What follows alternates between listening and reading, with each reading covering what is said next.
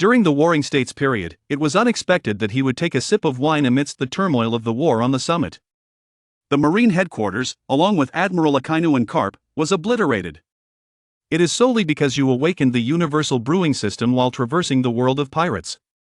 As long as you possess sufficient materials, one can brew invincible states such as enhanced healing and defense. Moreover, one can also gain attribute enhancements from those who indulge in libations. At this moment, from the crew of the Bearded Pirates, you have acquired the basic synthesis recipe as a reward from the system. Congratulations to the host for acquiring Maotai liquor. Ordinary beverage flames C. To unlock the next synthesis, one must produce and completely consume 10,000 bottles of Maotai liquor. Gazing into the bowl of wine before Marco, an idea suddenly struck you. Captain Marco, there is a matter I wish to seek your assistance with. Marco was momentarily taken aback. He took a sip from the bowl of wine and smiled, urging, "Feel free to speak your mind without hesitation. I require your assistance in preparing this. Lan Yang Dong. The more, the better. As you speak, you will concoct a formula to allow him to pass. Beverages. Seawall stone. Extinguishing flames. If one were to procure these 3 items, it would not be a daunting task. Merely the Longchi brothers. What purpose do you have for these? In due time, you shall come to understand." Captain Marco, you smiled enigmatically, and Marco did not inquire further. It must be said that Marco's efficiency is remarkable.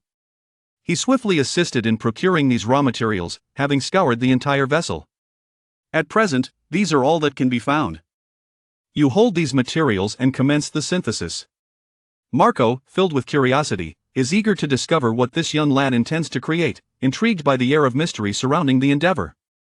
After a while, all the materials that Marco had brought vanished without a trace. What on earth is happening? Where are the items I just brought?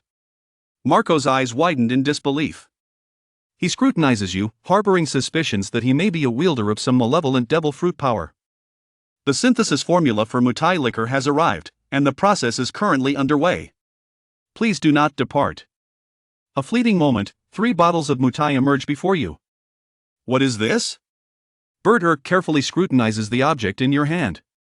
He, Marco, has ventured to places unknown, yet has never encountered such peculiar spirits. The packaging is rather unusual, exuding an air of exquisite craftsmanship. I have brought so many items, and yet only managed to procure these 3 bottles of wine. Marco took a bottle of wine, eager to gaze through it and discern its true essence. What kind of concoction was this that had consumed so many of his precious ingredients to be brought forth? Longchi brothers, may I have a taste of this wine? Marco said somewhat awkwardly. Of course, Captain Marco. These wines are available for our team to sample. Ha ha ha. That is splendid. I am quite eager to discover what this wine truly is. To have consumed so many materials discussing it. Marco brought a bottle, preparing to taste it with his band of brothers. As he slightly opened the cap, Marco was momentarily taken aback. The aroma was one he had never encountered before. He furrowed his brow and leaned slightly closer to the bottle's opening to inhale its scent. It is undoubtedly the fragrance emanating from this wine. The aroma is simply exquisite, enveloping Marco in an irresistible allure. You followed closely behind, and soon he too caught a whiff of the fragrant aroma emanating from the Maotai. How could this Maotai be so wonderfully aromatic? In his past life, he had no interest in wine. However, upon encountering the aroma of the present-day Maotai, he felt compelled to partake. Ulko poured the wine into the bowl, gently lifted it, and abruptly took a hearty sip. As the alcohol coursed through him, he instinctively widened his eyes. Captain Marco, are you all right? You cannot help but find amusement in Marco's dazed expression, particularly the way his ordinarily modest eyes widen into round orbs. Captain Marco, what do you think of this wine? Do speak up, won't you? Marco assumed a profound expression, extending a hand to signal him to maintain his distance. Subsequently, he continued to consume the wine voraciously, gulping it down entirely.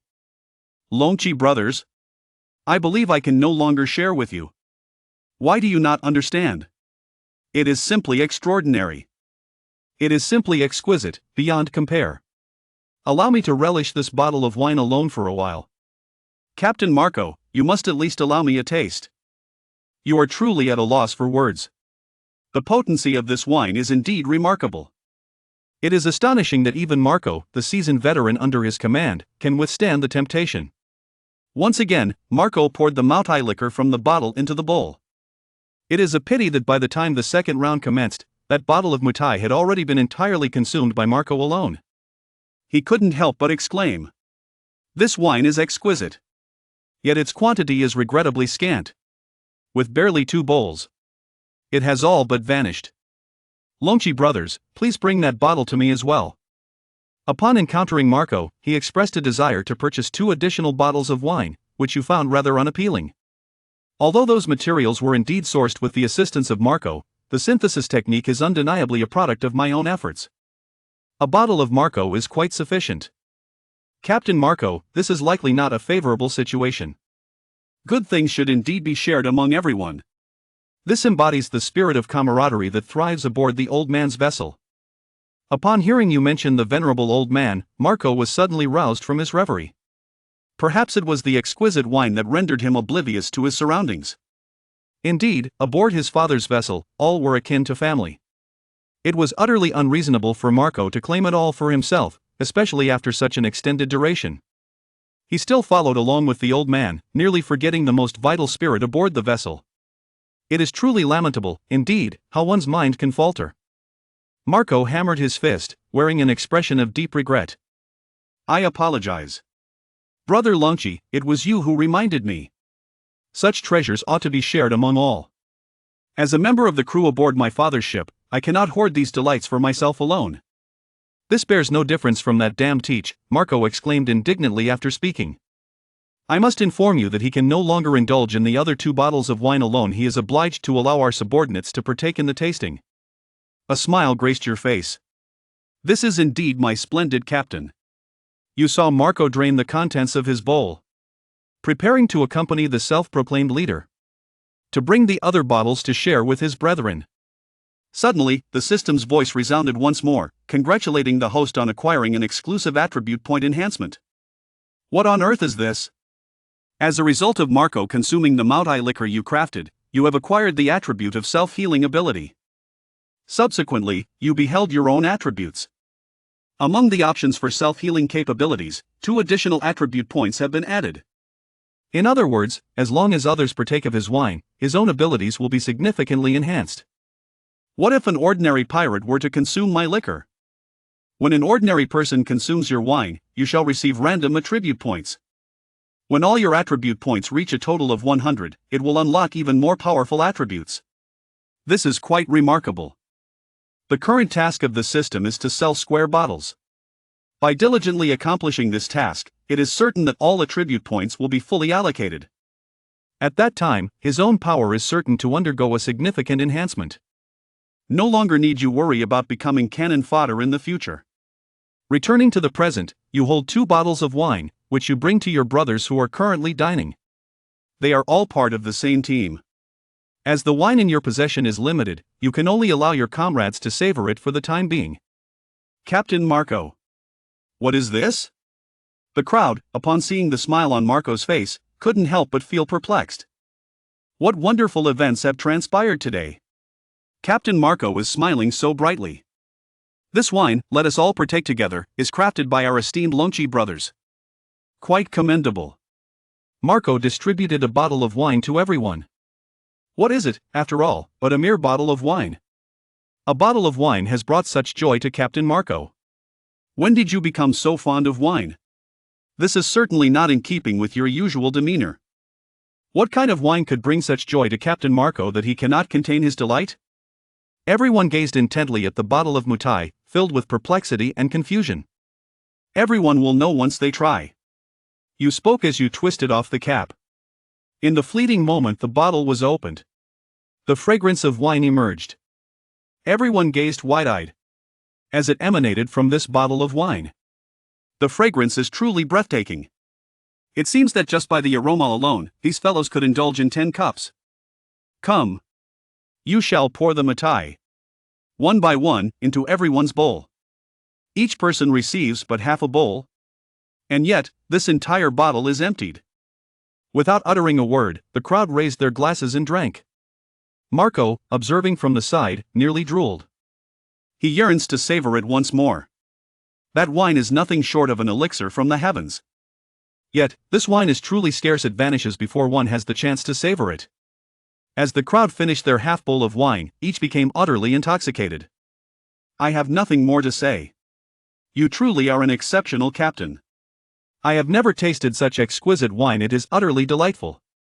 Captain Marco. You possess such remarkable treasures. Yet you refrain from indulging in them for yourself. Instead, you generously share them with your loyal comrades. Your greatness is truly unparalleled. Brothers, what moves us is a torrent of tears and a stream of sorrow, a genuine outpouring of emotion that evokes laughter amidst the grief. Could it be that the high alcohol content has intoxicated this fellow? In the world of pirates, it is unlikely that one would falter. Individuals of considerable stature tend to possess a remarkable capacity for imbibing alcohol. This is merely half a bowl. Captain Marco, do you still have some? We, the few of us, have only tasted half a bowl. Marco was taken aback. He waved his hand dismissively. As for the Longchi brothers, there is indeed still a bottle available. However, I have made my decision. I would prefer that the other teams have a taste instead. Since they are all part of the family aboard the old man's ship, he and the brothers and his crew have already relished too. Such a splendid item should certainly be shared with the brothers from other teams. The crew aboard the ship spoke of Bird with great reverence. There was no doubt about it. Although he was quite fond of the wine, he harbored a fervent desire to claim it as his own. Yet, upon reflecting on his father and the other crew members, he clenched his teeth and graciously offered the last bottle of wine to another. The event of the squad savoring exquisite wine swiftly spread throughout the entire ship. Captain Diamond Joe of the 3rd Division. It is said that there is excellent wine available here. Jaws, with his cheerful disposition, possesses a profound love for fine spirits. He shares an especially close bond with Marco. Upon hearing that Marco has a remarkable selection of wines, Jaws is keen to explore this further. The brothers under Marco Long's command are gathered together, contemplating how to distribute this bottle of wine among the vessels of the other divisions. This is a rather troublesome issue. One cannot expect each person to take a bite, for the current situation resembles that of many wolves surrounding but a single piece of meat. Longchi brothers, are you still able to continue producing this wine? Upon recalling that his father had yet to savor the taste of his beard, Marco could not help but be overwhelmed by a profound sense of guilt. If such raw materials are still available, production would pose no issues. The most crucial matter at present is that the raw materials for synthesizing Maotai liquor have been completely exhausted. One can either wait for the ship to dock or venture into the town in search of something new. Jaws approached a group of individuals gathered in a circle, their conversation a mystery that piqued his curiosity. Fomerk, I have heard that you possess some remarkable things there. I came over today, wishing to glimpse what you have acquired. Jiaozu revealed a broad smile, approaching Marco and taking a seat. After a brief exchange of pleasantries, Marco furrowed his brow. Jaws, we are deliberating on how to share the final bottle of wine with others. Indeed, Captain Jaws, such exquisite wine deserves to be shared. Jaws was taken aback. What on earth? What kind of exquisite wine vessel possesses such allure that it leaves the esteemed 1st Division in utter perplexity? Allow me to take a look. I shall ensure that each of you remains utterly captivated. Jaws appeared remarkably composed. You retrieved the final bottle of Maotai. Jaws examined it meticulously, and after a careful inspection, he could not help but let out a disdainful snort. This kind of liquor is one I have never even laid eyes upon, let alone developed any interest in. I had thought you were referring to some rare variety of wine. However, Jaws expressed that he would refuse even if offered such wine, urging everyone else to refrain from contemplating it as well. Are you truly unwilling? Marco's eyes sparkled with intrigue. Suddenly, the thought struck him. Observing the other crew members' interest in the bottle of wine, he noted that some, unfamiliar with its allure, were likely indifferent. Thus, he decided to share the wine with those who expressed genuine curiosity. A smile graces your lips indeed, this method proves to be quite effective. Jaws did not comprehend the underlying implications of Marco's words. He merely curled his lips in disdain. "My apologies," he said, "but I have no interest in this wine." In today's vernacular, one might say that even the most ardent drinkers have turned away from this wine. Jaws is quite earnest. "Very well, then it is best to part ways." Marco uncapped the bottle, preparing to pour the wine. However, at the very moment the cap was removed, Jaws suddenly sniffed the air, sensing that something was amiss. How is it that this wine possesses such a delightful aroma? He gazed at Marco and the smiles of those around him, only to realize that he seemed to have been deceived. "I suppose I shall take a taste after all." "Of course, just a single taste. If I find it to be mediocre, I shall undoubtedly relinquish it."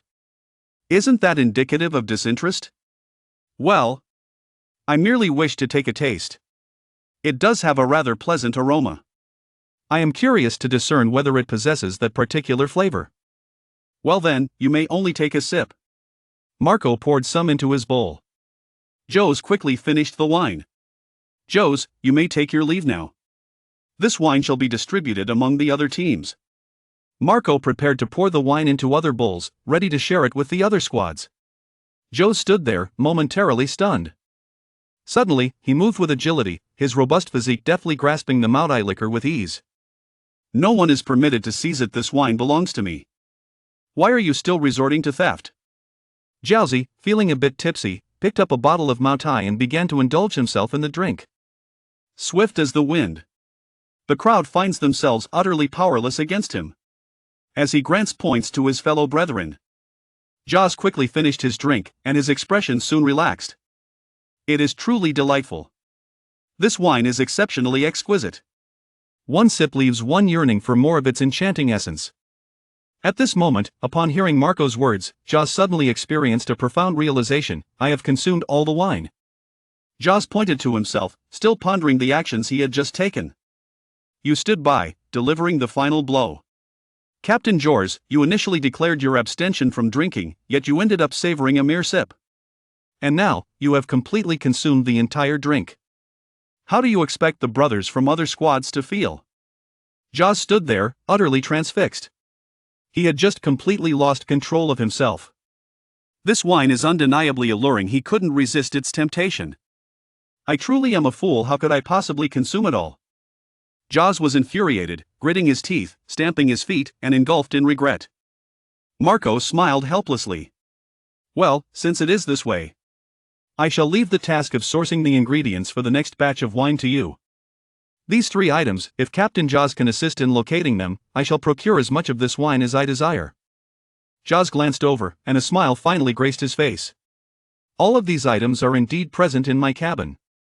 Indeed, everyone's eyes sparkled with astonishment. Jaws hurriedly made his way to his cabin, where he had stored all the sea stone he had captured during his previous encounters with the Navy. Jaws brings over the items. "The Longtaki brothers. It is now up to you. As for the wine I just had, I consumed it rather hastily, feeling as though I did not savor its exquisite flavor." You cast a glance at him. Isn't this simply Zhubeiji, indulging in the consumption of ginseng fruit? With all the raw materials assembled, let the system commence the synthesis. Synthesis is currently underway. Please remain patient. In a moment, 5 bottles of Maotai will appear. Jiaozi and Marco, their hearts ablaze with excitement, reached for the Maotai with trembling hands. "You shall distribute the bottles to the captains and comrades of the other squads. The manner in which you choose to allocate them is entirely up to you. I, along with the Longchi brothers, sought out our father to allow him to savor the exquisite taste of this wine." Marco wore a joyful smile, while Jaws slapped his forehead in realization. "Indeed, my father has yet to experience it. Therefore, you should take swift action. Rest assured, I, Jiaozi, shall persist in assisting the Longchi brothers in their quest for these materials." Marco and his companion, side by side, approached the venerable figure of the old man with the white beard, one in front and the other behind. Whitebeard observed the 2 individuals approaching, a smile gracing his visage. "Dear sir, we present to you a fine selection of exquisite wine. This wine is truly remarkable." "Gulalala, is that so? Marco, where did you procure the wine?" Seeing Marco holding it naturally filled him with immense joy. Last time, Marco had advised him to refrain from drinking alcohol as much as possible. This time, he brought him a bottle of wine, which filled his heart with immense delight. Marco, that young lad, truly understands and appreciates the old man. Whitebeard gazes intently at the 2 bottles of Maotai held in Bird's hands. It is entirely a wine he has never encountered before. As long as it is a gift from his son, he will indulge in it without hesitation, regardless of the type.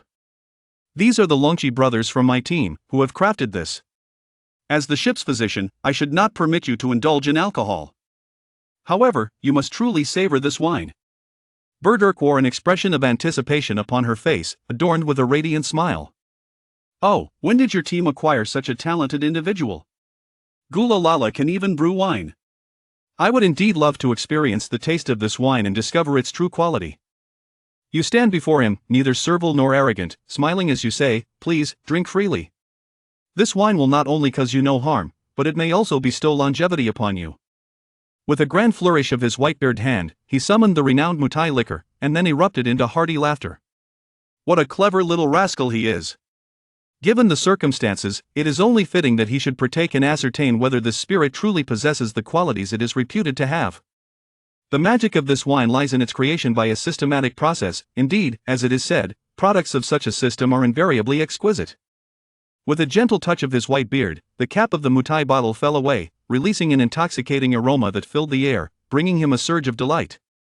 It seemed that this wine held a certain charm. He held a bottle of liquor in one hand, tilting his head back as he began to drink. With profound emotion, he downed an entire bottle of Maotai in one go. His white beard quivered as he finished the bottle, his expression shifting between light and shadow. The Marco before me appears to be somewhat perplexed. What is the matter with this old man? Why does one feel their complexion so somber after consuming alcohol? Old Sean, are you all right? The whiteboard man bowed his head, and suddenly, tears unexpectedly streamed from his eyes, shining brilliantly as they flowed forth. This is truly exquisite, evoking memories of the beautiful ideals he once held in his life. Having one's own family, together with loved ones, freely and joyfully savoring all the beautiful aspects of life. In his eyes, at that moment, there appeared a vision. By his side stood his sons, each robust and vigorous, each recounting their own illustrious achievements. The scene unfolded with the vast azure sea, delectable cuisine, and exquisite wine. He sat in his place, gazing at them with profound joy. Such a life is indeed extraordinarily beautiful. Old man. Urko called out repeatedly for over a dozen times, while the old man with the white beard regained his composure. He gazed at the 2 individuals before him, Marco and you, fixing his eyes upon your sunlight, which suddenly radiated with an intense warmth. How is this wine? Instead of responding, he flung the intravenous apparatus aside and abruptly rose to his feet. Longchi, could you enlighten me on the process of how this wine is produced? I wish to preserve this astonishing moment aboard our vessel. Having indulged in this wine, the whitebeard man appears to have regained decades of youth. He felt an overwhelming sense of power coursing through him. Longchi Kidi, you truly have earned my admiration. Seeing his father in such spirits, Marco was elated beyond measure. He hurriedly went to pour another bottle of wine into a bowl, proclaiming, "We shall drink together with you." Congratulations, esteemed host. As a result of Jaw's indulgence in your libations, you have been bestowed with an enhancement in your defensive attributes. And likewise, due to Huzi partaking in your wine, you gaze upon your own system interface. Strength. Innate capabilities. No more poking. In this way, he will soon become even stronger. After the 3rd round of drinks, he, with a beard, finally inquired about the perplexities that dwell within my heart.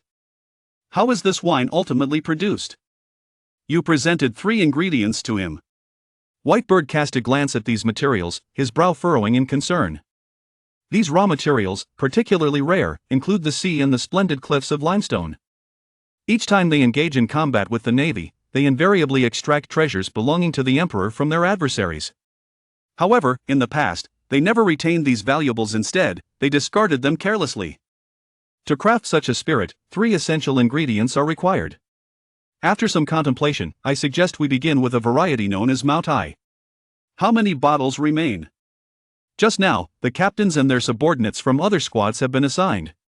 If they leave first, they might not even have a single bottle left. Whitebeard took a deep breath. Such wine. They must always keep some.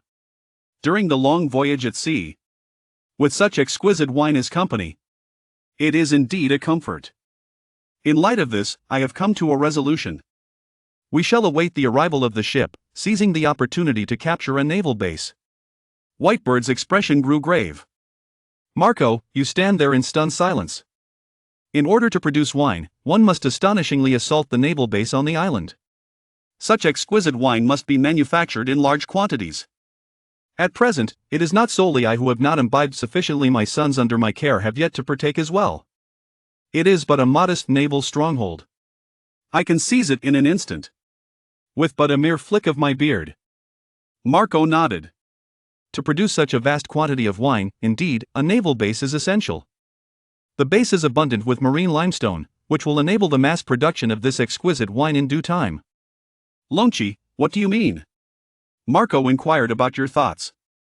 Surely, you have no inquiries. His task is to produce 10,000 bottles of Maotai liquor and to consume them. It is imperative to produce in abundance. The more we create, the better.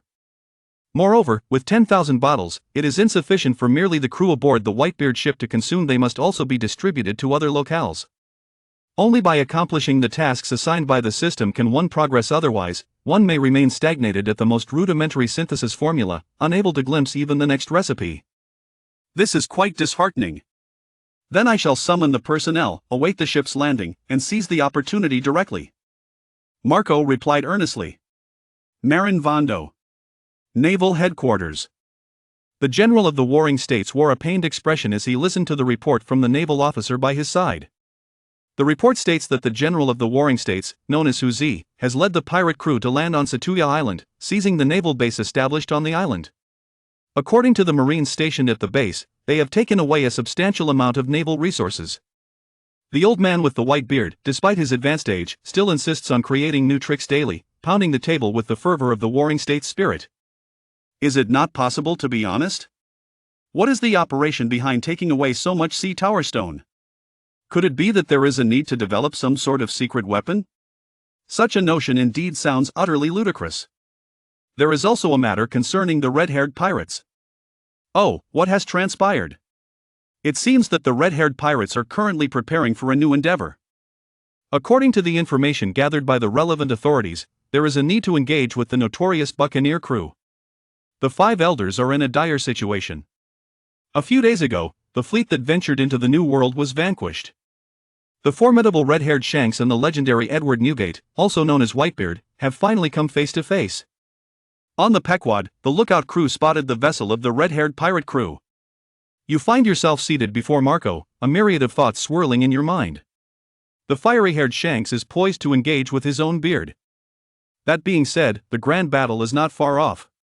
At present, the most pressing matter is to swiftly complete the tasks assigned by the system. Last time, through the occupation of the naval base, the obtained sea tower stones allowed the synthesis of 3,000 bottles of Maotai.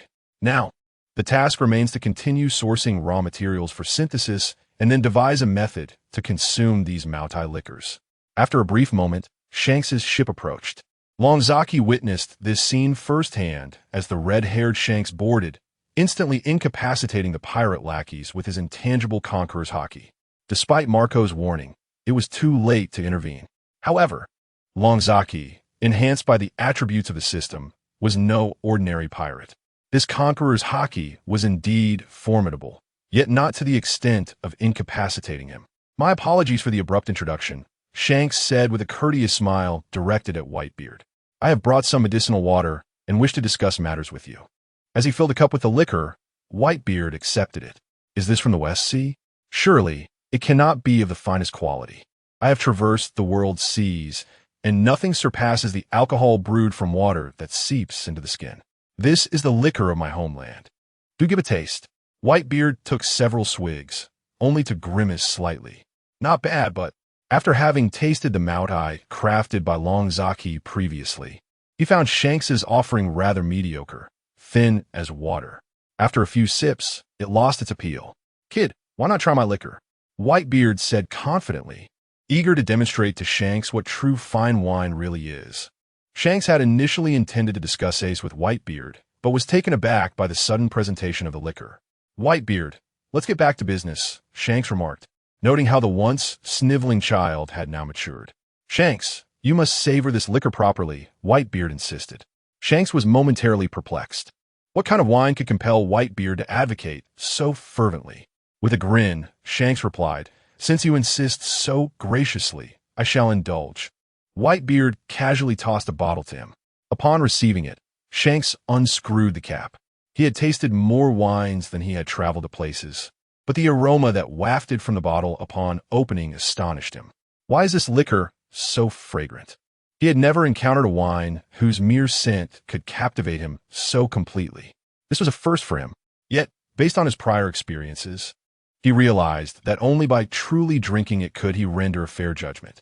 "Give it a try," Whitebeard teased with a smirk. Shanks took several hearty gulps, his expression mirroring that of Whitebeard's earlier, a clouded visage. The next moment he was utterly stunned. "Whitebeard, from where does this liquor originate?" Shanks exclaimed, then promptly finished the entire bottle, ensnared by its intoxicating aroma, lost in its allure. What kind of liquor is this?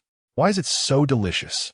The delight of this exquisite beverage almost made him forget the purpose of his visit. Gulalala, how is it? The wine here is quite exquisite, isn't it? Exquisite is an understatement. I have never encountered such delectable wine. Shanks has already begun to feel the effects. "Whitebeard, do you have any more?" Whitebeard could not help but respond with a disdainful smile. The kid is truly a kid, even as one of the four emperors. He still appears as nothing more than a child in his eyes. He has him completely figured out. How amusing. Primarily, thanks to Ryuzaki. For this wine indeed possesses the power to captivate. I have plenty of such wine here. However, you must finish your story. Shanks suddenly realized, of course. He came here to persuade Ace and Blackbeard, didn't he? In the next scene, for Ryuzaki, it was all too familiar. The persuasion failed, and the two engaged in combat. The sky tore open with a massive rift. Ryuzaki's entrance did not alter the course of their battle. However, neither was truly intent on fighting to the death. Shanks is not the type to act recklessly. They quickly ceased hostilities. Shanks remained somewhat reluctant to part with the Maotai wine. "What are you still doing here, kid? Go back to your ship." Whitebeard returned to his place, his expression one of displeasure. "Come now, Whitebeard, don't be so stingy. Let me take some of your wine back, so my crew can savor it too." Hey, Shanks, don't push your luck. That wine was not easy for us to acquire, and you can't just take it whenever you wish," Marco admonished, pointing a finger at him. "I assure you, I want to take it for nothing. The price is negotiable. How could I resist such magnificent wine?" He still wished to bring back a larger quantity. If a party were to be held later, he could enjoy it with everyone. "You must consult Ryuzaki on this matter." Whitebeard still considered Ryuzaki's opinion. Upon noticing this, a subtle smile crept onto Ryuzaki's lips. He had just been contemplating how to consume this wine, and now an opportunity has presented itself. "How many bottles would you like?" The process of making this wine is quite intricate. Therefore, it comes at a relatively high price. One bottle costs 100,000 berries. 100,000 berries per bottle? This lad is quite audacious. Both Whitebeard and Marco were taken aback. Upon hearing this, Shanks could not help but laugh. 1,000,000 berries. Yes. Let's start with 1,000 bottles. He often enjoys hosting banquets, and wine is always in demand. Moreover, buying more to stock up would allow for leisurely sips during their voyages. It would be a splendid pleasure. At that time, he could even invite Mihawk over for a drink. 1,000 bottles? Shanks, you are truly wealthy, Marco exclaimed in astonishment. Ryuzaki, however, appeared entirely unfazed. After all, for someone whom the Gorosei would honor with an audience, this amount of money is but a trifling sum. Moreover, Shanks, unlike other pirates who seek to expand territories and establish nations, has amassed a considerable fortune in gold and silver through his unique approach. Soon, he boarded the ship accompanied by several of his officers, carrying away 1,000 bottles of fine wine. Rakairu, Jesus Burgess, and the others were left in a state of bewilderment. What could have prompted the captain to make such an unusual trip to Whitebeard's ship, returning with such an extravagant quantity of wine?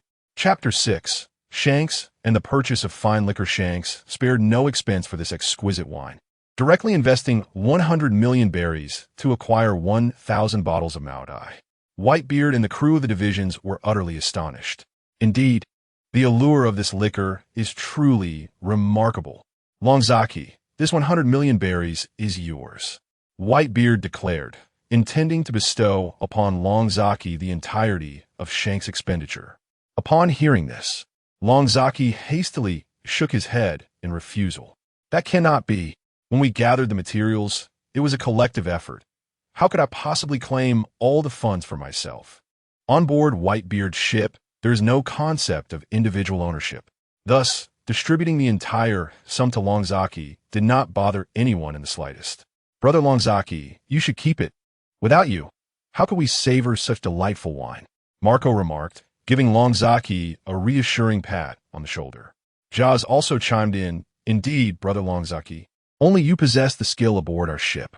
Assisting you in sourcing materials was merely a small favor. Besides, we have all partaken of your wine. You have already repaid us. Longzaki resolutely declined. Business does not operate in such a manner. When we assisted in gathering materials at the naval base, I did not contribute. It was Whitebeard and the captains who did the heavy lifting. It would be entirely unreasonable for me to take all the money now. How about this? Let's split it 50-50. In the future, you all help provide materials, and I will handle the technical aspects of producing the Maotai. Does that sound fair? The captains were momentarily taken aback. Brothers, do not put me in a difficult position. I will need your assistance moving forward, and the division of this money is rightfully yours. Whitebeard, witnessing this exchange, erupted into hearty laughter. What an amusing little fellow. He understands the importance of sharing and is adept in the ways of the world. Truly commendable. Longzaki's remarkable abilities impressed him, and he resolved to offer this lad more support in the future. Fear not, Longzaki. On our ship, aside from the unworthy teach, everyone else will be more than willing to assist you. Pursue your ambitions without hesitation. Yes, Brother Longzaki, whatever materials you require, do not hesitate to tell me. Marco declared, confidently thumping his chest. And I, Jaws, will certainly lend my support. Rest assured, Brother Longzaki, is this truly the Whitebeard Pirates? Longzaki felt profoundly moved. He intended to distribute the funds evenly among the crew, creating a sense of fairness, which would undoubtedly encourage everyone to seek out the raw materials with greater enthusiasm. Listen to me, everyone. My next objective is to produce 10,000 bottles of Maotai. I hope you all will assist in sourcing the materials so that I can proceed with production. Excellent. The group unanimously agreed. Longzaki's standing aboard the Whitebeard ship grew increasingly significant. He received the funds and could even utilize his earnings to procure some raw materials. Unable to procure it, I will notify everyone to employ other obscure methods to acquire it. Ding! Due to red-haired Shanks consuming your Maotai liquor, the host has gained 5 in Conqueror's hockey attribute points. I never expected that Shanks would indulge so swiftly. In the New World waters, red-haired Shanks, accompanied by his crew, commenced a period of rest on the island. This so-called rest involved hosting a grand banquet. Today, he had procured a copious amount of exquisite liquor from Whitebeard's ship, and he intended to savor it thoroughly. Captain, what are your plans next? Will Whitebeard persist in pursuing Teach despite our warnings? His comrades began to murmur. Acknowledging the gravity of the situation, should Ace encounter Teach, it could become uncontrollable in this tempestuous era. Captain, you brought back so much wine? Let us have a taste. Rakairu rushed over to Shanks, expressing his discontent. Ha ha ha, indeed. Quickly informed the crew. The banquet is upon us. The pirates erupted in joyous cheers. Is this liquor truly so extraordinary that it compelled the captain to spend 100 million berries on it? The captain must be a fool. Surely. Whitebeard has intentionally deceived him. Ben Beckman, standing nearby, seemed to see through it all. Shanks merely scoffed, casting a disapproving glance at him. If you don't believe it, feel free to drink. However, I only permit you 1 bottle. What? The crew eagerly began to indulge. Even the notoriously aloof Beckman was taken aback. This liquor indeed possesses remarkable qualities. Rakairu quickly finished a bottle. Captain, what did you just say? I want another bottle. Fool! I haven't even begun to drink, and you've already polished it off. Shanks scolded him like a child. I can't hold back. Ha ha ha. This is divine. Shanks teased Beckman, leaning on him. Remember, you're allowed just 1 bottle. 1 bottle is 1 bottle. I shall not drink more. Beckman asserted resolutely. Ha ha ha, that's good. At that moment, a crew member rushed towards Shanks, exclaiming, Captain, Hawkeye, my hawk is here. Oh, perfect. Let him have a taste too. A mischievous smile crept across Shanks's face. In a moment of distraction, he realized that one of his Maotai bottles had mysteriously vanished. Beckman, did you sneak a drink of my liquor while I was looking? As Ben Beckman was about to defend himself, Shanks swiftly produced a hidden bottle of Maotai from beside him. Caught you, didn't I?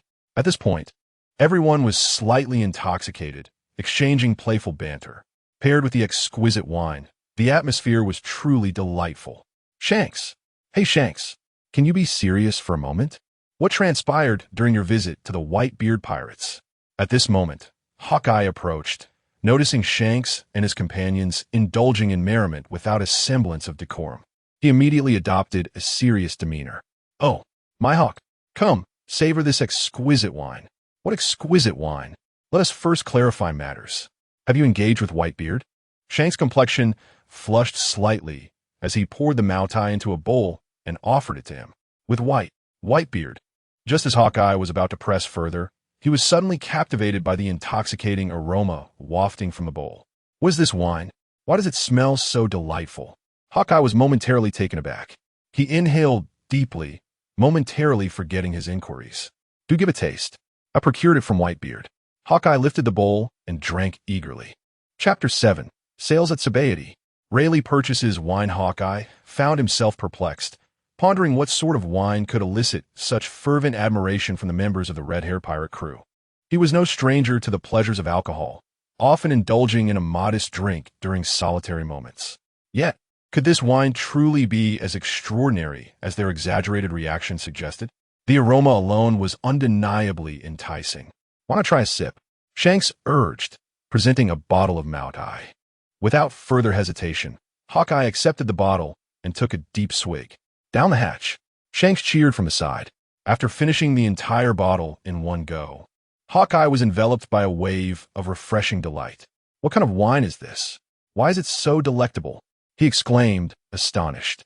He had assumed it was merely fragrant, but upon tasting it, he discovered its remarkable flavor. Ha, indeed. I was the first to discover this wine. Now that you're here, let us indulge together and embrace a hangover, Shanks declared, producing dozens more bottles of Maotai to fill bowls and cups. Meanwhile, Longzaki had been diligently occupied aboard the ship, focused on synthesizing Maotai. At present, 5,000 bottles have been successfully produced, and the immediate task was to deplete this stock before considering external sales. It was clear that consuming all 10,000 bottles within the Whitebeard pirate crew was not feasible. They needed to be distributed for sale. The initial 5,000 bottles would be introduced to the market to gauge interest. As for pricing, setting it at 100,000 berries per bottle would seem steep for the average citizen. However, given the wine's exceptional quality, a single taste would likely entice repeat purchases, even at a price of 1 million. Brother Longzaki, what do you intend to sell this Maotai? The choice of selling location was pivotal, requiring careful consideration of local market demands, supply and demand dynamics, and foot traffic. For instance, placing the wine on an island populated by teetotalers would render it virtually unsellable. After much deliberation, Longzaki resolved to position the first batch on Sobriety Archipelago. This island was not only a bustling thoroughfare to the New World, but also boasted a thriving economy and a diverse clientele, many of whom had a pronounced appreciation for fine wines. Sobriety Archipelago, it shall be. Excellent, Brother Longzaki. I shall assist you and the crew in introducing these 5,000 bottles to Sobriety for a trial run. Do you think the price might be a tad excessive? Marco voiced his concern. Rest assured, Captain Marco, we will proceed with this pricing strategy. I have my methods. Soon enough, the 5,000 bottles of Maotai were dispatched to Sobriety Archipelago. Priced at 100,000 berries, the residents were taken aback, deeming it outrageously expensive. One bottle for 100,000? Why not just steal it? They exclaimed in disbelief. Indeed, the price of this bottle of wine is rather exorbitant. Without even knowing its flavor, it is sold at such a steep price. Expensive items often boast their own merits. Perhaps this wine is indeed of the finest quality. The island's inhabitants took note of this distinctive Maotai liquor at the sales counter and began to discuss it animatedly. They had never encountered such packaging before. The volume of the wine is rather modest, yet it commands an astonishing price of 100,000 Bailey. Truly, it is quite costly. Brother, if you believe it to be exquisite wine, you should take a taste. Don't just speak of it. The crowd urged the resident enthusiastically, hoping he would be the first to take the plunge. The resident, feeling his pockets, lamented that 100,000 Bailey was nearly equivalent to half a year's earnings for him. It was indeed beyond his means, even if he could afford it. What if the wine turned out to be subpar? He would be at a significant loss. After careful consideration, he ultimately decided against purchasing it and replied, "This wine. It is indeed a bit pricey. I shall hold off for now." The crowd dispersed, declaring, "Whoever buys such an overpriced wine is bound to regret it." The Maotai liquor saw no sales throughout the day, which left Marco, who was monitoring the situation nearby, feeling anxious. "Longchi, I must say, the price of this wine is too high. At this rate, no one will buy it." "Patience, Captain Marco. Perhaps soon someone will make a purchase. Good things come to those who wait." Finally, the first brave soul arrived. An elderly man with silver hair, adorned with spectacles and draped in a white cloak, approached with an air of nonchalance, looking to purchase a few bottles. He had recently won some money from gambling and was ready to indulge himself. This man was none other than the infamous Rayleigh. Rayleigh, Marco recognized him immediately. Longchi, however, was not overly surprised. He was already aware of Rayleigh's presence on the island as a coding master. "Our first customer has arrived," Longchi remarked with a confident smile. "Are you certain Rayleigh will buy wine?" Marco questioned, somewhat skeptical. Longchi, however, was quite confident, knowing that Rayleigh had two well-known passions, drinking and gambling. Soon, Rayleigh spotted the unique assortment of wines on the shelves, his eyes lighting up with intrigue. "What kind of wine is this? I've never seen it before." After examining the bottle closely, he found it quite fascinating. However, upon seeing the price, he quickly set it back down. "This wine costs 100,000? That is outrageous," he exclaimed, pondering the exorbitance of the price. As he prepared to leave, he cast a lingering glance at the Maotai liquor. "Should I? What if there is a reason for such a high price?" Given his penchant for gambling, he decided to take a risk and find out whether this wine was truly worth the cost. "Boss, I'll take this wine." The seller was momentarily taken aback. This bottle had been sitting unsold, and now a fool had come to claim it. Such an expensive wine. He could hardly believe his luck. 100,000 Bailey. With a grand gesture, Rayleigh placed 100,000 berries before him. He then seized a bottle, eager to sample its contents. Should he be deceived? He would accept his fate. After all, this money had been won through gambling and held little significance to him now. Having long since retired, he viewed money merely as a piece of paper. Rayleigh held no expectations whatsoever. He had traversed the globe, tasting every conceivable type of wine. Even if this were a fine vintage, he had likely already experienced it. Yet, the packaging did pique his interest. Why not give it a try? Rayleigh, filled with anticipation, felt as if he were awaiting the results of a lottery. He gently lifted the bottle's cap, and a rich aroma of wine enveloped him. Rayleigh's eyes widened in astonishment. Could this exquisite scent truly emanate from this bottle? Chapter 8. A Frenzy. The heavenly Maotai, priced at 10 million belly, the intoxicating aroma of the liquor left Rayleigh momentarily spellbound. It surpassed any previous drink he had ever tasted. After a few seconds of astonishment, an impatient expression emerged on his face. He directly uncorked the bottle and took several gulps, feeling a jolt surge through his body. His demeanor transformed instantly. This wine was extraordinarily delightful. At that moment, he felt as if he were soaring through the skies, his entire being weightless, enveloped in an indescribable ecstasy. Rich and flavorful, its aftertaste lingered endlessly. The fragrance was robust, and the texture was profound. The lingering finish was exquisite. Most importantly, he felt no signs of inebriation despite gulping down several mouthfuls. He did not experience the common sensation of lightheadedness. Rayleigh had a profound passion for fine wines. Having savored countless varieties, yet none had ever granted him such unparalleled comfort. What a splendid wine! Truly remarkable! This beverage, once consumed, revealed a unique delicacy and a silky smoothness, devoid of any harsh spiciness, culminating in a flavor that was both rich and enduring. As a seasoned connoisseur, these sensations were precisely what he sought. He could discern immediately that this was indeed an exceptional wine. Rayleigh's capacity for alcohol was formidable. After finishing an entire bottle, he felt no intoxication. The alcohol within him gradually dissipated. I must purchase another bottle. I drank too quickly and did not have the chance to fully savor it. With that thought in mind, Rayleigh hurried back. Fortunately, he still had some money left, so acquiring another bottle posed no issue. Upon arriving at the liquor counter, he noticed a throng of people gathered at the entrance. What was going on? The locals, having heard the owner mention that someone had bought a bottle for 100,000 belly, rushed over to see for themselves. Who was the fool that had been duped? In contemporary terms, they wanted to witness who had fallen victim to such a scam. Owner, did someone really purchase a bottle for 100,000 belly? What's the deal? The owner shook his head, admitting that he himself had not tasted the wine, which had only arrived that day. An elderly gentleman had laid down 100,000 belly, and he was indeed a regular customer. It was true that someone had bought such a wine. The crowd was astonished. Before long, Rayleigh reappeared, causing the owner to jump in surprise. He thought Rayleigh had come specifically to request a refund. Sir, our little shop does not offer refunds.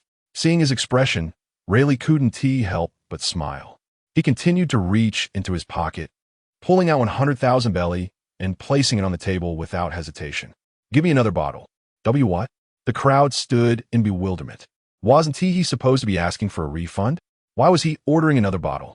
This wine, could it truly possess extraordinary qualities? Old man, how does this wine taste? Is it exceptionally good? A young man inquired nearby. This wine? It's rather ordinary.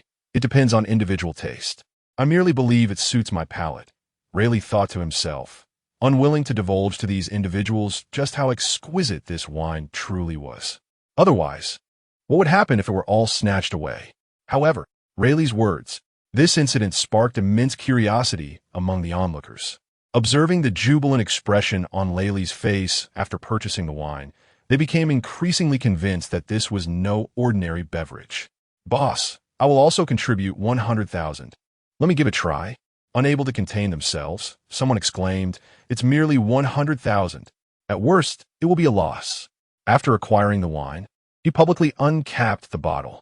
Moments later, the familiar aroma of the liquor wafted from the bottle. The fragrance enveloped the air. An astonishment gradually spread across the faces of the gathered crowd. Is this truly the scent of the wine? It can't be. The residents, captivated, began to gather around the open bottle of Maotai. Indeed, I will also contribute 100,000. I want to taste it too. Let me try. The proprietor was utterly bewildered. How could this wine be so extraordinary? He found it hard to believe and, on a whim, opened a bottle for himself, indulging in the drink. As the liquid flowed down, he took a deep breath, his eyes widening in amazement. This wine was simply exquisite. This cannot continue. It will soon be snatched away. I must raise the price. The boss furrowed his brow, contemplating a price increase. In the distance, Longchi and Marco exchanged knowing smiles. Clearly, the allure of this Maotai remained as formidable as ever. However, he was not about to allow the wine vendor to contravene their regulations. Shortly thereafter, the two approached the proprietor.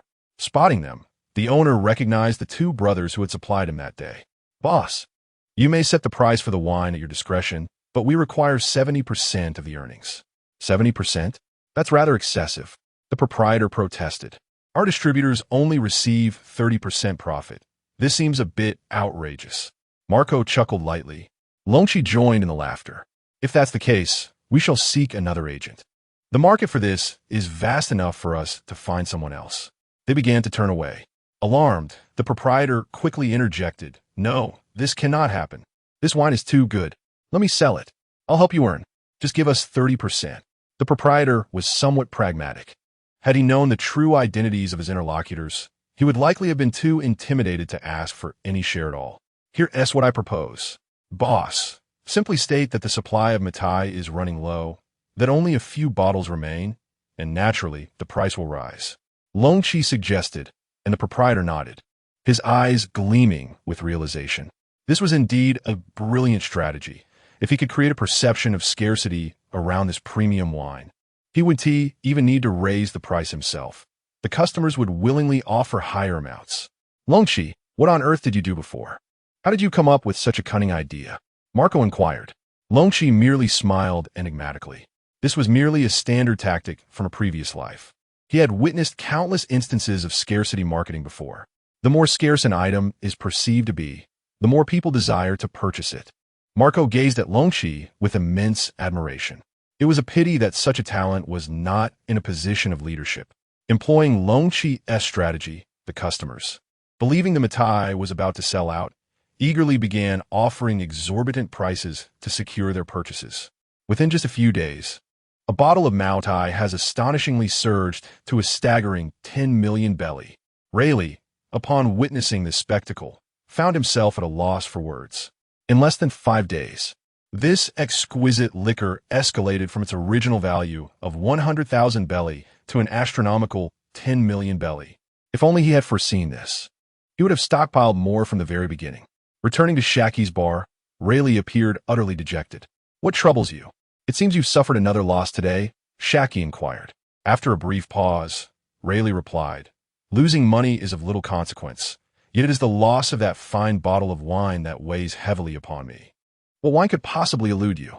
How peculiar. That bottle has now been sold for 10 million belly, and I find myself utterly penniless. Perhaps, Shaki, you might lend me some money? Rayleigh deftly shifted the conversation, casting a cheerful glance toward Shaki. In response, Shaki hurriedly shielded her small treasury. Rayleigh, how is it that you have taken to borrowing money? Chapter 9. Selling oneself for a drink. Rayleigh chuckled awkwardly. It's simply that I lack the funds to purchase the wine. Xiaoqi, arms crossed, embodied the essence of a strong woman. Is this wine truly that exquisite? She pondered the transformation of Rayleigh, who once remained indifferent to money, never resorting to borrowing regardless of his financial state. Now, he was seeking her assistance, indicating the wine's remarkable allure. What kind of wine possesses such magnetism, compelling even the former vice-captain of the Pirate King to beg for funds? You wouldn't understand. I have never tasted such delightful wine before. However, the price has escalated tremendously, 1 million berries a bottle. I must devise a means to procure some money. Xiaoqi nodded in agreement, acknowledging the exorbitant cost, as he could hardly earn that much in a year from his tavern. She found herself unable to produce such a sum on short notice, and spending such a fortune on wine seemed to be a venture only Rayleigh would undertake. Think of alternative methods. How do you usually generate income? Perhaps you can utilize your old strategies to earn some more. After some contemplation, Rayleigh realized he had no choice but to resort to his customary method. The following morning, he set off to a specific location, the auction house of the Sabeti archipelago, bustling with various auctions frequented by affluent clients, including celestial dragons. Indeed, Rayleigh intended to put himself up for sale. Upon expressing his desire to auction himself, the auctioneer's eyes gleamed with excitement, secretly reveling in what he perceived as a stroke of fortune. He surmised that the old man must be desperate to consider selling himself as a servant for money. After a lengthy wait backstage, Rayleigh was finally prepared to make his appearance. To his surprise, he noticed a celestial dragon among the crowd. With a smile, he observed the audience, but hoped fervently that he would not be claimed by such troublesome individuals. Having long since retired, he sought a peaceful twilight to his life. Attracting the attention of an admiral would certainly complicate matters. Fortunately, the noble celestial dragons showed little interest in him, as they found no utility in acquiring a gray-haired elder, preferring instead to seek out fishmen for amusement. As the bidding escalated, Rayleigh was soon sold for 700,000 berries, a price he deemed somewhat insufficient. Nevertheless, he harbored no grievances. At his advanced age, being valued at all was commendable. Were he to be sent to the Navy headquarters, he would likely fetch far less. But he was not foolish enough to invite such trouble upon himself. Soon, the buyer approached, eager to take Rayleigh home. The buyer was a wealthy woman, her eyes sparkling with delight as she regarded Rayleigh's robust physique. Indeed, she had stumbled upon a treasure. Come, my dear, you shall serve me well. Rayleigh couldn't help but chuckle, of course. Without a moment's hesitation, he unleashed his conqueror's hockey. The invisible force instantly rendered the wealthy woman unconscious. Laley effortlessly freed himself from his restraints and approached the wealthy lady beside him. "I apologize, but I must use your money to purchase some wine," he declared, before beginning to rummage through her belongings. To his delight, he discovered a staggering 20 million Bailey. It seemed that this time, his spoils were quite substantial. With the prospect of fine wine ahead, he set off towards the vendor. Upon returning to the Shaky Tavern with 2 freshly acquired bottles of wine, a broad smile illuminated Laley's face. Noticing the 2 additional bottles in his hands, Shaky inferred that his venture had been successful and reciprocated with a smile. "It appears that things have progressed quite smoothly. Is this the exquisite wine you spoke of?" Laley settled at the bar, placing the 2 bottles of flying Maotai before him. "Indeed, this wine is now more precious than gold. I had to negotiate extensively with the vendor just to secure these 2 bottles. Otherwise, my funds might have only afforded me one." Reflecting on his earlier encounter at the vendor, he marveled at the current frenzy surrounding this wine. The demand was so intense that locals were clamoring to get inside the vendor's establishment. The price of the wine continued to soar. Shaky's gaze shifted to the bottles on the bar, intrigued. It seems this wine could drive any wine lover to madness. "Absolutely. The taste is simply divine," she observed with curiosity. "It is the first time I have seen you so enamored with a particular wine. What is its allure? I wish to experience it for myself." With a smile, Laley swiftly uncorked a bottle of Maotai. The intoxicating aroma wafted through the air, capturing Shaky's attention. She smiled brightly. "Ah, so this is the charm of the wine." "Not entirely. You must taste it," Laley urged as he poured the wine into a glass and handed it to her. Without hesitation, Shaky consumed the entire glass. Her expression transformed from skepticism to astonishment, and then to pure enjoyment. Laley could not help but burst into hearty laughter. "Lady, stop laughing and let me savor it again." "Very well, I shall pour you another glass, but do not finish it all." "Humph, Laley, why have you become so stingy?" "This is only my second glass." Shaky lifted her glass once more and savored the exquisite wine. The flavor was utterly delightful. "More, please," she exclaimed, thoroughly enjoying the experience. The wine's taste was reminiscent of a gentle spring breeze, creating a warm and welcoming sensation. After finishing, she felt a profound sense of refreshment. "Ah, you want more? I have barely touched this bottle. What does it matter? If need be, I shall cover the cost later." "But you claim to be out of money." I merely lack funds at the moment." "Then I have nothing more to say. Let us drink together." Laley chuckled as he poured more wine for both himself and Shaky. The 2 clinked their glasses in a silent understanding. "Ha ha ha! I told you this wine is exceptional. No wonder you would resort to such actions, selling yourself merely for the sake of these 2 bottles of wine. However, upon reflection, it seems quite worthwhile. This wine is indeed exquisite." As the 2 savored a sip simultaneously, radiant smiles adorned their faces. The scene was profoundly heartwarming. "By the way, Rayleigh, when you engage in those activities, do you not draw the attention of the Navy? The naval presence on the island has certainly increased compared to before." "Not at all. As long as I do not provoke those troublesome celestial dragons, I shall remain unharmed." "Shaky, let us indulge in another sip." "Certainly." Chapter 10. Kazura heads to Sabeti. Rayleigh initially believed that as long as he refrained from confronting the celestial dragons, he would face no repercussions. However, he was mistaken. This incident drew the attention of the Navy headquarters. After all, the ability to free oneself from explosive handcuffs is not possessed by ordinary individuals. Moreover, a celestial dragon was present at the time. The method employed was likely the Conqueror's Haki, a power only someone of that caliber could wield. "Admiral Sengoku, are you suggesting?" "This matter necessitates further investigation. We must ascertain the motives behind their actions. If it indeed is him, it demands our utmost concern. I have previously heard rumors that the Dark King Rayleigh might be active in Sabaody, and it is very likely to be him now." "Admiral Sengoku, if it truly is Dark King Rayleigh, this is a serious issue, and we must uncover their intentions." "That is precisely what I wish to determine." "Summon the admirals from Navy headquarters," Sengoku instructed. He could not help but reminisce about the era of the Pirate King, Joel D. Roger, and his first mate, the notorious Dark King Silvers Rayleigh, a formidable figure indeed. What could this retired pirate possibly be planning now? Before long, Admiral Kizuru arrived before Sengoku. The Navy headquarters had been particularly busy lately, with admirals preoccupied with their own duties, and he had found himself idling in the office, only to be summoned unexpectedly. Admiral Sengoku, what is the matter? Kizaru inquired lazily. Kizaru, I need you to travel to the Sabaody archipelago. It is said that Roger S. First Mate, Rayleigh, is active on the island. Investigate whether he is indeed involved in this incident, and if so, what his intentions may be. Dark King Rayleigh remains a troublesome figure for the Navy, regardless of his advanced age. He still commands significant respect. Kizaru acknowledged the request with a nonchalant demeanor, a hint of reluctance evident on his face. Remaining at Navy headquarters was hardly an ideal situation. Had he known he would be assigned a task, he would have ventured outside instead.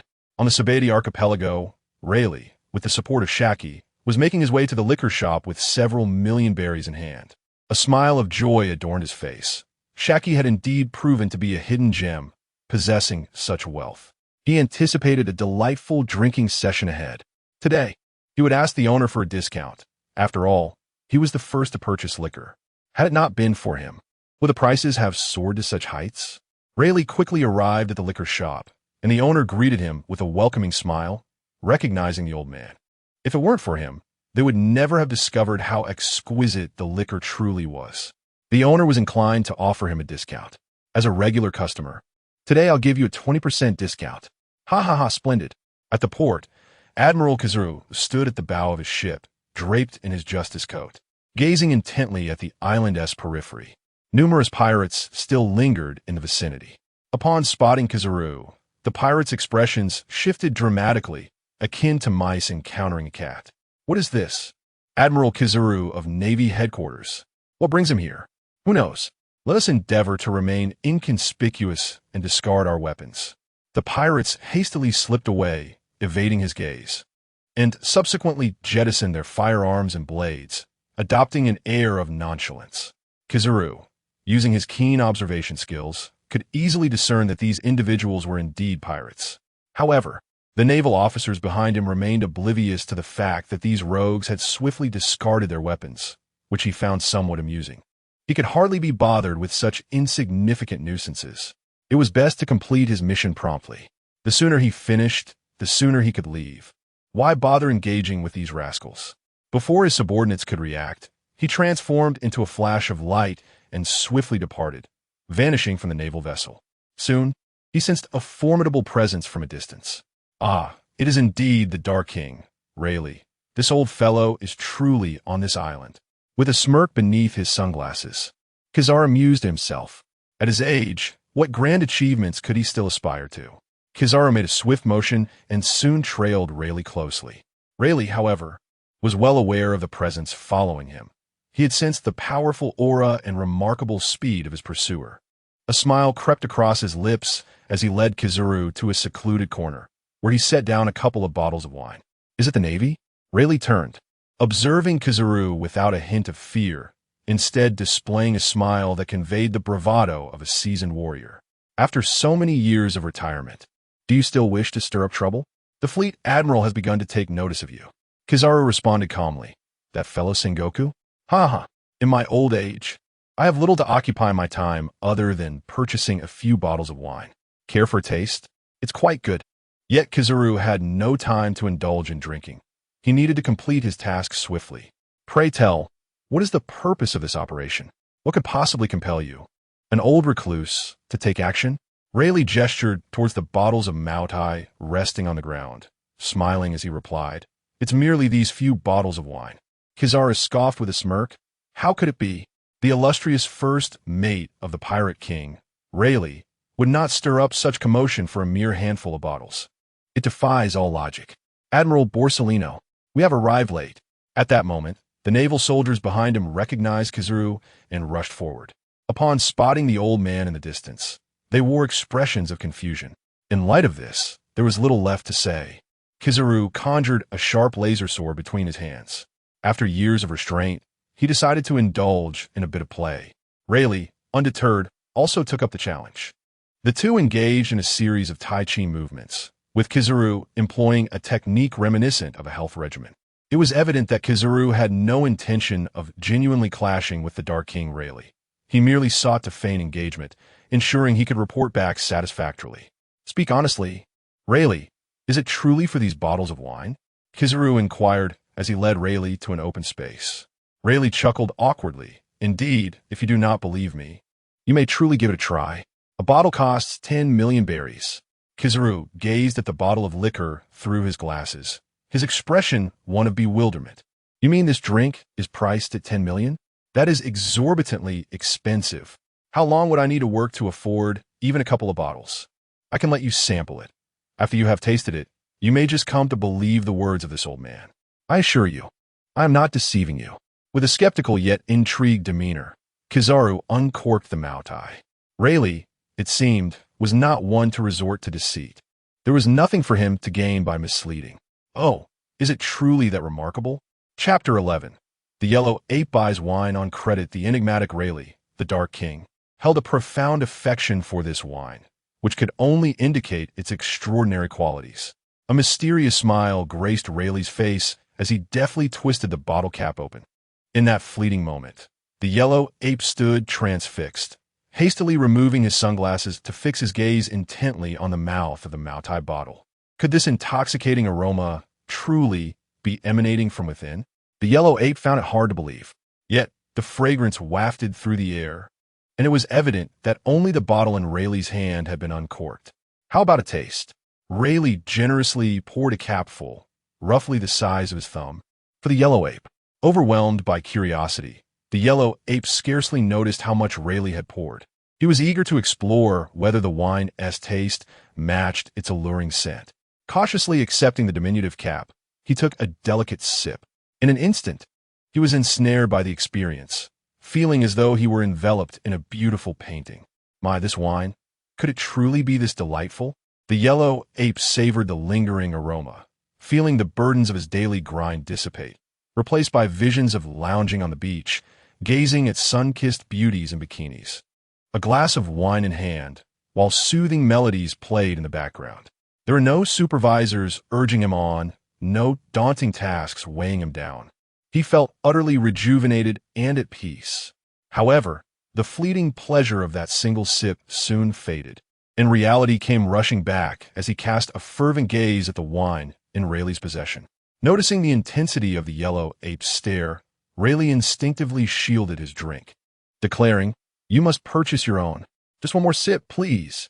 The Yellow Ape pouted, resembling a child in his playful insistence, exuding an irresistible charm. It was quite absurd, he thought, to be so endearing to a former pirate king over a mere bottle of wine. The sheer deliciousness of the drink left the Yellow Ape yearning for another taste. Rayleigh, the seemingly stingy old man, had only poured him a paltry amount, leaving him unsatisfied. With that, Rayleigh turned it apart. Today, I have witnessed the illustrious Dark King Rayleigh displaying such frugality, the Yellow Ape lamented, his eyes following Rayleigh's retreating figure with a hint of longing. Moments later, a group of Marines hurriedly approached, each brandishing their rifles, in unison inquiring, "Where is Admiral Borisellino?" The Dark King Rayleigh? The Yellow Ape dismissively shrugged. He wanted a drink. What? Drinking? Realizing he had let slip too much, he quickly corrected himself. That fellow couldn't withstand my might, and has fled. The Marines couldn't help but admire Admiral Yellow Ape's prowess, marveling that even the formidable Dark King Rayleigh had been bested, making a hasty retreat.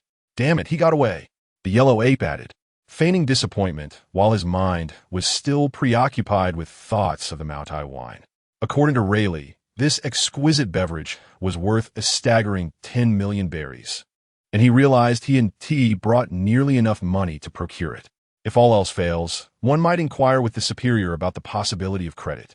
Soon, he stealthily approached the liquor store while his subordinates were unaware. The proprietor of the establishment quickly recognized him as a high-ranking admiral from the Navy. Huang Yuan requested to purchase on credit. The owner was taken aback, but ultimately acquiesced. One need not question the reasoning. Such is the nature of social niceties. After all, he is an admiral of the Navy. Admiral Huang Yuan, how much do you have?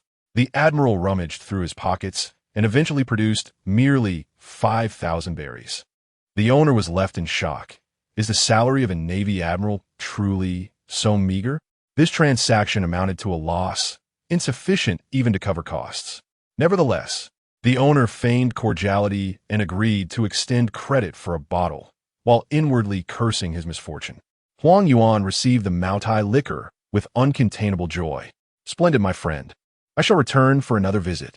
The owner, utterly flabbergasted, was left wondering if the admiral truly intended to return for more credit. Please, Admiral Huang Yuan, spare me. Upon returning to the warship, Huang Yuan entered his cabin alone and removed his overcoat, revealing a mischievous grin. My precious, I have arrived, he murmured to himself. Sauntering towards the dining table, there lay a glass and a bottle of Maotai. Huang Yuan's eyes sparkled with desire, and his face radiated longing. Unaware observers might mistakenly believe he was about to engage in some nefarious act. Filling the glass with liquor, he raised it to his lips and drank deeply. Marvelous! Truly beyond words. Huang Yuan seemed to be transported back to a delightful reverie. Though he was aboard a ship on a mission, his mind had already drifted far beyond the confines of reality. Sunlight, beaches, waves, beautiful women, along with a leisurely figure raising a glass in joyous revelry. Oh, how delightful! Another glass, please. Huang Yuan promptly poured himself another drink. Lost in the intoxicating elixir, he consumed one glass after another, refilling each time he finished. The sailors aboard the warship, peering through the cabin windows, could vaguely see Huang Yuan drinking alone, seemingly drowning his sorrows. Admiral Paulicelino appears to be in a melancholic state. Seeking solace in drink, one naval officer observed. He had witnessed the admiral entering the cabin with an oddly packaged bottle of liquor. It seems that being an admiral brings forth numerous burdens. Indeed, just look at Admiral Paulicelino. He appears utterly solitary, and yet we are not permitted to accompany him. There must be something troubling him. The others speculated about his solitary drinking in the cabin. Could it be that he was disheartened by not capturing the elusive Rayleigh? It was indeed plausible, as rumors suggested that Rayleigh had managed to escape, leaving Admiral Paulicelino feeling as though he had failed in his duty to the Navy. Ah, what a dedicated and responsible admiral he is. Admiral Paulicelino, we shall forever follow you. You are a commendable leader. The conjectures of the crew contrasted starkly with the thoughts swirling in Huang Yuan's mind. The yellow ape merely yearns for a solitary moment to savor exquisite wine within the confines of his cabin. Should his subordinates discover this fine vintage, it would undoubtedly be consumed in a frenzy, leaving him with naught. This solitary bottle of wine cannot be divided. He must indulge in it quietly, relishing every drop in solitude. Upon the fleet's return to the naval headquarters, the yellow ape's foremost intention is to return to his abode and seek out the savings he has accumulated over the years.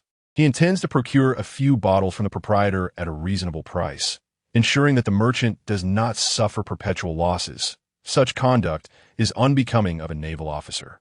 He plans to acquire several bottles to store in his office, allowing him the pleasure of discreetly enjoying a sip during moments of leisure. What a delightful prospect it is. Chapter 12. Borsellino. Stop hiding. In recent days, Kizaru has been frequently visiting the Sabedi archipelago without his subordinates, drawing the attention of Sengoku. What on earth is this Kizaru up to? The last time I sent him to investigate Rayleigh, he returned with only a cursory report, seemingly indifferent to the matter. Go, summon Borsellino to my office. Upon being called into the office, Kizaru found Sengoku's expression to be grim. What progress has been made regarding the investigation into Rayleigh? Kizaru appeared somewhat dazed, still savoring the exquisite taste of the fine wine he had sampled earlier in the office. Sengoku's words drifted past him like a whisper in the wind. With a resounding thud, Sengoku slammed his hand on the table, unable to tolerate Kizaru's nonchalance any longer. It was one thing to slack off at work. It was another to do so in front of his superior. Borsellino, I have heard you have been frequently visiting Sabedi. What are you up to? Why have you not reported anything to headquarters? Be wary, or we may suspect you are colluding with the Dark King Rayleigh. Kizaru, lost in the pleasures of the wine, was jolted awake by Sengoku's accusation. Colluding with Rayleigh? That would be serious. He quickly stood at attention. Admiral Sengoku, I merely visit Sabedi occasionally to procure some items. I have no dealings with the Dark King Rayleigh. I have already thoroughly investigated the matter you assigned me. Rayleigh merely sold himself for wine. There were no ulterior motives, and I did reprimand him, though he managed to escape. Sengoku's eyelids twitched in disbelief. You reprimanded Rayleigh? Perhaps such tales might fool his underlings, but not him. Sengoku, a man of great intellect, was not easily deceived. However, if Rayleigh's sole motivation was indeed to acquire wine, Sengoku felt a slight sense of relief. As long as this man posed no threat of comeback or to the celestial dragons, there was little cause for alarm, merely a need for occasional vigilance. Borsellino, listen closely. From this day forth, you are to monitor the movements in Sabaody, especially concerning Rayleigh. Should you detect any improper actions on his part, report to me immediately. Sengoku stated with a stern expression. Kizaru nodded, thinking to himself that the old man could hardly pose a threat. He was simply a broke individual seeking to earn some money for wine. After all, who could resist the allure of that exquisite liquor? Chuckling to himself, Kizaru wore a mischievous grin, inciting further frustration in Sengoku, who found himself utterly powerless against this carefree individual.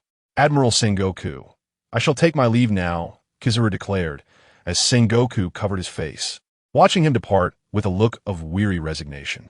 Once Kizaru was gone, a young Marine stationed nearby whispered, Admiral Sengoku, would you like me to investigate what Borsellino is truly up to? This assistant Marine, positioned close to Sengoku's office, was not only capable but also held Sengoku's trust. Very well, then go and see what this fellow is truly up to. Just as he opened the bottle of wine and had yet to finish it, Kizaru thought to himself and hastened his steps back. Upon returning to his office, he settled into his chair, crossed his legs, and poured himself a glass of wine from a small cup beneath the table. After taking a sip, a satisfied expression graced his face. Ah, this is the flavor I seek. A little wine, a brief nap. Indeed, the life of an office worker is most delightful. All of this was observed from a distance by Sengoku's aide, who promptly reported back to him. Commodore Sengoku, Admiral Borsellino, is drinking.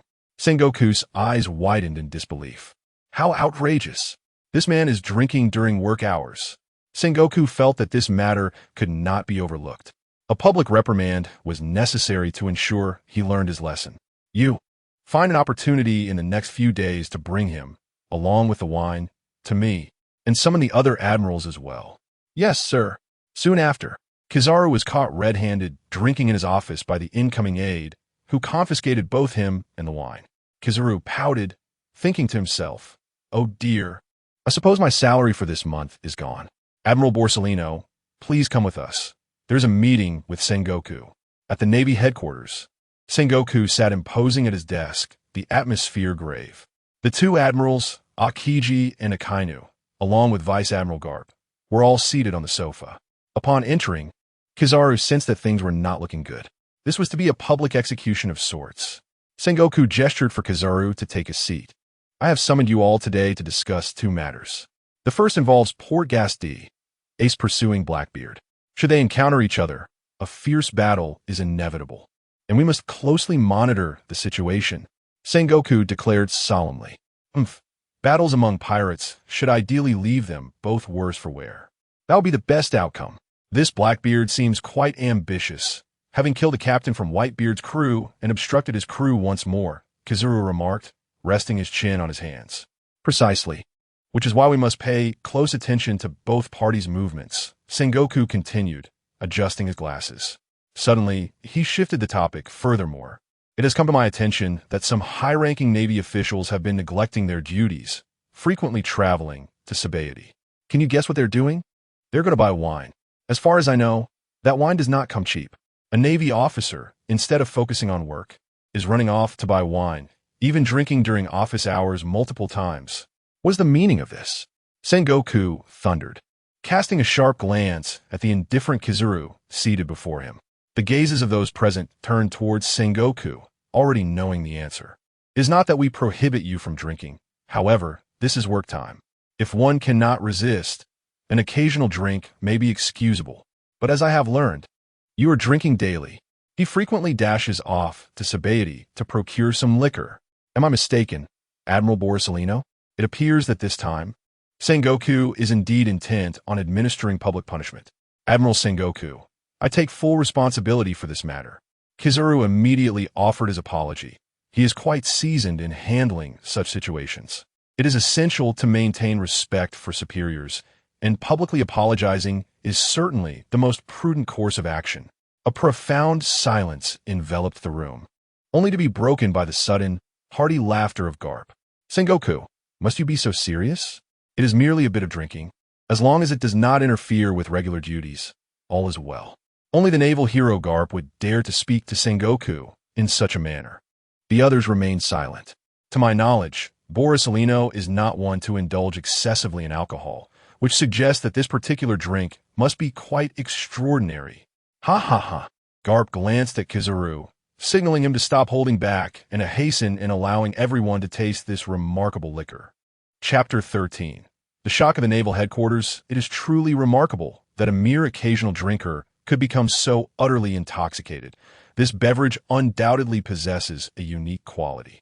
After an exhausting meeting, why not indulge in a taste of this intriguing liquor? Sengoku shot a disapproving glare at him, reminiscent of how he would look at Borsalino, who never seemed to take matters seriously. Little did he know, 2 years hence, Sengoku would find himself among them. Before long, a bottle of Maotai appeared before the gathering, drawing everyone's attention. What could possibly be in this bottle to captivate our esteemed naval admirals so profoundly? Sengoku regarded the Maotai with a dismissive expression. Akiji, a known connoisseur of fine spirits, felt a flicker of curiosity as he observed the oddly packaged bottle. He had never encountered anything quite like it before. Garp, bursting with laughter, clapped his hands on the sofa beside him. Well, our meeting has concluded. Why not partake in this drink and discover what makes it so enchanting? Kizaru, with a smirk, muttered a cautionary note. I would advise against sampling it too freely. One must be wary of the drink's allure. Kizaru understood all too well the intoxicating effect this liquor could have. Once tasted, they would undoubtedly find it difficult to resist. Oh, is it truly that potent? Garp's curiosity intensified as he seized the bottle of Maotai and brought it closer. Could this drink truly be that extraordinary? Indeed, no other fine spirit in existence could compare. Very well, if you're all so eager to try it, let's open it. After tasting, you shall see the truth in my words. As soon as Kizaru finished speaking, Garp eagerly uncapped the bottle. The assembled crowd leaned in, and soon the rich aroma wafted through the air, enveloping them in its deep, intoxicating scent. Moments latte. Both Akiji and Akainu wore expressions of astonishment, while Garp beamed with delight. This drink was truly exquisite. Garp could hardly contain his excitement as he hurriedly poured himself a glass, savoring the flavor with rapt attention. Just the scent itself was overwhelming for the group. Yet Sengoku remained stoically serious at his desk. What good was the aroma if the taste did not follow suit? As if to prove his point, Garp poured himself a glass and took a sip. Delicious. This is truly fine liquor. His face radiated joy, as if he were transported back to a time when Luffy and Ace had joined the Navy under his guidance, becoming the naval kings. Furthermore, as the liquid coursed through him, Garp felt rejuvenated, as though he had shed 2 decades and returned to his former glory during the legendary battle at God Valley against Rocks.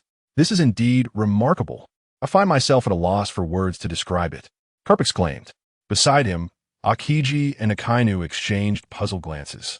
Was this drink really capable of eliciting such excitement from Garp? They too decided to sample the beverage. Akiji shivered with delight. It is truly aromatic. Akainu's eyes sparkled with newfound vigor. Never before has he tasted such an exquisite and delightful wine. The aroma of this Maotai enveloped him, as if he alone had vanquished all the pirates of the world, with those wretched marauders before him confessing their sins and pleading for their lives. Even Admiral Crane approached with an unassuming demeanor, taking a sip that instantly illuminated her face with a radiant smile. Sipping this wine, it felt as though she had returned to her youthful, blossoming years. Although she typically shunned alcohol, she found this particular brew to be nothing short of extraordinary. Did you purchase this from Sabaody? Green Bull inquired after finishing his glass, pondering that he too should ride his little bicycle to procure a few bottles one day. This wine is rather expensive, so do not consume it all. Kizaru pouted, eliciting laughter from the group. Indeed, such a premium liquor would tempt anyone in its presence. Carp grinned knowingly, while Sengoku, seated at his desk, observed the expressions on their faces, feeling a tightening in his throat. Mr. Sengoku, the wine is nearly gone. Will you not partake? Sengoku, I implore you to come and sample it quickly. Unable to resist any longer, Sengoku left his seat and approached the group. Truth be told, he was already captivated by the fragrance emanating from the bottle. Though he had indulged in wine before, his high position had compelled him to maintain an image of stern authority. With both Green Bull and Kizuru encouraging him to drink, combined with the intoxicating aroma, his throat felt parched, yearning for taste.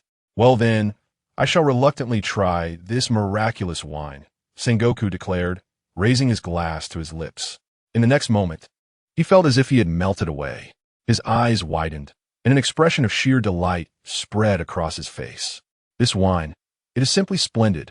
Sengoku swiftly drained his glass and turned to find Kizuru watching him with a teasing expression. He quickly cleared his throat, saying, Borsellino, I too recognize the uniqueness of this wine. Now I understand why you have made repeated trips to Sabaody for it. Admiral Sengoku, I told you it was remarkable. Even the Dark King Rayleigh is enamored with it. You must now believe the truth of my words. Sengoku nodded thoughtfully, coming to terms with the notion that Rayleigh's actions were indeed motivated by a desire to obtain this wine. Given its exceptional flavor, he proposed that they stock up some for future use. Let us purchase several bottles to enjoy during our leisure moments. Furthermore, we can distribute this wine as a reward to our sailors. Sengoku's reasoning was compelling. If this delightful wine could serve as motivation, its value would be greatly amplified. Very well, make sure to procure ample quantities of this wine from Sabaody. The following morning, several high-ranking officials from the Navy made their way to Chambord. Carp, Akiji, and Kizaru all proceeded there. They engaged in persuasive discussions with the liquor vendor, ultimately agreeing to purchase 100 bottles of Maotai at the price of 1 million berries. The liquor merchant, recognizing the esteemed rank of his customers, understood that offering a discount would be prudent. Granting them a favor could potentially benefit his humble establishment in the future. Thus, the initial foray of Maotai into the market was swiftly concluded. Chapter 14, Multi-Selling. Unlocking the powers of the Tremor fruit, the trial, in Sabaody, was remarkably successful. Next, it was time to find individuals to distribute it across various locations. With so many people consuming the liquor, Longzaki's system enhancements were quite impressive. He felt an overwhelming excitement within, as several of his attributes had already reached a remarkable 100 points. This signified the unlocking of new abilities. Soon, the system's voice echoed. Congratulations. The host's total attributes have reached 100, unlocking a new ability. The Tremor fruit powers. The Tremor fruit? The powers of the Whitebeard fruit. Longzaki was astounded. Although he remained aboard Whitebeard's ship, the notion of possessing the Tremor fruit's powers seemed rather outrageous. How could he not be aware of the immense strength it bestowed? With the impending Marineford war, if the Navy were to discover his abilities, one could only imagine their expressions. Aboard Whitebeard's ship, both Whitebeard and Longzaki wielded the powers of the Tremor fruit. Would the war still proceed? To shatter the air with a single punch was the dream of every robust man. The system informed him that upon reaching 1,000 attribute points, he could unlock yet another ability. Truly, the system's offerings were exceptional. He need not worry about the effects of possessing 2 devil fruits. After all, this was a reward mechanism of the system, not a result of genuinely consuming 2 devil fruits. System, allocate all the additional attribute points to the Tremor fruit powers. Once he resolved the matter of the system's attribute enhancements, Longzaki began preparing to complete the first task assigned by the system. Half of the 10,000 bottles of Maotai had already been sold. To expedite the process, Longzaki planned to distribute the remaining Maotai to other regions. The southeast, southwest, northeast, and northwest seas, as well as the New World, were the next targets for his distribution efforts. On this day, the captains of the Whitebeard Pirates gathered together, patiently awaiting Longzaki's arrival. Longzaki was the one who had brought them wealth, and now every captain aboard Whitebeard's ship was flourishing. Although they were not overly concerned with money, The sight of substantial wealth in Longzaki's hands brought them great joy. After all, it was a veritable treasure of berries. It would be unnatural not to feel excited. Everyone, quiet down. Brother Longzaki has arrived. As Longzaki made his entrance, the room filled with welcoming gazes, their eyes brimming with excitement. Brother Longzaki, what shall we do next? Hee, you have no idea. Our division captains are now quite wealthy. After all, a single bottle of that liquor can sell for up to 50 million berries. Each of us is worth over $1 billion. It feels incredible. Jozu couldn't help but express his gratitude towards Longzaki. As for Longzaki's wealth, it was beyond measure, thanks to the endless riches brought by the flying Maotai. However, he was not content with merely the Maotai. He aimed to swiftly complete the system's tasks and unlock the next synthesis formula. Brothers, we must accelerate our progress. My plan is to distribute the Maotai across the major seas, ensuring the swift sale of all 10,000 bottles. The crowd listened, perplexed. Wasn't selling in Sabaody a splendid idea? With its dense population and flourishing economy, the prices could potentially soar even higher. Why settle for merely selling Maotai in one location? The residents of other places might have an even greater affinity for this exquisite spirit. Longqi expressed his thoughts. In truth, he yearned to unlock the second synthesis formula as swiftly as possible. Maotai had already filled his coffers to overflowing. Very well, let us heed Brother Longqi. The others readied themselves, preparing to distribute the remaining 5,000 bottles across various seas. There was no need to sell them at exorbitant prices. The goal was merely to sell out quickly. After all, the faster the better. Soon, the remaining Maotai was entirely released into the market. Many liquor vendors, recognizing the profit potential, specifically loaded their ships with Maotai to transport it to different seas. If the islanders desired it, they might even deliver it to their doorsteps. The value of this liquor was staggering. A single bottle could yield a profit of at least 1 million belly. In the New World, on Onigashima, within a castle built into a skull, Kaido indulged in copious drinking. He was indeed a man who lived for alcohol, often wreaking havoc when inebriated, and sometimes even weeping uncontrollably. Outside, Ember approached with measured steps. Lord Kaido, see what I have brought for you. In his hands were 2 bottles of Maotai, precisely the remaining 5,000 bottles that Longqi had dispatched. Ember had heard of the liquor's immense popularity in the Sabaody archipelago and, during his flight, fortuitously encountered a ship selling Maotai, purchasing 2 bottles to bring back. Oh, what kind of liquor is this? Kaido, immersed in his drinking from a gourd, instinctively glanced at the 2 bottles of Maotai in Ember's hands, his expression laced with disdain. Such a small bottle cannot even quench my thirst. My lord, you may be unaware, but this liquor has been selling like wildfire in the Sabaody archipelago. To my knowledge, even members of the Navy frequently purchase this drink. Ember had a keen grasp of the Navy's movements, further solidifying his conviction about the liquor's uniqueness. Is that so? Ha ha ha, how amusing. The Navy, you say? Does that old coot Sengoku and Garp enjoy drinking as well? Kaido chuckled to himself, showing no intention of sampling the liquor Ember had brought. How about this? Summon Quinn and Jack. Let's enjoy a drink together. We shall taste the liquor you brought back. Kaido gestured to Ember. In no time, the 3 prominent figures gathered. Upon seeing Kaido summon them, they remained unaware of what was afoot.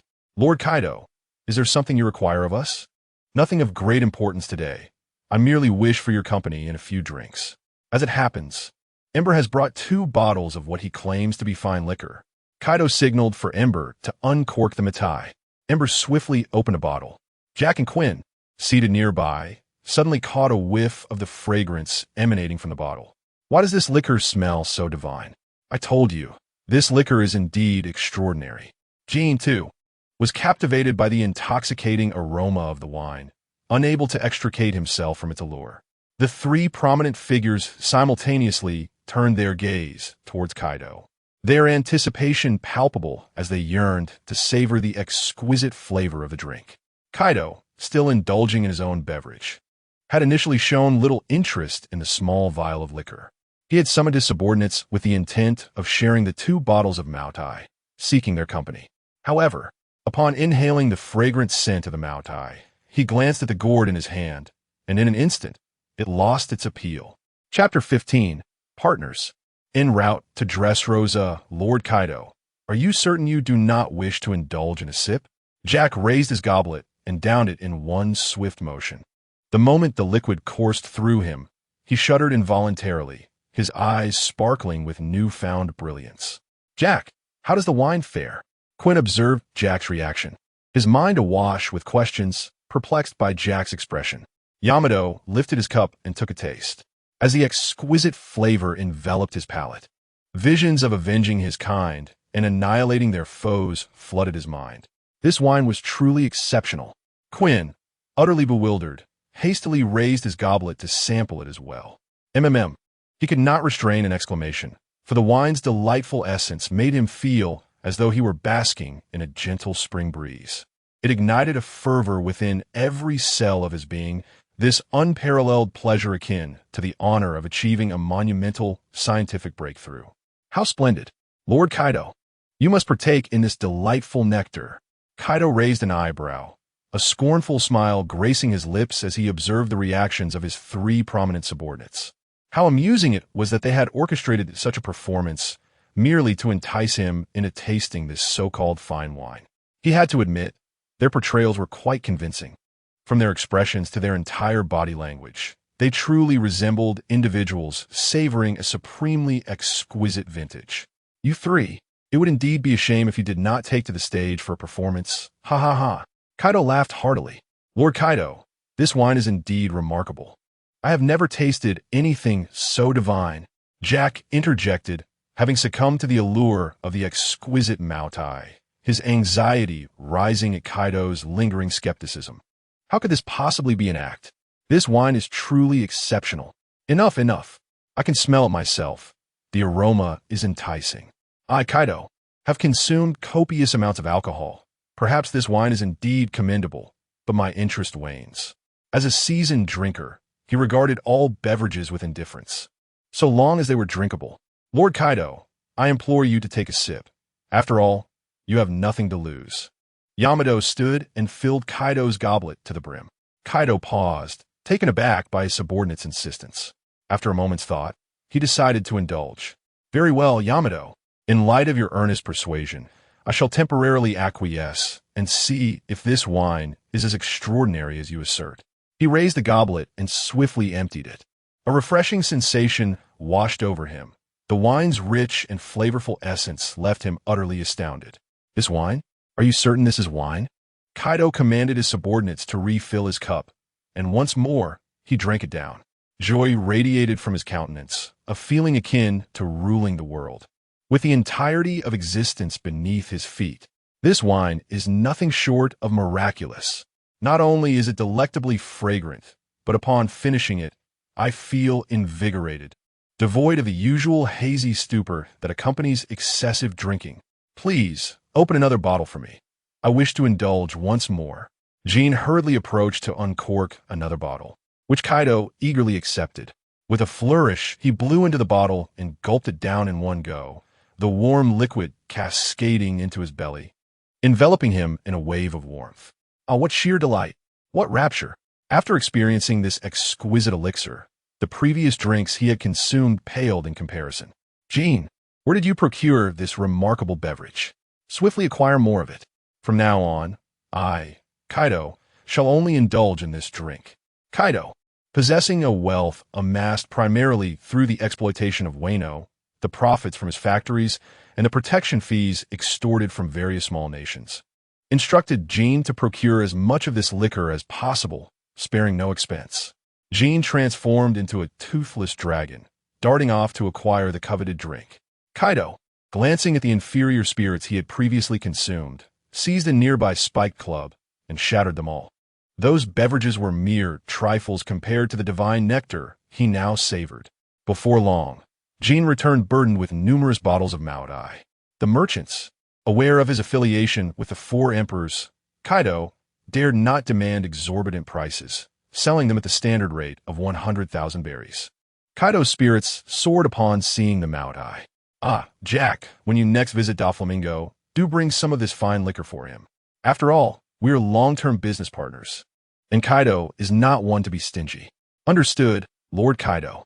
Kaido proceeded to open several bottles, pouring the exquisite liquid into his gourd and reveling in the taste.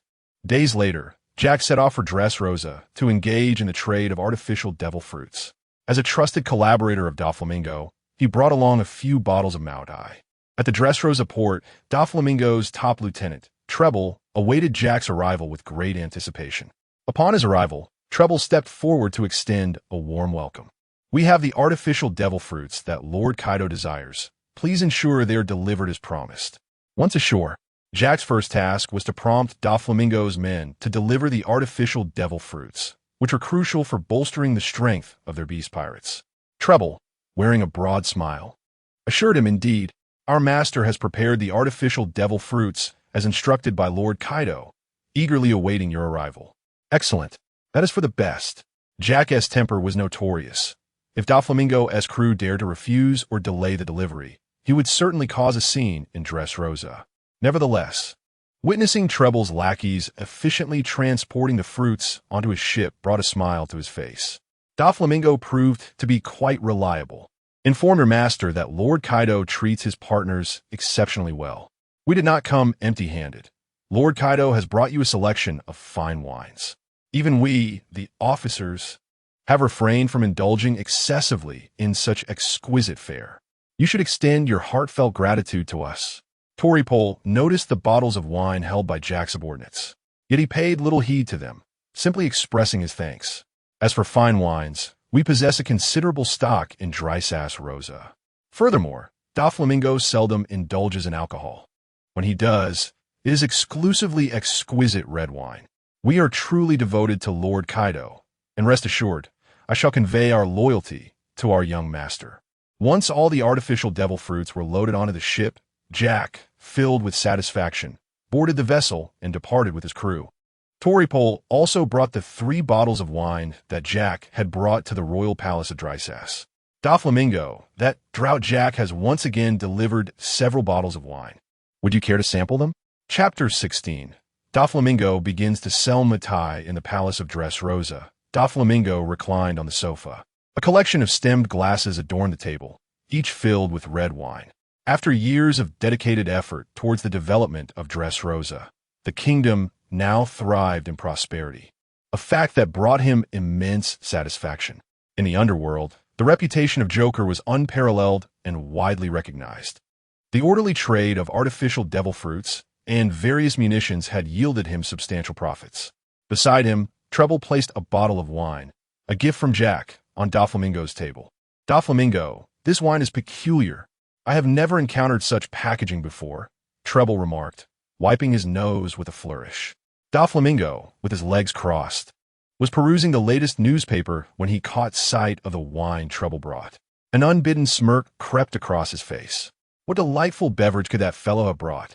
It is likely just some inferior wine that Kaido refuses to drink. Doflamingo prided himself on his understanding of Kaido.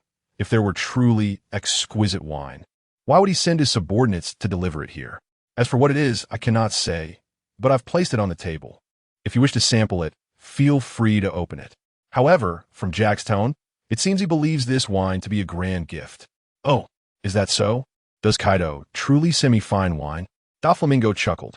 The notorious wine connoisseur Kaido, if the wine were indeed delectable, would prefer to consume it all himself. His decision to send it here likely indicated that the wine was either worthless or of poor quality. I believe Kaido might have genuinely sent us good wine. After all, we are his partners, assisting him in procuring numerous artificial devil fruits. He ought to express his gratitude, Treble analyzed. Doflamingo glanced at the wine Kaido had sent and grimaced. "Regrettably, I never indulge in such types of wine." Treble nodded in agreement. Indeed, Doflamingo was a noble celestial dragon. How could a beverage meant for the common folk capture his interest? Distribute these bottles to the family's officials, or if you wish to taste it yourself, you may do so. In any case, I shall not partake, Doflamingo declared, returning his focus to the newspaper to stay abreast of recent developments. Soon, sugar arrived at the kingdom. Upon seeing the oddly packaged wine on the table, Treble immediately understood. Doflamingo had indicated that the wine was theirs, and he promptly offered to fetch glasses. Treble was ever vigilant in safeguarding Sugar, adhering to her every command. Though Sugar often presented herself as a mere little girl in front of others, she was, in truth, approaching the age of an old ant. It was only natural for this ant to desire a sip of wine. I'm merely curious about this wine. It appears quite strange. I too wish to taste it. Torbull reminisced about the expression on Jack's face during their delivery, sensing that this wine was indeed extraordinary, far from being mere refuse. He fetched 2 glasses and promptly twisted open the bottle cap. Moments later, the fragrance of the wine wafted forth, instantly permeating the entire kingdom of Dressrosa. Doflamingo, leisurely seated and perusing a newspaper, lifted his gaze, astonished by the sight of Torbull's Maotai wine. Both Torbull and Sugar were enraptured, their eyes sparkling with delight. The aroma of the wine was simply intoxicating. It seemed Jack had not lied. This wine was truly exquisite. Quick, I want to taste it. Torbull, pour me a glass. Sugar exclaimed eagerly. As the glasses were filled, they inhaled the enchanting scent, lost in its allure. The guards inside and outside the palace caught a whiff of the wine's fragrance, their eyes fixated on the bottle, nearly drooling. It was hard to fathom that such a rich aroma emanated from a single bottle. Once their glasses were full, they began to savor the wine meticulously. Sugar took a delicate sip, her expression transforming as she downed the entire glass in large gulps. The new guards nearby watched in astonishment. Was this behavior befitting a young girl? Torbull, no longer hesitating, quickly followed suit, relishing the exquisite flavor. This wine was truly aromatic, unlike any ordinary drink. What a refreshing experience it was, especially for Sugar, who felt as if she had reached the pinnacle of her existence. It was ineffably delightful. Meanwhile, Doflamingo observed their expressions with a look of utter disdain. Humph, a single glass of wine has rendered these two utterly foolish. Truly pathetic. He continued to read his newspaper. Time passed, and eventually, the two finished their wine and returned to their posts. Doflamingo, feeling idle, poured a bit of the Maotai into his own glass. I shall see what makes this wine so special that it has captivated my subordinates. If the wine proved to be as good as they claimed, he could certainly capitalize on it. As he took a sip, Doflamingo was instantly entranced. His expression shifted from disdain to sheer brilliance, culminating in a look of utter enjoyment. The wine seemed to transport him back to the homeland of the celestial dragons, envisioning himself trampling them underfoot. A scene where he reigned as the king of the celestial dragons. Everyone bowed to him in reverence. He was the ruler of the world. What a delightful sensation. No wonder those two had such expressions. It seems Kaido does take care of his business partners at times.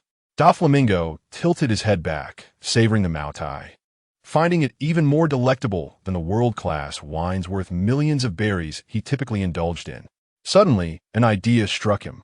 If this wine was so delightful, could it yield substantial profits if operated underground?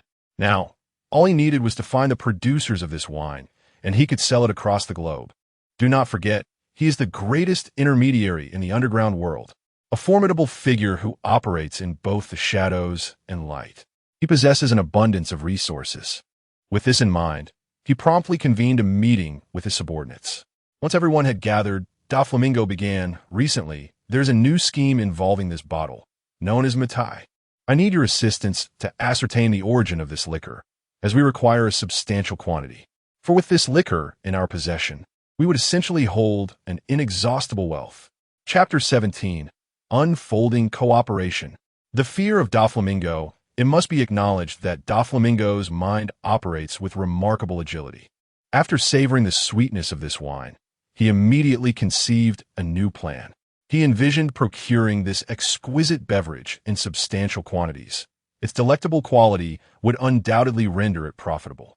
Regardless of where it was sold, he resolved to purchase it en masse, intending to distribute it within Dressrosa and subsequently transport it to other locations, ensuring swift delivery wherever there was demand. With Doflamingo's extensive connections and resources within the underworld, uncovering the identity of the producer of this wine and its initial point of sale would pose no challenge. It was discovered that this renowned Maotai liquor first emerged in the Shambadi archipelago produced by none other than the Whitebeard Pirates. What? The revelation stunned everyone present. A glimmer of astonishment flickered behind Doflamingo's glasses. He had not anticipated that the old rascal, Whitebeard, would embark on such an endeavor. According to various investigations, the producer of this wine was a pirate named Longzaki aboard Whitebeard's ship, a figure of extraordinary capabilities.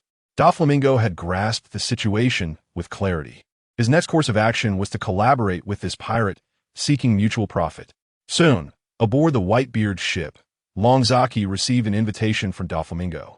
The most significant intermediary in the underworld had recognized the profitability of this wine. A smile graced Longzaki's face. However, Marco, standing beside him, cautioned him to exercise utmost vigilance. For Doflamingo was exceedingly cunning, and one must be wary of falling into his traps. Doflamingo had dispatched someone to deliver a message, requesting that Longzaki visit Dressrosa in due time to discuss a significant collaboration. Longzaki reflected on the nearing depletion of his Maotai stock. Yet certain nations remained hesitant to accept shipments due to the actions of unscrupulous wine merchants. For instance, Daughter Island in the Amazon Lily was situated in a windless zone, plagued by countless sea kings, deterring any merchant vessels from venturing there. Entrusting the matter to Doflamingo might expedite the consumption of the wine. However, the issue of profit sharing would require meticulous negotiation upon arrival. Longzaki, why don't I accompany you? After all, that territory belongs to Doflamingo. Marco expressed his concern over the potential risks of the negotiation. It's nothing to worry about, Captain Marco. They cannot harm me. Besides, I am a member of the Whitebeard Pirates, and they would think twice before acting against me. Longzaki confidently decided to venture alone to Dressrosa to engage in discussions with Doflamingo. Within the palace of Dressrosa, Doflamingo wore a broad smile, flanked by his top executives, Sugar, Treble, Pica, Diamante, Baby 5, and Dellinger. Moments later, Longzaki made his entrance into the kingdom, his demeanor as tranquil as still water. Brother Longchi, your summoning today undoubtedly pertains to the division of profits from the wine. Please express your thoughts candidly. After being ushered to his seat by Brother Ming's subordinates, Longchi spoke slowly. Ah, splendid. I do appreciate your forthrightness. Let me be direct, Brother Longchi. I hold your wine in high regard and wish to distribute it throughout the underworld. Rest assured, my channels are far superior to those of ordinary wine merchants.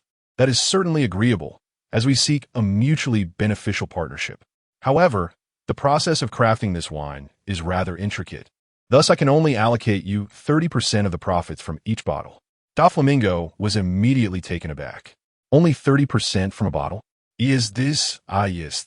In his hands, this wine could yield returns that multiplied by dozens or even hundreds.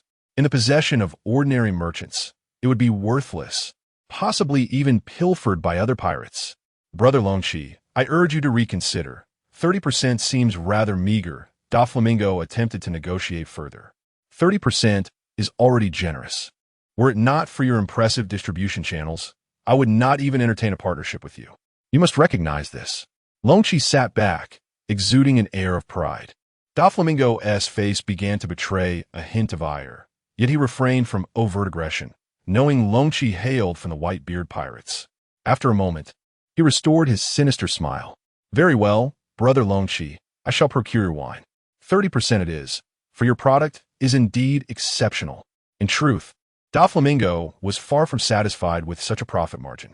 Let us first enjoy our meal and drink. Afterward, I shall have someone show you the sights of Dressrosa. The dishes were served, and what appeared to be a festive banquet did not escape Longchi's keen perception. He noted Sugar nearby, poised to make her move. Longchi was all too aware of her abilities. Upon contact, he would be rendered forgotten by the world. With a slight smile, Longchi mused how Brother Ming resorted to such underhanded tactics. Had he not traversed through time, he might have fallen victim to her deadly ploy. As expected, Sugar approached with a fruit basket. Brother, come have some fruit. She began to extend the fruits towards Longchi. Doflamingo, if you resort to such tactics, then I see no necessity for our collaboration.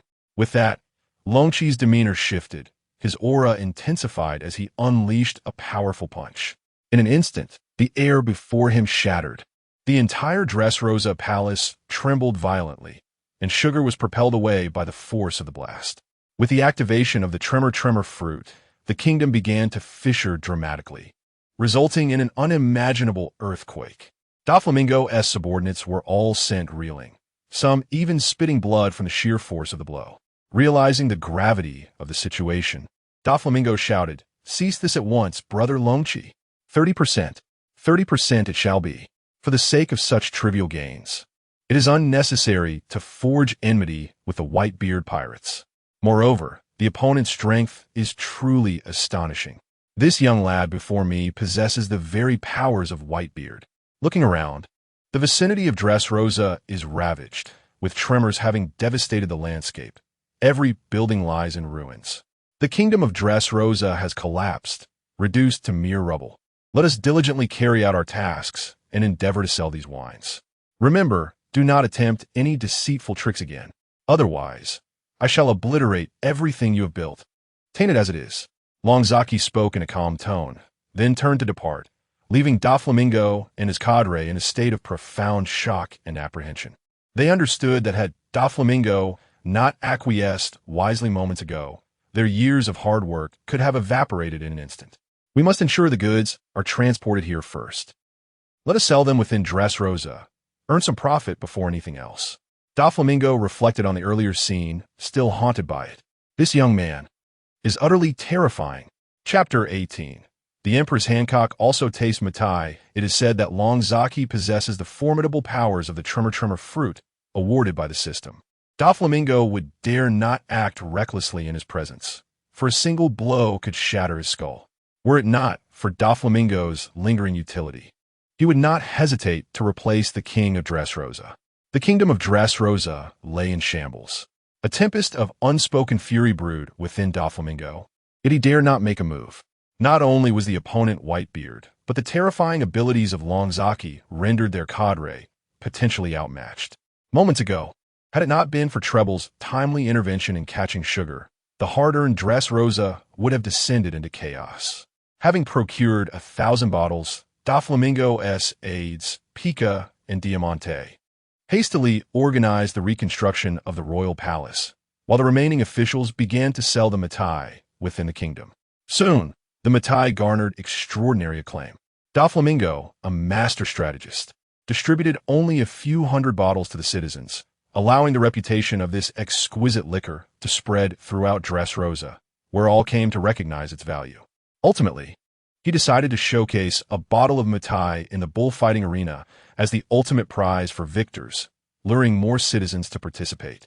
It is widely known that beneath the bullfighting arena lies an underground factory, where the defeated are consigned to become playthings, thus ensuring a greater supply of puppet slaves. Once domestic affairs were concluded, Doflamingo set his sights on transporting the majority of the Maotai to other regions, including perilous locales even the most daring merchants feared to approach, such as Wano and Amazon Lily. Wano is the territory of the Yonko Big Mom, a tyrannical woman whose reign deters any from selling liquor within her domain. It is likely that only the Joker of the underground world possesses the audacity to navigate such treacherous waters. Next, he turned his attention to Amazon Lily, where the surrounding sea kings pose a significant threat. Doflamingo immediately tapped into his network, utilizing various channels to transport the liquor to the New World and across the Grand Line. Within Amazon Lily opened the gates. Lady Hancock has returned. The ships of the Kuja pirates docked at the island, greeted by throngs of women jubilantly cheering for their empress. Hancock strode down the red carpet, her countenance exuding an air of cold arrogance. "Welcome back, Lady Snake. This is a treasure meticulously chosen from our spoils. Please take a look." Hancock received the ornate box, her face adorned with haughty pride. "Horseflower, what is this?"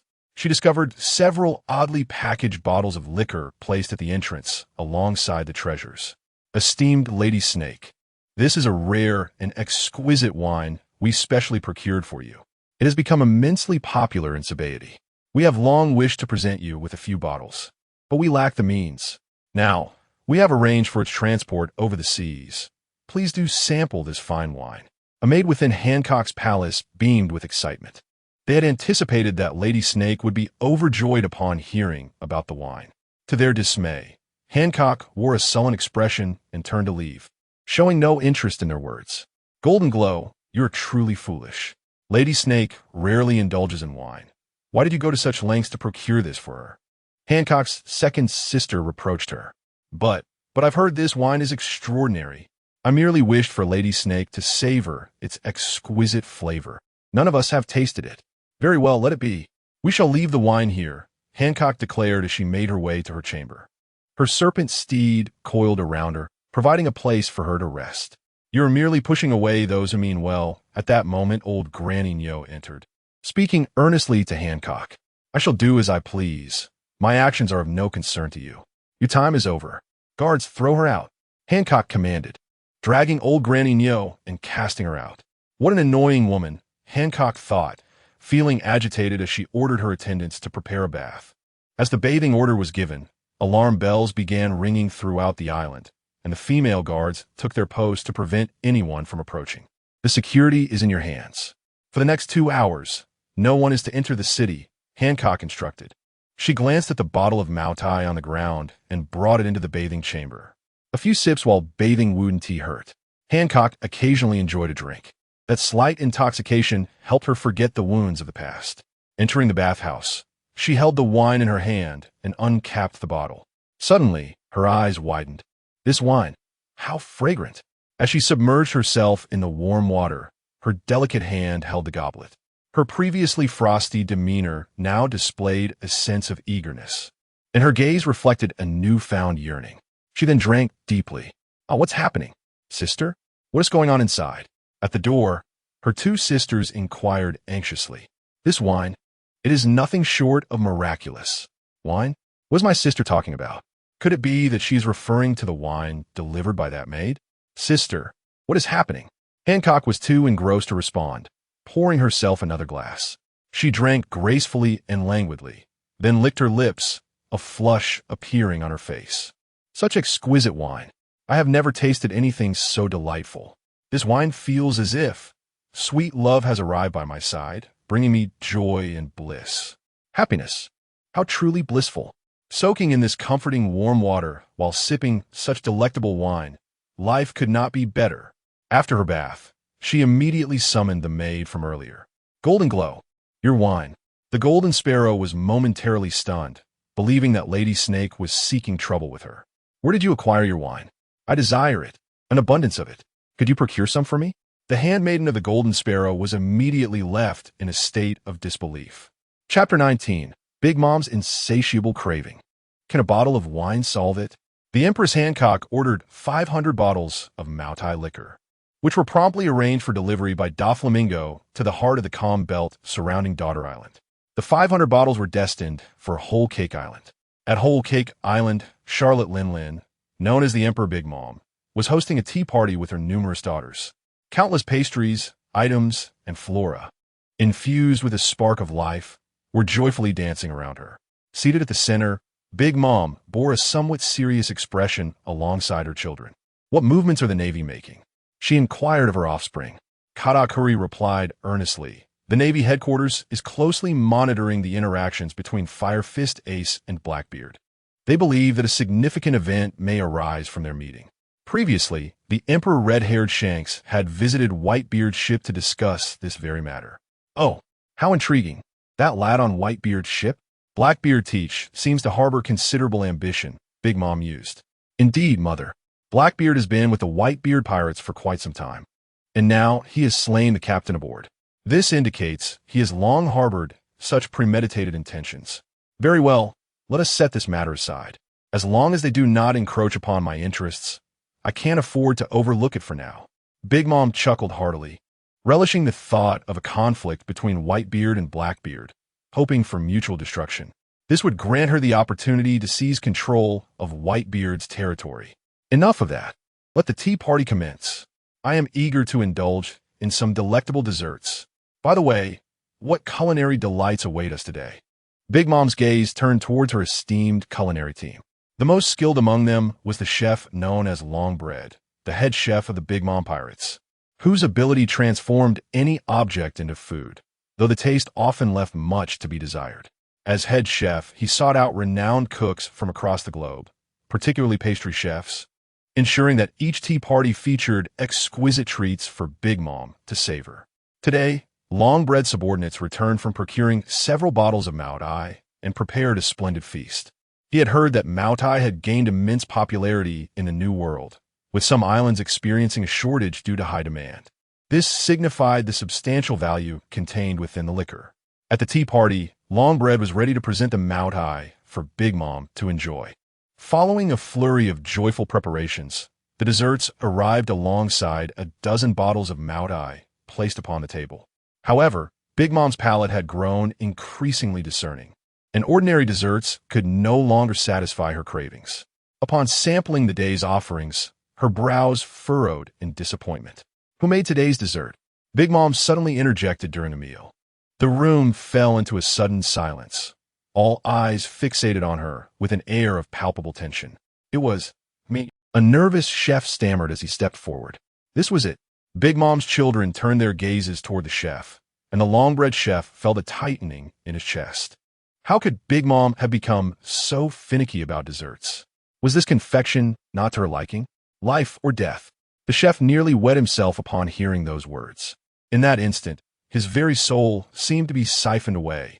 Why, oh why, can't you prepare my favorite sweets at my tea party? Big Mom exclaimed, her eyes suddenly ablaze with a crimson fury, radiating a menacing aura. The crowd gasped, particularly Katakuri, who glimpsed a fleeting vision of the future. This was bad. Mom's craving was about to erupt. What? Now of all times? Owen's face was etched with shock. My dessert. I want delicious sweets. I am hungry. I demand delectable desserts. These confections utterly fail to please my palate. As she spoke, drool began to drip from Big Mom's mouth, her sanity slipping away. Scatter! Katakuri shouted.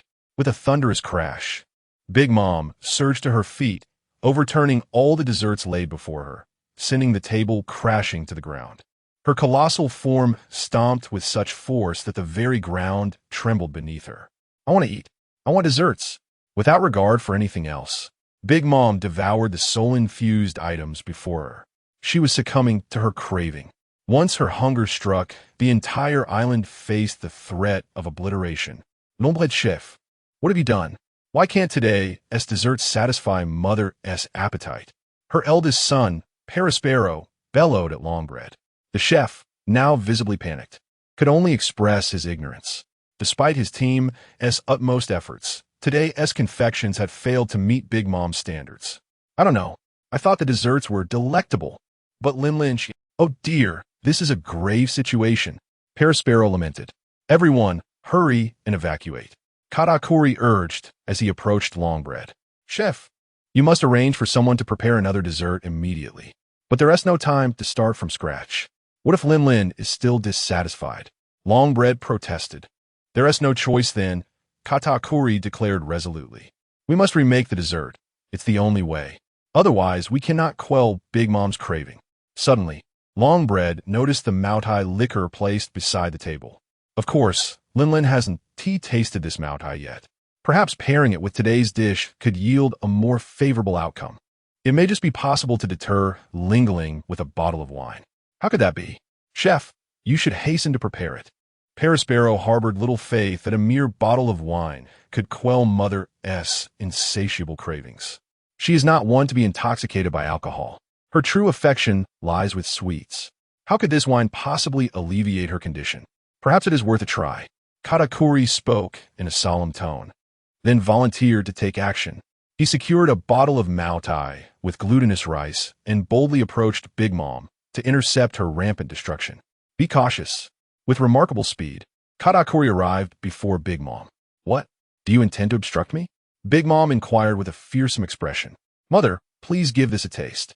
A confident smile graced Kakuri's face, for he had glimpsed the future. Chapter 20. The shock of Big Mom in a state of gluttony. Big Mom remained indifferent to the identity of those before her. Unless presented with delicacies that tantalized her palate, she could not be deterred. The moment she beheld Katakuri standing before her, Big Mom unleashed a reckless punch, devoid of recognition. Katakuri nimbly evaded her strike, leaping into the air. With a fleeting moment of observation, his advanced observation haki had already revealed the outcome of presenting her with Maotai liquor. "Mother, do take a taste of this," he exclaimed, utilizing his devil fruit ability to uncork the Maotai, enveloping it with glutinous rice and bringing it to the towering figure of Big Mom. As she prepared to retaliate, the aroma of the liquor wafted towards her, causing her to freeze in place. What is this?" Confusion filled Big Mom's eyes. Still under the influence of her gluttonous state, she could not discern what was presented to her, only able to perceive its rich fragrance. So fragrant! How delightful! She grasped the bottle of liquor offered by Katakuri and, with a swift motion, poured it into her mouth. In an instant, the fury characteristic of her gluttony transformed into a radiant expression of joy. "Excellent! What splendid liquor!" she bellowed, her laughter echoing as her eyes gradually regained their usual luster. The rage that had consumed her for the sake of food dissipated. "Delicious! Truly exquisite! What kind of liquor is this?" Big Mom continued to drink voraciously, swiftly finishing one bottle. Her loyal subordinates, ever quick to respond, hastily presented her with another bottle to sustain her. "This liquor is sourced from the underground Joker. It has gained worldwide fame. Mother, we intended for you to savor this alongside today's feast. My apologies for the oversight." Longbread approached, his face filled with remorse. Yet, Big Mom's earlier domineering demeanor had vanished. In the presence of exquisite cuisine, she was amiable and gracious. "Not all. Having tasted such delightful liquor, I am filled with joy today. Let's continue this gathering," she proclaimed with a hearty laugh, her spirits lifted. The crowd breathed a sigh of relief, astonished at the liquor's remarkable allure, capable of swiftly alleviating her gluttonous state. It seemed this liquor possessed an allure even greater than that of food itself. The earlier outburst from Big Mom had left everyone in a cold sweat, realizing how perilously close they had been to catastrophe. Fortunately, the timely arrival of the Maotai had spared Cake Island from her potential wrath. Big Mom bounded back to her place, seemingly unaffected by the commotion that had just transpired. She resumed her enjoyment of the feast, this time accompanied by the Maotai. With each sip, her laughter echoed, and she extolled the liquor's exquisite flavor with unabashed delight. "Everyone, stop dawdling. The head chef has brought us an abundance of fine wines. Let us indulge," Big Mom exclaimed with a sweeping gesture towards the crowd. However, the assembly found little inclination to revel, having narrowly escaped the annihilation of the entire island moments prior, almost losing their lives in their attempt to thwart Big Mom. "Do not dwell on it. Let us drink freely with Mother," her eldest son, Perispero, urged in a solemn tone. "If we do not feign joy and partake in this toast with Mother, given her temperament, we may soon face her wrath once more. Indeed, let's hasten to dine." Longbread wiped the beads of sweat from his brow and beckoned everyone to sit down. The table was laden with delectable dishes and Maotai liquor. "I'm quite curious. Is this wine truly as miraculous as they say? It has the power to alleviate Big Mom's cravings. This wine must be extraordinary." As the crowd gazed at the Maotai on the table, hesitation melted away, and they uncorked the bottles. An intoxicating aroma swiftly enveloped the room, wide-eyed. They marveled at its fragrance. Big Mom, seated comfortably, erupted into hearty laughter. "This wine is simply divine, more delectable than any dessert I have ever tasted." Everyone poured the wine into their glasses and downed it in one go. In the next moment, the entire assembly was invigorated, the enchanting scent causing them to forget the recent turmoil, lost in the exquisite elixir. "Truly delightful. Now I understand why this wine is so extraordinary. It is indeed a masterpiece." They exchanged glances at Big Mom and then at the Maotai in their hands, suddenly enlightened that only this wine could quell her insatiable appetite. "By the way, who is the creator of this wine? Why have I never heard of it before?" Katakuri inquired after savoring the delightful beverage, turning to the head chef. "Longbread. This wine was procured from the underground dealer, Joker, but we are still uncertain of its origin," Longbread responded. "Joker? This wine surely cannot be from him. He must see a profit in selling it." Big Mom's eyes gleamed with avarice. Longbread Do investigate who the true producer is. I wish to possess this wine entirely. With a vision of seizing the source of this ambrosial drink, she envisioned a future where she could enjoy an endless supply. The crowd shared solemn nods, recognizing the essence of Big Mom, a fearsome entity willing to mobilize forces and conquer a nation for her coveted delicacies. Big Mom was determined to claim the location of the Maotai, ensuring it would forever be hers to enjoy. Perhaps she could continue to establish a beautiful wine island in the open seas. Very well, I shall enlist someone to assist you in this matter. Longbread responded with utmost seriousness. After the tea party concluded, Big Mom's children also aided in the investigation. They understood that uncovering the origin of this beverage would inevitably lead to a war. Days passed, and Longbread had dispatched individuals to thoroughly investigate the matter, discovering both the identity of the producer and the location of the production. Mama, chef, pray tell me, where does it originate? I intend to claim it for myself. Longbread's eyes were filled with gravity. This wine was produced by a pirate named Ryazaki, a subordinate of the Whitebeard Pirates. Chapter 21. The Sensation of Maotai. The attention of the entire world. The Whitebeard Pirates? All the children present were utterly astonished. Who would have thought that Whitebeard would venture into the liquor business? Big Mom's face darkened considerably upon hearing this news. If it were Whitebeard, they would certainly hesitate to mobilize all their forces to confront him. After all, Whitebeard was notoriously formidable, especially considering the fact that he commanded over 50 subordinate pirate crews. A conflict with him would undoubtedly result in an unprecedented epic battle. It was truly unfathomable. The children began to worry, fearing that their mother might engage in a confrontation with Whitebeard over this liquor. Given their current strength, the mere thought of clashing with Whitebeard raised concerns not only about victory, but also about the inevitable, immeasurable losses they would incur. Such a venture was unequivocally unwise. If it were Whitebeard, perhaps it would be better to let it go. Engaging in war with Whitebeard at this juncture was simply premature. Big Mom was not a fool. She understood that a direct confrontation with Whitebeard would lead to certain doom. What about that lad Longzaki? Can we establish contact with him? Big Mom inquired solemnly. What do you mean by that, Mother? I wish to bring him on board. I wonder if you would agree.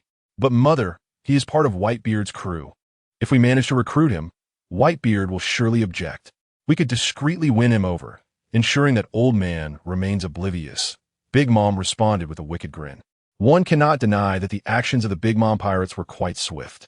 Primarily, Big Mom herself was genuinely enamored with the exquisite Maotai produced by Longzaki. Such a remarkable elixir could only evoke such passion from Big Mom. Shortly thereafter, she dispatched a messenger to deliver a letter to Longzaki, inviting him to join her crew with generous terms. She offered him an island brimming with culinary delights, along with treasures worth nearly 5 billion berries. Additionally, her daughters would be at his disposal for selection, should he find any of them appealing. The conditions laid out by Big Mom were indeed lavish. Was she willing to expend such resources and manpower to secure his allegiance?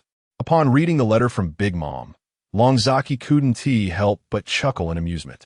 However, he soon tore the letter to shreds. These conditions were easily attainable for him, and he had no desire to join the ranks of the temperamental Big Mom. Countless delicacies and endless entertainment? I'm afraid I have no interest whatsoever. Marco, please draft a response to decline Big Mom's invitation. Marco was taken aback upon hearing this, astonished that Longzaki had become such a coveted figure in the eyes of these individuals. It is indeed not an unusual occurrence, for the Maotai liquor produced by the Longchi brothers has garnered immense popularity across the globe. Both commoners and royalty alike are ardent enthusiasts of such exquisite libations. One must not refuse Big Mom covertly. Such a rejection must be overt, lest this individual continues to pursue me. And I have no desire to be entangled with such a person. Very well, Longchi brothers. Marco's gaze towards Longchi was tinged with emotion. Without hesitation, Marco set about fulfilling this task. The following day, sensational news reverberated throughout the New World. The Yonko, Big Mom, had extended an invitation to Longchi to join her ranks, which was resolutely declined by Longchi. It was well known that Longchi was a member of the Whitebeard Pirates. Consequently, The entire world became aware that this Maotai liquor was produced by Longqi of the Whitebeard Pirates. Naturally, Big Mom was seething with rage. However, given the affiliation with the Whitebeard Pirates, she dared not retaliate. At the Marine headquarters, when Sengoku and Garp learned that the Maotai liquor they had been enjoying originated from the Whitebeard Pirates, they were utterly astounded. Garp mused, could this be a new form of weaponry devised by Whitebeard? Is there poison in this liquor that we have unwittingly consumed? Sengoku countered, how could you believe Whitebeard is that sort of person? Ha ha ha. It seems he simply has someone skilled in brewing aboard his ship. Yet, Sengoku remained skeptical. The liquor's overwhelming popularity suggested that the Whitebeard Pirates had plundered a significant portion of the world's wealth. Truly remarkable. That young man is indeed formidable. This liquor is nothing short of extraordinary, Sengoku lamented, reflecting on how their expenditures for purchasing the liquor had consumed a large portion of their budget. In a moment of wistfulness, Sengoku retrieved a bottle of Maotai from beneath the table and poured himself a small glass. Meanwhile, on Onigashima, Kaido was filled with unbridled fury upon hearing that this liquor was produced by Whitebeard's crew. What? You mean to say this exquisite wine was crafted by that scoundrel's underlings? With a thunderous crash, Kaido smashed a hole in the table before him. I can't believe I spent so much money on this wine. Damn it. From now on, any ships selling this liquor shall be seized. The feud between the two had not been born of a single day. Whitebeard harbored a deep-seated grudge against Kaido for the previous incident involving Oden's demise. Lord Kaido, the Maotai liquor is now under the control of Don Quixote da Flamingo. He has become the primary intermediary for this beverage. Kaido seethed that joker. Tell him to cease all dealings with this liquor immediately. Despite his ire, as he gazed at the Maotai in his gourd, he found himself in a moment of indecision, yearning to smash the vessel. However, after a brief interval, his resolve crumbled, and he resumed drinking. On the Moby Dick, Whitebeard, upon hearing the recent news, wore a countenance of immense pride. Unexpectedly, I have once again attained fame across the globe. The Navy headquarters, the 4 emperors, the 7 warlords, these individuals have all been beguiled by the allure of Longzaki's wine. Father, we have amassed nearly 10 billion in wealth. Marco can hardly contain his joy. This is all thanks to the efforts of the Longzaki brothers. This fortune rightfully belongs to them. The sales of Maotai liquor have indeed brought substantial revenue to Longzaki. Yet, he remains unsatisfied with such earnings. This is merely the beginning. Is it truly laughable that a mere elementary formula could create such a worldwide sensation? Ding! Congratulations, host, for completing the initial synthesis formula task. The next synthesis formula is awarded to you. Chapter 22. The Synthesis of Universal Capsules. The next synthesis formula is Universal Capsule. The synthesis formula has been sent to the host's system warehouse. The system task is create 100 universal capsules to unlock the next synthesis formula. Universal Capsule, inspired by the anime Dragon Ball. Upon seeing this synthesis formula, Longqi felt a tremor of excitement. This was indeed a remarkable item. He had a fair understanding of a universal capsule. It functioned much like a storage space, requiring one to press a switch before tossing it away. System, please unveil the synthesis formula for the universal capsule, Longqi commanded, no longer hesitating as he promptly accessed the required materials for synthesis. Universal Capsule Synthesis Formula. Steel Seawater Large Sea Kings. The materials were relatively straightforward to acquire. There should be sea kings in the nearby waters. Longqi was eager to experiment with this universal capsule. Captain Marco, I need to adjust the materials for my current synthesis, he stated. What? Are you synthesizing something else again? What is it this time?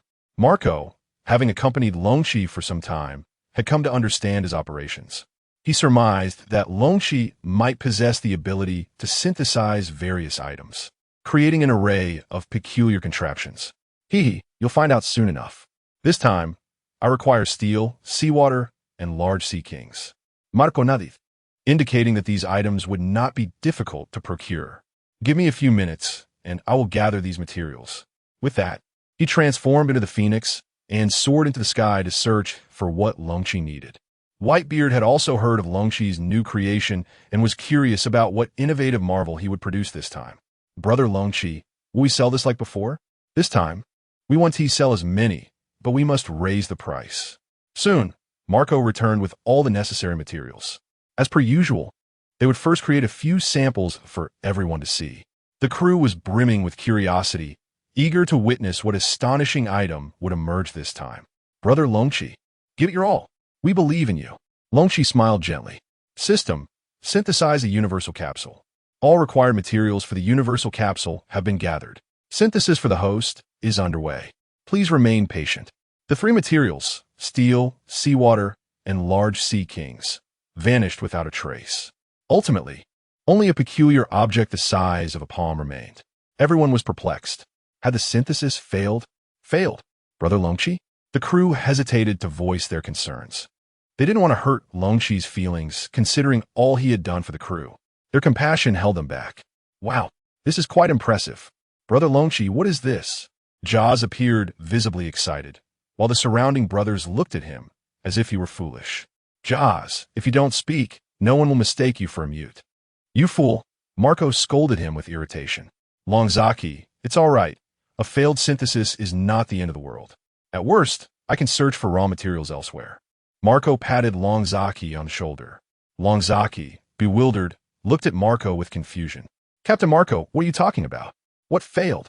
This is the item I synthesized. What? This? What is this? The others were puzzled, questioning the purpose of such a diminutive object. It certainly did not appear appetizing. Compared to Maotai liquor, it fell woefully short. Could it perhaps enhance one's strength upon consumption? That was acceptable, but the ghastly appearance of the thing was truly off-putting, seemingly more unpalatable than a devil fruit. Longzaki, since this is your synthesized product, why don't you showcase it to everyone? Come on, display it. The captains and comrades encircled Longzaki, eager to see what this tiny object could possibly do. Everyone's gaze was fixated on Longzaki and the capsule in his hand. Longzaki maintained a calm demeanor, fostering an air of intrigue among the onlookers. Everyone, take a good look. Though small, this object possesses remarkable capabilities when utilized. Longzaki, please tell us. We can hardly wait. What exactly is the function of this tiny capsule? Captains, comrades, please place your weapons here, right in front of me on the ground. Longqiang gestured towards the ship's floor, indicating where to set them down. All present retrieved their weapons and tossed them onto the ground. They then held their breath, intently watching Longzaki's every move. Longzaki stepped back slightly, pressed the capsule in his hand, and threw it toward the pile of weapons. Upon contact, a resounding bang echoed through the air. In an instant, the towering heap of weapons vanished. It disappeared as though absorbed by the very air itself, leaving everyone in stunned silence. Where did all the weapons go? Did all the weapons disappear? Or were they transferred somewhere else? The capsule Longzaki had thrown changed color from black to red, indicating it had absorbed something. What has happened? Longzaki, what is going on? Why have all our weapons vanished? Indeed, there were so many weapons. They must have weighed hundreds of kilograms. Could they have entered here? Marco proposed a bold hypothesis, picking up the universal capsule from the ground, a look of puzzlement crossing his face. But that can't be right. This capsule is still so lightweight. They shouldn't be inside here, should they? These formidable weapons vanished before their very eyes, leaving everyone utterly perplexed. Moreover, Marco picked up a capsule and deliberately tossed it to a higher point, only to catch it and discover that it remained remarkably light. The weapons hardly resembled what one would expect to find within. Amidst the astonishment, a sense of concern emerged. What would happen if these weapons were indeed lost? Fear not, for these weapons have not disappeared. They have merely been relocated. Captain Marco, your intuition was indeed correct. Those weapons are contained within this very capsule. What? Everyone stood in stunned silence. In this tiny object? Chapter 23, Astonishing. Whitebeard is stunned. Is this for real? The crowd gazed in bewilderment at the unassuming capsule. Can this device truly contain such an immense quantity? It defies logic. Are you suggesting that it has stored all our weaponry within?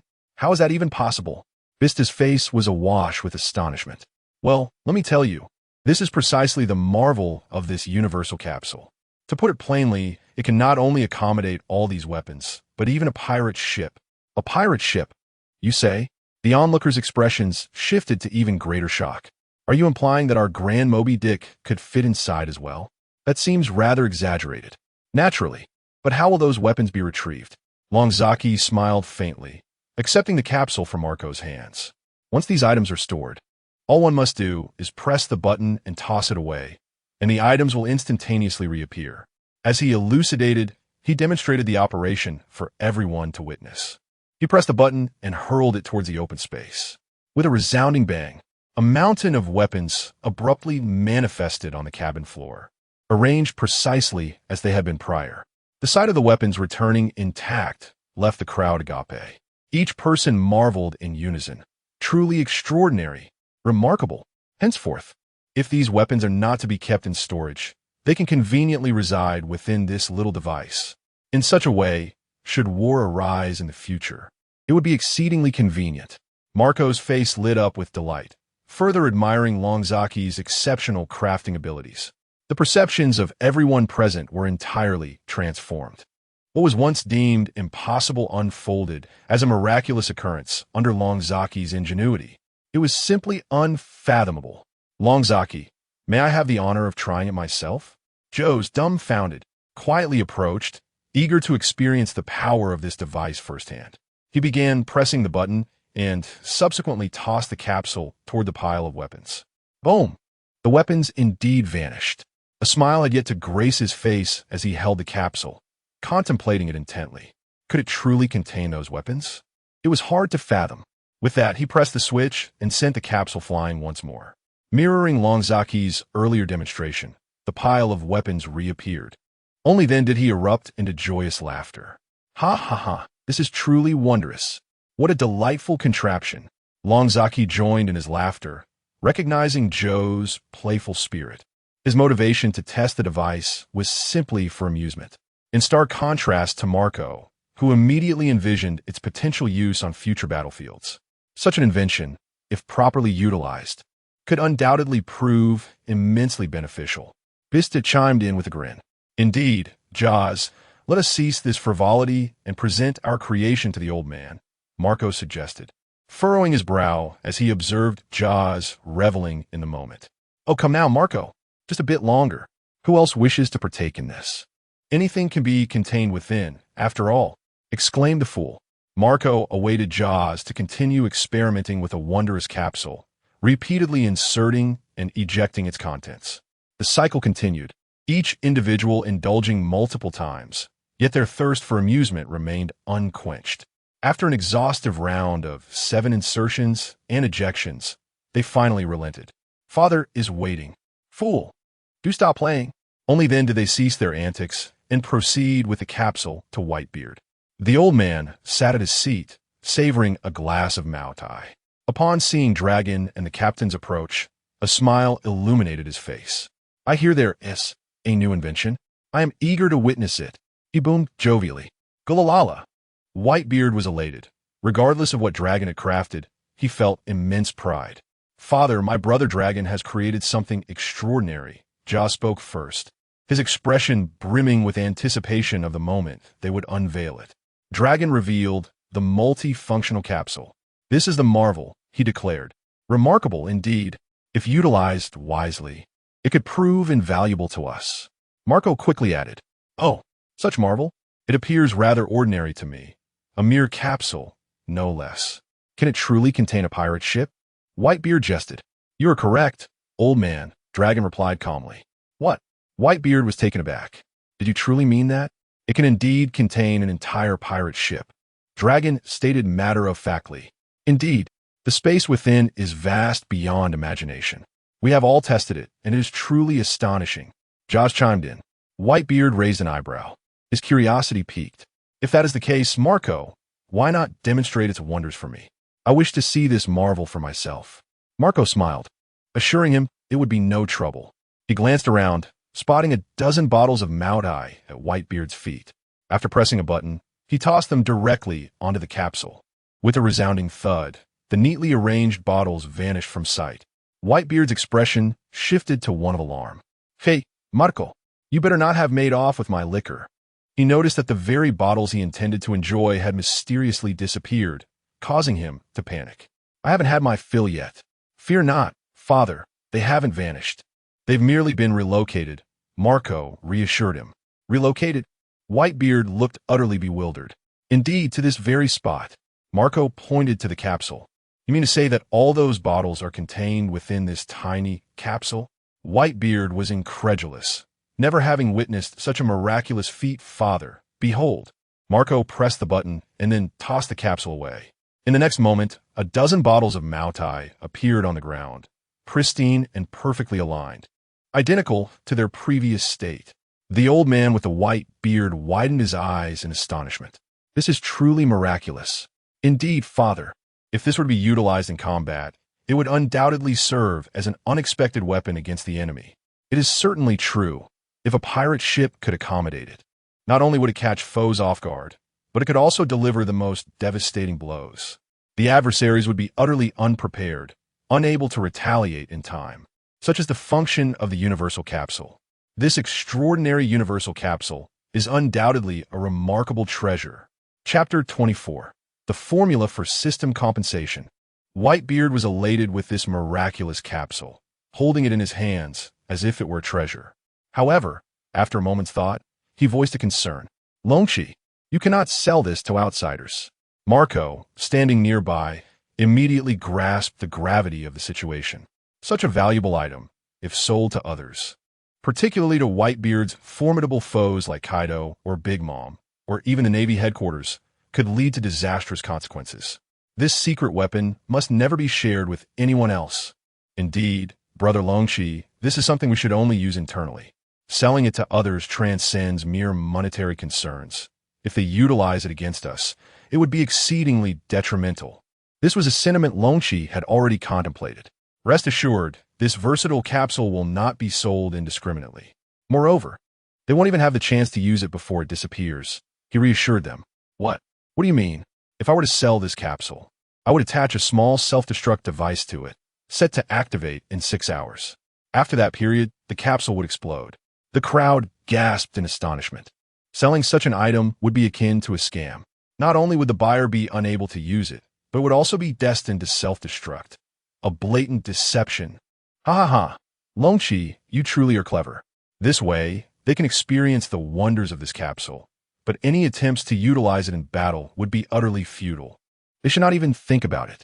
Whitebeard declared with an air of dominance. "System, are you trying to deceive me? You expect me to sell this to outsiders? It's obvious you wish to lead me astray. I am currently aboard Whitebeard's ship. You want me to sell this item to his enemies?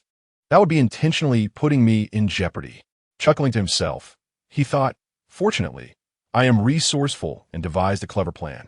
Otherwise, I would find it impossible to remain on Whitebeard's ship." There were numerous advantages to being part of Whitebeard's crew. He could leverage Whitebeard's protection to strengthen himself and utilize his reputation to sell this item through various channels for profit. "Host, I apologize for the oversight. I did not consider that you are still aboard Whitebeard's ship. The system deeply regrets this, and, in compensation, has decided to grant you another synthesis formula, which can be sold." "Oh, a complimentary formula? Very well, system, I forgive you." Longshi smiled with a mischievous gleam. "The system compensation formula has been sent to the system warehouse. Let us open it. Synthesis formula for Chinese cigarettes. Paper tobacco flame. Ah, this synthesis formula is quite manageable. Tobacco can be procured in large quantities. How could there be a lack of tobacco in the pirate world? Characters like Akainu, Sanji, and Smoker are all heavy smokers. Tobacco is readily available. Chinese indeed. Huazi. Longshi has indulged in smoking in previous lives, occasionally treating himself to a pack when the pressures of study became overwhelming. It must be said that Huazi is indeed delightful. The system is quite adept at catering to one's needs. Should Huazi be sold, it would undoubtedly yield a substantial profit. In no time, Longshi commissioned Marco to procure a large quantity of tobacco. Marco appeared quite exhilarated, as he could once again synthesize items. Today was indeed a day of bountiful harvests. He chuckled, convinced that this product would surely sell like hotcakes. Marco reached out to his tobacco contacts and learned that the buyers were from the Whitebeard Pirates, prompting him to expedite the shipment. Upon the arrival of the tobacco, the paper and flames were readily accessible. Currently synthesizing Chinese cigarettes for the host. Please do not leave. In an instant, neatly packaged Chinese cigarettes appeared before everyone.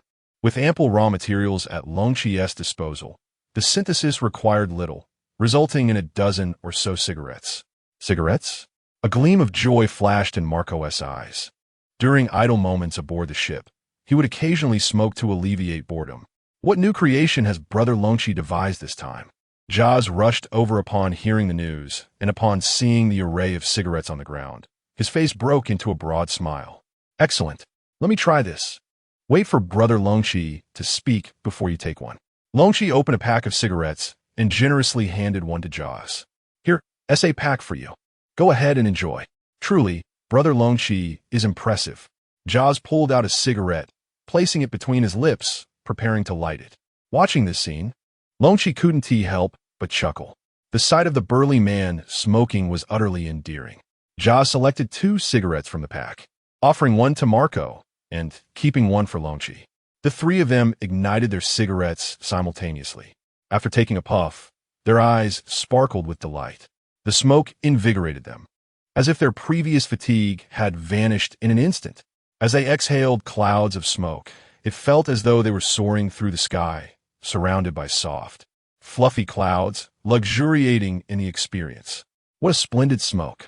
This is truly exceptional, devoid of the harshness typical of ordinary cigarettes, offering a soothing experience. No wonder it is crafted by Brother Longqi. Products from him are guaranteed to be of the highest quality. If sold, this smoke would certainly command a handsome price. Longqi beamed at the group, proclaiming, of course, this tobacco is marvelous. Charging 100,000 berries per pack would not be excessive. Wait, are you really suggesting selling these cigarettes at such exorbitant prices? Isn't that a bit steep? Marco and Jaws debated the appropriate price for the cigarettes, momentarily at a loss. Let us consider Brother Longqi's thoughts. We'll follow his lead. Whatever Longqi decides to sell them for, we shall comply. This smoke is unparalleled in this world, far superior to all other cigarettes available. Let us initially sell the cigarettes for 50,000 belly, merely to gauge the situation and test the waters. Should it prove unviable, we can subsequently lower the price. However, if the business flourishes and gains the affection of the local populace, we shall elevate the price to 100,000. In any case, you may disseminate the word that these cigarettes, along with the renowned Maotai liquor, are products of my own creation, Longqi. This will undoubtedly attract a greater number of customers. With a sly grin, Longqi acknowledged the potency of brand influence. Such knowledge was not lost on someone of his academic background. Thus, let us proceed as Longqi has advised. The Chinese cigarettes will be introduced to the market, adhering to our customary approach of testing the waters in the Shambadi archipelago. The Chinese brand cigarettes made their debut, priced at 50,000 belly per pack, which left many astounded by the cost. Only individuals like Rayleigh, who were indifferent to monetary concerns, were inclined to give it a try. Additionally, the frequent patron, Kizaru, upon hearing of this development, also made his way there. Chapter 25. The Yellow 8 buys cigarettes. Encountering Rayleigh once more, it is said that this pack of cigarettes, along with the Maotai liquor, originates from a young man named Longqi aboard the Whitebeard ship. The quality should be commendable, considering the reputation of the Maotai. 50,000 berries? Why not give it a try? Rayleigh's face bore an expression of indifference towards money. 50,000 berries was still within his means. Upon arriving at the shop, he observed the residents lingering hesitantly at the entrance. He couldn't help but chuckle. Boss, I'll take a pack. So wealthy? 50,000 berries for a single pack of cigarettes? The owner was astonished. This old man must be extraordinarily affluent. This is truly a display of my disinterest in wealth. Once the owner received the payment, he promptly handed over the cigarettes, thinking he had encountered a fool today, who would pay 50,000 berries for a pack. This man must be slightly deranged. The cigarettes produced by that young man Longqi aboard the Whitebeard ship, regardless of the circumstances. I must give them a try. Moreover, Shaki is an avid smoker as well, so they could enjoy this pack together upon his return. Back at Shaki's hotel, Rayleigh placed the Zhonghua cigarettes before her. "Oh, where did you acquire such cigarettes? Are you treating me?" Shaki inquired, a teasing smile gracing her lips as she examined the unfamiliar brand. "Of course, these cigarettes, alongside the Maotai, are from the same source." "What does that imply?" "They are undoubtedly extraordinary," Rayleigh replied, his confidence unwavering. "Are you truly so confident?" Shaki queried, puzzled, as she unwrapped the cigarette pack. Deftly extracting one and igniting it with a lighter, her movements fluid and seamless. After taking a deep drag, surprise flickered across her face. "You must be joking.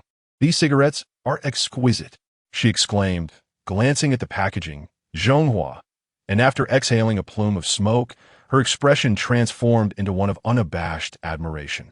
"These Zhonghua are simply marvelous. Is it truly that remarkable?" Rayleigh observed Shaki's exaggerated demeanor, unable to suppress a smirk. Just moments ago, she had expressed skepticism about the cigarettes, and now she was singing their praises. This indicated that these cigarettes indeed possessed their own allure. Rayleigh quickly reached for one, and Shaki assisted in lighting it. After inhaling deeply and releasing a cloud of smoke, the tavern was instantly enveloped in a haze. "How is it?" Shaki asked eagerly, her face alight with anticipation. "Absolutely splendid. Just as I imagined. The goods from that young man are all of exceptional quality." Rayleigh's face radiated enjoyment. He then poured himself a generous glass of Maotai. Savoring a sip, fine liquor paired with exquisite cigarettes, he felt that life could hardly be better. "Rayleigh, I'll give you some money. Please buy me a few more packs later," Shaki declared, grandly opening her wallet. 50,000 berries would allow her to purchase many packs. At this moment, he was apprehensive that the price of these cigarettes might suddenly soar, much like the Maotai had previously, rendering them unaffordable. Rayleigh contemplated. Indeed, this was an opportunity. While the allure of these cigarettes had yet to be discovered by others, it would be wise to stock up. Should the prices rise too high, they would be left longing for what they could no longer afford. "You have indeed reminded me, so I shall procure several more packs, striving to purchase them all." "Ha!"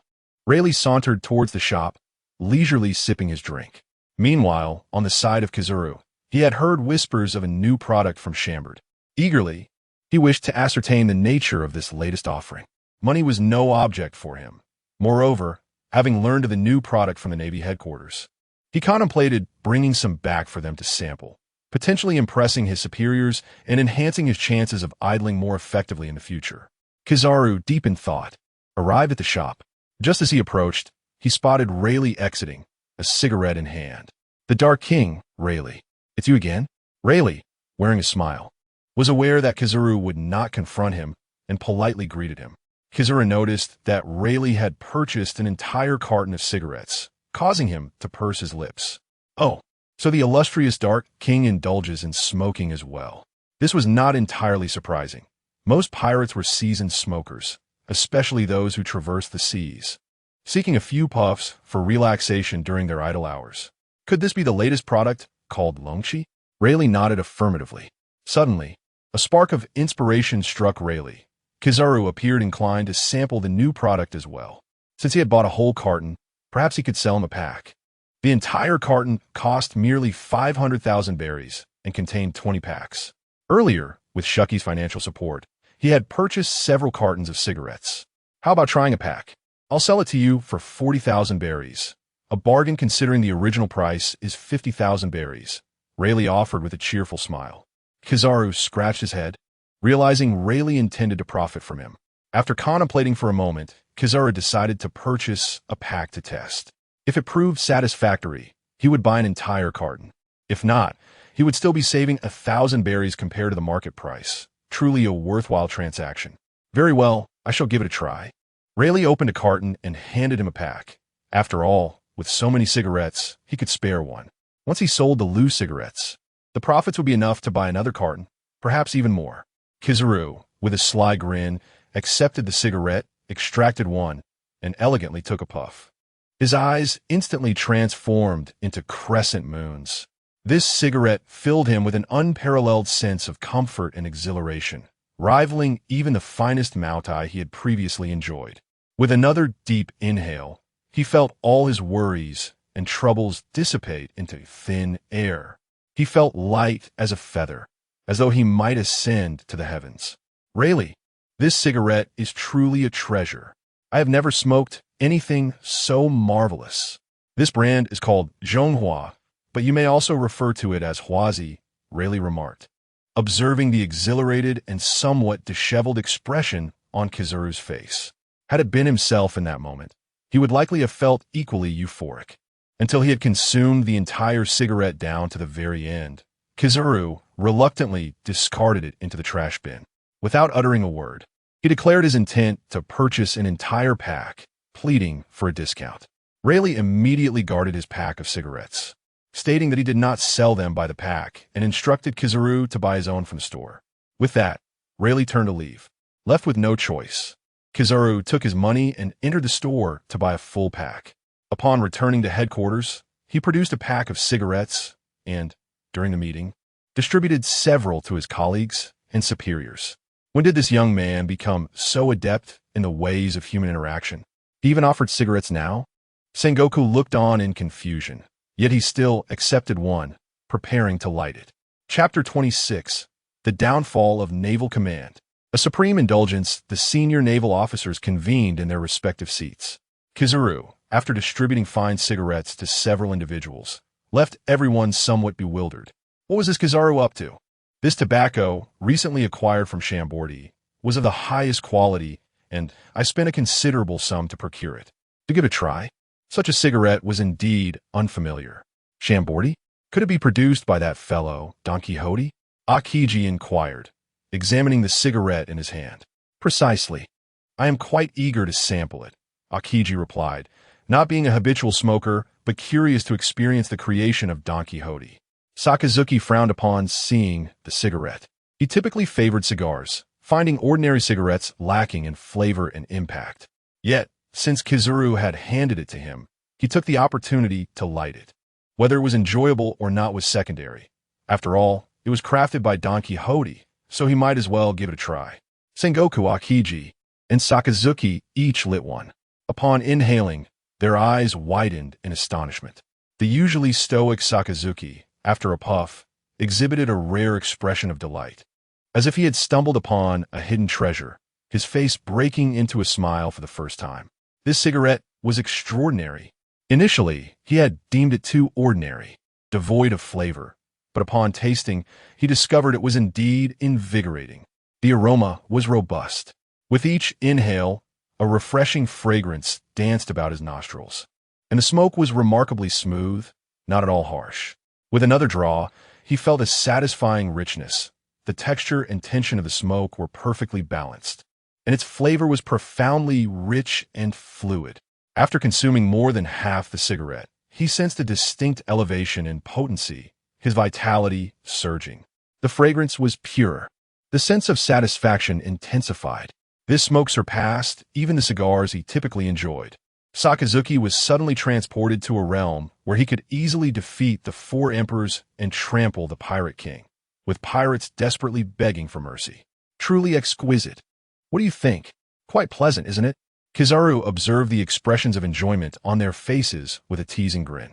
His display before them had achieved its purpose, particularly as Sengoku regarded him with a hint of fervor. Clearly, he was quite pleased with the cigarette Kizaru had offered. Indeed, that fellow's products are undoubtedly of exceptional quality. I have never experienced such a delightful smoke. Even Akiji, who seldom indulged in smoking, found it immensely pleasurable. The sensation of exhaling smoke felt akin to being at a pool party surrounded by beautiful companions, frolicking and enjoying delightful moments together. Polysolino. This cigarette should be kept readily available in the office. Smoking during meetings is not entirely forbidden, after all. Sengoku, uncharacteristically, expressed such sentiments. He too desired to have a pack in his office, relishing the thought of enjoying a smoke during meetings or leisure, finding it immensely refreshing and pleasurable. Indeed, you have allowed me to experience the true joys of life, Akiji remarked. In light of this, why not indulge in a few more drinks? Kizaru suggested. The assembled guests were momentarily taken aback by the thought of Maotai. When it comes to enjoyment, Kizaru truly knows how to revel. The exquisite combination of fine wine and fragrant cigarettes is indeed a match made in heaven. Very well, today I shall ensure you all enjoy to your heart's content. I still have a bottle here. Sengoku retrieved a bottle of Maotai from beneath his desk. The group's expressions were filled with delight. It seems that Commander Sengoku occasionally indulges in a drink or two in his office.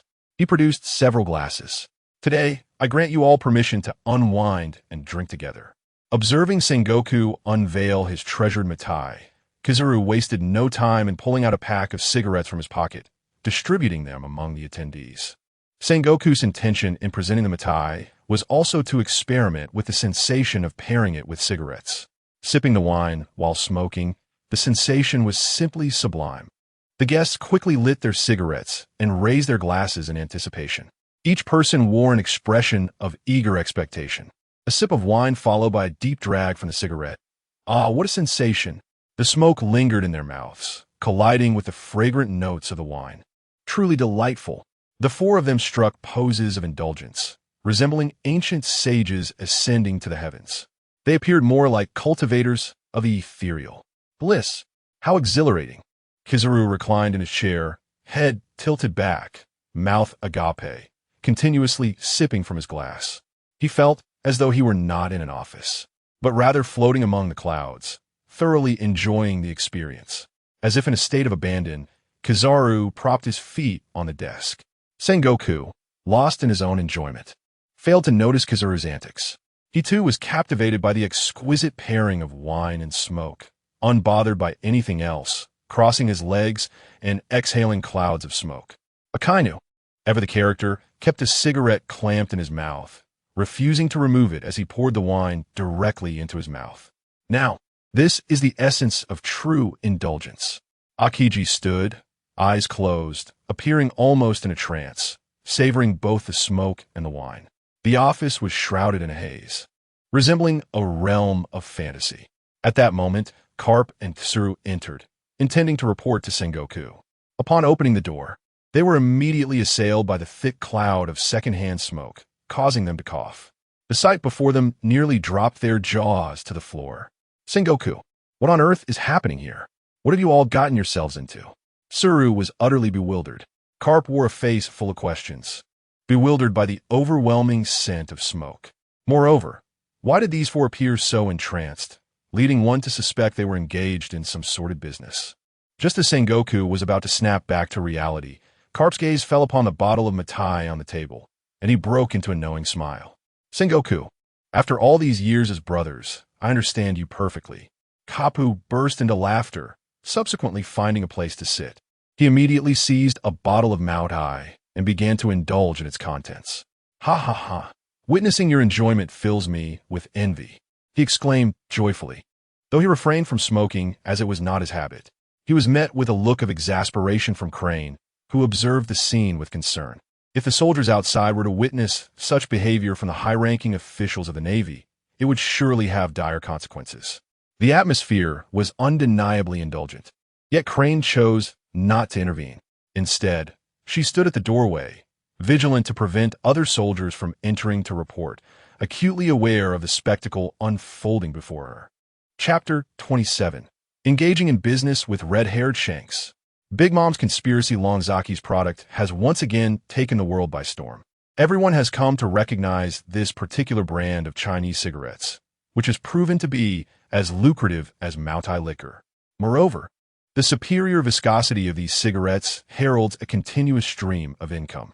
In the New World, on Cake Island, upon learning that Longzaki had once again produced a product that captivated the entire globe, Big Mom's eyes sparkled with admiration. Such talent was something she longed to bring under her wing. Regrettably, that young man had audaciously rejected her in public. This was utterly unacceptable. She resolved to find a way to forcibly bring him into her fold. However, considering the formidable presence of Whitebeard and his crew, Big Mom summoned her children for a brief meeting. The topic of discussion centered on whether they should indeed incorporate Longzaki into their ranks and the methods they might employ to achieve this. Mother, I have heard that Longzaki has also devised some even more fearsome devices while aboard Whitebeard's ship, one of her children remarked. Is that so? That young man, Despite the generous offers I have made, far exceeding what Whitebeard could provide, still refuses to join us, Big Mom lamented. Let us ponder together. Is there any way to bring him back? Big Mom encouraged her family to brainstorm. Mother, I have an idea, Katakuri said thoughtfully. I heard that Longzaki is planning to sell his products to red-haired Shanks in the coming days. We could lie in wait, and once their transaction is complete, we could seize the opportunity to. That is indeed a splendid notion. If he does not wish to come willingly, we shall make it impossible for him to refuse, forcefully bringing him back. Big Mom chuckled heartily. 3 days later, aboard Whitebeard's ship, Longzaki prepared to set out alone.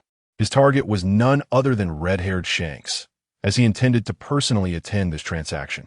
Initially, Marco and the other captains wished to accompany him, but he declined their offer. After all, Shanks commanded the red-haired pirates, and they were not of the same allegiance. Their interactions were merely business-related, perhaps with some mutual considerations involved. Bringing the captains along would inevitably attract the attention of the Navy and others, particularly the world government, who might misconstrue their intentions as a clandestine conspiracy between the Whitebeard and red-haired crews. In truth, Longzaki's primary aim was to swiftly complete the task of acquiring 100 universal capsules assigned by the system, which prompted his visit to Shanks for a bit of commerce. The red-haired pirates had always shown a degree of camaraderie towards the Whitebeard Pirates. Longzaki reminisced about the pivotal Marineford War, where Shanks himself intervened to halt the conflict, compelling everyone to heed his words, and subsequently assisting Whitebeard's crew in tending to the fallen and laying his body to rest. Regarding the red-haired Shanks, Longzaki holds him in high esteem. Consequently, he will not install a self-detonation mechanism on the versatile capsules sold by Shanks. Perhaps, during the upcoming war at the summit, Shanks could utilize these capsules to assist the Whitebeard Pirates. After all, with the exceptionally intelligent Ben Beckman present, he is likely to maximize the potential of these capsules. Captain Marco, you can remain comfortably aboard the ship without concern for my safety. A smile adorned Longzaki's face. It must be said that being among the Whitebeard crew evokes a profound sense of belonging. Though they are not blood relatives, they are akin to family. Upon learning of Longzaki's impending journey, the crew expressed their worries. They were unaware of Longzaki's current formidable stature, far removed from the inexperienced individual who first arrived. His 3 types of hockey are nearing their zenith, and his mastery of the Tremor Fruit's abilities rivals that of Whitebeard himself. Brother Longzaki, take the life card with you so we can track your whereabouts. Also, don't forget this transponder snail. The new world is particularly perilous, so exercise caution. Longzaki nodded, a flicker of emotion in his eyes. Farewell, everyone. With that, he leaped onto a small boat, gradually distancing himself from the Moby Dick. With his current conqueror's hockey, no sea kings in the vicinity would dare harbor any thoughts against him. He arrived at the designated meeting place with Shanks, an island blanketed in falling snow. Shanks and his crew seemed to favor places with such ambience. Amidst the snowdrifts, the pirates kindled a fire, enjoying hot pot and filling their cups with wine, their faces radiating bliss. It appeared to be a truly liberating experience. Longzaki found himself captivated by this scene. Who goes there? The sniper Jesus immediately sensed someone had landed. Shanks noticed Longzaki's arrival, his face lighting up with excitement. Ha, it's Brother Longzaki. Everyone, relax. He has one of us. This is Brother Longzaki, a renowned merchant who has taken the world by storm. Shanks promptly introduced Longzaki's accomplishments to the other pirates. Upon learning that the exquisite Maotai liquor they frequently enjoyed was produced by him, admiration and respect graced every face. He's the founder of Maotai? Exclaimed the astonished Rakaru, biting into a chicken leg. To think such a young man could craft such exceptional liquor and achieve worldwide acclaim is truly remarkable. I am the creator of Maotai. In today's world, I alone possess this skill, Longzaki stated in the most unassuming tone while sitting on the snow near the fire. Shanks rose, draping a cotton coat over him. This island often experiences snow, and the weather is quite unusual. I hope Brother Longzaki does not take offense. Cool, enjoy some hot pot and a drink to warm yourself.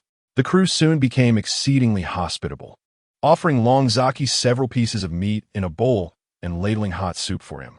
Shanks, you have arrived here today, and you are undoubtedly aware of my intentions. What I bring forth today is of considerable significance, yet it comes at a modest price, and I assure you, it shall prove invaluable in the future. Oh, Shanks took a sip of his drink, eyeing Long Zaki with curiosity, sensing that he had not brought anything of substance. Brother Long Zaki, let us indulge in some drinks first. We can discuss business later. Come, let's raise our glasses.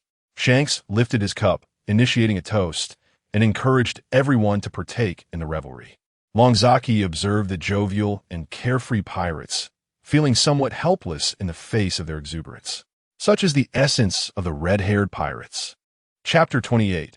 Introducing the universal capsule to the red-haired pirates, snowflakes drifted gracefully, enveloping the world in a blanket of white. The members of the red-haired pirates sat amidst the frigid landscape, oblivious to the cold, their faces adorned with smiles. Shanks raised his cup, addressing his comrades. Brothers, let us toast to our esteemed guest, Brother Longchi, who has journeyed from afar. A drink in honor of Brother Longchi. Cheers to Brother Longchi. May his business flourish evermore. May he produce even more remarkable creations. Longchi reciprocated with a warm smile, feeling the chill of the world around him dissipate, replaced by a sense of camaraderie. After several rounds of drinks and a delightful array of dishes, Longchi began to broach the purpose of his visit. He retrieved a small, exquisite capsule from his pocket, displaying it for all to see. What is this? A wave of curiosity swept through the crowd, as they speculated whether this might be Longchi's latest invention. This is the universal capsule, Longchi explained. Though it appears diminutive, it possesses immense potential in battle. Oh, please, demonstrate it for us. Shanks urged, his anticipation palpable. Longchi activated the capsule and casually tossed it beside the empty wine bottles. With a resounding pop, the bottles vanished without a trace. The sight left the red-haired pirates in stunned silence. They've disappeared. Where could they have gone? Could they possibly be within that capsule? Ben Beckman observed keenly, quickly deducing the implications. Only Shanks and Laikairu continued to search through the snow, still believing the bottles to be buried beneath the drifts. Moments later, they emerged covered in snow and appearing rather disheveled. Captain, look at the capsule on the ground. Ben Beckman pointed out. Shanks picked up the capsule, shaking it vigorously before tapping it, and listening intently to the sounds within. This capsule seems identical to the previous one. What would be the issue? He inquired, perplexed. Fool! Examine it for any mechanisms. Ben Beckman retorted impatiently. Longchi, standing nearby, gestured toward a switch atop the capsule. Captain Shanks observed the button above. Press it, then throw it to the ground, Longchi instructed. Following his guidance, Shanks discovered the switch, and upon pressing it and tossing the capsule down, was met with another explosive pop, revealing the empty bottles intact before the astonished crew. Remarkable. This is truly extraordinary. How could such a small capsule contain so many items? Laikairu exclaimed, his face alight with wonder as he seized the capsule. It's hardly surprising, given it originated from Brother Longchi's ingenuity, Jezeb remarked, crossing his arms and addressing the group. Let me have another go. No, let me try first. I want to go. The excitement among them was palpable.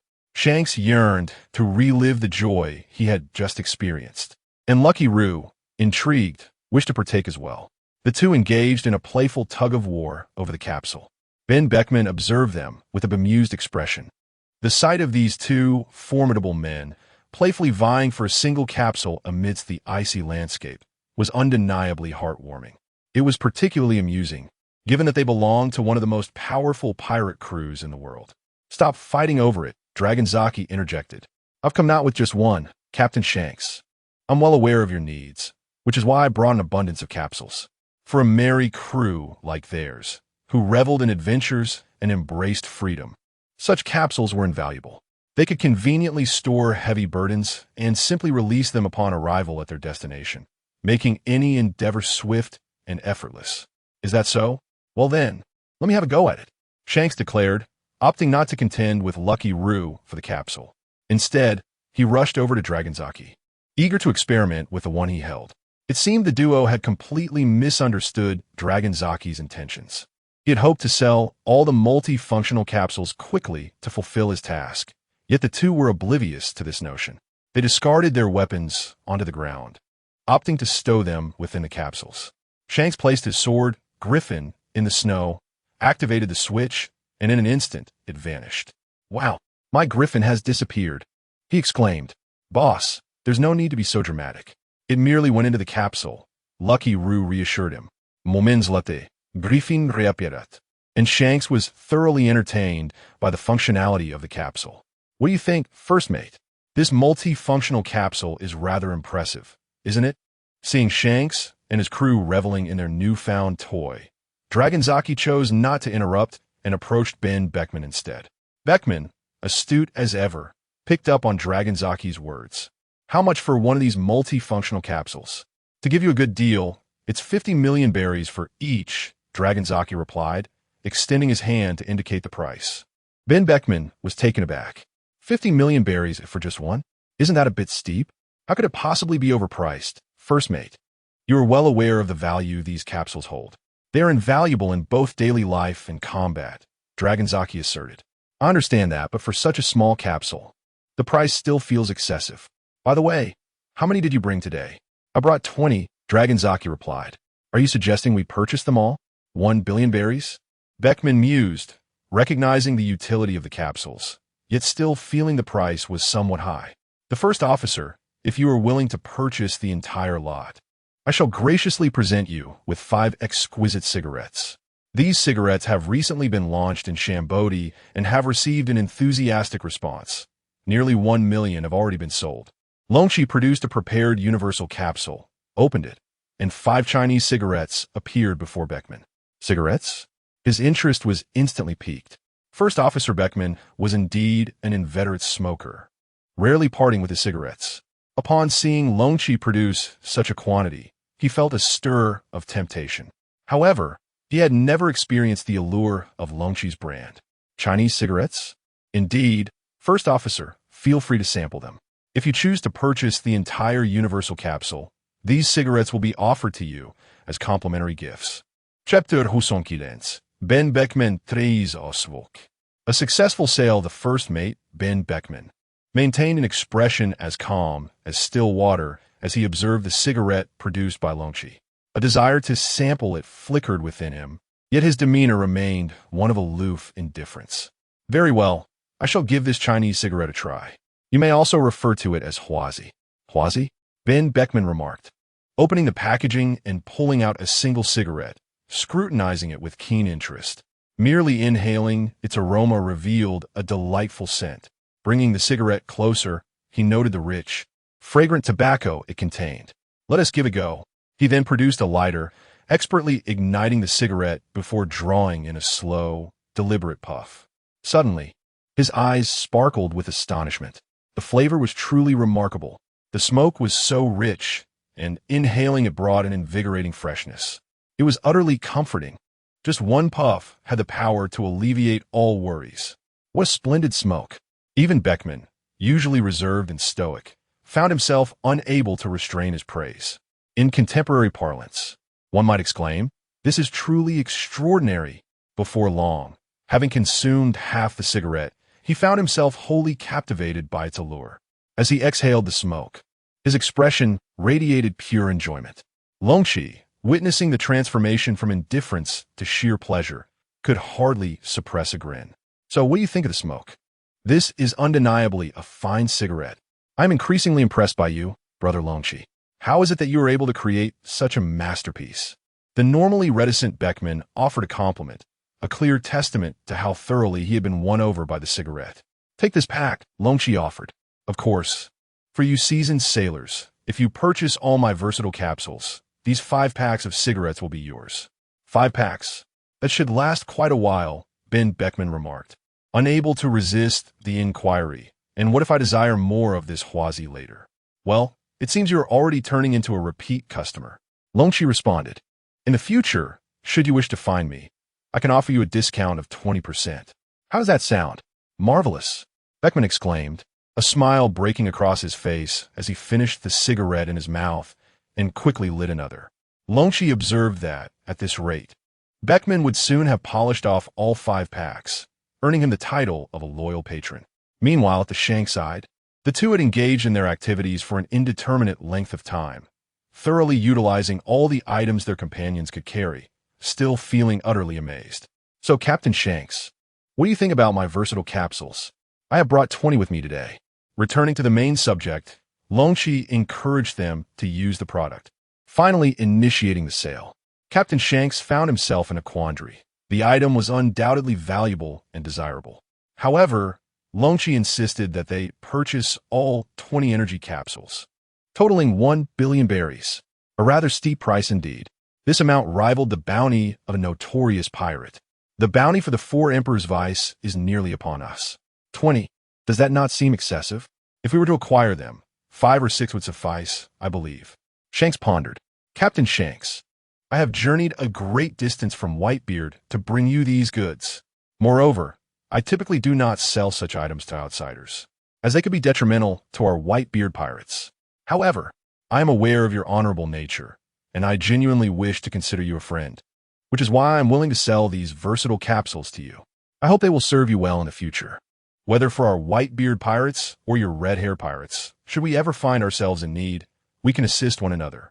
Long Zaki spoke earnestly, his thoughts drifting towards the impending Marineford war. Should Shanks possess these capsules, they would undoubtedly prove advantageous when it comes time to conclude the conflict. The members of the red-haired pirates fell into a thoughtful silence, with Shanks himself bowing his head in contemplation. Upon hearing Long Zaki refer to him as a friend, a flicker of emotion sparked in Shanks' eyes. Without a doubt, he held an unwavering sincerity towards his friends. Beckman, what are your thoughts? Long Zaki turned his gaze toward Beckman, subtly indicating the 5 Chinese items he had just received. Beckman cleared his throat and replied, Captain, I believe Long Zaki is truly looking out for us. Furthermore, these 20 versatile capsules will undoubtedly yield tremendous benefits in any circumstance we may encounter. After a moment of reflection, Shanks finally spoke. No problem, Long Zaki. I shall consider you a friend, and I will pay the 1 billion berries. Money was of little concern to Shanks. The true value lay in friendship, and a friend like Long Zaki was worth having. Thank you, Captain Shanks. Soon, the transaction concluded, and Long Zaki's long journey bore fruit as he earned 1 billion berries, leaving him quite pleased. Subsequently, Shanks insisted that Long Zaki stay for another night. Unable to resist the warmth of these enthusiastic pirates, Long Zaki agreed to extend his stay. After sharing a joyful evening with Shanks' crew, he prepared for his return voyage. Meanwhile, Big Mom awaited Long Zaki's return at sea, eagerly anticipating news of his latest invention. On her ship, she led her children in quiet anticipation of his arrival, ready to intercept him. Mother, do you think Long Zaki will take this route? Mama, this is indeed the only path for his return. He should be appearing shortly. Big Mom wore a confident smile as Katakuri and other members kept watch from afar. At last, Long Zaki's small vessel emerged upon the waves, with him as its sole occupant. Mother, shall we take action? Let's directly bind Ryuzaki. Kuri chuckled mischievously. You fool. How can we act hastily? What if we harm that young man? Katakuri replied with a grave demeanor. We must kindly escort him back. Indeed, Katakuri is correct. For the time being, let us lure him aboard the ship and discuss matters thoroughly. If it truly comes to it, we can resort to force later. He is merely a minor pirate under the command of Whitebeard, possessing only some extraordinary craftsmanship. If it comes to blows, that young man would hardly stand a chance against us. Kuri remarked with an arrogant grin, mockingly glancing at the approaching small vessel. Chapter 30. The talent Big Mom has set her eyes on. The threat to Longshi's small vessel gradually approached Big Mom's ship. The various children of the Big Mom Pirates wore increasingly sinister smiles. A lamb delivered to their doorstep. Would they not relish the opportunity to butcher it? Their gazes upon Longshi resembled those of predators eyeing their prey. On Longshi's side, he had long recognized the presence of Big Mom's ship. However, he chose to remain silent, perceiving this as merely another business opportunity knocking at his door. How could he refuse such an offer? At this moment, Longshi recalled the famous saying of Jack the Drought from the Beast Pirates, "Bring the ship closer." Before long, Longshi steadily approached Big Mom's vessel. Big Mom feigned a chance encounter, exclaiming, Mama, is that not Longshi from the Whitebeard Pirates? What a delightful coincidence. A smile graced her face. Longshi gazed up at Big Mom's towering figure, his expression devoid of fear, instead adorned with a courteous smile. The primary officers of the 4 Emperor Big Mom Pirates were present, and the oppressive aura they exuded was palpable. "Hey there, Longshi. I've heard your Maotai liquor is selling quite well. I consider myself one of your loyal customers. In that case, are we not old friends? Why not come aboard our ship for a visit?" Big Mom tactfully omitted the previous incident where Longshi had rebuffed her message. Longshi, maintaining his smile, replied, "If you come to conduct business, I would be most honored. Of course, we have a considerable amount of wealth. I've heard that you have recently invented a new product. We are exceedingly curious and wish to behold your latest creation. Is that so?" Longshi pondered for a moment before leaping onto Big Mom's ship. In truth, he had long sensed their ill intentions. Yet, he was no longer the inconspicuous little pirate he once was aboard Whitebeard's ship. To him, the 4 emperors held no terror. "Brother Longshi, we are quite eager to see your latest invention," Krieger remarked, standing before Longshi, his smile carrying an air of malevolence. "What a pity. You arrived a moment too late. All my products have been sold to red-haired Shanks. Currently, I have no stock left. If you truly wish for some, you will need to assist me in gathering certain materials." Longshi's eyes sparkled with a glimmer of insight as he began to speak. A flicker of excitement crossed Big Mom's eyes. As for raw materials, with their might, they could procure as much as they desired. They were eager to witness how this young man produced such wondrous items. Meanwhile, Longshi contemplated having Big Mom's crew help gather the raw materials, which he would then process and sell back to them. This indeed presented a splendid business opportunity.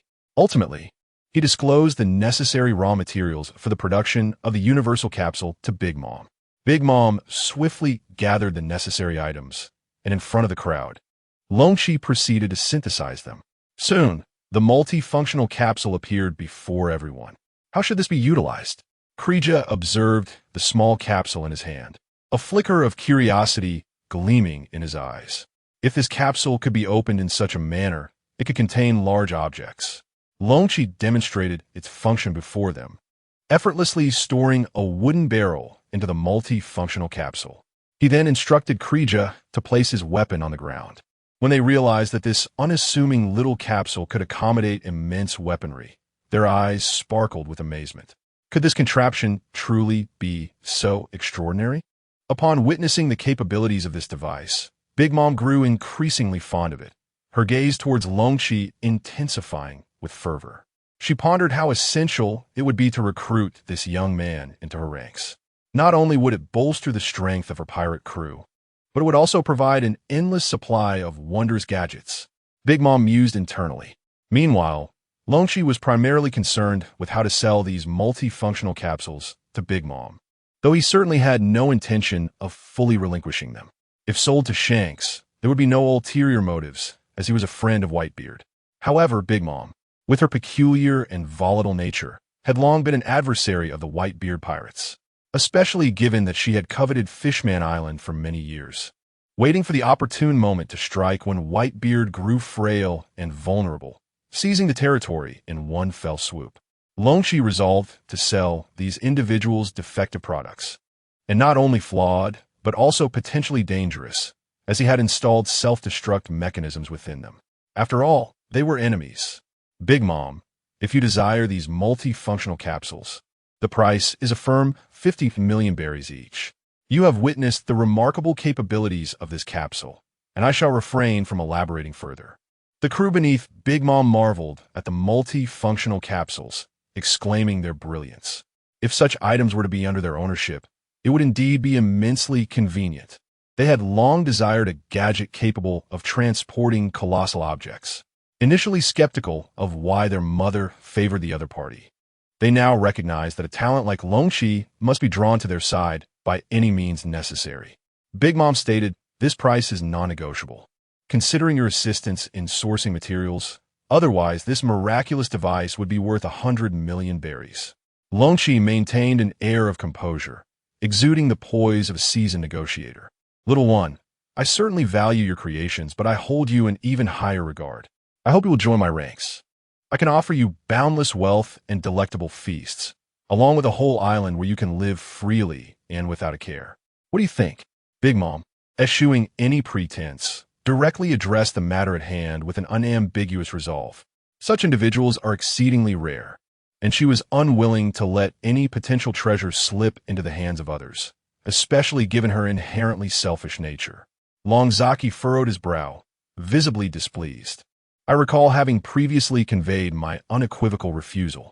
Though the items you presented are indeed enticing, I must reiterate that I cannot acquiesce to your demands. Chapter 31. A Bold Move. The full attributes of Conqueror's Haki. Big Mom has always been a character marked by her erratic and whimsical nature. Once one finds themselves under her command, they inevitably become mere extensions of her will. She is acutely aware that her primary objective is to utilize these inventions for her own gains. The ambitions of Big Mom are indeed exceedingly grandiose. As for Ryuzaki, it is paramount to note that he is not in need of wealth at present.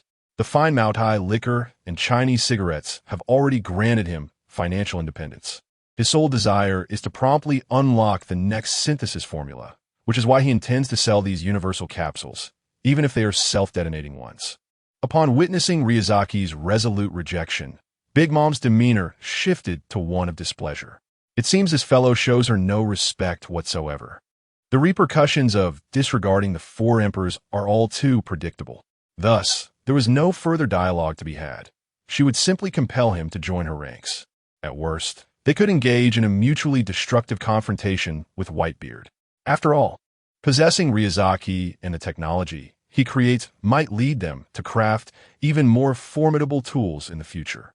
As for Whitebeard, he would not easily trespass into her territory of Tato land without careful consideration. Listen here, little brat. I extend to you a genuine invitation to join my crew. Should you refuse, you may find it quite difficult to leave this ship. Big Mom's words were laced with an unmistakable threat. It appears this young man genuinely wishes to challenge the Big Mom Pirates.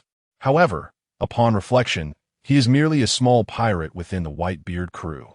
How could he possibly contend with such a vast and powerful pirate faction as Big Mom's? The gazes of those present were rife with mockery and derision, particularly from Katakuri, who was stealthily inching closer to Ryuzaki. Yet, Ryuzaki maintained a serene smile. With such a declaration, there was nothing more to discuss. In the next instant, his eyes erupted with a ferocious killing intent. Buzz, an invisible wave of Conqueror's Haki, suddenly surged forth from Ryuzaki. Every individual present felt a jolt, and the very sky shifted in hue, while the surrounding waves began to tremble violently. What is happening? Bang! Katakuri, who stood closest, was instantly sent flying. Simultaneously, the aura of Conqueror's Haki spread forth, stunning Big Mom's children, who trembled violently, their bodies succumbing to unconsciousness, leaving them with visible wounds. In that fleeting moment, Katakuri beheld the Conqueror's Haki unleashed by Ryuzaki, but he could not intervene in time. To his astonishment, the power behind it was so formidable that it even inflicted harm upon him. Why do you possess such terrifying Conqueror's Haki? Big Mom gasped in disbelief. Though her body was remarkably resilient, Ryuzaki's Haki had evidently caused tangible damage, yet she remained unscathed. I am a businessman. If I am not sufficiently formidable, how can I sell anything to others? A wicked smile crept upon Longchi's lips. Over this prolonged period, the attributes bestowed upon him by the system, particularly the section dedicated to Conqueror's Haki, had reached its zenith of level 100. He was now on the verge of achieving the final breakthrough. Hence, it was hardly surprising that his Conqueror's Haki could inflict such terrifying damage. However, these individuals had never anticipated the extent of Longchi's formidable power. The manifestation of his Conqueror's Haki was so potent that it caused the wooden planks of the deck to splinter. Do you still wish to engage in combat? If you truly wish to test my strength, I shall gladly oblige. You will witness my prowess firsthand. However, I fear that your vessel may not withstand obliteration, and most aboard are users of devil fruits, including yourself, who might find themselves feeding the Sea Kings. Longchi began to elucidate to them. Big Mom pondered deeply, conceding that Longchi's assertions held merit. She now perceived the young man before her as a being of unfathomable strength. Little did she realize that not only did he possess remarkable inventiveness, but his combat abilities were equally terrifying. To sever ties with this individual entirely would likely yield more harm than good. She contemplated alternative strategies to contend with him. In this circumstance, her immediate objective was to retrieve his universal capsule, and if the opportunity arose, to acquire his other inventions in the future. Young man, in business, harmony begets prosperity. I am not a person devoid of reason. Therefore, I shall procure your universal capsule for now, and I hope to be informed promptly of any new product developments. Big Mom feigned cordiality. Subsequently, she unwittingly fell into Longqi's trap, acquiring the specially designed self-destructing universal capsule for 50 million berries, which ultimately went to waste. Longqi deemed it unnecessary to confront Big Mom head-on and resolved to complete the system task, waiting until his strength could effortlessly crush this old woman. Before long, Longqi returned to Whitebeard's ship, having achieved a bountiful haul. Meanwhile, on Onigashima, Kaido's faction had already heard of this event. The Four Emperors' Big Mom nearly came to blows over matters concerning Longqi. Lord Kaido, this Longqi is indeed a rare talent. I believe we could benefit from such an individual here. Are you suggesting that we bring him to our ranks? Kaido inquired, seated comfortably as he savored his Maotai. It must be said, Maotai is indeed exquisite. He yearned for more of the drink, yet currently, the fine liquor was in short supply. To procure it in bulk, he would have to continuously pay exorbitant prices to the intermediary, Don Quixote da Flamingo. This situation was quite troublesome. As a man with a penchant for alcohol, Kaido longed for a skilled brewer to reside on Onigashima, or even in Wano, so he could quickly access his beloved drink. Before him, the Plague Queen harbored her own thoughts regarding Kaido's Dragonzaki. She had heard whispers of a miniature capsule in Dragonzaki's possession, one capable of accommodating a warship. Her interest in this capsule was piqued.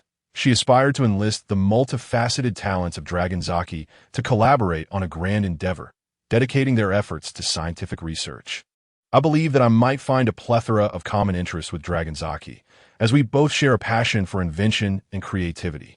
Thus, she resolved to devise a means to bring him into her fold. This task would be entrusted to the drought-stricken Jack. Chapter 32.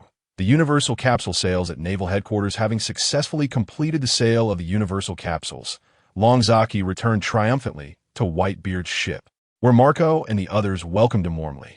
When they learned that the fool Shanks had spent a staggering 1 billion berries on the capsules Longzaki sold, they could not help but burst into laughter.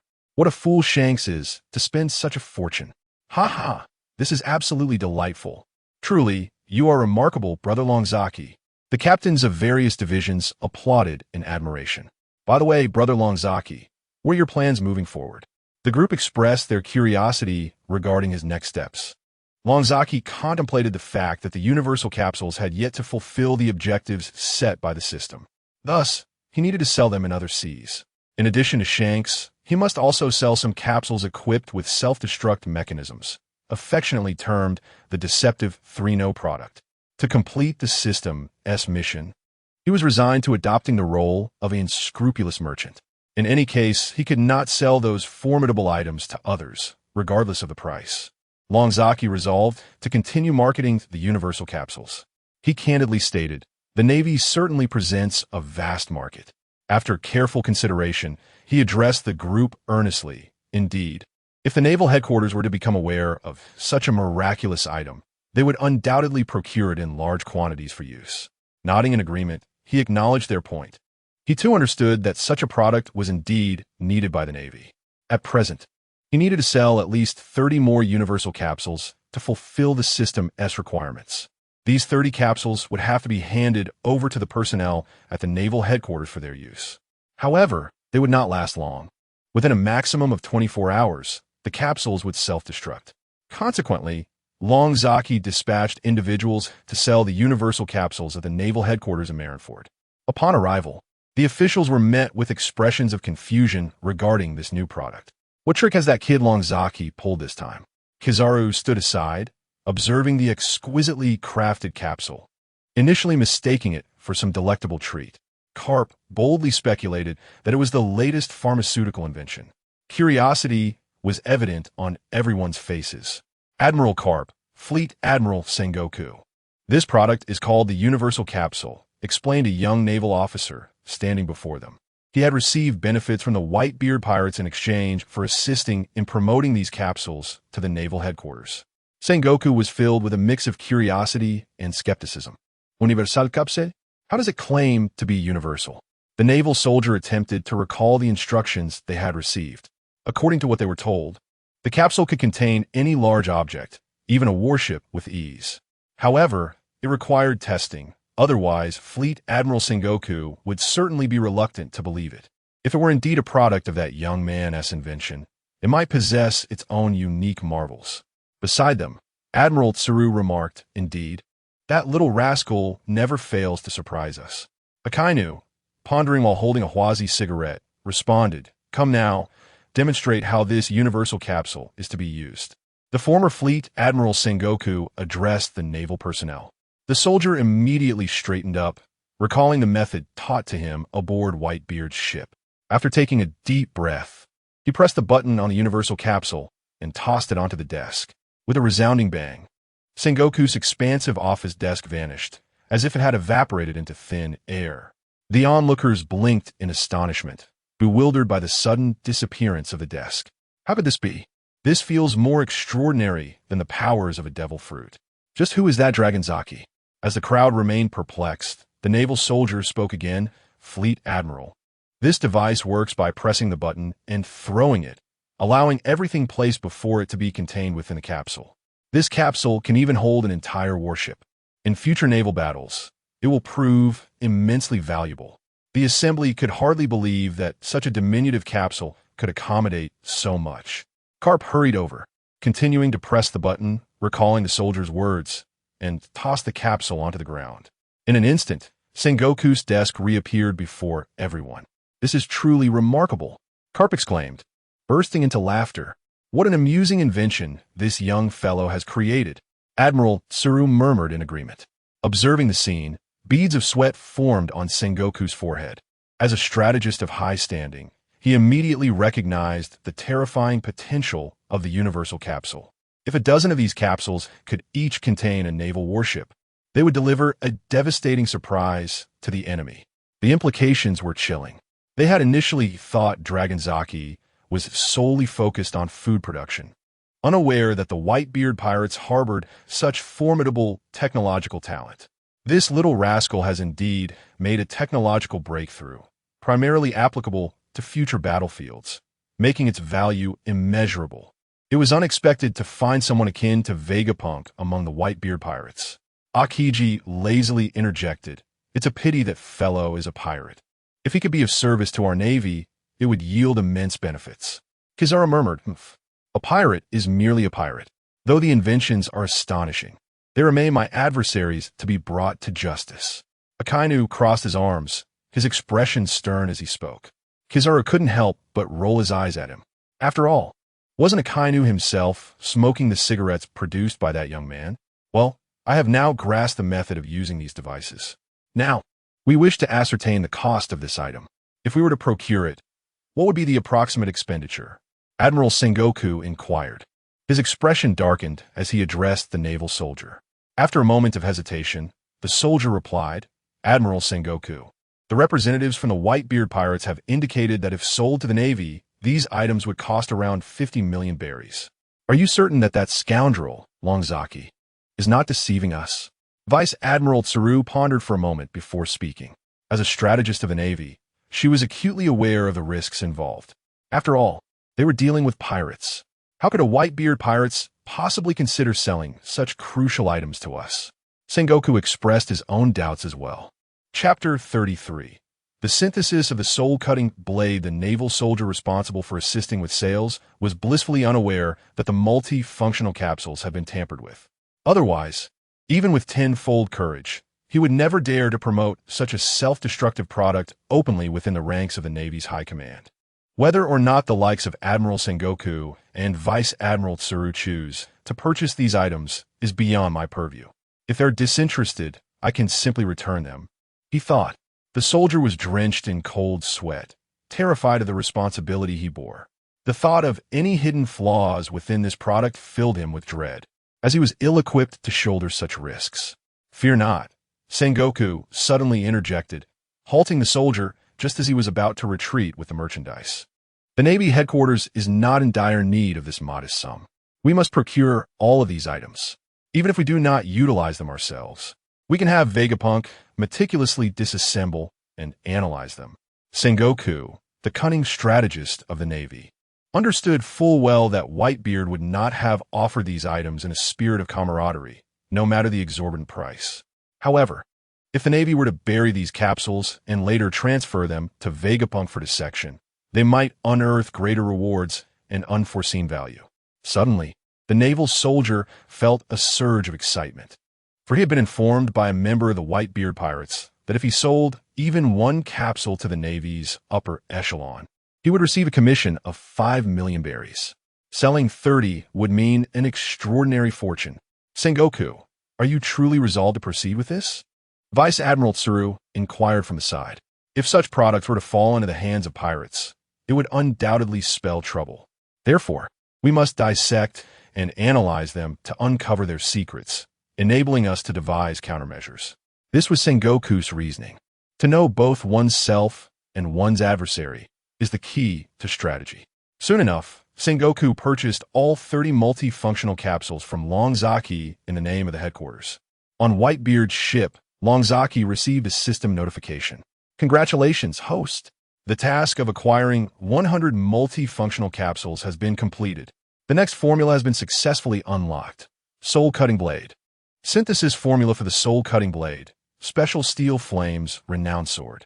The synthesis task for the Soul Cutting Blade requires the creation of 10 swords, all of which must be consumed to unlock the next formula. Longzaki was momentarily taken aback. To think such an extraordinary item was to be sold externally? Was this not a deliberate invitation to chaos? After a brief contemplation, he began to swiftly formulate a plan, determined to complete the task set forth by the system. Only then would he have the opportunity to glimpse the next synthesis formula. Longzaki summoned Captain Marco, who was equally exhilarated, knowing they had just unveiled the next synthesis formula. Brother Longzaki, we are all eagerly anticipating what this next item will be. However, the raw materials this time are rather unique, particularly that exquisite blade, which necessitates a knife of exceptional quality to forge such a tool. Ordinary swords are utterly incapable of being transformed into a Zanpakuto. Ryuzaki disclosed the synthesis formula to Marco and the others, and, as usual, Marco swiftly organized a search for him. A commendable sword aboard the Whitebeard ship was currently unclaimed, making it a suitable candidate for synthesis. The remaining task of procuring the renowned blade could be addressed later, even if it required a significant financial investment. Ryuzaki contemplated that, if necessary, he could approach Don Quixote da Flamingo, the underground broker, to acquire additional commendable blades. The synthesis materials have been gathered. The synthesis is underway. Please do not depart. Ryuzaki promptly utilized the system for synthesis, and within mere minutes, a shimmering Zanpakuto materialized before the onlookers. A sword? Indeed, it was a sword. Yet, this blade appeared strikingly similar to the one they had just seen. Jozu, perplexed, inquired, "Doesn't this sword look almost identical to the previous one?" Externally, the blade bore little distinction from a finely crafted renowned sword. Fool! Ryuzaki hasn't even instructed us on how to wield it yet. Let us not rush. Ryuzaki couldn't help but smile mysteriously, fully aware of the blade's potential.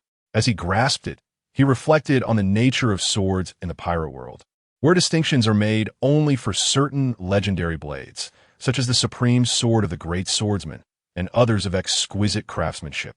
The sword they had used for synthesis was certainly up to par. Thus, this blade bore a striking resemblance to the renowned sword they had just encountered. At the very least, its appearance was remarkably sharp. In his hand, the blade felt light, yet possessed an extraordinary edge, akin to an ordinary renowned sword. Its uniqueness lay in its ability to absorb and unleash power. Absorb and unleash? The audience was bewildered by Ryuzaki's words. "Captain Marco, why don't you give it a try? I shall instruct you on its use shortly." Handing the sword to Marco, he grasped it with both hands, immediately sensing an extraordinary force. This sword is astonishingly light. It is several times lighter than the previous one. What a remarkable blade. But how does one wield it? Marco, unaccustomed to using a sword, questioned whether Ryuzaki intended to make a fool of him. As the onlookers observed Captain Marco's bewildered stance, they couldn't help but chuckle. Especially the flamboyant swordsman Vista beside him, whose smile was even brighter. You've misunderstood. I am not asking Captain Marco to showcase his swordsmanship. I fully recognize his lack of proficiency in swordplay. Marco's face flushed with embarrassment. Ryuzaki, please don't keep us in suspense. Enlighten me on how to use it. The true significance of this blade lies not in its lightness or sharpness, as I previously mentioned, but in its capacity to absorb and release. Ryuzaki continued earnestly before the gathered crowd. At this moment, the entire venue fell into an eerie silence, and smiles were replaced with expressions of earnest attention. What exactly do the terms of absorption and release, as referenced by the Lonchi brothers, signify? I had my reasons for instructing Marco to take the sword. Captain Marco, you must employ your abilities to interact with the Zanpakutu. Marco appeared momentarily perplexed. Must I utilize my powers? What connection do they have with this sword? You shall discover shortly. Marco nodded, and his arms transformed into wings of azure flames. The resurrected azure flames surged forth from his being. Yet in the next instant, an astonishing scene unfolded. Chapter 34. Marco, can this blade absorb my powers? In the next moment, the revived azure flames emanating from Marco surged rapidly into the blade. His devil fruit abilities were being drawn into this sword. Witnessing this spectacle, the crowd was utterly astonished, their eyes wide open as they fixated on this terrifying scene. How could this sword absorb Captain Marco's abilities? Is this what the Ryuzaki brothers referred to as absorption? It is truly frightening. The onlookers watched in disbelief as the sword incessantly siphoned the azure flames from Marco, rendering his wings incapable of forming due to the absorption. Marco squinted, his forehead drenched in cold sweat. The rate of absorption escalated, giving him the sensation of being completely drained of his powers. It felt akin to an endless abyss. Jaws, with his round eyes agog, could not help but speak. Beside him, Bista was also sweating profusely. The Ryuzaki brothers? Just how much power can this sword absorb? Could it be infinite? That is indeed terrifying. It is hard to fathom the extent of devastation this sword could wreak if wielded in combat against a devil fruit user. The absorption does have its limits. However, ordinary individuals are unlikely to ever reach those limits, or perhaps the threshold is simply too elevated, requiring one to possess formidable strength, at least at the Imperial or Admiral level. After a moment of contemplation, Ryuzaki slowly articulated. Marco suddenly felt as though he were on the brink of being completely drained, yet before his brothers, he could not afford to lose face. Especially after Ryuzaki mentioned that only those of Imperial or Admiral caliber might be able to fill it to capacity. He, after all, was a Vice Admiral. He could not disgrace himself. With this thought, he summoned forth his strength, nearly unleashing his phoenix mark. After a period of intense exertion, Marco's sweat soaked through his garments, but at last, the blade ceased its absorption. He gasped for breath, clearly exhausted, yet in his gaze towards the others, there remained a hint of pride. Thankfully, he had not embarrassed himself, showcasing his Vice Admiral prowess. Had it been anyone else, they likely would have struggled to reach its limits. The captain of the squad nearby had already become entranced. They were still in awe of the sword's capabilities. Initially, they had deemed the sword unremarkable, only to discover its strange and fearsome power. It is exceedingly restraining to devil fruit users. One could say it would effortlessly pin them to the ground.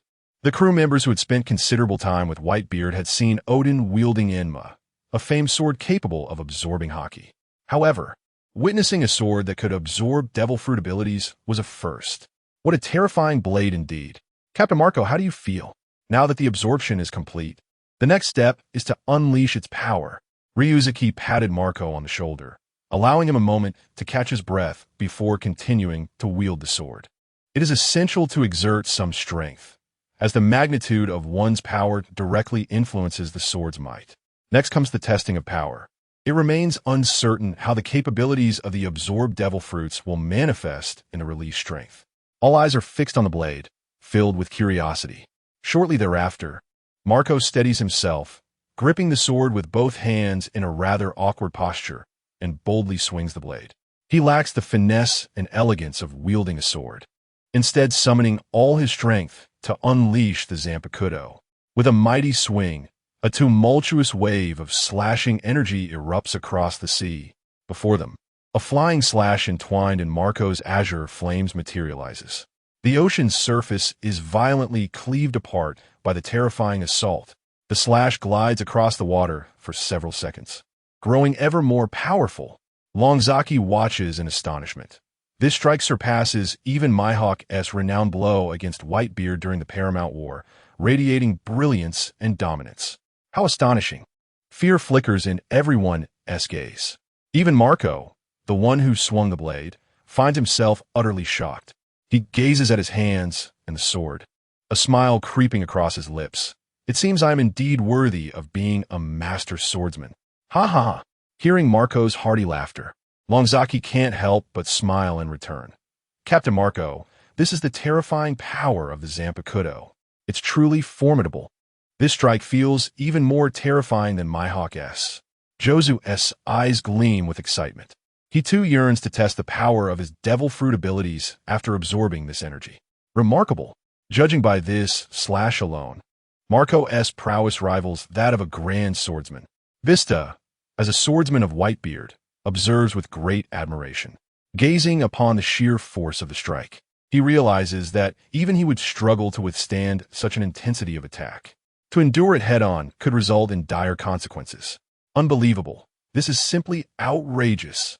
Such a treasure must be carefully safeguarded. Perhaps we should let Father take a look? Marco suggests. Indeed, if Father were to wield this sword, its power would be equally unmatched. Without hesitation, they bring the blade before Whitebeard. With a raised eyebrow, Whitebeard notices the Zanpakuto in Longzaki's possession. Young Longzaki, I saw that the previous strike emanated from this sword, didn't I? He too was shaken by the power of that slash and ponders when his sons on the ship acquired such formidable strength. This strike rivals even that of Mihawk. Upon further reflection, he considers that it might just be another invention of young Longzaki, recalling the earlier example of the universal capsule. Father, this sword can absorb devil fruit abilities. You should give it a try. If Longzaki continues to produce such swords, we could utilize several of them, Marco offers, presenting the blade to Whitebeard. I have my trusty Songyun Xie. Whitebeard replies with a smile, confident that with his current sword, he does not require any others. That may not necessarily be the case, dear father. What if you were to confront a user of a devil fruit? Some of their abilities can be quite formidable. With this blade in hand, one can effortlessly counter those who wield such powers. In the face of these users, my Songyun Xie can easily enforce justice upon them. Ha! Whitebeard remains as arrogant as ever. As the strongest man in the world, he possesses the confidence to face any adversary. However, he is unaware that in the future, Blackbeard Teach will exploit his hubris and ruthlessly eliminate him, seizing his powers in the process. Father, if that is the case, then do take action. Allow me to witness the prowess of the world's strongest man. Longzaki accepted the Zanpakuto, a sly smile playing upon his lips. Chapter 35, Sparring with Whitebeard. Showcasing the might of the Zanpakuto, ha ha ha. You little rascal, do you wish to engage me in battle? Whitebeard gazed at him with a proud expression, though his countenance bore no trace of anger. He regarded his opponent with a hint of disdain, convinced that this boy could never match his strength. Longzaki merely aimed to let him truly experience the power of the Zanpakuto to humble Whitebeard's arrogance, lest he suffer greatly in the future. Brother Longzaki, this is not advisable. How could you possibly contend with Father? You must not do anything reckless. The crowd urged Longzaki to reconsider. They understood that while Longzaki was a prodigious inventor capable of creating extraordinary and formidable devices, such contraptions would be of little consequence against absolute power, which would shatter them like fragile bubbles. Brother Longzaki, heed the captain's advice. I am aware of the might of your Zanpakuto. Yet Father's Songyun sword technique is no jest. Before acquiring the powers of the Tremor fruit, Whitebeard's Songyun sword technique could single-handedly overcome 100 foes, an undeniable truth known to Marco. Longzaki was certainly aware of this, but so what? In a purely swordsmanship battle, he was no slouch himself. His proficiency in swordsmanship had reached its zenith. Father, unleash your techniques. I shall meet them head-on, Longzaki declared confidently, wielding his Zanpakuto with one hand, a formidable aura radiating from him. Whitebeard erupted into another hearty laugh. Very well, I shall not hold back. I am eager to witness the true strength of this young lad. With that, Whitebeard swiftly drew his nearly 10-meter-long Tsongyun blade, swinging it menacingly towards Longzaki. He was careful in his approach. Had he sensed Longzaki lacked the strength to withstand the blow, he would not have struck at all. Yet, he recognized that the boy's aura was steadily rising, indicating a genuine possibility of combat. The Tsongyun blade descended from the heavens, accompanied by a furious rush of wind. With a single stroke, Longzaki raised his Zanpakuto and effortlessly deflected the attack. The immense pressure emanating from both combatants left the onlookers utterly astonished. Longzaki actually blocked Father's attack. This must be a jest. The captains of the various divisions stood in disbelief. Then, with a sudden motion, Longzaki raised his hand, forcefully redirecting Whitebeard's strike back at him. Remarkable. Your strength is commendable, Whitebeard exclaimed, his admiration evident, as his fist clenched, emanating a radiant white light. The power of the tremor fruit was unleashed. With a resounding bang, the air shattered. However, the subsequent scene left Whitebeard utterly bewildered. Despite the air being fractured, the abilities of the tremor fruit did not manifest as anticipated. What could be the reason? It was the Zanpakuto that had activated. Marco, manteniendo a compost diminer, addressed the surrounding captains. Indeed, the Zanpakuto had begun to absorb.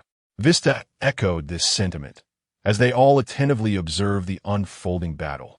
In a mere few seconds, the radiant light emanating from Whitebeard's fist vanished, while Ryuzuki effortlessly held his Zanpakuto, drawing in the entirety of Whitebeard's powers into the blade.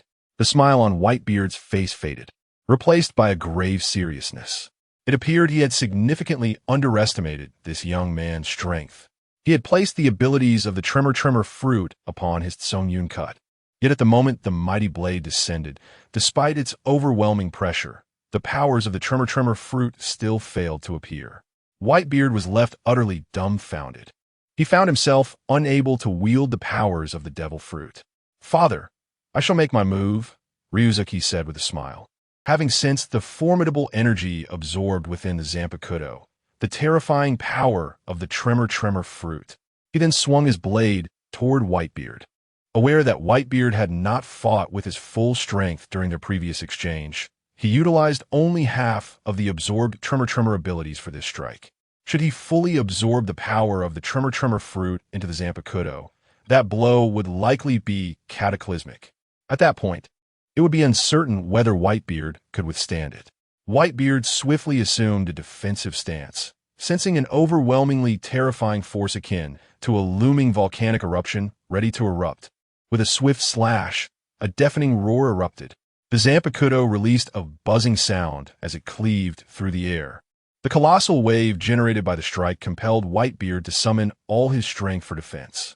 Veins bulged on his arms, visibly straining under the effort. Father. After several seconds of resistance, Whitebeard forcefully redirected Ryuzuki's strike toward the ocean surface. In an instant, the sea began to roar with fury. The surface of the ocean was cleaved in two by the tremor strike. Waves surged violently, unleashing a towering tsunami. The whitecaps rolled, the ocean was rent asunder. It was no less formidable than the battle previously fought by Shanks aboard Whitebeard's ship. The onlookers were filled with trepidation. Initially, they were concerned for Ryuzuki, but upon witnessing the release of the absorbed strike against Whitebeard, their worries shifted to the old man. Would this blow cause his injuries to resurface? Whitebeard gazed at the gaping chasm in the distant sea, his heart shaken beyond measure. You little rascal, I never imagined your strength to be this formidable. Whitebeard displayed no anger. Rather, he felt an overwhelming sense of pride. It seemed that Ryuzuki was no longer suited to be merely my subordinate. Marco, having witnessed the clash, could not help but exclaim, "He is truly worthy of being a captain." Jozu appeared to be quite exhilarated. Witnessing the formidable strength of Longzaki brought him immense joy. They both yearned for an increasing number of powerful individuals aboard their vessel. As for my own prowess, it is rather mediocre. The true might resides in this blade. Longzaki's words were undeniably modest. How could it be otherwise? Had he not withstood my father's strike moments ago, it is likely that he would have relinquished the sword in less than a single exchange. Ultimately, it is the wielder of this Zanpakuto who must possess great strength. Well done, young man. I shall gladly accept this blade. With this sword in hand, how could Blackbeard teach possibly wield the power of his dark fruit? Chapter 36. Unlocking the power of the poison fruit after accepting the sword, Longzaki resolved to distribute blades to the other sword-wielding crew members within the Whitebeard Pirates. This necessitated the acquisition of more renowned swords to synthesize the Zanpakuto. Consequently, Longzaki decided to journey to Dressrosa, hoping to procure several prestigious swords from the underground figure known as Joker. Once again, the pirates of the Whitebeard crew did not accompany him. Longzaki set sail alone, steering his small boat towards Dressrosa. Within the royal palace of Dressrosa, Doflamingo was hosting a grand celebration, primarily to commemorate the successful sales of the Maotai liquor they had procured through Longzaki. Despite the modest profit split, they had garnered substantial wealth. Doflamingo and his cadre reveled in the festivities, their glasses uniformly filled with Maotai. For Doflamingo, this drink served as a balm for their sorrows, allowing him to forget past grievances and dull his senses. At that moment, the phone bug beside him buzzed to life. It was a call from Longzaki. "Doflamingo, I shall be arriving in Dressrosa at 2 o'clock to casually observe the progress of your business. Additionally, there are a few matters I require your assistance with." Meanwhile, Longzaki, feeling somewhat bored aboard his small vessel, activated his system panel. To his delight, he discovered that several of his attributes had once again reached their zenith, now totaling 1,000. He could once more unlock hidden attribute capabilities. System, please unveil the hidden attributes. Congratulations, host. Your attributes have reached 1,000, granting you access to unlock hidden attributes, bestowing upon you the power of the superhuman devil fruit. Poison fruit. The poison fruit? The same devil fruit ability possessed by Magellan, the Warden of Impel Down. This fruit was indeed formidable. With a single strike, it had the potential to annihilate the entire Blackbeard crew. Had it not been for Shiryu's timely delivery of the antidote, Blackbeard's crew would have met their demise in an instant. Yet, one might argue its limitations. Against certain monstrous beings like Kaido of the Beasts, whose physical resilience was astounding, the poison fruit's toxicity would prove ineffective. Poison fruit attributes. 0. The system panel immediately displayed the poison fruit's entry. Once he completed the task related to this Zanpakuto, the attributes of the poison fruit would likely elevate to at least 50. At that point, his strength would rival that of the 4 emperors with little difficulty. Coupled with the items he possessed, it was conceivable that even the 4 emperors would not pose a threat to him. However, in the world of One Piece, battles among the powerful often came down to endurance should their strengths be evenly matched. Thus, stamina remained a critical aspect for him. Languishing on the small boat, feeling rather dreary, Longzaki decided to indulge in a bottle of Maotai and a pack of Huazi cigarettes, savoring the moment. The combination of fine liquor and tobacco was a delightful remedy for his boredom. Upon his arrival in Dressrosa, the highest-ranking officials of the Don Quixote family personally came to greet him at the dock. Their young master, Doflamingo, had even hurried from the palace to welcome him. "Boss Longzaki, your efforts are greatly appreciated." Several officials displayed an extraordinary level of reverence towards Longshi, not merely due to the considerable profits he had brought them, but rather because of the devastating punch he had unleashed upon the palace of Dressrosa, which had taken them 3 days and nights to rebuild.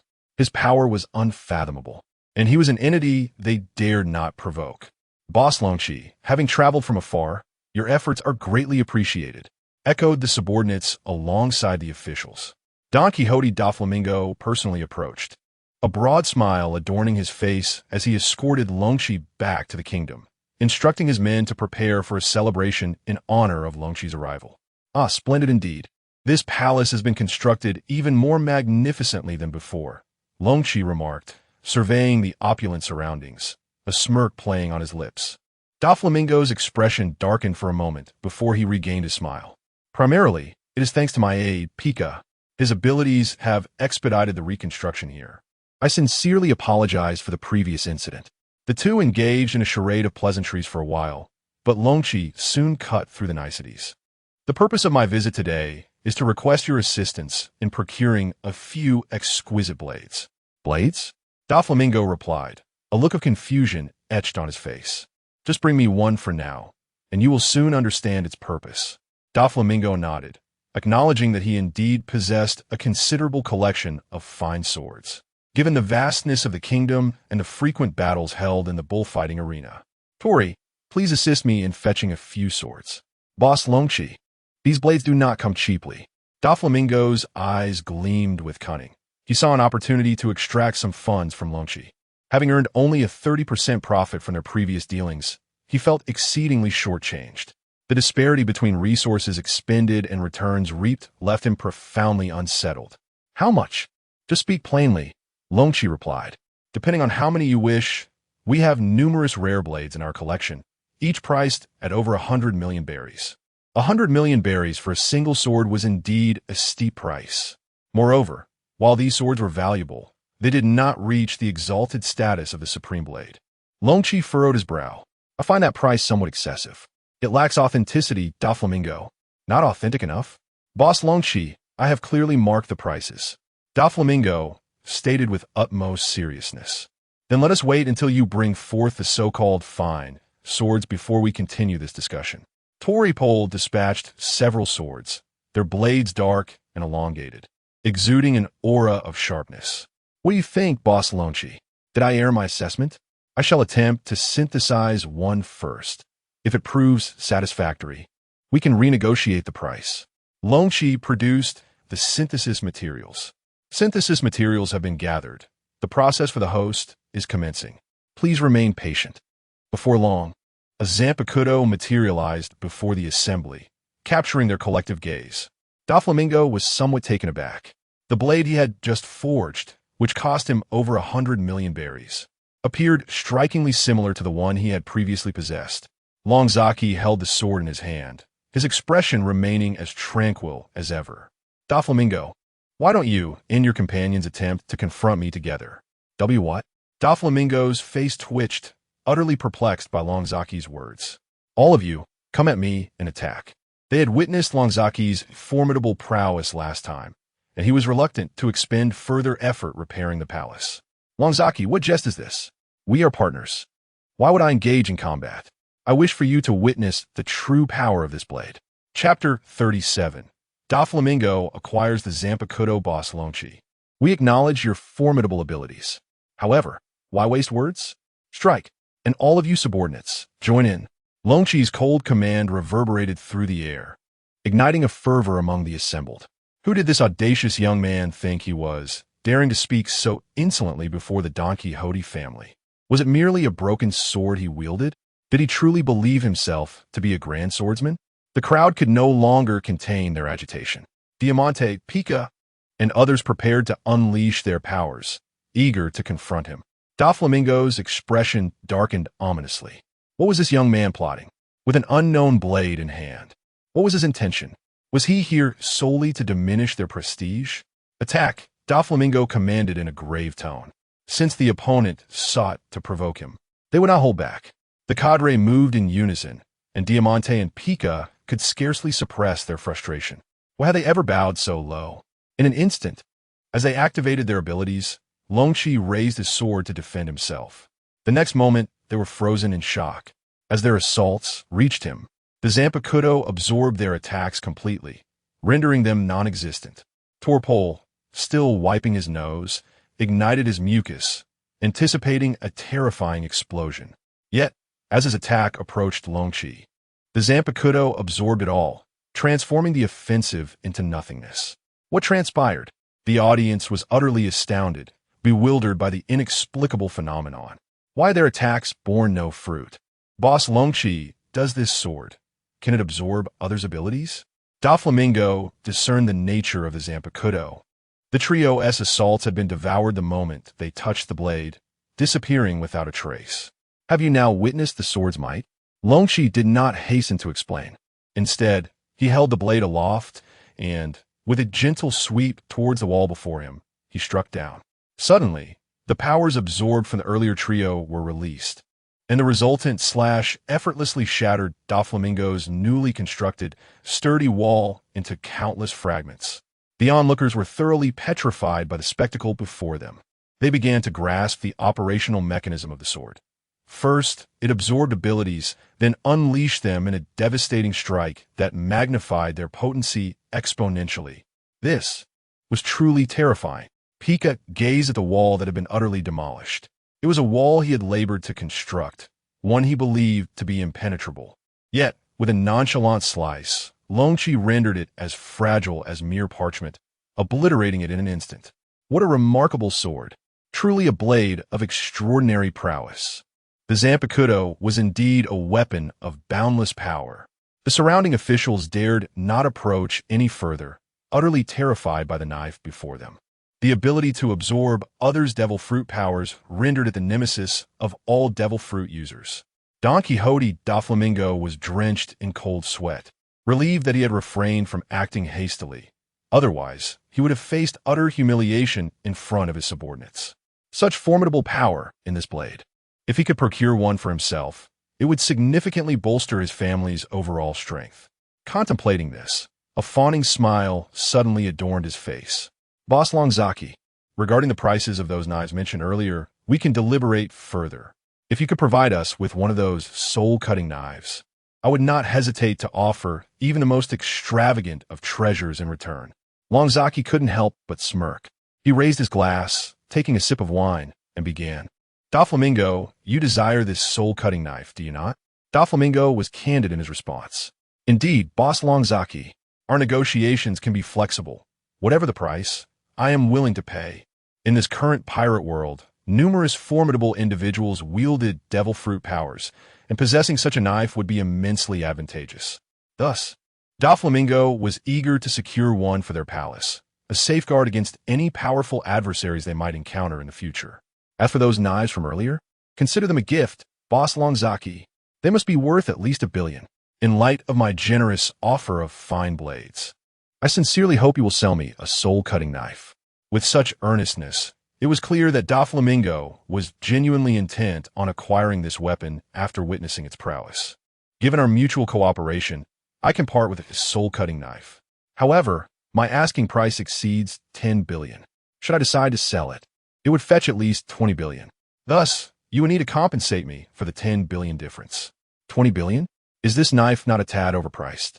The officials exchanged incredulous glances. Although the knife's potential was boundless and could prove invaluable in the future, parting with such a sum would severely hinder their kingdom's economic growth, especially as Dressrosa was still on the rise and required substantial financial backing. Depleting the treasury to such an extent could plunge them into economic decline. Not a problem. $10 billion is merely a trifle. Dressrosa's treasury could easily accommodate it. Doflamingo was resolute in his desire for the knife. Longzaki nodded in agreement, deeming it acceptable. Yet, he knew he could not sell the soul-cutting knife in its entirety. Doflamingo was cunning and treacherous. Once he possessed such a weapon, it could very well lead to actions detrimental to their interests. Thus, Longzaki, with the aid of the system, had implemented a time limit on the knife's use. Once that period elapsed, it would revert to an ordinary blade, meaning that upon the expiration of its usage date, its extraordinary abilities would vanish. In this manner, it seems that Doflamingo will find it challenging to rely on this in the future. He can only indulge for a few days with this knife. Securing the right to use it for 10 billion berries is already considered quite favorable, as Longzaki believes. Doflamingo, having acquired the blade, is filled with immense joy. With this weapon in hand, dealing with the Navy's formidable abilities or confronting their adversaries will pose no difficulties. Longzaki loaded the 10 billion berries onto the ship along with those materials, preparing to set sail back. At the port, the Don Quixote family received a grand send-off. The residents looked on in confusion, curious about the arrival of such a significant figure. Not long after departing from Dressrosa, his small vessel was suddenly engulfed by a storm. In the distance, the ships of the Beast Pirates appeared abruptly. Chapter 38. The Appearance of Dr. Vegapunk. The Universal Capsule Research Longzaki's observation hockey had already detected the presence of his adversary. He glanced over and saw Jack the Drought standing defiantly at the bow of the ship, his face contorted in rage. The small vessel ahead was indeed crewed by Longzaki of the Whitebeard Pirates. "Increase our speed. Bring the ship alongside," Jack the Drought bellowed, his eyes wide and nostrils flaring, exuding an air of intimidation. He intended to use his menacing presence to compel the young man across from him to submit and recognize his fearsome reputation. This way, he would obediently board Jack's ship and return to the ominous domain of Kaido. The young lad would likely be so daunted by Jack's ferocity that he would refrain from any defiant moves. Longzaki squinted slightly, observing that Jack's ship was rapidly approaching. What a bold fool. He underestimated his own capabilities. A smirk of mockery danced across Longzaki's face. He then stood firm on his vessel and unleashed the powers of the poison fruit, summoning a venomous dragon that surged toward his opponent. Unbeknownst to Jack, danger was stealthily drawing near. The pirates tasked with reconnaissance had spotted the sudden emergence of a massive, jet-black dragon entwined with an ominous substance. They gulped nervously, uncertain of what this entity could be, feeling the urge to retreat. If that young man possessed a hidden trump card, would their reckless advance not lead to their demise? "Master Jack, an unidentified object has appeared ahead. Should we turn back to evade it?" The helmsman spoke anxiously. "Fool! Why? Do you not know who I am? Bring the ship closer," Jack roared from the bow, dismissing the notion of an unidentified threat. What could that young man possibly wield to defeat him? As the ship accelerated, the surrounding waters began to churn violently. Jack intended to withstand the onslaught of Longzaki's venomous dragon. "Bring the ship nearer for a confrontation. I demand you to close the distance." Longzaki's eyes widened. Only the entirety of the Blackbeard Pirates would dare to confront a toxic dragon head-on. And here was this reckless man. Jack's gaze sharpened as he contemplated employing his weapon against the poison-laden dragon. The outcome was inevitable. In an instant, the dragon unleashed by Longzaki contaminated Jack's ship with its lethal fluid. In the next moment, the entire crew, including Jack the Drought himself, succumbed to the potent venom, collapsing onto the deck, gasping for breath. Jack's pupils constricted in shock, as if struck by a heavy blow. He remained oblivious to the calamity that had befallen them. How could they all collapse in an instant? "Master Jack, that thing is highly toxic," one soldier uttered before collapsing lifelessly to the ground. As a user of an ancient Zoan-type devil fruit, Jack possessed a relatively robust vitality, enabling him to struggle for a while longer. However, he too could not withstand the overwhelming sensations wrought by the venom. Within mere minutes, every member of the ship had met their grim fate. Only the drought-stricken Jack lay on the deck, struggling in his death throes. Longzaki could not help but exclaim how remarkably effective this poison fruit truly was. What a splendid fruit indeed. The scene shifted to Marineford, within the naval headquarters. The time for the omnipotent capsule to self-destruct had not yet arrived. Inside the marshal's office, the Navy personnel were seated in unison, eagerly awaiting the arrival of the greatest scientist, Vegapunk. However, within this room, the three admirals, including Garp, were engrossed in their own affairs. Garp, Kizaru, and Akiji were indulging in cheerful revelry, their cups filled with Maotai, enjoying themselves immensely. Meanwhile, Akainu quietly smoked his cigarettes, enveloping the entire office in a haze of smoke. Sengoku sat in his seat, his face darkened as he observed them. Truly, he felt utterly helpless towards this group. "You lot, when Dr. Vegapunk arrives, cease your drinking and smoking at once. Do you hear me? He is engaged in high-tech research. Do not disturb his thoughts."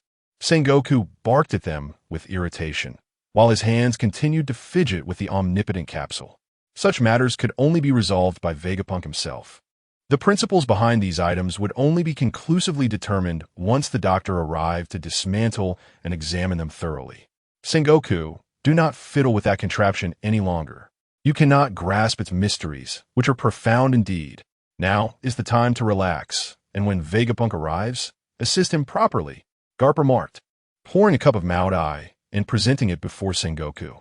The latter's eyelids twitched in annoyance. After a while, there was finally a commotion outside. A naval soldier entered to report that Dr. Vegapunk had arrived. Quickly, please escort the doctor in. Hey, you lot, stop whatever you are doing. Put away the cigarettes and alcohol. Upon hearing this, everyone adopted a serious demeanor, stowing away their cigarettes and Maotai, sitting upright. Outside, a small elderly man with thick glasses entered, hands clasped behind his back. Upon detecting the pervasive scent of smoke and alcohol, he expressed his displeasure. Sengoku, what urgent matter require my presence? Moreover, the conditions here are rather unacceptable. Their scientific laboratories were typically maintained in pristine condition, and this environment was quite intolerable for him. Sengoku shot a furious glare at the recently smoking and drinking group before donning a smile. Dr. Vegapunk, we have just obtained something extraordinary that we wish for you to examine. If deemed appropriate, we hope you can conduct a thorough study. Sengoku's demeanor was one of utmost respect, for this individual had made tremendous contributions to the Navy's technological advancements, and the world government placed great importance on his research. He was regarded as the foremost technological genius in the world of pirates. Oh, what is it? Vegapunk inquired, still standing with his hands behind his back, exuding an air of superiority. What miraculous object could the Navy possibly procure? He is well-versed in all things high-tech. What kind of wondrous technology has he not encountered? It is a capsule, and I hope the doctor can thoroughly investigate it and elucidate its principles, ideally discovering a method to decipher this capsule. For the owner of this capsule does not belong to our Navy, but rather to the pirates. In other words, it was the pirates who devised this capsule. Upon hearing this, Vegapunk wore a look of utter disdain. What advanced technology could a group of ruffians, who only know how to engage in violence, possibly create? The so-called miraculous technologies produced by the pirates seem as elementary to him as solving the equation of 1 + 1. Chapter 39. The Astonishment of Dr. Vegapunk. In this world, there is nothing deemed impossible that he has not created. In other words, the majority of technology is his masterpiece.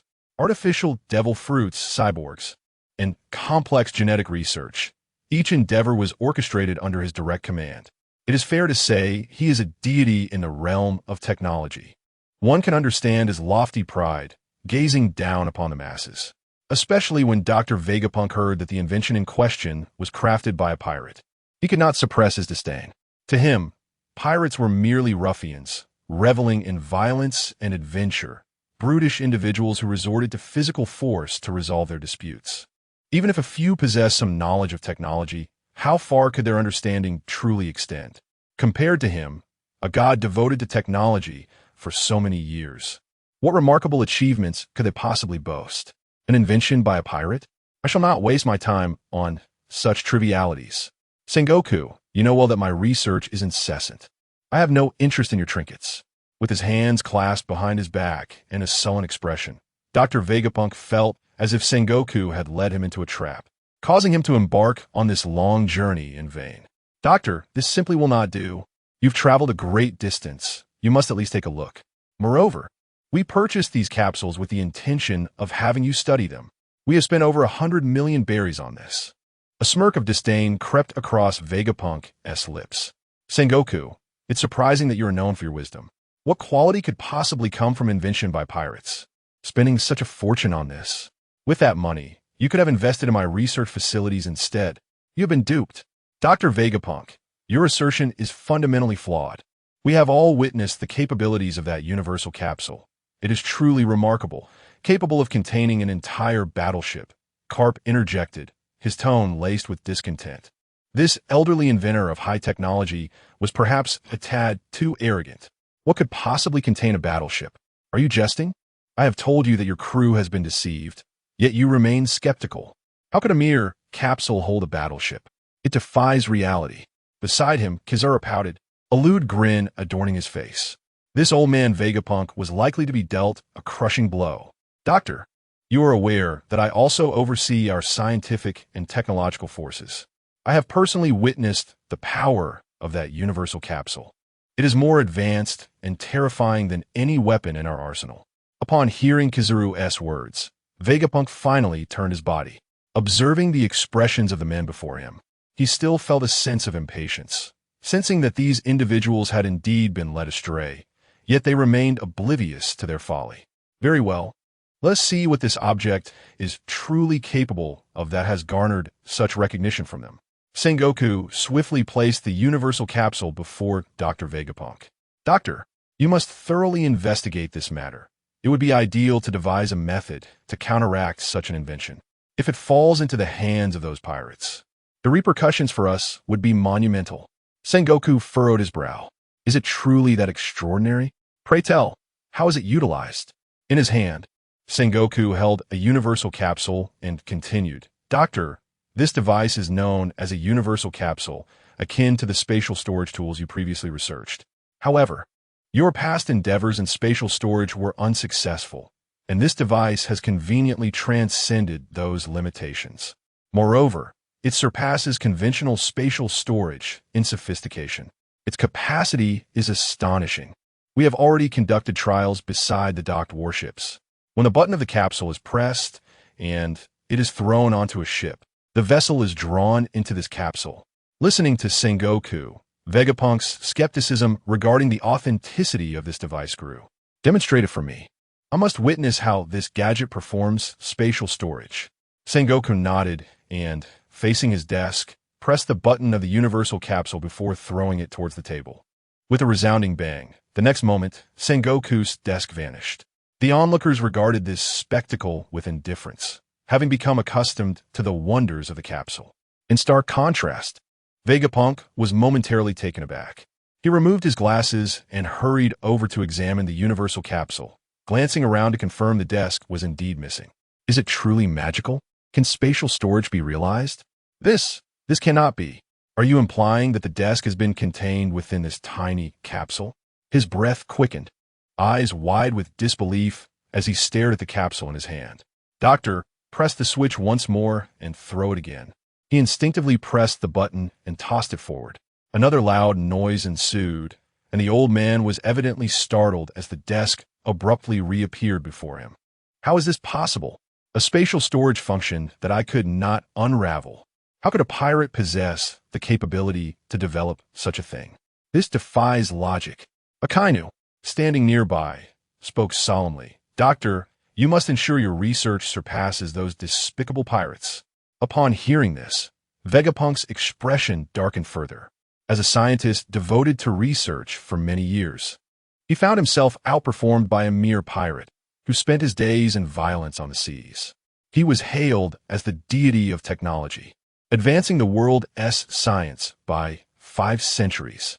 Clearly, what was once deemed cutting edge had been eclipsed by an inconspicuous pirate. His arrogance and confidence crumbled in an instant. You mean to say he can truly contain a warship within it? Sengoku affirmed. Indeed, Doctor, this is a verified fact, as we have personally witnessed it. If you doubt my word, you may inquire with Admiral Tsuru, who is also present. Sengoku gestured towards the witness, Tsuru. The Crane General spoke in a calm manner. Indeed, Doctor, they are not mistaken. A large warship was effortlessly contained within this capsule, and most crucially, this capsule does not possess the weight of that warship. How is this even possible? Vegapunk felt beads of sweat forming on his forehead. It was utterly incredulous. He could only concede one undeniable truth. There are those whose scientific prowess surpasses his own, far more advanced. Chapter 40. The Collapse of Technological Perspectives.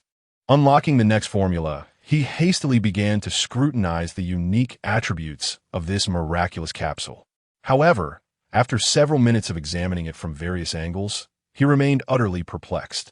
Dr. Vegapunk, what do you intend to do with this capsule? Sengoku inquired quietly from the side. Incredulous. Had it not been for the presence of this extraordinary capsule before him, he would have found it unimaginable that such a wondrous object could exist in this world. Sengoku observed as Vegapunk's expression shifted from casual indifference to one of grave seriousness. As the chief scientist of the world government, he was acutely aware of the gravity of the situation. If this remarkable invention were to fall into the hands of pirates, the consequences would be dire. Particularly concerning was the storage space capable of containing weaponry. Should the pirates employ it in future military operations, it could deliver a devastating blow to the Navy. Let's speak no more of this. I shall ensure these capsules are taken back for thorough examination. I aim to achieve a breakthrough regarding these miraculous capsules, Vegapunk stated with resolute conviction. By the way, where did these originate?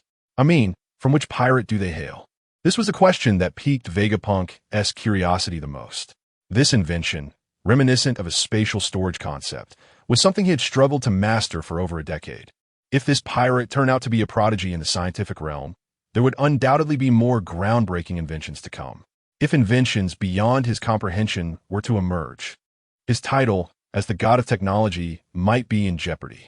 To be frank, the creator of this invention is Whitebeard, a relatively obscure pirate from his crew. His previous creations primarily revolved around alcohol and tobacco, yet he has astonishingly devised such a high-tech marvel this time. It is truly baffling that a youth known for inventing liquor and cigarettes has ventured into the realm of technological research, and that a single invention could render this technological deity, who is 5 centuries ahead of the world, utterly humiliated. It is indeed terrifying. I am quite intrigued by that young pirate. If the opportunity arises, I must personally visit him and seek his counsel. Vegapunk expressed his curiosity about the young inventor. Despite his affiliation with the Whitebeard Pirates, Vegapunk was driven by an insatiable desire to learn from him. In truth, if this young man possesses such technological prowess and talent, we sincerely hope he might consider joining the Navy, Sengoku remarked solemnly. Join the Navy? Are you mistaken, Admiral Sengoku? That lad is a pirate. Regardless of how extraordinary his inventions may be, a pirate remains a pirate. Reflecting on this, it indeed seemed so. Such an inventive talent would be somewhat wasted among the brutish and arrogant Whitebeard pirates. If he were to join our Navy, with the support we could provide, his innovations and creations would undoubtedly reach unprecedented heights. Vice Admiral Tsuru addressed the assembly. Regardless of the outcome, I am determined to take these miraculous capsules back to the laboratory for a comprehensive study. Should there be any results or new discoveries, I shall immediately inform you. Vegapunk. Vegapunk inhaled deeply, a grim expression crossing his face, as the crowd had been incessantly discussing that pirate lad. Should that pirate join the scientific research team, his title as the god of science might need to be relinquished to another. No, he must double his efforts and unravel the mysteries of this technology. Upon returning to the laboratory with the universal capsule, Vegapunk commenced his heart-stirring research. He labored for 3 to 4 hours, yet yielded no results. Throughout the night, he found himself unable to sleep, feeling as though he were ailing. Rising to sit at the edge of his bed, he smoked a cigarette before hastily heading back to the research table. Ultimately, he made a breakthrough, revealing a startling discovery. The universal capsule was equipped with a self-destruct mechanism, and only 5 minutes remained. Vegapunk's eyes widened in shock as he swiftly turned and rushed out of the laboratory with his precious experimental material. Moments later, the capsules detonated, vanishing into thin air, marking the conclusion of the Dr. S. disassembly research. The scene shifts to the Whitebeard Pirates aboard the Moby Dick. Longzai had successfully synthesized all the blades he had brought, completing the system task once more. He felt immense joy, as this signified his imminent acquisition of the next synthesis recipe. To his astonishment, he discovered that each subsequent synthesis recipe was increasingly formidable, with the synthesized items becoming ever more astonishing. What would the next synthesis yield? Longzai pondered in his mind. Beep. Congratulations, host, for completing the system task. The next synthesis recipe is now available. The next synthesis recipe has been sent to the system warehouse. Please check, host. Longzai promptly accessed the system warehouse to review the synthesis recipe. In the next moment, his eyes widened in disbelief. It was, indeed, this item. The synthesis recipe for the Anywhere Door synthesis recipe. Specialty wood aluminum alloy explosive rock. Longzai noted that the first 2 materials in the synthesis recipe were not particularly rare, But the last item, the explosive rock, was exceedingly scarce. He was somewhat familiar with this explosive salt, as it was a privilege reserved exclusively for those of the Navy headquarters. He recalled that Admiral Zifa had stirred the Navy's upper echelons by removing explosive salt from the headquarters, intending to detonate it in the New World, which led to the Navy's order to eliminate Zifa and his crew. He vividly remembered how, in the end, his former students had collectively surrounded Zifa, resulting in their heroic sacrifice. This explosive salt was not easily obtained, and should such a dangerous substance be activated, the Navy would not rest until they retrieved that formidable weapon, likely deploying their extermination orders. System, are you trying to lead me astray? This material is exceedingly difficult to acquire. Indeed, host, but the anywhere door is also extraordinarily rare. In the world of pirates, possessing a portal would indeed place one at the pinnacle of that realm. Longchi contemplated this notion, recognizing its validity. Now, the only course of action was to procure such rare materials. After much deliberation, he ultimately decided to confide in Captain Marco regarding this matter. Upon hearing the synthesis formula, which required the exceedingly rare explosive rock, Marco's expression instantly transformed, his brow furrowing in astonishment. Longchi, have you thoroughly considered this?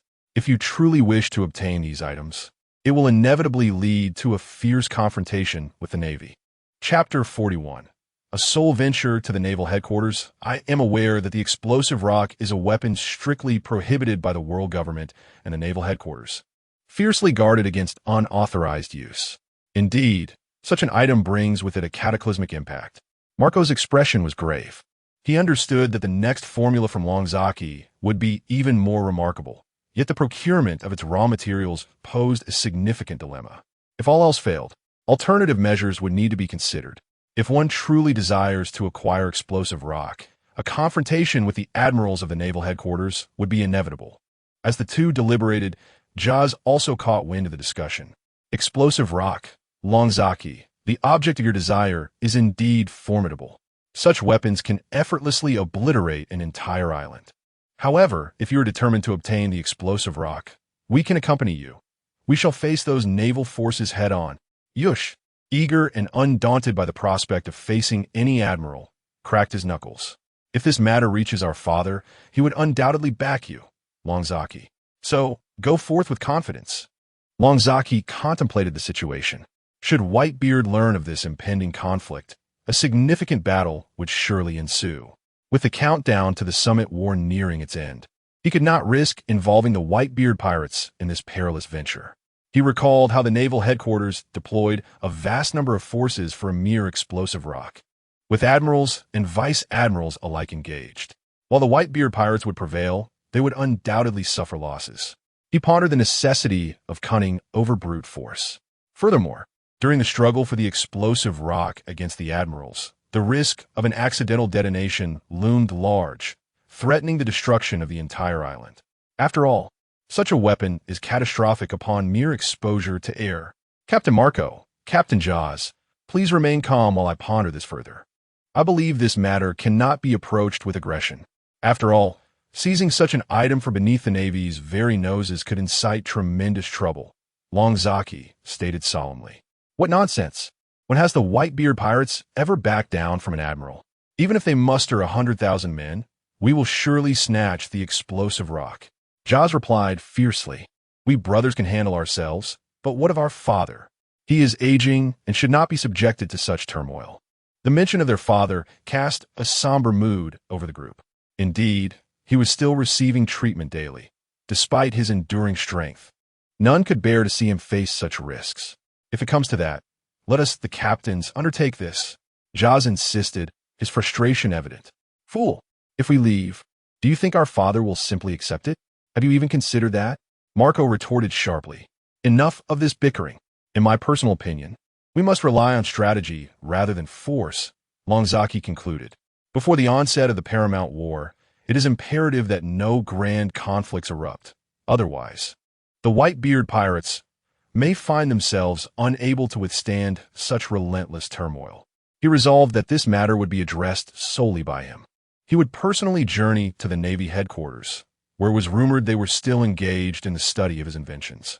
he would showcase even more wondrous creations to them. Ryuzaki decided to sever ties with the pirate crew, embarking alone towards the Navy headquarters. This departure signified a public declaration of his complete disassociation from the Whitebeard Pirates, and it was essential that he announce this to the world, including the Navy headquarters. Upon hearing of Ryuzaki's decision, the members of the Whitebeard Pirates were left in utter shock, rendered speechless and bewildered as to why he would choose to leave the crew. Particularly, Whitebeard himself wore an expression of deep confusion. Marco, positioned beside Whitebeard, quickly discerned Ryuzaki's intentions. He aimed to leverage his newfound status of being unanchored to the crew to engage in negotiations with the Navy headquarters, seeking the explosive rock he had long desired. "Are you truly determined to depart, Ryuzaki?" "I must leave, father, and to all my brothers," he replied. "Though this may seem abrupt, I implore you all to remember that I will forever be a part of our ship. Now and in the future, I am grateful for all your support." Ryuzaki's visage was filled with emotion. Since boarding Whitebeard's ship, the crew had offered him immeasurable assistance. Had he not voluntarily shared the profits with them, it seemed unlikely they would have shown any interest in the earnings derived from the items he sold. They were a band of exceptionally benevolent pirates. Ryuzaki allocated 50% of his earnings to them, hoping for their continued prosperity. With his burgeoning strength, it was time for him to part ways with Whitebeard. He now possessed his own channels, profits surpassing those of Doflamingo, and an abundance of wealth. Departing from Whitebeard would allow him to ascend to greater heights. "Brother Ryuzaki, go forth without worry. Should you ever need assistance, feel free to contact us anytime," echoed a voice. "Gurara, I knew you were no ordinary individual. Fear not, and remember, you will always bear the name of Whitebeard. He will forever watch over you." Ryuzaki nodded, bowing deeply in gratitude to the gathered crew before leaving the Whitebeard ship. To concoct the next formula, he resolved to venture alone to the Navy headquarters.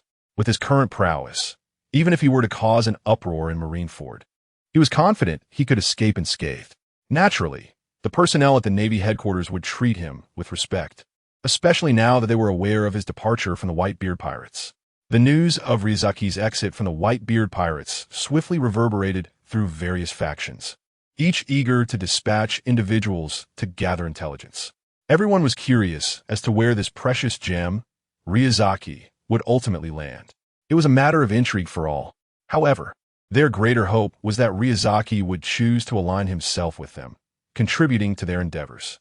Big Mom and Kaido are both fervently eager to have Longzaki join their ranks. Meanwhile, the Navy headquarters finds itself in dire need of such talent. Within the Marineford's Sengoku office, the headlines of the day have stirred excitement among the upper echelons of the Navy. The news that the Whitebeard Pirates Longzaki has departed is undoubtedly a boon for us. However, given his past as a pirate, it may be somewhat inappropriate to fully embrace him. But does that truly matter? As long as he can contribute to the Navy headquarters, why not allow him to become the second god of technology? The senior officials are engaged in fervent discussions. Soon, a report comes in from outside. An unidentified ship is approaching, and the individual aboard claims to be Longzaki. Chapter 42. Longzaki arrives at Naval Headquarters. The High Command mobilizes collectively. What? Longzaki? Could he possibly be the young lad from the Whitebeard Pirates? Just moments ago, the crowd was engrossed in discussions about him, and now he has arrived here with such swiftness. Truly a precious opportunity presented to us. Marshal Sengoku, the identity of the individual remains uncertain. Should we not apprehend him for some interrogation? Inquired a bewildered naval soldier. Apprehend? If it truly is that young rascal Longzaki, we must mobilize everyone to extend him a proper welcome. Welcome? A welcome? The soldier who had brought the news was left utterly flabbergasted. What is happening? That individual has no passage permit and has trespassed in a naval headquarters. By all rights, he should be met with cannon fire. Yet, Marshal Sengoku suggests we personally welcome him. Furthermore, the entire High Command is to be involved in this reception. What on earth is this young man's significance? Dispatch orders. No one is permitted to show any disrespect toward that young man. Otherwise, they shall face military discipline. The soldier felt a shiver run down his spine at Sengoku's serious demeanor and promptly acquiesced. Immediately, It was announced that the cannons of naval headquarters were not to be aimed at the unfamiliar vessel that had arrived. Their current task was solely to ascertain the identity of the visitor. At last, through the feedback from reconnaissance soldiers, Sengoku could confirm with near certainty that it was indeed that young man from the Whitebeard Pirates. It could only be him. What ordinary person would dare to approach naval headquarters alone in a small boat? Only someone of Longzaki's audacity would possess such courage. The primary reason is that he is aware the personnel at naval headquarters would not dare to act against him lightly, for the value he brings is simply too immense. Sengoku promptly summoned the 3 admirals, Vice Admiral Tsuru, Vice Admiral Garp, and the entire high command to personally greet Longzaki's arrival. This scene left the other soldiers and officers at naval headquarters utterly astonished. Vice Admiral Squirrel, with his already small eyes wide with curiosity, asked, "Who exactly is the person on that ship? It's the first time I've witnessed the entire high command going out to greet someone." Vice Admiral Xiao Shan was equally taken aback. "To speak frankly, I have never encountered such a spectacle, even if a celestial dragon were to personally visit naval headquarters. Not all of the leaders would come and greet them." He referred to figures like Vice Admiral Garp, yet astonishingly, upon hearing of Longzaki's arrival, Garp himself had also broken precedent to go and welcome him. This left everyone even more baffled. Could it be that the individual aboard that vessel is the one who recently stirred the world with a single bottle of wine? Longzaki? Vice Admiral Peach Rabbit approached the two and inquired, "Peach Rabbit, do you recognize Longzaki?" Both Vice Admiral Squirrel and Vice Admiral Xiao Shan had experienced the exquisite taste of that wine. But even so, it hardly warranted the entire high command flocking to greet him, did it? "It's merely a bottle of wine. And there are the cigars. I have also tasted his cigars," Vice Admiral Peach Rabbit remarked solemnly. "General Tao Rabbit, I never anticipated that you two are a frequent patron of that young rascal, Ryazaki," with a smile gracing his face. Fire Mountain suggested, "In light of this revelation, let us venture forth and see for ourselves. Perhaps this lad Ryazaki could become an asset to our navy, which would lead to an endless supply of fine wine." Ha ha ha. Yet, doubt lingered, as he was formerly associated with the Whitebeard Pirates. Could this be a ruse? The onlookers murmured in confusion, but ultimately they decided to witness the event firsthand, eager to uncover any clandestine dealings between the Navy's upper echelons and Ryazaki. Ryazaki's modest vessel soon docked at the harbor, where numerous Navy warships stood in imposing formation. The port was abuzz with vigilant Navy personnel, unaware of the young man's true intentions. "Pray tell, is there a gentleman aboard by the name of Ryazaki?" inquired a Navy colonel, directing his question toward the ship. "I am Ryazaki, here to engage in business with your Navy's leaders," he replied. The sailors were taken aback. "Indeed, you have come all the way to the Navy headquarters for business," they exclaimed in astonishment. "Very well, please wait a moment. We have notified Admiral Sengoku, and he shall be here shortly." Upon disembarking, Ryazaki stood before them, exuding an imposing aura that commanded respect from all present. It was no wonder he had once been a member of the Whitebeard Pirates. His presence was truly formidable. Moments later, Sengoku, Garp, Crane, Akiji, Kizaru, and Akainu all arrived. The soldiers waiting at the harbor were left agape at the sight of all the high-ranking officials summoned by this young man. "Are you indeed Ryazaki?" Sengoku approached first, his expression earnest. "Yes, Mr. Sengoku. I have come to discuss a business proposition with you, hoping for a mutually beneficial partnership. Here are some tokens of my esteem," Ryazaki said, producing a universal capsule, which, upon opening, revealed several bottles of Maotai liquor and Huazi brand cigarettes. Garb, Akiji, and Kizaru's eyes sparkled at the sight of the gifts. How fortuitous, as they were currently short on funds to procure drinks from the local establishments. They silently appreciated Ryazaki's timely offerings. However, Akainu remained unusually grave, his silence betraying skepticism. How could Ryazaki, a former pirate of the Whitebeard crew, so swiftly sever ties and come to the Navy headquarters for trade? There was surely something amiss. "This must be Admiral Sakazuki. I have brought you a fine gift.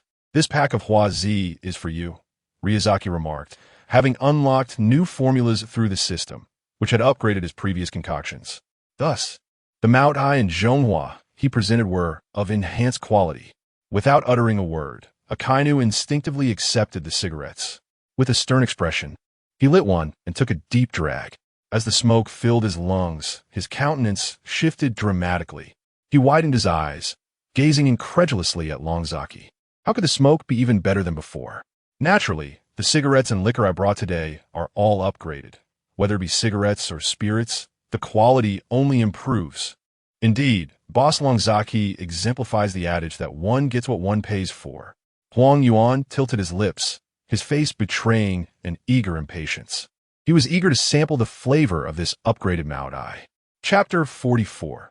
The Arrival of Synthetic Materials. Sakaski, share one with me. I wish to experience the sensations of this upgraded version as well. Kizaru felt a sense of urgency, contemplating that if all else fails, he might as well indulge in a Huanzi. Observing Akainu's expression of sheer delight, he surmised that the Huanzi must indeed be far more delectable. Is it not a pack? I shall open a pack for myself and savor it alone, not sharing with anyone.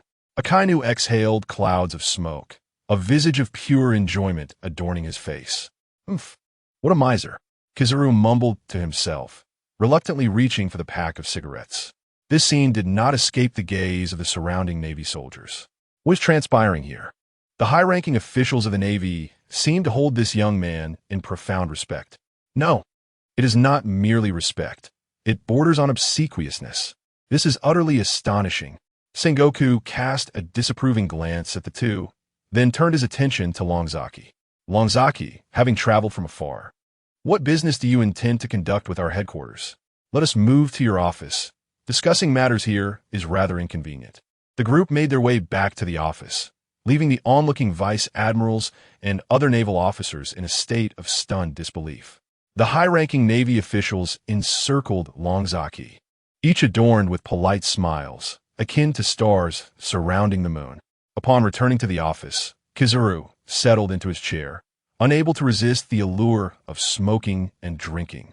After savoring a sip of the upgraded Maotai, he lit another upgraded Huanzi. What a celestial experience! Akiji and Garp could no longer contain themselves, joining in the revelry of drinking. Exceptional, truly exceptional. This upgraded Maotai surpasses its predecessor in flavor. Akiji's face radiated excitement. Garp uncorked a bottle of Maotai and gulped it down in one go, his face alight with exhilaration, his eyes shimmering with brilliance. The upgraded Maotai is indeed extraordinary. As they indulged in the libations, their thoughts drifted far from the conversation between Longzaki and Sengoku. Sengoku, feeling a sense of resignation, observed how easily this merchant had captivated his subordinates. Longzaki, look at what your wines and cigarettes have done to our men, Sengoku remarked with slight irritation.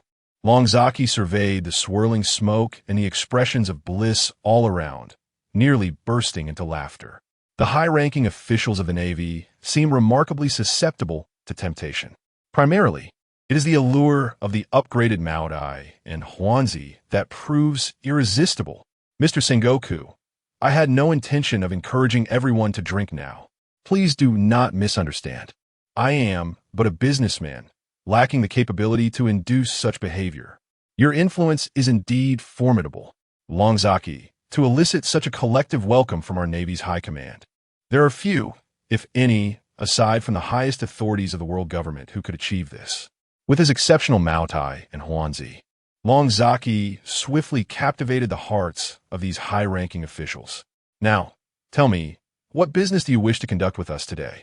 I have come here today with a matter of utmost importance.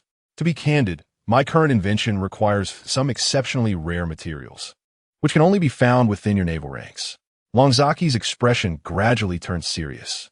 Sengoku, bewildered, pondered what could possibly compel Longzaki to depart from the Whitebeard Pirates to come alone to the naval headquarters. What do you mean? He inquired. To be explicit, I am referring to the explosive rock that your naval headquarters has long been safeguarding. Upon hearing this, Sengoku's eyes nearly bulged in shock. Explosive rock? Are you referring to that type of weapon of mass destruction? His face was a canvas of astonishment. Longzaki, let me make this clear. That is no jest. It is strictly prohibited by our world government and the naval headquarters. Sengoku exclaimed with palpable agitation. Mr. Sengoku, please do not be overly distressed. My intention is not to utilize the explosive rock, but rather to study it in order to create a more marvelous device. Despite this, Sengoku remained cautious, stating, even so, we cannot allow you to recklessly procure it. You must understand that mere exposure to air could trigger a massive explosion. Longzaki nodded, I am fully aware of that, which is precisely why I would ensure it remains untouched by air. I hope you can assist me with this endeavor, and in return, once I have developed the device, I would allow your navy to be the first to use it. This proposal momentarily calmed Sengoku's earlier fervor. The prospect of the naval headquarters utilizing it does sound appealing. However, the explosive rock remains perilously dangerous. Should any detonation occur, the ramifications from the world government would be untenable. Nevertheless, Longzaki continued, if you harbor doubts about my intentions, it can easily be resolved. You may send someone to accompany me to collect the volcanic rock. A reliable overseer would suffice. Once I have completed my invention, we can all witness it together. Longzaki's words piqued Sengoku's curiosity, stirring a sense of intrigue regarding Longzaki's new invention. This young man had repeatedly astonished everyone, and if this invention were to be utilized first by their naval headquarters, it would indeed be a significant boon. Very well, you may retrieve the explosive rock. However, once you have developed the item, it is imperative that we, the Navy, are the first to utilize it. That is only natural, Longzaki replied. The negotiations were highly successful. At this juncture, Sengoku had no grounds for refusal. To ensure precaution, he promptly assigned 3 admirals to supervise Longzaki as he proceeded to collect the explosive rock, trailing behind him like bodyguards. The naval soldiers at the entrance were once again taken aback. Longzaki, can we ease our surveillance on you? Perhaps you could provide me with another bottle of that upgraded Maotai? Kizaru remarked with a sly grin. Akainu shot him a disdainful glare, clearly unimpressed. There is no need. You may watch me closely, for I have no intention of taking any explosives with me. I merely utilize his inventions. Why would I take such a perilous item with me? Wouldn't that merely invite trouble? What if it were to explode unexpectedly one day? Longchi solemnly elucidated to the assembly. Subsequently, he retrieved the explosive rock, ensuring that all synthetic materials were in order. After securing the explosive rock, Longchi was assigned to a temporary dwelling for a brief respite. Within the confines of the room, he initiated the synthesis process. All synthesis materials are complete. Synthesizing for the host, please remain patient. In a short while, a portal materialized before Longchi. A portal. This is truly a remarkable creation, he mused. Contemplating the office of the Warring States commander, he opened the door and stepped inside. At that moment, Warring States, seizing the opportunity while the generals were absent, was discreetly savoring an upgraded version of Maotai liquor at his desk. Longchi, utilizing the portal, entered just in time to witness this scene. Warring States was taken aback. Chapter 45. The Use of the Portal. A collective journey to Dressrosa. Warring States felt a pang of nostalgia for his hometown, having long been away from it as a seasoned officer in the Navy. He pondered the changes that might have occurred there and the well-being of his family.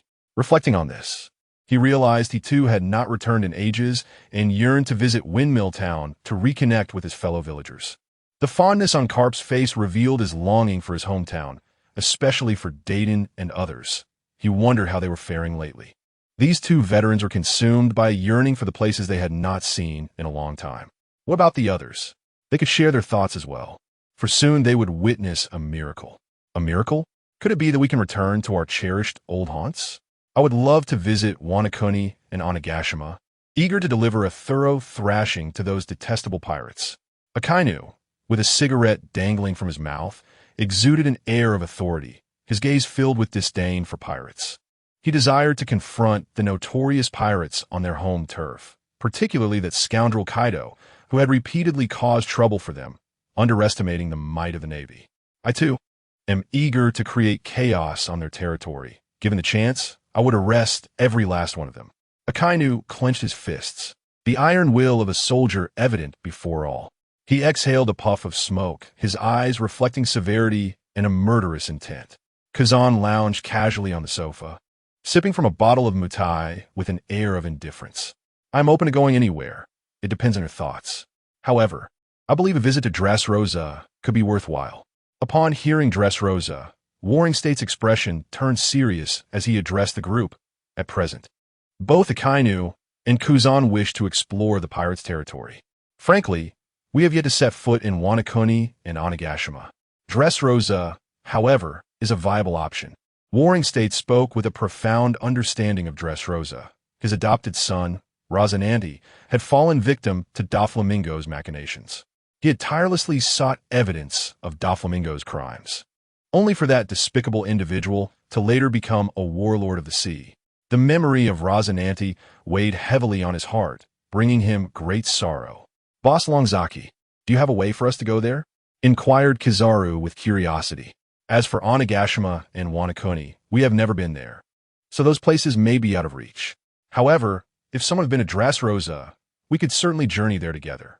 "Really? Can we go to Dressrosa now?" Warring States expressed disbelief, considering their current location at the Navy headquarters, which was thousands of miles from Dressrosa. "Boss Longzaki, are you sure? We are at the Navy headquarters." Kazan, bewildered, had never witnessed such a phenomenon, finding it utterly absurd. "Admiral Kazan, you have been to Dressrosa, haven't you? Then you should simply lead the way. Just think of the destination you wish to reach, and open this door." Longzaki gestured towards the door, indicating for Akiji to proceed. Akiji scratched his head, puzzled by the situation. What purpose does this serve? Is he merely deceiving himself? With a yawn, he slowly approached the large pink door and, following Longzaki's instructions, opened it. The crowd held their breath, their curiosity piqued as they focused on the door, contemplating what might transpire next. Akiji, with a nonchalant demeanor, opened the door while his mind was occupied with thoughts of Dressrosa, a place he had observed for quite some time, fully aware of its clandestine dealings. As the door to the portal was gently pushed open, Akiji caught sight of the light emanating from within. In a moment of distraction, he inadvertently stepped inside. What? The crowd widened their eyes in disbelief. Akiji had actually walked through? How could this be? Everyone stood up and turned their gaze towards the door. In the next instant, they were all frozen in astonishment. The portal was fully opened, revealing a scene unmistakably familiar to Sengoku. Wasn't this the very dock of Dressrosa? Akiji walked over and stood on the dock, utterly speechless in shock. Had he traversed such a vast distance merely by opening a door? Garp Kizaru Kainu, and even Vice Admiral Tsuru all wore expressions of sheer astonishment. This was indeed real. It was astonishing to think that simply opening a door could facilitate such travel. It was almost beyond belief. Indeed, even the powers of the devil fruit could not rival such marvel. Such an immense distance.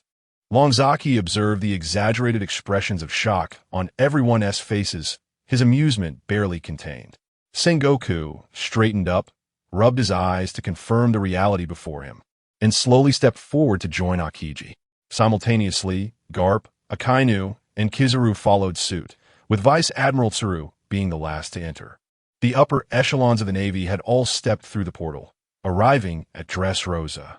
Longzaki, is there a limit to the number of people who can pass through this door? He recalled the anywhere door from Doryman and continued, this door can accommodate as many individuals as desired as long as it remains open. However, should anyone close it, the door will vanish. At that moment, everyone present inhaled deeply. This meant that as long as the door remained open, countless troops could be instantaneously transported from one location to another. The implications were terrifying. The military value of such a capability was incalculable. Strategically, it served as a formidable weapon, rivaling even the ancient tools of war. How convenient it was. Now that they were in Dressrosa, if they wished to return, they merely needed to step back through the door to find themselves back in Marineford. Truly unfathomable. The crowd found this phenomenon so extraordinary that they struggled to find words to describe the marvel of this door. Indeed, upon stepping through it, one could reach any place, no matter how distant. Longshi also ventured inside, continuing to elaborate to everyone. It felt as though one were ensnared in a dream. I could hardly believe it. While everyone was still marveling at the wonders of this door, they caught sight of a pirate flag fluttering at the dock. The attendees inadvertently noticed this pirate flag and furrowed their brows. This flag did not belong to Don Quixote da Flamingo. Rather, it was the emblem of the Beast Pirates, led by Kaido, one of the 4 emperors of the New World. Soon, the crew aboard the pirate ship also became aware of their presence. Chapter 46. The investigation of Drought Disaster Jack's whereabouts. The pirates laboring in the port were taken aback as they beheld the presence of the 3 admirals of the Navy. Rendered speechless, their astonishment only deepened upon the arrival of Fleet Admiral Sengoku, the legendary hero Garp, and Vice Admiral Tsuru, leaving them paralyzed with fear. Yet, among the toys nearby, some soldiers, witnessing the Navy's arrival, displayed a glimmer of hope in their eyes, as if salvation had finally come. Amidst the collective bewilderment, thoughts raced through the minds of all present. When had the admirals arrived here? Their sudden and stealthy appearance left many speculating about their intentions. Was this not the territory of the Don Quixote family? How could such a multitude of high-ranking Navy officials materialize so unexpectedly? The situation was indeed perplexing. The pirates scanned their surroundings, but to their dismay, no Navy warships were in sight, further deepening their confusion regarding how these high-ranking officials had arrived. It was almost miraculous. The senior officers of the Navy, Akainu, Akiji, and Kizuru, soon turned their attention to the pirate ship. "Oh, what an unexpected discovery," Kizaru remarked, pursing his lips in surprise. Akiji and Sengoku, however, were not preoccupied with the small-time pirates. Their focus was on the ship of the Beast Pirates, recalling the matters they had previously investigated. Longzaki lifted his head to survey the scene, a smile creeping across his lips as it seemed the high-ranking Navy officials had caught them red-handed. Wasn't this a transaction involving artificial devil fruits? Now, they simply awaited the conclusion of the deal before the Navy intervened. Should we move in and check the situation? We could take them all out at once. Akainu suggested, his expression stern. "Patience, we can afford to wait here and let them complete their transaction," came the measured reply. In the palace of Dressrosa, Doflamingo was entertaining the calamity known as Jin with a fine bottle of Maotai. Jin was there primarily to fulfill Kaido's mission and simultaneously investigate the whereabouts of Drought Disaster Jack. "I am not mistaken, am I? This is indeed exquisite liquor," Jin remarked. "Indeed, this wine is delightful. As a gesture of partnership, feel free to indulge. We have an abundance of it," Doflamingo boasted with grandiosity. As Jin savored the feast, he calmly stated, "This is quite satisfactory. My visit is not solely to fulfill Lord Kaido's orders. We also seek to uncover the status of that fellow Jack. The last time he ventured to find that individual from the Whitebeard Pirates, Longzaki, he vanished without a trace. Therefore, we wish to enlist your assistance in locating Drought Disaster Jack. Where has he gone?" Upon hearing this, a smile crept onto Doflamingo's lips. "Assisting Lord Kaido is our undeniable obligation. Collaborating with the Beast Pirates is indeed our privilege. I hope we can engage in even closer cooperation in the future." After taking a sip of his drink, Jin replied nonchalantly, "As long as we can locate Jack this time, we shall reward your Don Quixote family handsomely. After all, you are the emperor of this underground realm. In the vast oceans of the New World, finding an individual should not pose a great challenge, should it?" Subsequently, Jin meticulously recounted to Don Quixote da Flamingo the circumstances surrounding the drought that afflicted Jack. Following that calamity, under Kaido's directive, he led his pirate crew in search of an opportunity to negotiate with the dragon body. Yet thereafter, all communication ceased.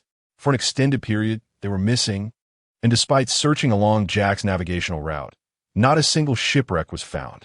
Just as he was deep in contemplation about this matter, suddenly, a member of the Beast Pirates, a user of a devil fruit, flew in. "Lord Jin, something dreadful has occurred," they exclaimed, panic-stricken. "Could he not remain as composed as I am?" Jin, with a stern visage, fixated his gaze on the pirate subordinate. The duo, known as Keen Eye and Swift Ear, were visibly terrified. "This is dire news, Lord Jin. What is the situation? You two need to calm yourselves." Doflamingo, seated nearby, wore a smile. "What calamity could possibly befall us in Dressrosa? This is my domain." Nevertheless, Keen Eye and Swift Ear remained anxious. "Lord Jin, this situation is indeed peculiar. At the port, a marine admiral has appeared next to our pirate ship." "What? An admiral?" Jin's expression turned to one of confusion. Doflamingo mirrored his bewilderment. He questioned whether these individuals had erred. An admiral resides in Marineford, not here in Dressrosa. How could they appear without reason? This is truly strange. Yet, Jean did not exhibit overt panic. Doflamingo, however, wore a scowl of anger. This is utterly impossible. Could there be a marine spy lurking nearby? Quickly, Doflamingo employed a din-din mushy to contact Violet. Violet, on her end, promptly activated her abilities. Moments later, she trembled slightly. Report, young master. There is indeed a marine admiral at the harbor. Not only that, but also Fleet Admiral Sengoku, Hero Garp, and Rear Admiral Crane are all present. Furthermore, our associate, Ryazaki, is among them. Violet conveyed this alarming news to Doflamingo. His expression turned to one of shock. What? That scoundrel Ryazaki has aligned himself with the upper echelon of the Marine? How can this be? Although Ryazaki has distanced himself from the Whitebeard Pirates, it is improbable that he has joined the Marines so swiftly. Doflamingo was engulfed in confusion. Beside him, Jean felt a surge of urgency. Ryazaki's involvement was unexpected. He yearned to inquire about the fate of Jack, the drought-stricken individual, and why he had vanished after seeking Ryazaki. Could it be that Ryazaki had employed some means to eliminate him? This was a bold conjecture. Follow me. I must investigate the harbor. Jean swiftly transformed into a dragon, soaring towards them. Indeed, upon witnessing the scene amidst the Marines, he was taken aback. He suddenly had a premonition that the disappearance of Drought Jack was undoubtedly closely tied to him. Jean chose to disregard the presence of the naval officers and directly inquired about Longzaki. What have you done with Drought Jack? His last intention was to seek you out, so why has he vanished this time? Jean confronted him bluntly.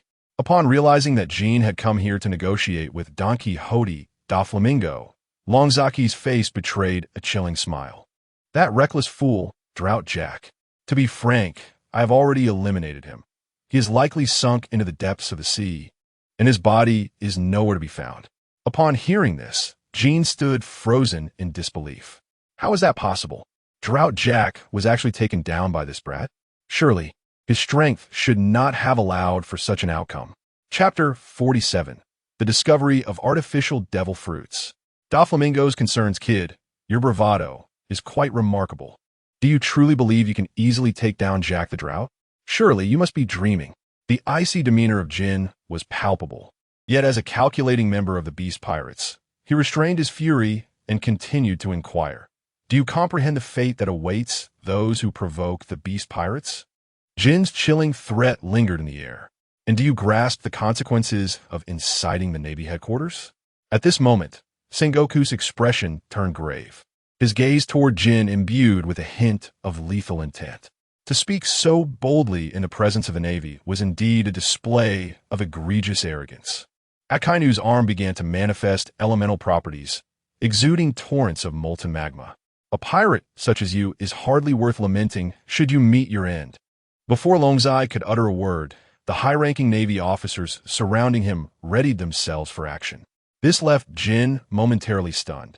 Were they truly so protective of this Longzai? There must be undisclosed dealings at play. How had they arrived here? Moreover, what was the purpose of the Navy's sudden appearance? Unfamiliar with the situation, he hesitated to act rashly.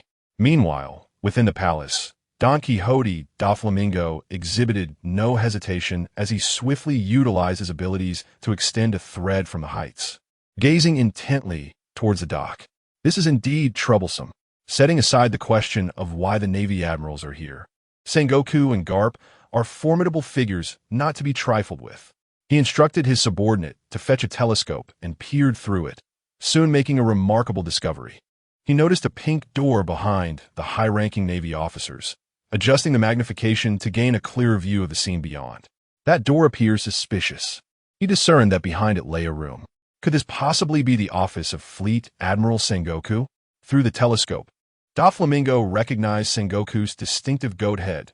There could be no mistake. He was astonished to realize that they had somehow arrived from Sengoku's office. Was it through manipulation of spatial constraints? Doflamingo's expression darkened profoundly. He swallowed hard, taking a deep breath as he spotted an individual through the lens. That person was Longzai, who could be considered his boss and business partner. It was him again. Doflamingo found it hard to believe. Yet he held a strong suspicion that Longzai was intricately linked to this door. It was entirely possible that this door was of his own invention. If that were the case, it would spell trouble indeed. With a curse, Doflamingo descended from the heights, appearing before the gathered Navy personnel. His expression instantly transformed into a smile as he extended his hand towards the Navy leaders. Welcome to Dressrosa, esteemed leaders of the Navy headquarters. It is an honor to have you in my humble abode. The crowd regarded the obsequious Doflamingo with stoic faces, offering him little in the way of warmth. Akainu, in particular, pointed coldly at him, declaring, Don Quixote Doflamingo, I wish to inquire how the Beast Pirates ship came to be in this location and what cargo it carries. I hope you can provide an explanation. Akiji, arms crossed and languid, casually remarked, could it be artificial devil fruits? I have previously heard that Kaido possesses individuals with the ability of such fruits, though their origins remain a mystery. Doflamingo maintained his smile, yet internally, he was stirred by unease. He was aware that the Navy had long been monitoring such matters, particularly Sengoku and Akiji. They could hardly be oblivious. However, due to his status as a warlord of the sea, officially recognized by the world government as a pirate, they were not in a position to take action against him. Fufufu, esteemed leaders, I truly have no knowledge as to why the Beast Pirates have come here. Furthermore, Dressrosa is inherently a land of freedom. I cannot prevent anyone from coming, can I? Wouldn't you agree? And as for these artificial devil fruits, I am completely in the dark regarding that matter. Ha ha!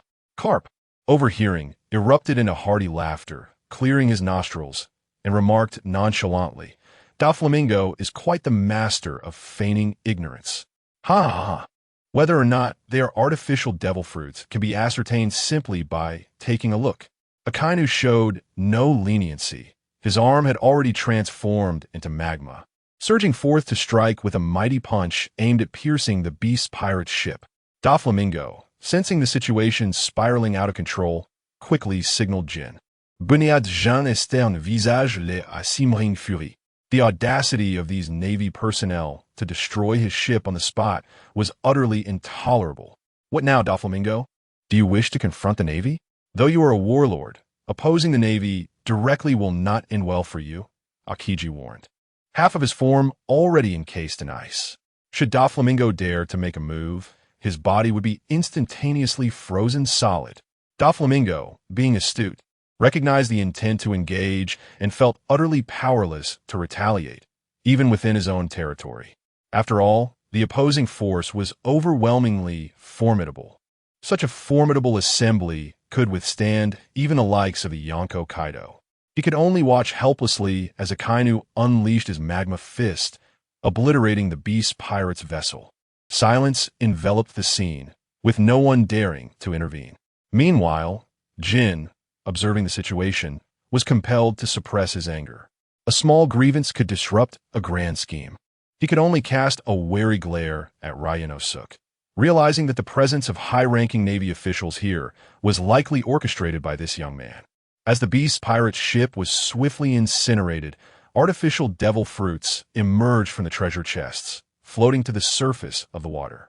Doflamingo's expression darkened to the utmost degree. How did you come to Dressrosa? What is your purpose here? His subordinates had failed to inform him of the Navy's sudden mobilization, indicating that they had arrived instantaneously. What purpose does the door behind you serve? Boss Longchi, as partners in collaboration, I beseech you to enlighten me on the true function of this door. Did you traverse through it? Spare us the trivialities. Doflamingo, swiftly surrender the artificial devil fruit. Otherwise, the repercussions will transcend merely the destruction of a vessel. Akainu exuded an air of formidable authority, showing no leniency to the opposing party. Chapter 48. If we remain, at least start at the general level faced with a threat from the Marine headquarters. Both in Zaijin and Don Quixote, Doflamingo refrained from making a move. Unlike the reckless Jack the Drought, they were acutely aware that they were not yet capable of truly contending with an admiral of the Navy.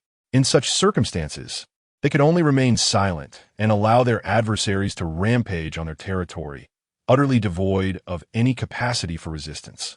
Ultimately, he had no choice but to grit his teeth and surrender the remaining artificial devil fruits. The high-ranking officials of the Navy smirked coldly at Doflamingo's unexpected compliance. "Pirates, should we catch you engaging in such dealings again, do not blame me for being impolite," Akainu bellowed, his fury unabated. "That will suffice. Depart." This incident not only served to diminish Doflamingo's long-held prestige, but also resulted in significant gains, including the seizure of a batch of artificial devil fruits. The Navy's commanders chose not to linger in that place any longer. Longzaki cast a glance at Jean and, as he departed, spoke to him in a calm tone. "Jack is the one I took down. If you seek vengeance, feel free to come find me. I am always ready." With that remark, Longzaki turned and returned through the portal, which vanished from sight the moment the pink door closed. Doflamingo widened his eyes, intently observing the scene, utterly baffled by its mechanics. What on earth was happening? "Doflamingo, what are your thoughts?" Jean asked, still staring at the empty space where the door had just been. Could it be a power of the devil fruit? No, it should not be. Doflamingo's expression darkened significantly. That Longzaki fellow was far from ordinary. He recounted to Enzai the demonstration of the Zanpakuto's abilities that Longzaki had displayed in the palace. Enzai Jean listened, his face a mask of disbelief. Was there truly a blade that could absorb the powers of devil fruits? He often kept abreast of such technological innovations, particularly since his companion queen was a technology enthusiast. Yet, despite his team's efforts, they could not develop a weapon capable of absorbing the powers of devil fruits. This was indeed terrifying. For those endowed with the powers of devil fruits, it represented a formidable nemesis. Now, there was not only the Zanpakuto, but also a door that could appear and vanish at will. If this was indeed an invention of Longzaki, its implications for the world would be monumental. If that young man truly created such a capability, it would be utterly fearsome. Doflamingo lowered his head and spoke in a grave tone. A door that allows free passage, regardless of which side employs it, would be an unimaginable weapon in military operations. If this Longzaki cannot be made to serve our purposes, he must be eliminated. If that young man were to ally himself with the Navy, we would be doomed. Jean silently concurred, his gaze heavy with concern. The terrifying potential of that door sent a chill down his spine, and considering the disappearance of his ally Jack the Drought, it now seemed undeniably linked to Longzaki. That young man's strength was indeed unfathomable. Once this door falls into the hands of the Navy, akin to Dressrosa or your Ghost Island, it could very well become a place where they come and go at their whim. How terrifying! This thought necessitates a heightened sense of urgency. Otherwise, one must eliminate Ryuzaki, ensuring he vanishes from this world forever, along with everything he has created. Alternatively, we could seek to win him over. Otherwise, if someone were to exploit this door repeatedly, what would be the outcome? At the Navy headquarters, within Sengoku's office, everyone returned to their seats, their faces shining with brilliance.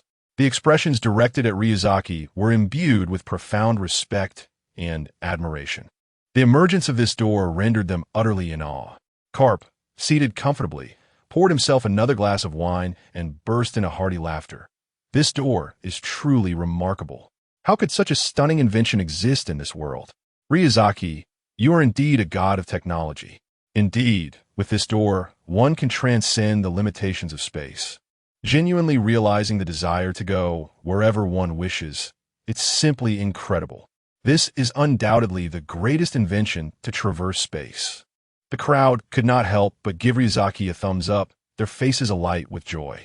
Previously, Sengoku had worried about whether Ryuzaki's explosive rocks would lead to unfavorable outcomes for them. But now, it was fortunate that he had placed his trust in Ryuzaki, allowing them to witness such a groundbreaking invention. Had he not seen it with his own eyes, he would hardly have believed such technology existed.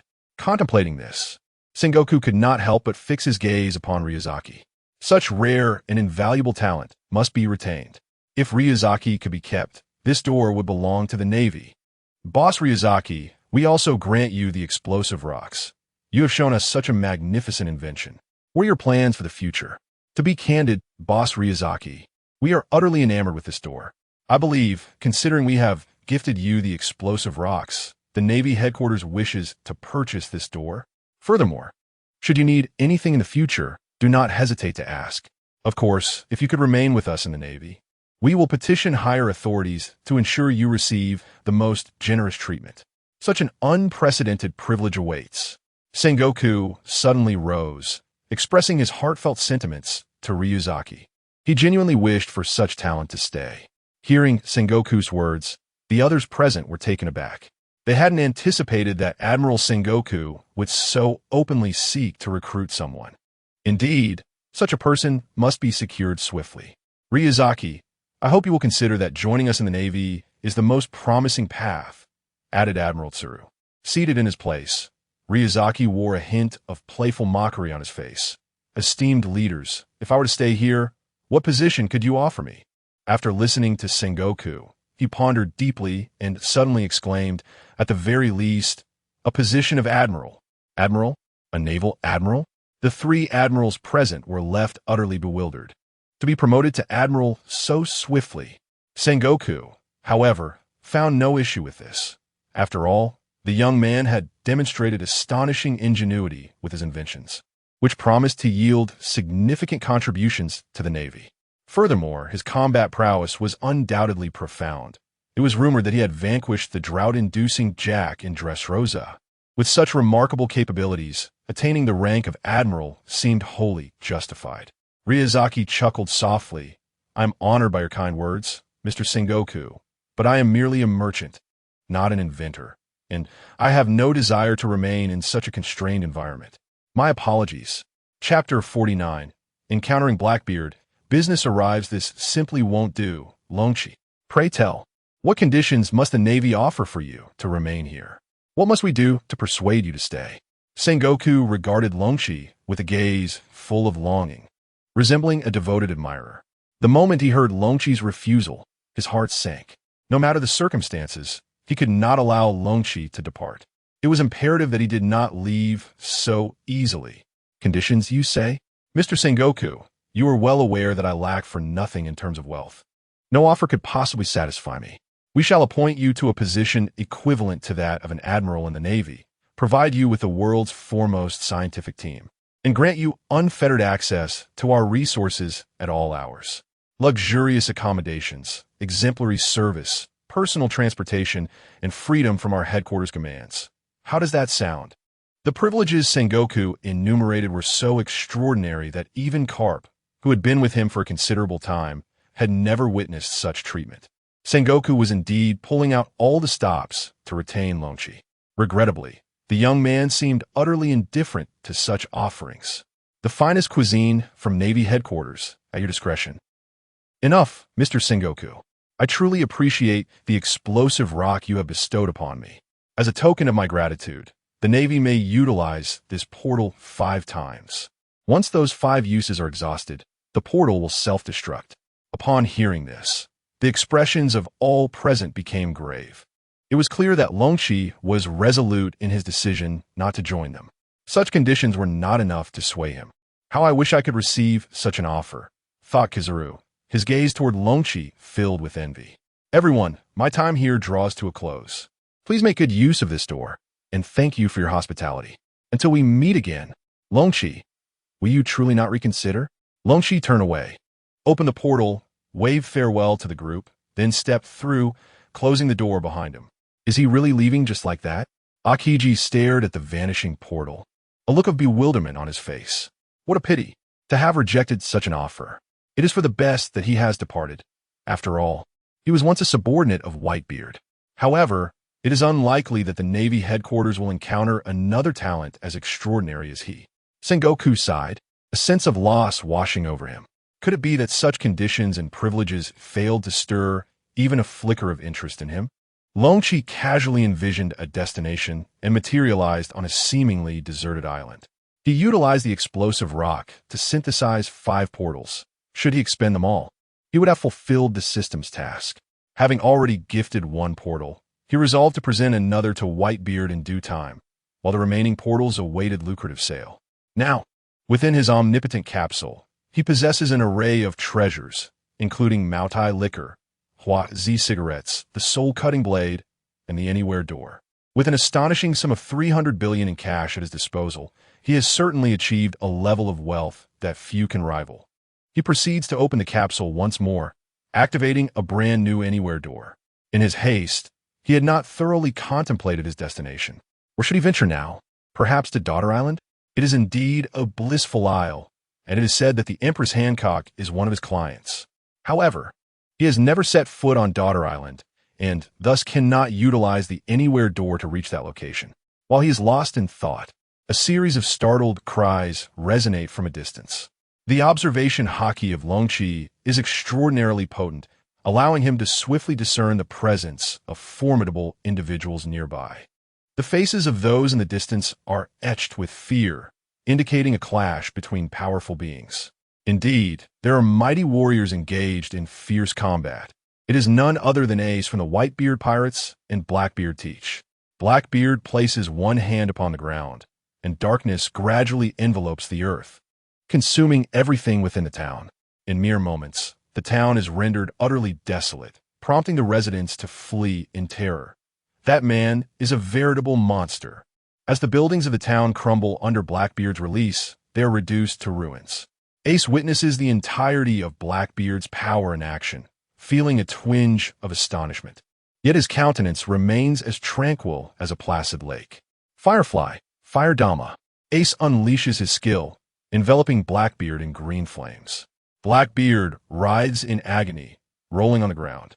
When he rises again, a malevolent expression is unmistakably etched upon his face. The gravitational pull of darkness can ensnare the bodies of those with abilities. Ace.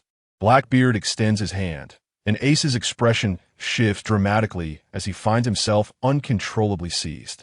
In the moment I grasp you, you should understand that your powers are rendered useless. Blackbeard lunges forward, drawing Ace closer. Ace struggles fiercely. Divine fire. Unseen flame. Blackbeard retaliates with a punch, striking Ace fiercely, even as flames pierce his body. What a troublesome ability. Crossfire. Ace brings his hands together, generating a conflagration of cross-shaped flames. However, soon Ace succumbs to exhaustion, his strength waning perilously. I find you increasingly pitiable, Ace. Become my ally. Ace wipes the blood from the corner of his mouth, resolute and unyielding. If I were to submit to power, I would cease to be a man. I will never allow myself to regret my life, understand? Fool! What a shame, Ace. Perish in darkness. Blackbeard chuckles, spreading his arms wide, as boundless darkness begins to expand once more, seemingly poised to engulf the entire island. Great Flame Ring. Flame Emperor. A swirling inferno engulfs Ace as he prepares to unleash his most formidable attack. Laughter echoed in the air, for only one force could prevail, light or darkness. Ace stood resolute, confidence radiating from his visage as he declared, I choose to support Whitebeard as king.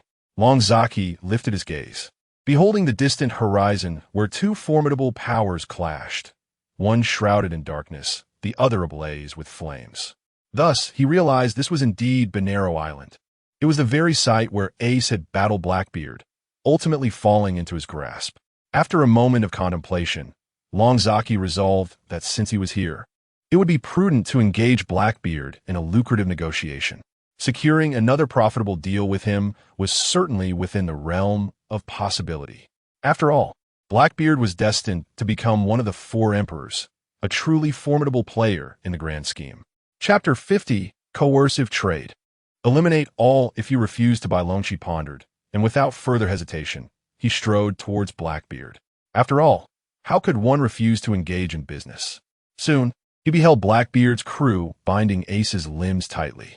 Ace, who had intended to locate Straw Hat Luffy and hand him over to the Navy, was surprised to find himself delivered right into their hands.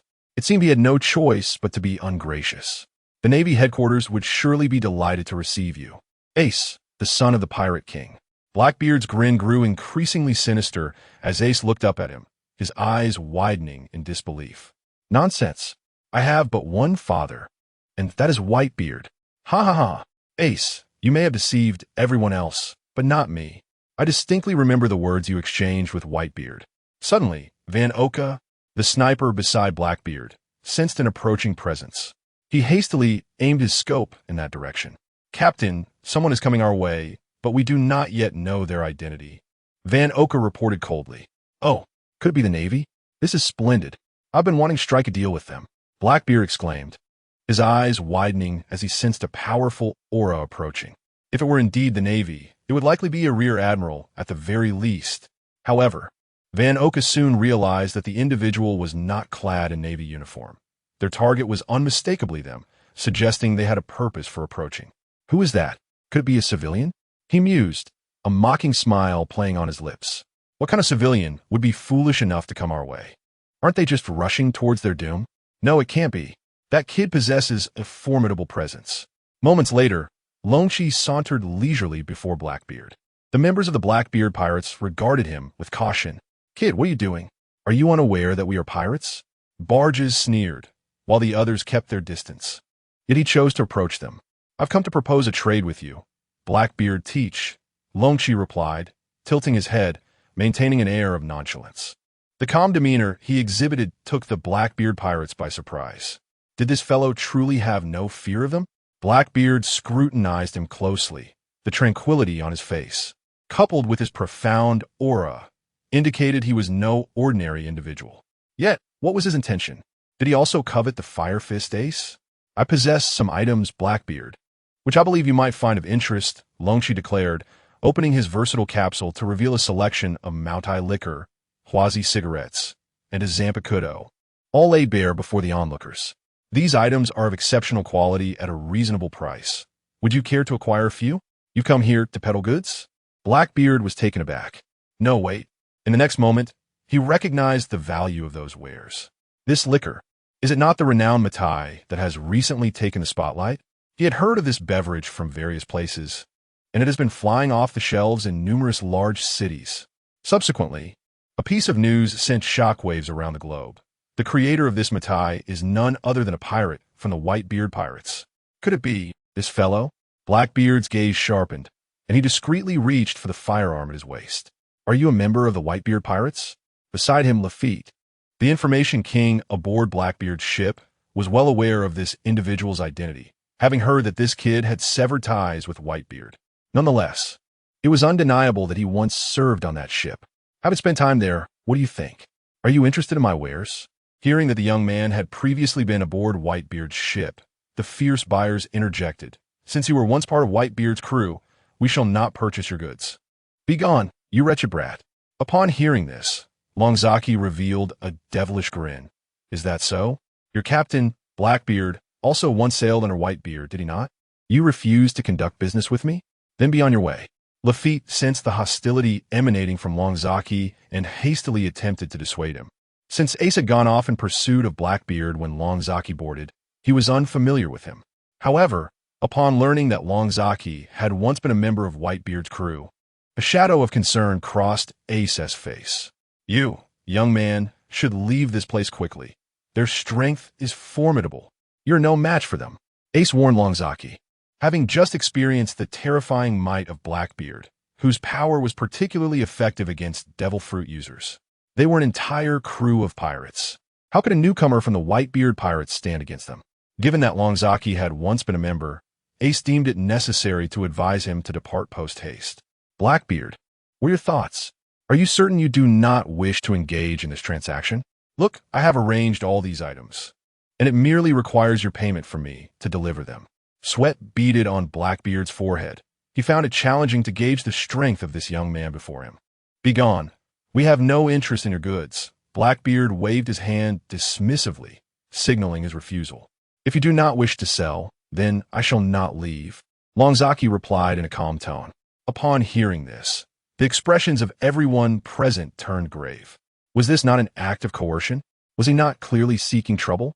Nearby, Fokaka sensed that the situation had escalated.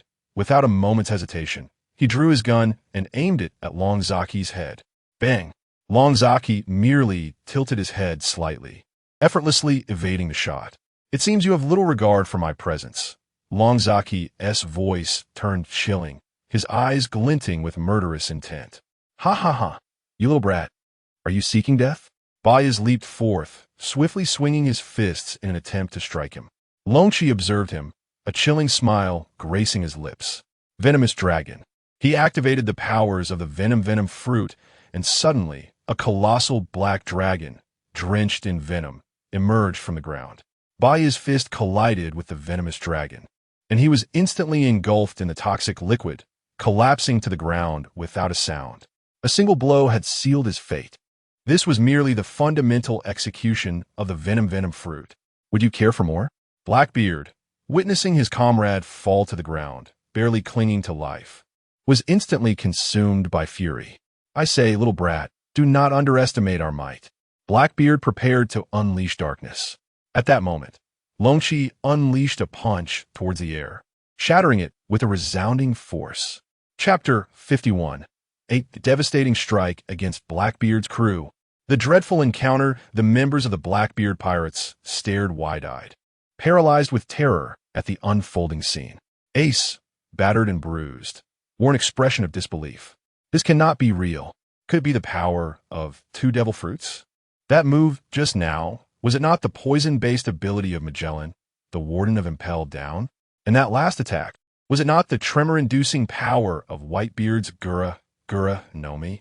Everyone had assumed he was merely an ordinary pirate from the Whitebeard crew, capable of conjuring a few astonishing feats, perhaps possessing a modicum of strength.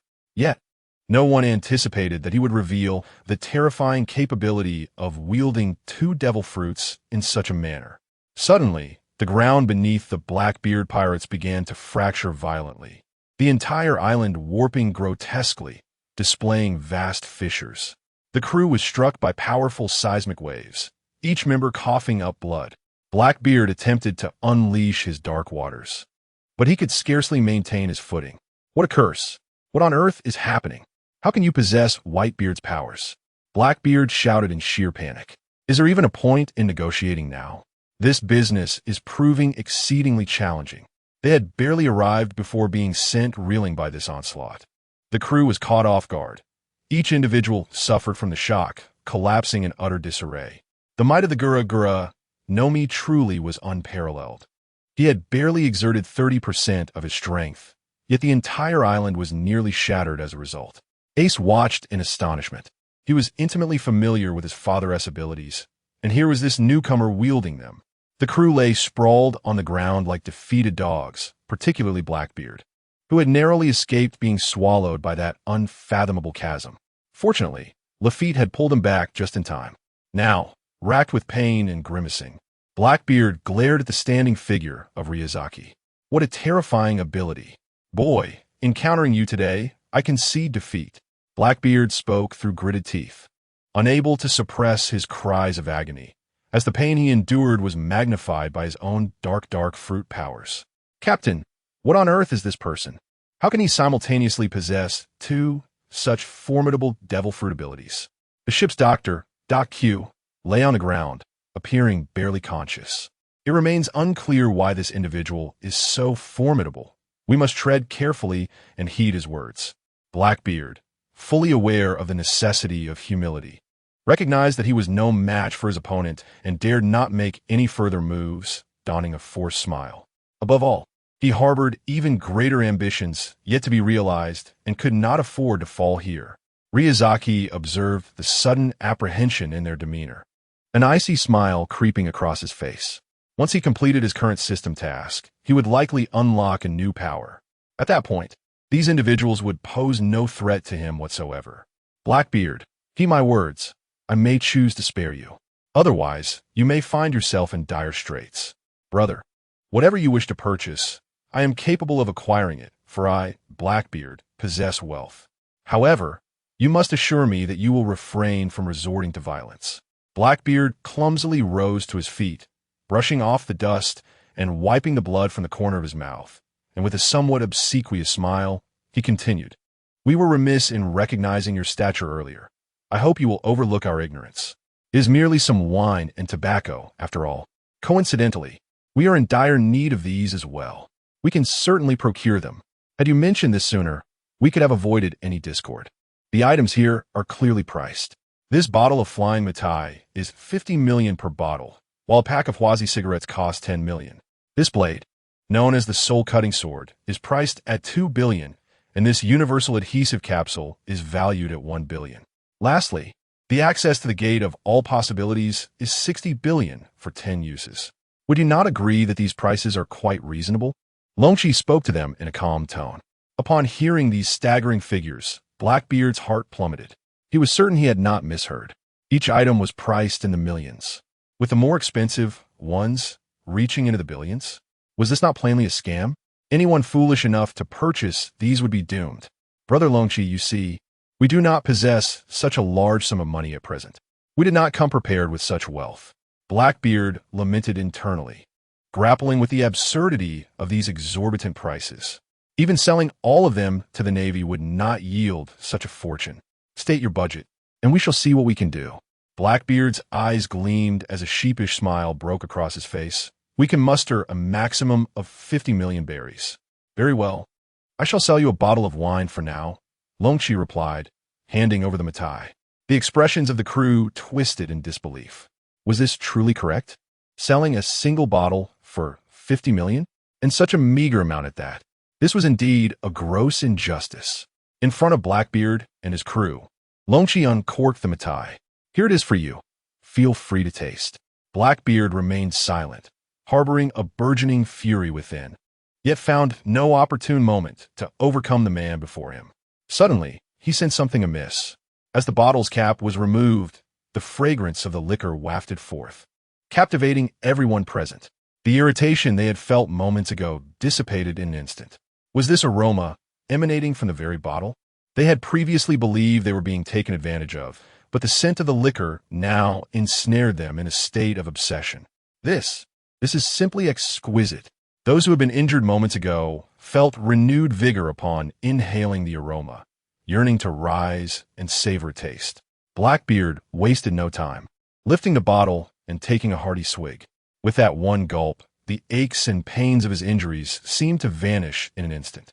This liquor was indeed of the finest quality. Why had I never experienced such delightful spirits before? Captain, allow me a taste. The poison Q, lying beside him on the ground, took a sip and instantly shed his previous sickly demeanor, appearing remarkably revitalized. What fine wine! Truly exquisite, he exclaimed. By the way, how much does this wine cost? 50 million berries per bottle, Longqi reminded him. 50 million. Then I shall purchase 2 more bottles. Having savored the exquisite flavor, Blackbeard dismissed any concerns about the price, knowing he possessed far more than 50 million berries. Longqi's eyes narrowed, revealing a wicked grin. Blackbeard, did you not just claim that you had only 50 million berries? Chapter 52, Blackbeard, the soul-cutting blade, a remarkable treasure. Blackbeard chuckled awkwardly. Ha ha, what do you expect from someone in the business? It is impossible to reveal one's entire fortune. Initially, Blackbeard was skeptical about the extraordinary value of the items. Longzaki, however, was not inclined to linger on the matter and decided to set a price directly. After all, the task at hand was of utmost importance. He needed to sell everything and ascertain the next attribute. Let us do it this way. I will sell you everything I possess for 1 million berries. The crowd gasped in astonishment at the thought that such a hodgepodge of items could be worth 1 million berries. The ship's doctor, Poison Q, worried that the captain might be deceived, quickly intervened. Captain, we needn't spend such a sum. I believe that wine is quite commendable. Purchasing that alone should suffice. As the ship's doctor, he understood the merits of fine spirits. Having recently been on the brink of death, he felt rejuvenated after a sip. Do not underestimate these items. Each one is a treasure. This soul-cutting blade alone can effortlessly slay any of you. Longzaki brandished the blade before him. Huh, what a joke. Do you truly believe us to be worthless? Basis, filled with fury, seized Longzaki. With a devilish smile, Longzaki effortlessly swung the soul-cutting blade, unleashing a powerful force towards Basis. The latter, sensing the impending danger, enveloped his ironclad right hand with armament hockey. With a swift crack, the energy shattered his armored arm, and even hockey could not withstand the damage wrought by the blade. Basis was violently sent flying, his iron armor in ruins, exposing his arm beneath. Blackbeard could scarcely believe his eyes. With such a casual motion, Longzaki had severely injured his first mate. His curiosity about this young man grew. Although he hailed from Whitebeard's ranks, the abilities and items he possessed did not seem to stem from Whitebeard's influence. Longzaki, my brother, I have faith that your possessions are indeed formidable. They are the most useful I have ever encountered. Blackbeard mused, recognizing the unparalleled quality of Longzaki's items. Acquiring them would surely benefit him. The soul-cutting blade had the remarkable ability to absorb the energy of its wielder, converting it into offensive power. The stronger the user, the more devastating the blade's impact. Come, try it for yourself.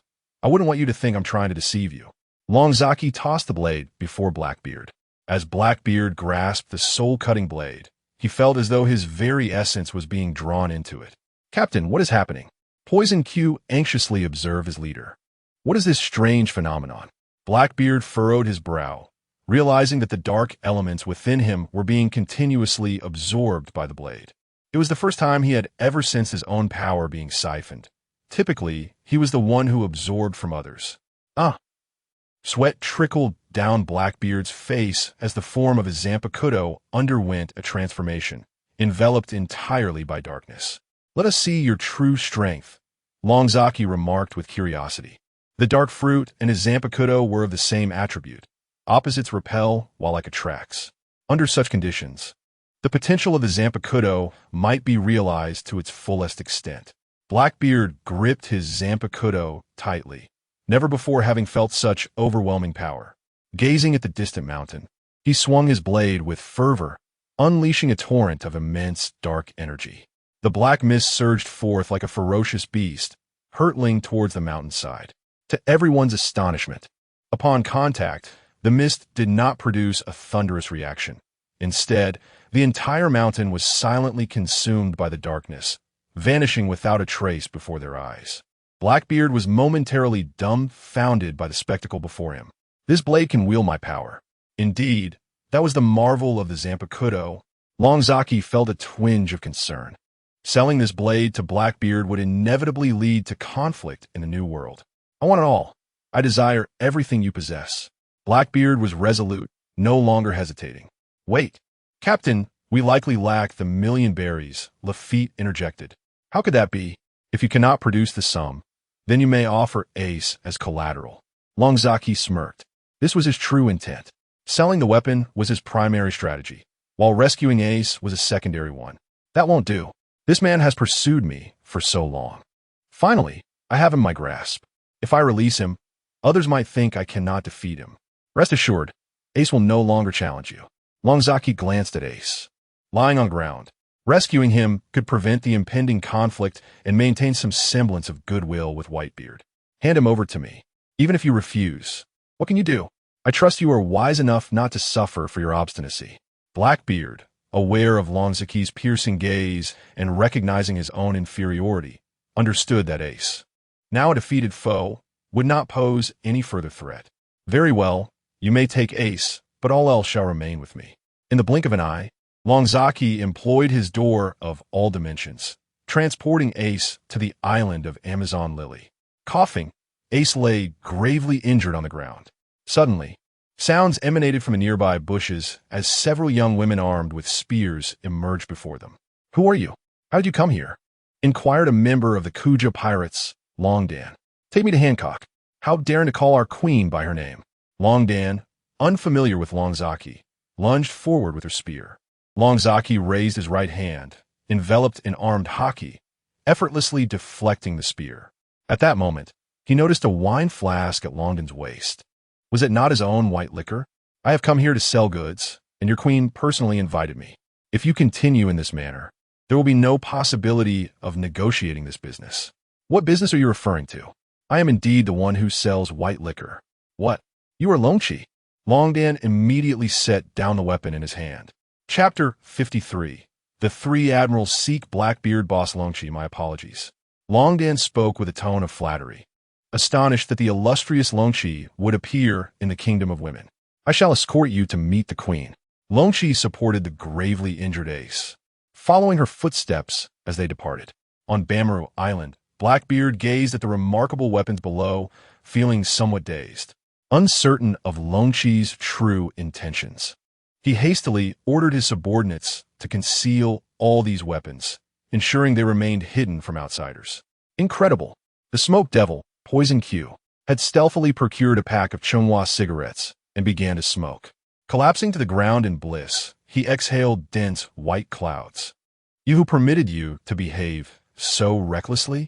Blackbeard landed a heavy punch on his head. "This is something I acquired for a staggering 10 billion. You must treat it with respect." The blow jolted Poison Q from his euphoric state. "Captain, it's merely a cigarette. Please don't be so stingy." Poison Q quickly took another puff, returning to his state of indulgence. To his astonishment, a single cigarette could bring him unimagined joy. "Captain, you must try one too. This Chunhua is truly exquisite." Blackbeard cast him a disdainful glance, observing his pitiful demeanor before turning away. Immersed in his pleasure, Poison Q held a bottle of Maotai in his left hand while exhaling spirals of white mist with his right. The onlookers, witnessing his enjoyment, began to mimic his actions. Remarkable.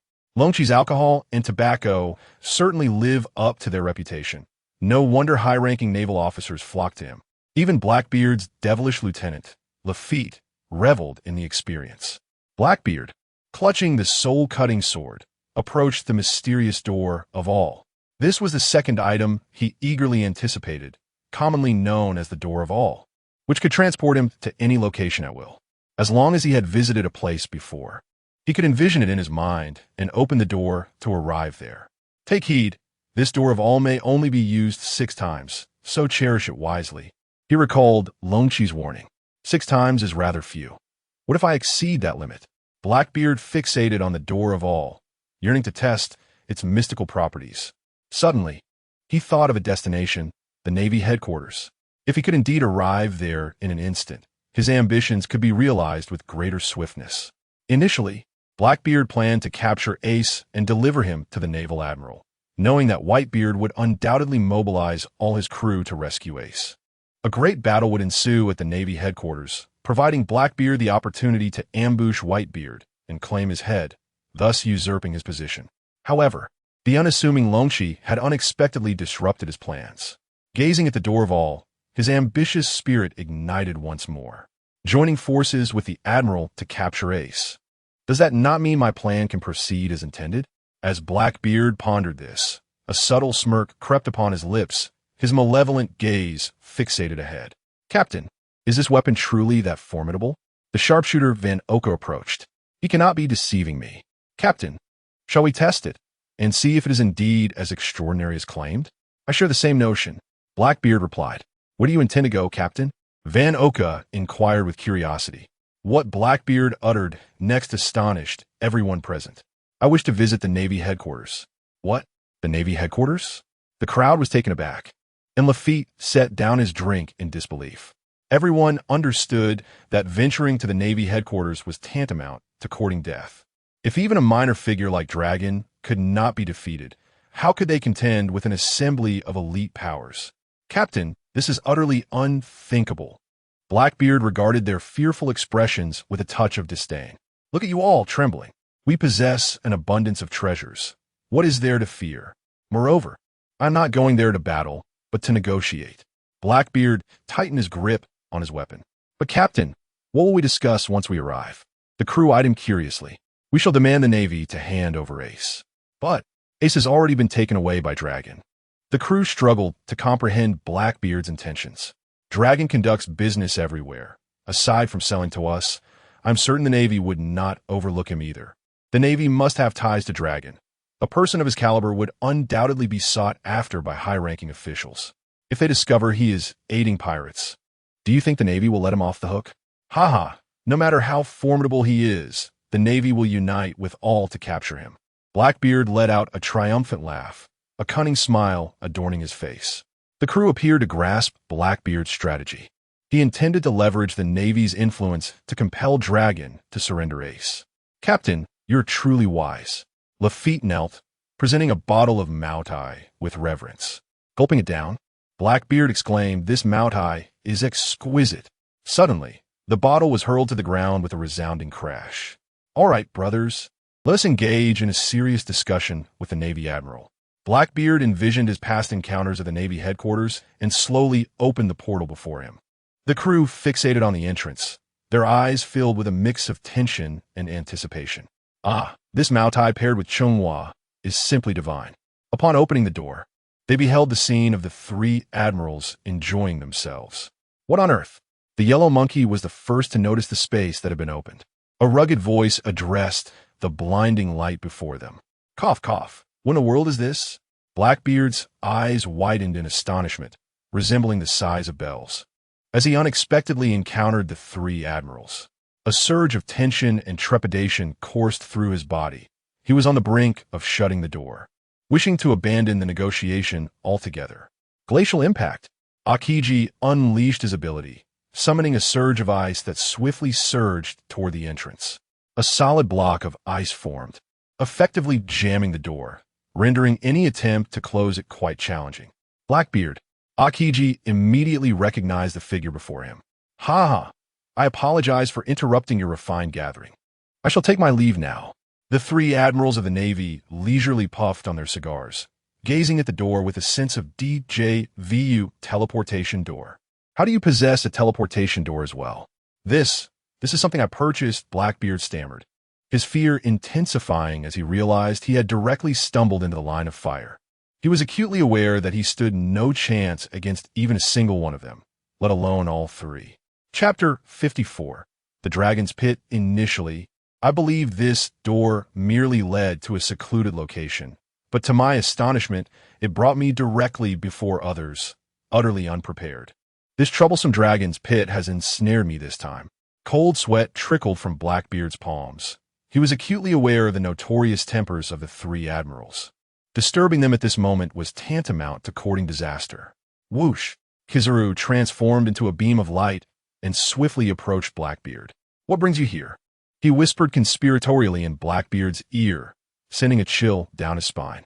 I came here to discuss something important with you, Blackbeard stammered, his face glistening with perspiration, while his subordinates stood frozen in fear. Ha ha ha! Kizaru displayed an enigmatic grin. To seek our counsel? You possess quite the audacity, do you not? Surely, you are aware that we are here to apprehend pirates? I genuinely have something of great significance to discuss with you. I have captured Ace. Ace. Upon hearing the name, Akainu sprang to his feet, excitement evident in his demeanor.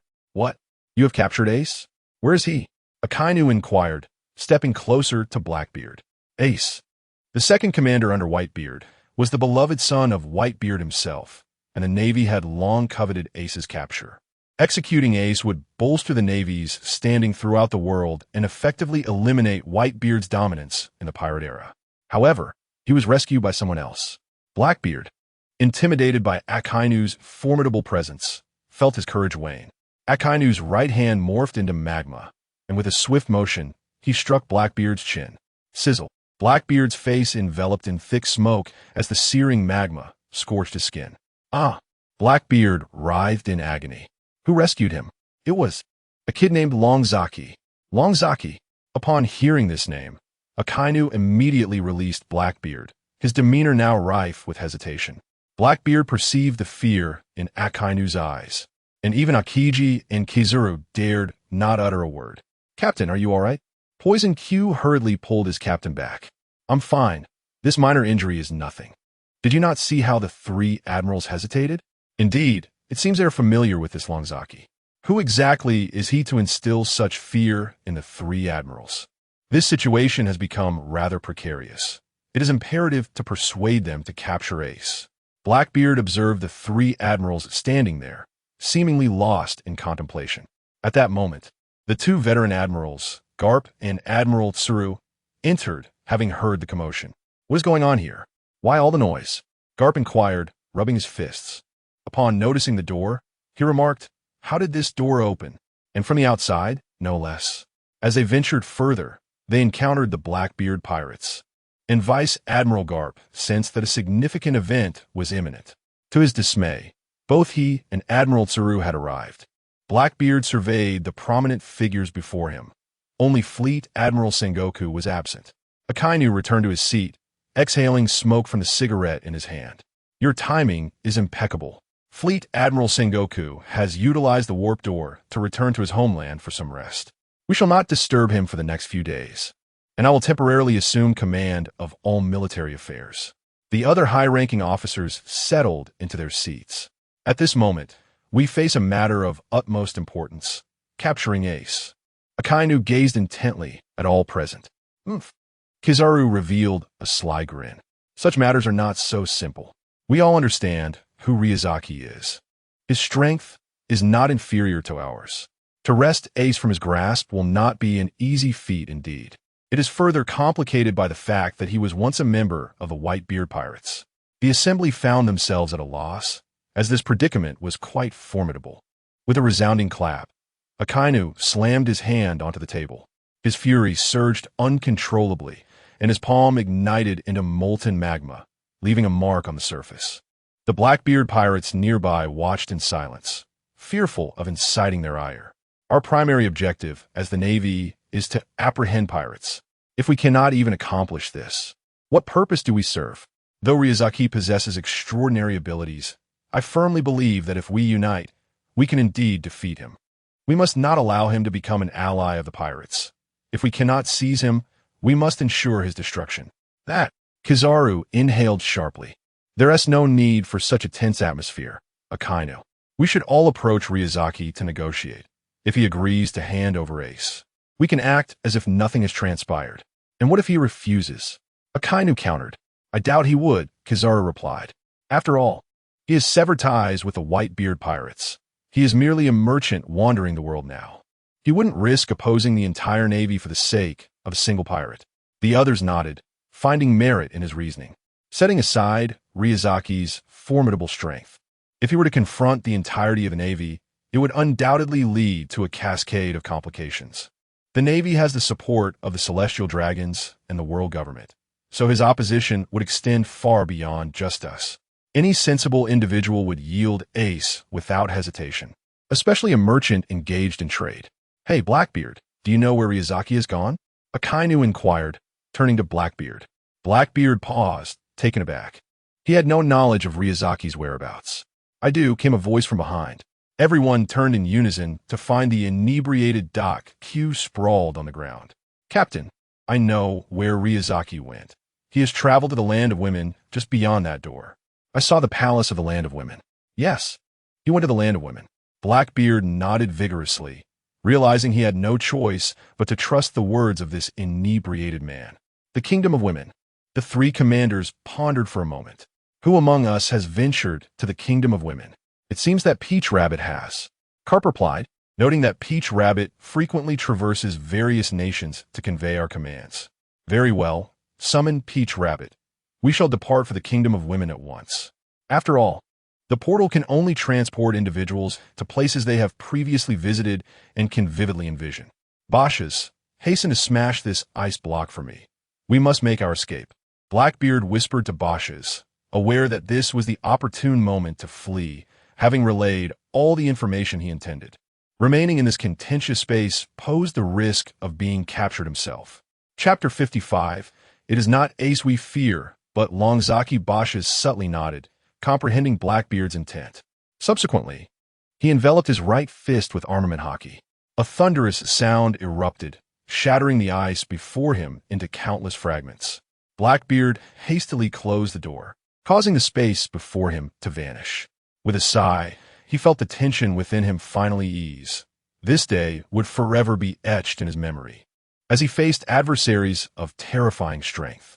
Gulping down a bottle of Maotai he picked up from the ground, he settled cross-legged upon the floor, acutely aware that he was not yet powerful enough to claim the position of a Yonko.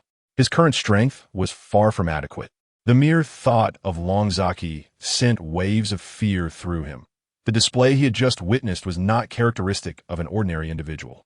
The three admirals of the Navy, including two legendary figures, had convened to negotiate with a mere merchant. A display of power even Whitebeard could not muster. What manner of being is this Longzaki to instill such dread in the upper echelons of the Navy? Lafitte was utterly perplexed. The treatment they had just witnessed was not that befitting a nameless nobody. I cannot fathom it either, but his strength undoubtedly rivals that of an admiral, if not reaching the capabilities of Fleet Admiral Sengoku. What? The others gaped in astonishment at Blackbeard. A mere young merchant possesses such formidable prowess? The fact that even Akainu was wary and summoned all the high-ranking officials speaks volumes of his might. Longzaki's emergence had completely upended their understanding of the world. From this moment forth, I expect everyone to be on high alert. We must grow stronger. Yes. The group raised their bottles of Maotai in unison, responding with fervor. Naval headquarters well, Blackbeard certainly made a swift exit, Akiji remarked, surveying the scattered ice shards. Letting him escape is of no consequence. He poses no threat to us. Akainu's focus remained entirely detached from Blackbeard, but he possesses Longzaki's treasures. I worry he may become a source of trouble for us. Akainu slightly curled his lips, wearing a dismissive expression. Ha! Even if he does, killing him would be as effortless as squashing an ant. Report. Momosaji entered the admiral's chamber. Upon seeing the 3 admirals and 2 elder figures gathered, she sensed that something was amiss. Such a congregation was not commonplace. May I inquire why you summoned me, sirs? Momosaji, have you ever been to the kingdom of women? Momosaji looked at them, bewildered. Currently, there were no conflicts in the kingdom of women. I have, she replied, not pondering further, as her duty was to obey orders. Very well, envision the kingdom of women as you stand before that door, then open it. Akainu gestured towards the pink door before them. Peach Rabbit slowly approached the door, her mind filled with images of the land of women. As she opened the door, she was immediately greeted by a vibrant forest that resembled the very land of women she had envisioned. Her face stiffened in disbelief. She could hardly comprehend how she had traversed to this magical realm through a mere door. Stunned, she stood before the threshold, captivated by the scene that unfolded before her eyes, which was unmistakably identical to the land she had previously visited. Reaching out to touch the surroundings, she realized it was not an illusion. There were no devil fruit users present, and what lay before her was undeniably real. How could this be possible? Such a phenomenon seemed impossible. Peach Rabbit understood that if this were indeed reality, the concept of distance would cease to exist in this world. This was a door of teleportation. One could arrive at any location simply by recalling it at the moment of opening. Admiral Akainu approached with a serious demeanor, explaining that as a secret vice admiral of the Navy, Peach Rabbit had the right to be privy to such knowledge. Her strength was formidable, and achieving the rank of vice admiral indicated she possessed power that rivaled the 7 warlords of the sea. It was astonishing. Where had this technology originated? Could it be the invention of Dr. Vegapunk? He was the only one Peach Rabbit could think of in this regard. Are you familiar with Longzaki? Akainu inquired. Yes, I heard of him recently. He seems to be a crew member under Whitebeard. I've even seen the Maotai and Baijiu he sells, and many in our Navy use his products, she replied. As a young woman, Peach Rabbit found little interest in such matters, perceiving Longzaki merely as an ordinary merchant without any exceptional traits. This door is his creation, Akainu stated. Impressive, Peach Rabbit unconsciously praised, growing increasingly curious about Longzaki. Admiral Akainu, what is our purpose in the land of women? She asked. We're to find Longzaki and, while we're at it, capture Ace. But you can handle this alone. Peach Rabbit confidently responded, meeting Akainu's gaze. Upon entering, she had noticed that all the high-ranking officers were present in the room. It was the first time she had seen such a significant gathering of powerful figures. Surely, it was unnecessary to involve Vice Admiral Garp and Admiral Tsuru in capturing Ace, who she believed was not particularly strong. Although she had never fought Ace, she was confident in her ability to apprehend him. Suddenly, a sound grazed her ear. A light flickered as Admiral Kazuru spoke in a somewhat lecherous tone. Little Sister Peach Rabbit, you must understand that our fear does not lie with Ace or the merchant Longzaki. This man possesses a terrifying ability that rivals my own. And even if I were to face him alone, I would not be entirely confident in my success. Peach Rabbit instinctively recoiled a few steps, uncomfortable with the proximity of the somewhat sleazy Admiral. Admiral Kizaru, have you lost your wits? What is there to fear from a mere merchant? You all stay here. I will bring them back right now. Just as she prepared to step outside, Akainu caught her arm, halting her. Do not underestimate the situation. Our actions are driven by compelling reasons. Join us as we venture forth and observe closely. The stern visage of Akainu startled Momotaro. She had never witnessed such seriousness in him before. A wave of anxiety washed over her, for she realized that with so many formidable figures present, the strength of this Ryuzaki must undoubtedly rival their own. Moreover, the presence of this imposing door led her to ponder whether this individual might wield some form of magic. Orders must be followed without question. No matter how confident one might feel, defying military commands is not an option. With resolve, Momotaro closely trailed behind them as they entered the land of women. The high-ranking officials of the Navy proceeded into a particular forest on the island of the daughter nation, emanating an overwhelming aura. Chapter 56. Hancock was astonished. Carp was the last to pass through the gate. Memories of his childhood flooded his mind, recalling the times he had playfully struck Ace on the head. He was acutely aware of Ace's true identity as the brother of the straw hat and his own grandson. This revelation had remained a closely guarded secret. After all, Ace was a pirate, while he was a celebrated hero of the Navy. If the world discovered that the grandson of a naval hero was, in fact, a pirate, it would undoubtedly become the greatest jest of all time. That hurts, Grandpa. Could you be a bit gentler? I'm being gentle enough. You're simply too weak. At this rate, how can you accompany me in the Navy? I refuse to be a Navy officer. When I grow up, I want to be a pirate, just like the Pirate King, becoming a hero in everyone's eyes. With a resounding thud, another heavy punch landed on his forehead. What nonsense are you spouting, you little rascal? The Navy is the true hero of the world. Carp reminisced about his attempts to teach that mischievous Ace, who had never heeded his words. Now, he found himself in the bittersweet position of needing to capture his own grandson. If Ace fell into the hands of the Navy, his death would be inevitable, a tragic sacrifice for the greater good, and one he could never disclose to anyone. Meanwhile, Long Zaki, under the guidance of Long Dan, arrived at the palace gates. Hancock, upon noticing Long Zaki's arrival, personally went to greet him at the entrance, accompanied by her two sisters, Sandasonia and Marigold. Long Zaki, I did not expect your esteemed presence in my kingdom. Had I known sooner, I would have come to welcome you myself, Hancock remarked with a smile. I have nearly finished the Maotai you sent. My sisters especially relish beauty-enhancing beverages. Is there something new you wish to offer us this time? Long Zaki gently laid Ace down on the ground. Well, have I ever come empty-handed? This time, however, I have a small favor to ask of you. Hancock and her companions turned their attention to the severely injured man. Initially, they did not recognize him, but in that moment, Hancock's expression grew considerably serious. ISNT, he the infamous Fire Fist Ace, second commander of Whitebeard? But didn't T. Long Zaki leave Whitebeard's crew? How is he now connected with Fire Fist Ace? A hint of confusion crossed her face. Could he be the one responsible for Ace's condition? Indeed, it is he. You must have a doctor here to tend to his wounds. I promise to reward you handsomely. Upon hearing these words, a smirk appeared on Hancock's face. Huh. The renowned merchant Long Zaki is also at a loss for solutions.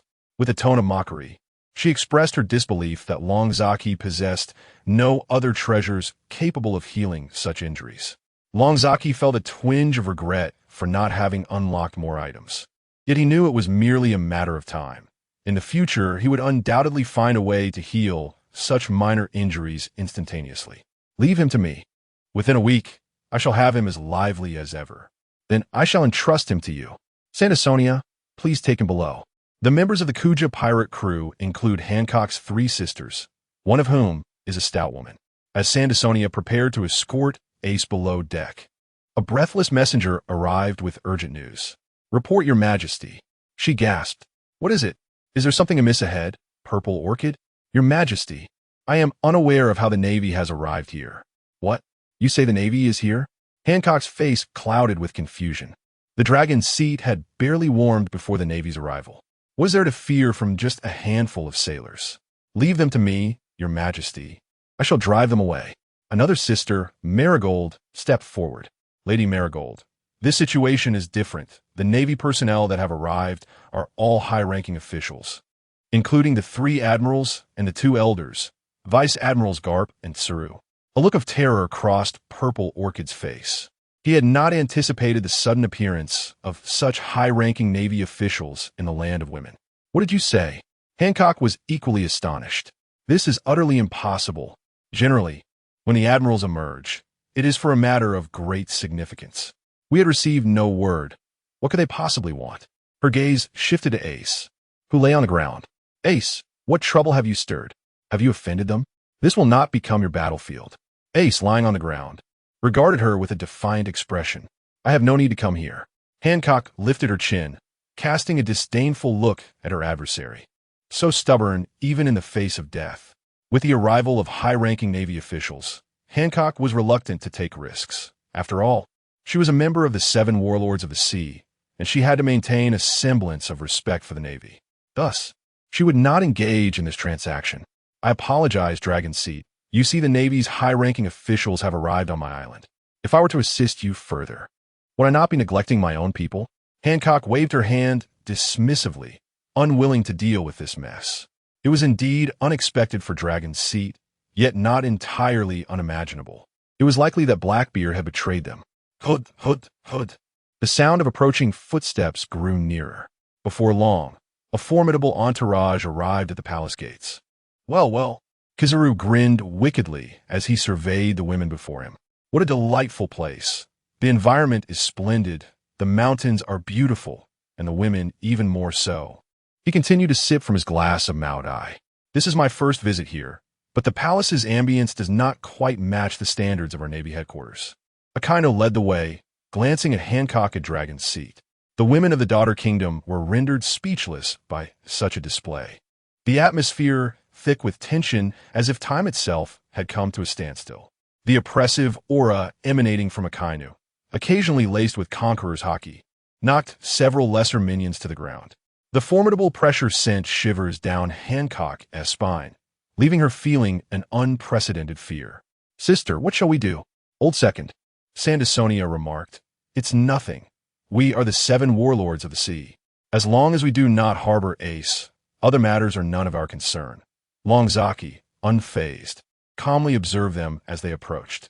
Hey, Boss Longzaki, your actions are truly making us look bad, Kizaru said as he walked, his body adorned with countless small yellow dots. Instantly appearing before Longzaki. Ha ha! The long flag chuckled to ease the tension. Admiral Kizaru, was it really necessary to make such a grand display just to save one person? Meanwhile, Hancock and her sisters instinctively took a few steps back upon seeing Kizaru, their hearts racing with trepidation. Surely, these individuals did not come merely for a trivial matter concerning Ace. What was it about Longzaki that instilled such fear in the Navy? Hancock's heart trembled, realizing that the Navy's formidable presence was undoubtedly a testament to Longzaki's terrifying strength. Chapter 57. The Revelation of Ace's Identity, Mr. Longzaki. We are not here specifically to trouble you, Akainu remarked politely. Admiral Tsuru displayed a motherly smile, stating, This Ace is of paramount importance to us. Indeed, he is the 2nd Division commander of the Whitebeard Pirates, and the one whom Whitebeard cherishes the most. Akiji continued in the same tone as Admiral Tsuru. Longzaki understood their intentions. It seemed inevitable that Ace would be taken away by them. Hancock silently observed their conversation, noting how the high-ranking Navy officials treated Longzaki with such deference. It was difficult to fathom Longzaki's true identity at that moment.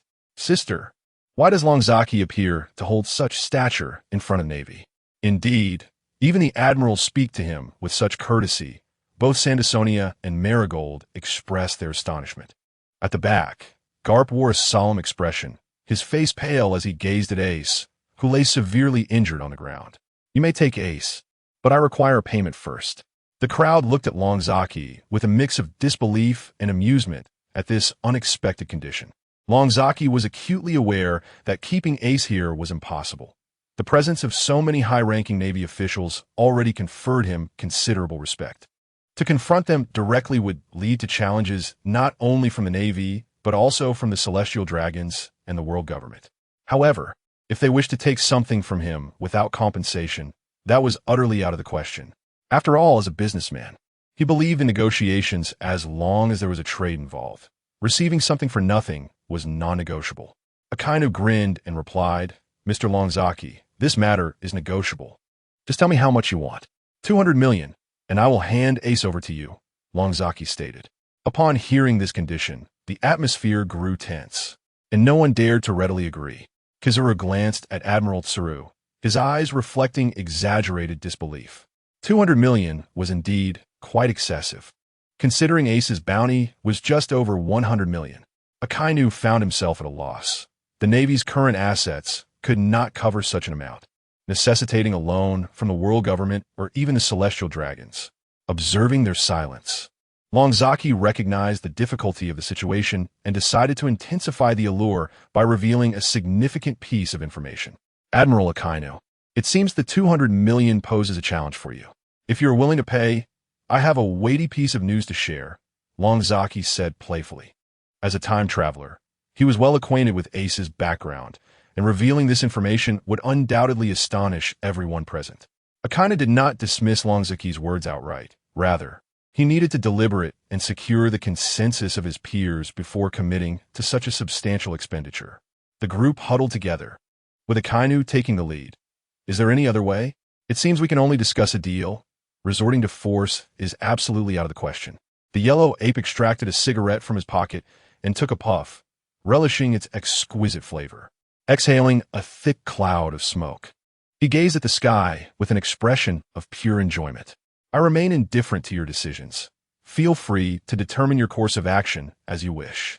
My sole desire is to uncover more cigarettes and Maotai from him." The yellow ape appeared utterly unconcerned. "Should you continue to smoke like that, I'm afraid you might lose your position as a general," admonished Admiral Tsuru. "If he could convey news that satisfies us, 200 million is certainly within reach." Akiji remained composed, observing the discussions unfolding around him. In the midst of the discourse, Garp could no longer contain his pin-up fury and delivered a powerful punch to Ace's head. "What do you intend to do, old man?" Ace shouted, a sizable bump already swelling on his forehead. "I am your grandfather. What gives you the right to defy me?" Garp's eyes burned with intense anger. "Grandfather?" The assembled generals and Hancock from the Amazon Lily were taken aback, their expressions a mix of astonishment and bewilderment, unsure of the reality of the situation. "Garp, what are you saying?" Akainu asked, his gaze fixed sternly upon Garp. "Old man, do not jeopardize yourself for the sake of a pirate," Tsuru kindly cautioned him. Ignoring their concerns, Garp continued to reprimand Ace. "I warned you against becoming a pirate, yet you insisted on pursuing that path. Now you regret it, don't you?" "I will never regret being a pirate. Even knowing I might die, I will remain one."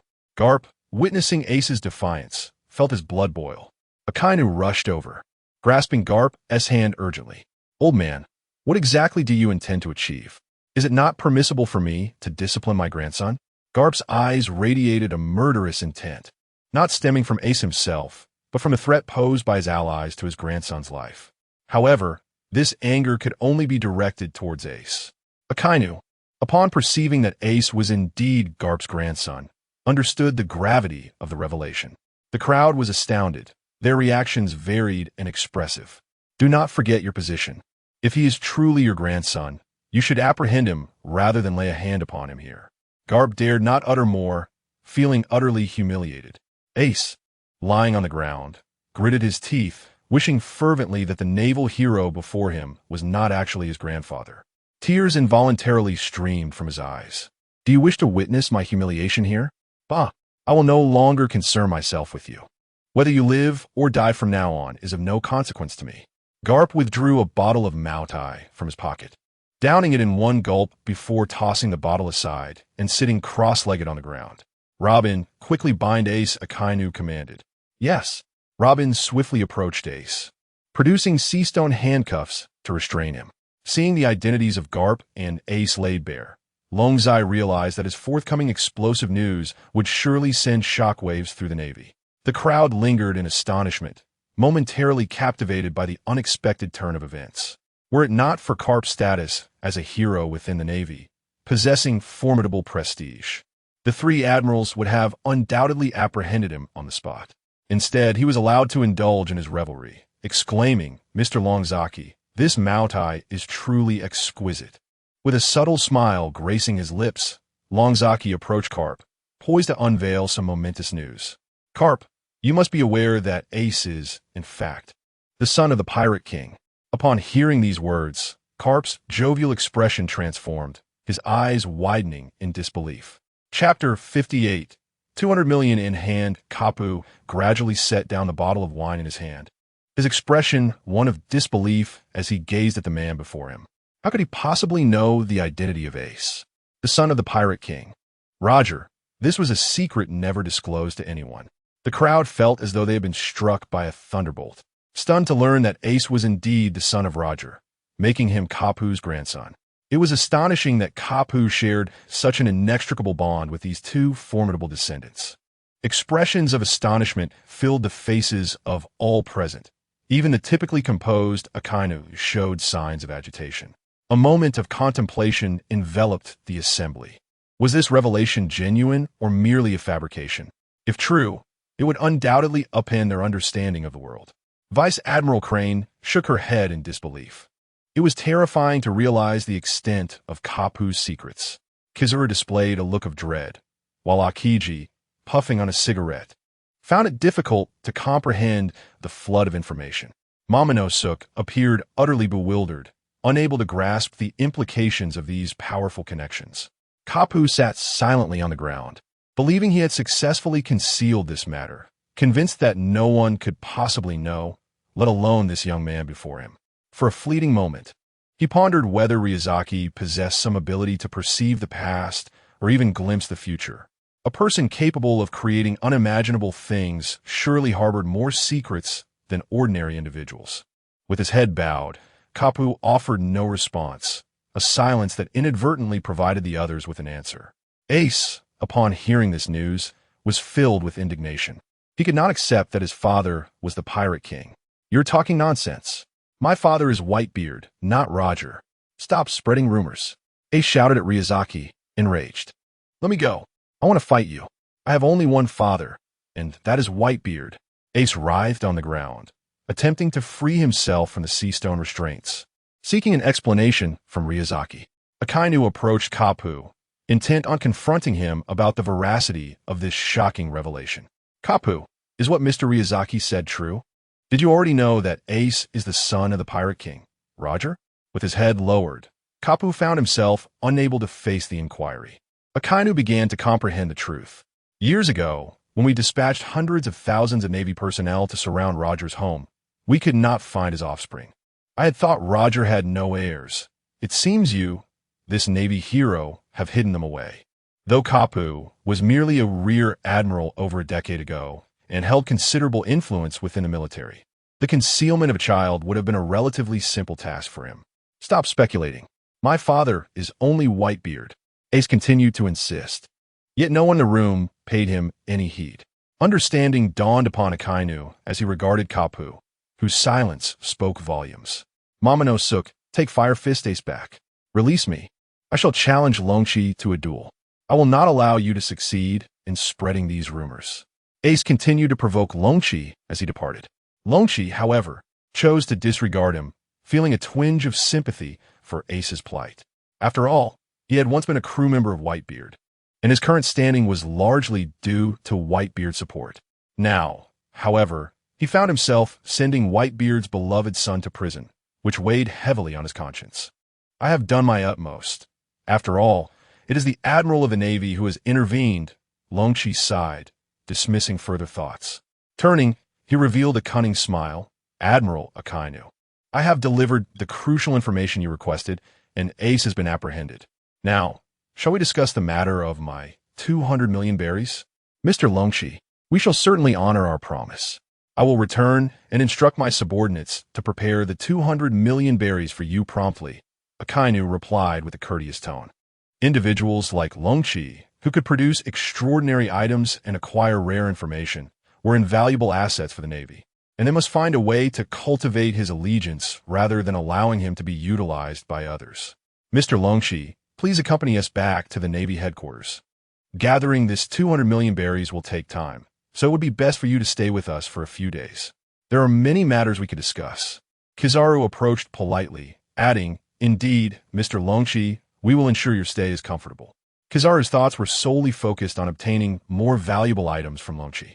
The Navy possesses an abundance of resources, and should you have any new research ideas during your stay, we will provide any rare materials you require. Admiral Crane regarded Longchi with a warm gaze, reminiscent of a grandmother's affection. Longchi was well aware of their ulterior motives. By obtaining new items from him first, the Navy would be the first to benefit.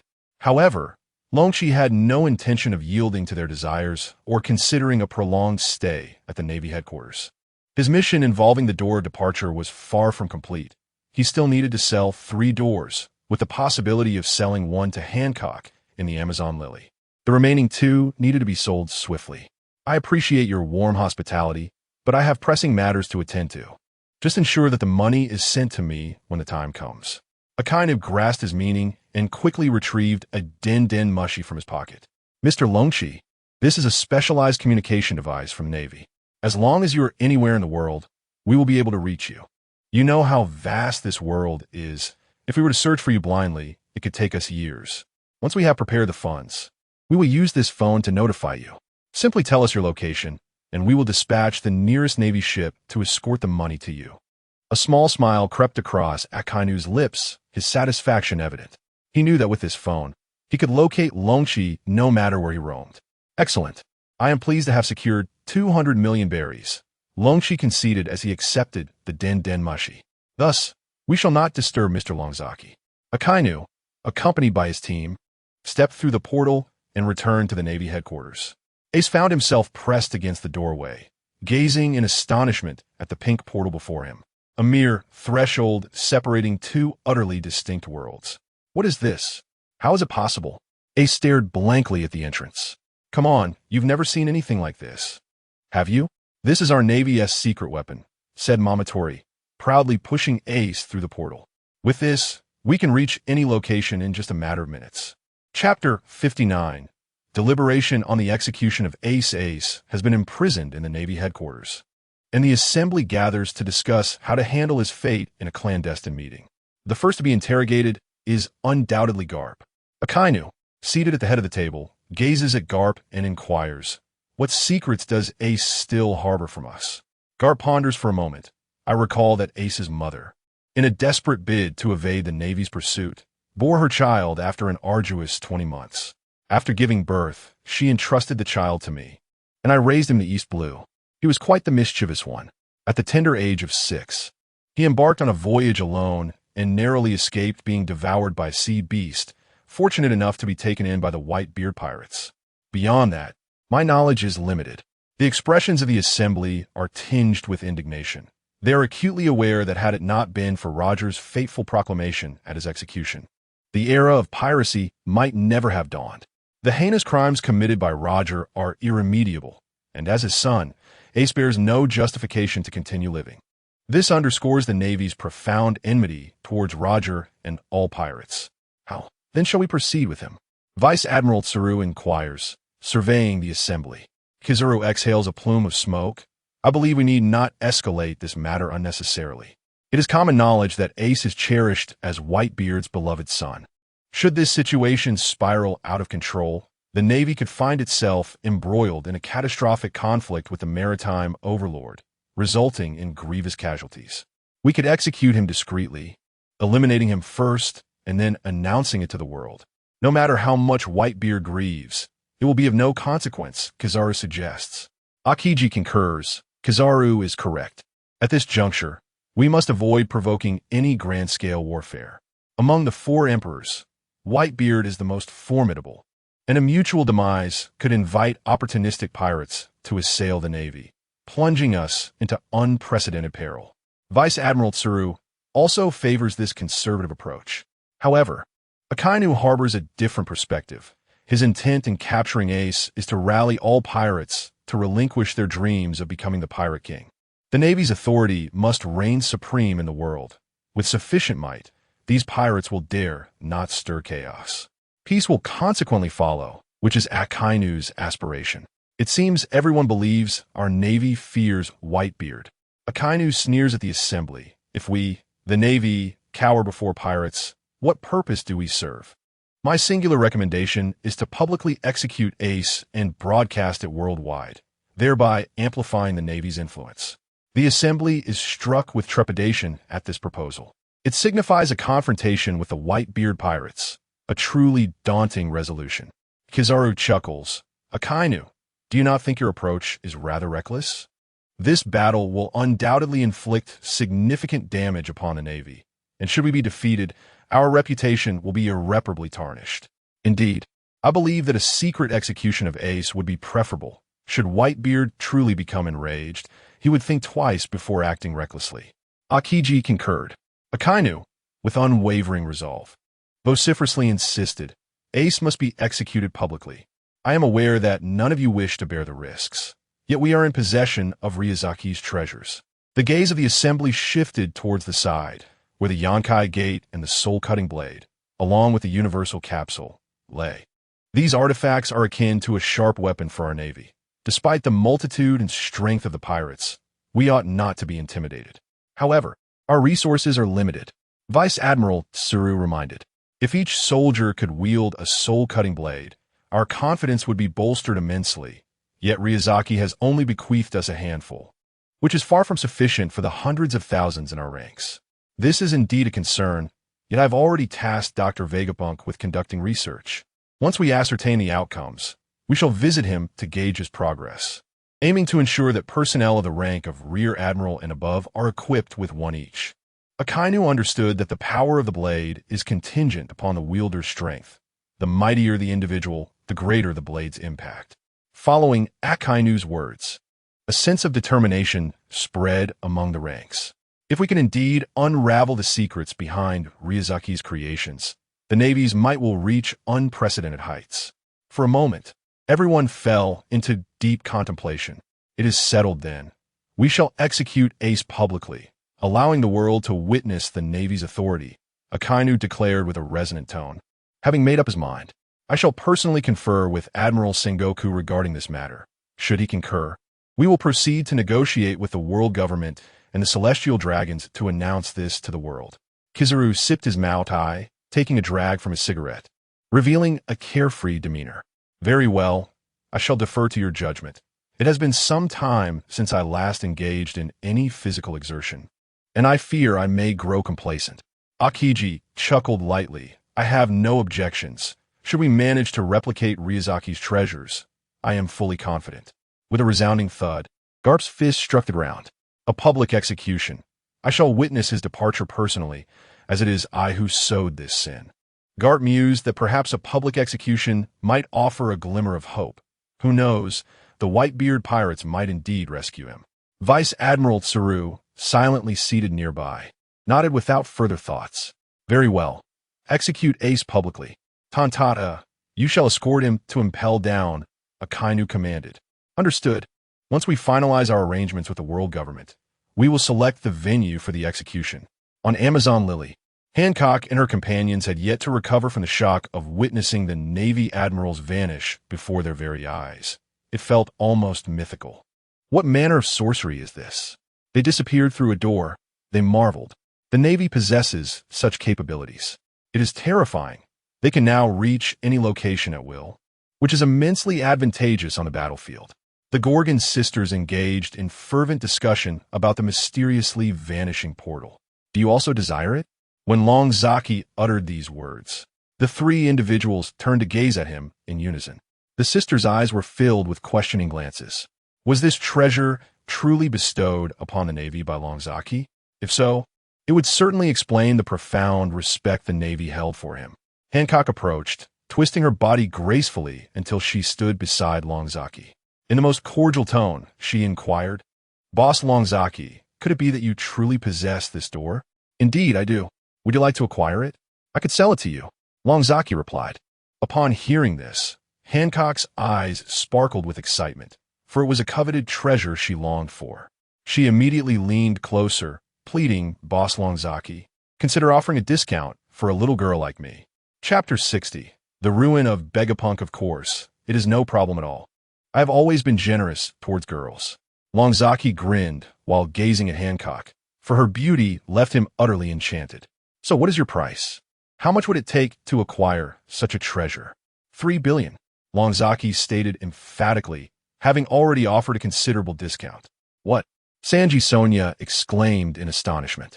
Mary Good was even stamping her feet in disbelief. You are asking for an exorbitant sum.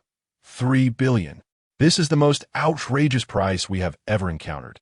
3 billion could sustain everyone on the island for a decade. Clearly, you do not genuinely wish for this item. 3 billion is already quite a bargain for you. I would sell it to Blackbeard for 60 billion, Longzaki replied. Blackbeard has bought it too? Hancock's heart raced at the revelation, realizing that few in the world possess such a thing. Indeed, if you don't believe me, feel free to inquire. Hancock immediately broke into a charming smile.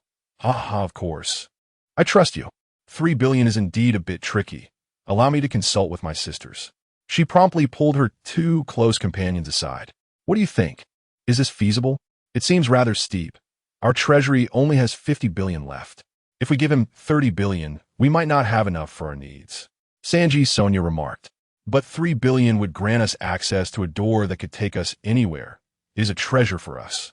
We might be able to reach more places and trade numerous goods, thus earning far more than what we spend. Is it not worth it? Mary Good considered the transportation costs and time involved in the back and forth journey. Hancock nodded in agreement. You are right. Let us purchase this door. After their discussion, Hancock resolved to buy the door of possibilities. Just so you know, this door can only be used 6 times. After that, it will explode automatically. To use it, one must have been to the destination before. Simply envision it in your mind and open the door to arrive there directly. As long as the door remains open, you may use it for as long as you wish. Let us buy it.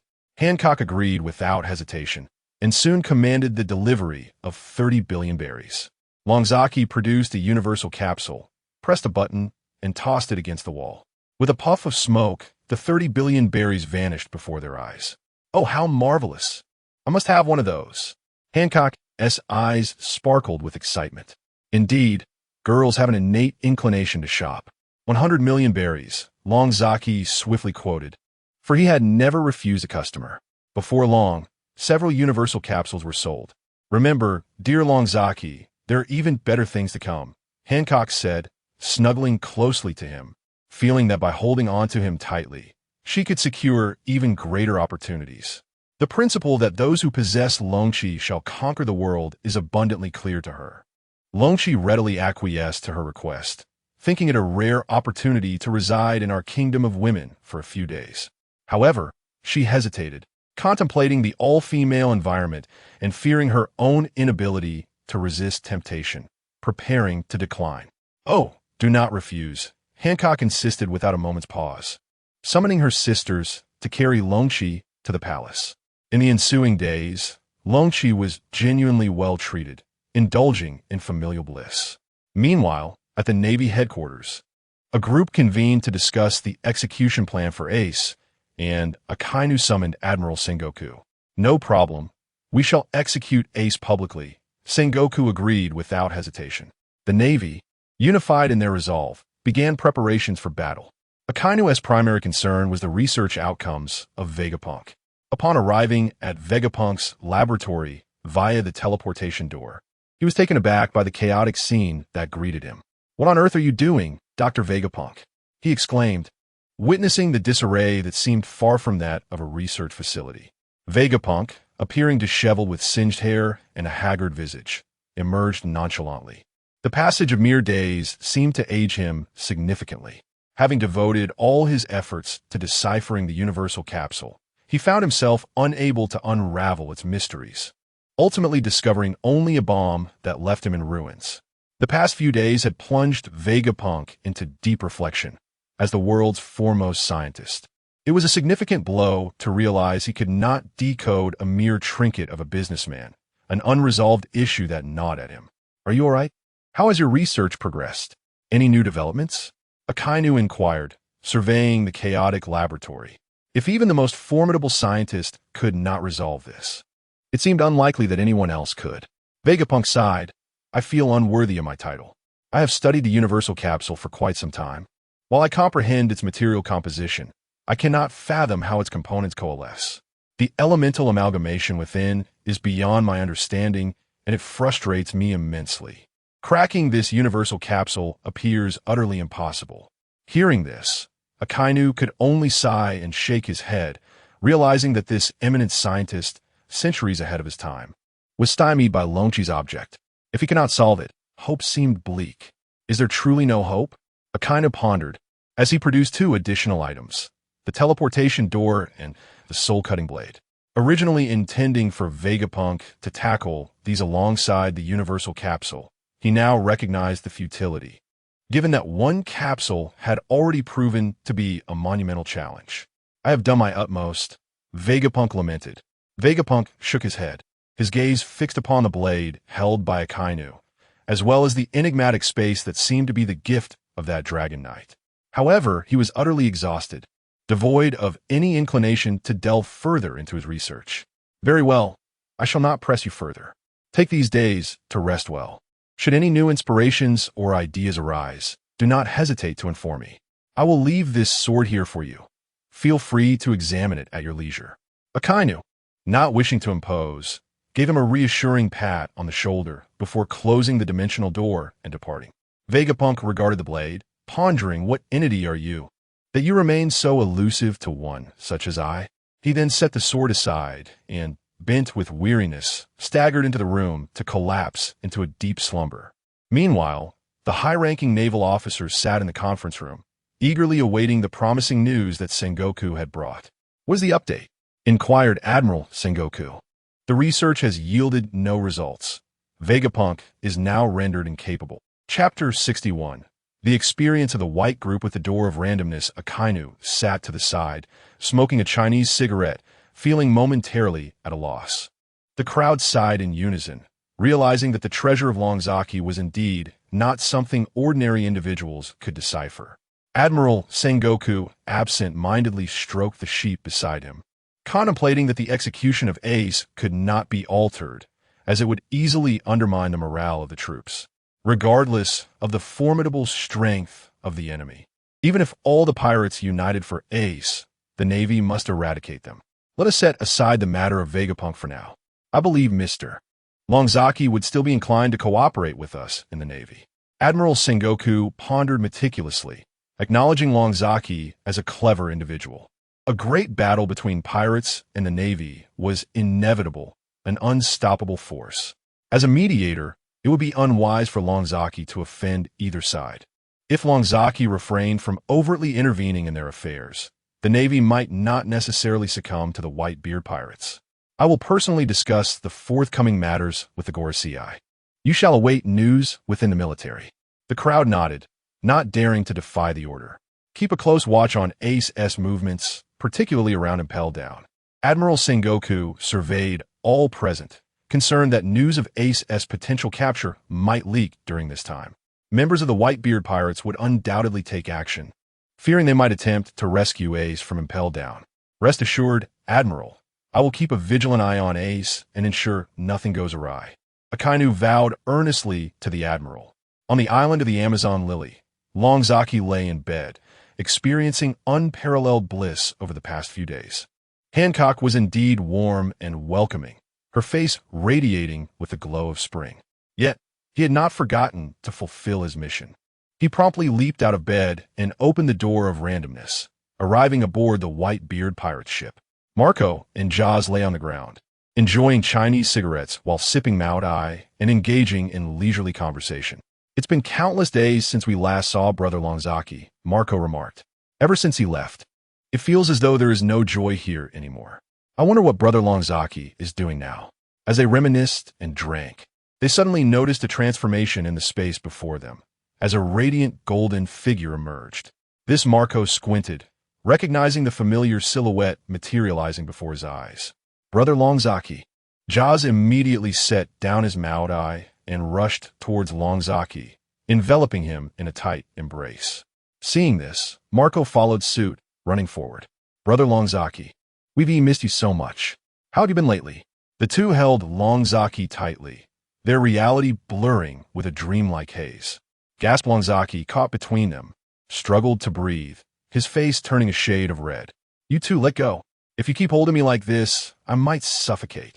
Marco and Jaws exclaimed in unison. Ha ha ha, it's truly you. But wait, how did you suddenly appear?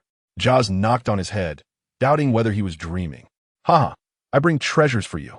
The two individuals glanced at the pink doorframe behind them, astonished and momentarily speechless. How is this even possible? This is truly remarkable. Ryazaki, your prowess is extraordinary. Being able to open two realms. Ryazaki smiled confidently at them. Where's Father? I wish to present this extraordinary door to him. Father has been inquiring about your whereabouts. Hurry over. Marco immediately grasped Ryazaki's hand and led him to the main ship. Upon seeing Ryazaki, Whitebeard's stern expression transformed into a beaming smile. Ryazaki, you have finally returned. How have you been lately? Ryazaki, upon seeing his father, naturally exhibited a demeanor of respect. Father, your health remains robust. Oh ho, that is thanks to your Maotai. It has invigorated my body. Today, I have brought you a remarkable new invention. Hearing this, everyone's eyes sparkled with anticipation, eager to discover what treasure Ryazaki would unveil. Whitebeard, filled with excitement, immediately descended from his throne. Then show it to me. Ryazaki nodded and retrieved a universal capsule from his pocket. With a pop, a large pink door materialized before them. Oh, Whitebeard chuckled. What a door that would delight any girl. He refrained from uttering more words, for he trusted that every treasure Ryazaki presented was extraordinary, and its significance could not be grasped merely by its appearance. Father, this is the door, called the Anywhere Door. As long as you have visited a place and envision it in your mind, upon standing before the door and opening it, the other side will reveal that very location. The crowd reacted with various expressions, momentarily unable to believe such a miraculous object existed. If this could truly be realized, it would eliminate the burdensome long-distance travel for them, even facilitating the transport of goods to acquire treasures in a remarkably short time. Is it truly that wondrous? Jaws approached the door, observing it meticulously. To their eyes, it appeared as an exquisitely feminine door. They never anticipated it possessed such formidable power. Marco, why not give it a try? Ryazaki's lips curled slightly. Instead of elaborating further, he preferred them to witness it firsthand. After receiving Father's approval, Marco stepped up to the door. Taking a deep breath, he slowly opened the door before him. The crowd held their breath, eagerly anticipating the scene within. When it fully opened, the sight astonished him, causing beads of cold sweat to trickle down his back. Ariston Island. Jaws rushed to the front, examining the view closely. Indeed, it was an entirely different place. Other members surged forward, all eager to witness this marvel. Wow, how is this even possible? It is indeed the island of Ariston, the very place where my father and Marco first crossed paths. It turns out that Marco's thoughts were lingering on the place of their childhood meeting. Ariston Island is the small isle where my father, Whitebeard, discovered Marco. As Marco gazed upon the island before him, tears streamed down his face. For it had been an eternity since he had embarked on a voyage with Whitebeard and never returned. Whitebeard tore away the syringe in his hand and stepped through the grand entrance, arriving at Ariston Island. My dear son Marco, it seems you have always held this place in your heart. Wiping the tears from the corners of his eyes, Marco instantly transformed into his fiery phoenix state and soared into the skies. I have returned. Chapter 62. The emergence of the time-warping portal all the crew members passed through, utilizing the portal to arrive at Ariston Island. It was utterly miraculous. In the blink of an eye, I found myself on a distant isle. With such a remarkable invention, we would no longer endure long, arduous journeys. We could reach any destination at will. The crowd erupted in cheers, hoisting Longchi into the air. Marco was filled with immense joy, soaring through the skies, eager to see how the island of his childhood had transformed. Whitebeard sat nearby, sipping Maotai while gazing at the vast ocean ahead. He, too, felt an overwhelming sense of joy. Yet, as captain, he had to maintain his composure. A celebratory feast commenced on the island, with everyone indulging to the point of intoxication. Longchi contemplated that he still had one final door to gift, setting his sights on red-haired Shanks. Taking advantage of the revelry, Longchi activated the portal and arrived aboard the red-haired pirate's vessel. Shanks, A voice called from behind as Shanks sat with his crewmates, fishing by the ship's edge. "Longchi, my brother," Shanks exclaimed in surprise upon turning to see him. Beside him, Beckman looked utterly bewildered at Longchi's sudden appearance. With Shanks' inherent hockey, he could sense anyone within several kilometers, yet Longchi had approached without his awareness, leaving him somewhat astonished. "How did you arrive here, Longchi?" Shanks inquired, curiosity evident in his gaze. Beckman, however, was fixated on the portal behind Longchi. "Whitebeard's crew." Beckman's expression shifted to one of more profound astonishment as he realized the portal contained a group from Whitebeard's crew. Shanks pondered for a moment, seemingly grasping certain implications. He understood that Longchi was an extraordinary individual capable of devising treasures beyond their comprehension. Perhaps this portal was one of his latest inventions. "Longchi, have you brought me yet another ingenious creation?" "Indeed, I present to you a portal. As you can see, I could traverse any location at will," Longchi replied, his demeanor calm. Beckman's expression grew increasingly complex. He found himself unable to process this revelation immediately. Longchi's presence repeatedly challenged his worldview, and he genuinely feared what destructive weaponry this individual might invent in the future. "Impressive. Name your price. I am willing to procure it," Shanks declared, fully aware of Longchi's intent. "For billion berries," Longchi stated nonchalantly, offering a somewhat favorable deal. "What? For billion?" Beckman exclaimed, incredulity etched on his face. "Captain, that is exorbitantly high. If you choose not to purchase it, I shall seek another buyer." "I came to you out of respect for red-haired Shanks. Both Whitebeard and the Navy already possess their own portals. You understand the immense convenience this portal would afford your future endeavors," Longchi said coolly. Shanks contemplated the matter, realizing that if even the Navy possessed something they did not, they would find themselves at a considerable disadvantage in the future. Without hesitation, Longzaki promptly agreed. "I'll take that door, Beckman. Quickly bring me 4 billion. Beckman, with an unwilling expression, retrieved several large boxes from the ship. Longzaki grinned as he watched them extract the universal capsules from their pockets, subsequently accepting the hefty sum of cash. As he turned to leave, he kindly reminded them, "Oh, I forgot to mention, this door can only be used 6 times. If you exceed that, it will explode, so cherish it." With that, Longzaki closed the door and made his swift exit. Red-haired, though helpless, conceded that 6 times was far better than just 1 or 2. Ding dong. Congratulations to the host for completing the system task and unlocking the next synthesis recipe. The next synthesis recipe has been sent to the system warehouse. Please check it at your convenience. Upon returning to Whitebeard's side, the system's voice echoed in Longzaki's mind, prompting him to hastily access the system warehouse to review the synthesis recipe. The contents within elicited an overwhelmingly excited smile from him. Incredible. It's a treasure of such caliber. The synthesis recipe for the Door of Summoning. Blood Fishman Gemstone. Longzaki gazed at the recipe before him, feeling somewhat perplexed by the Fishman Gemstone. The Fishman Gemstone forms after a member of the Fishman race perishes and sinks to the ocean floor. Over time, their bodies are compressed, resulting in a gemstone-like orb, with one gemstone forming every 50 years. The system swiftly clarified Longzaki's confusion. Considering the rarity of such a precious item, which required blood for synthesis, he realized its functionality must be immensely powerful. Instantly, the concept of the time-wrapping skin emerged in his mind.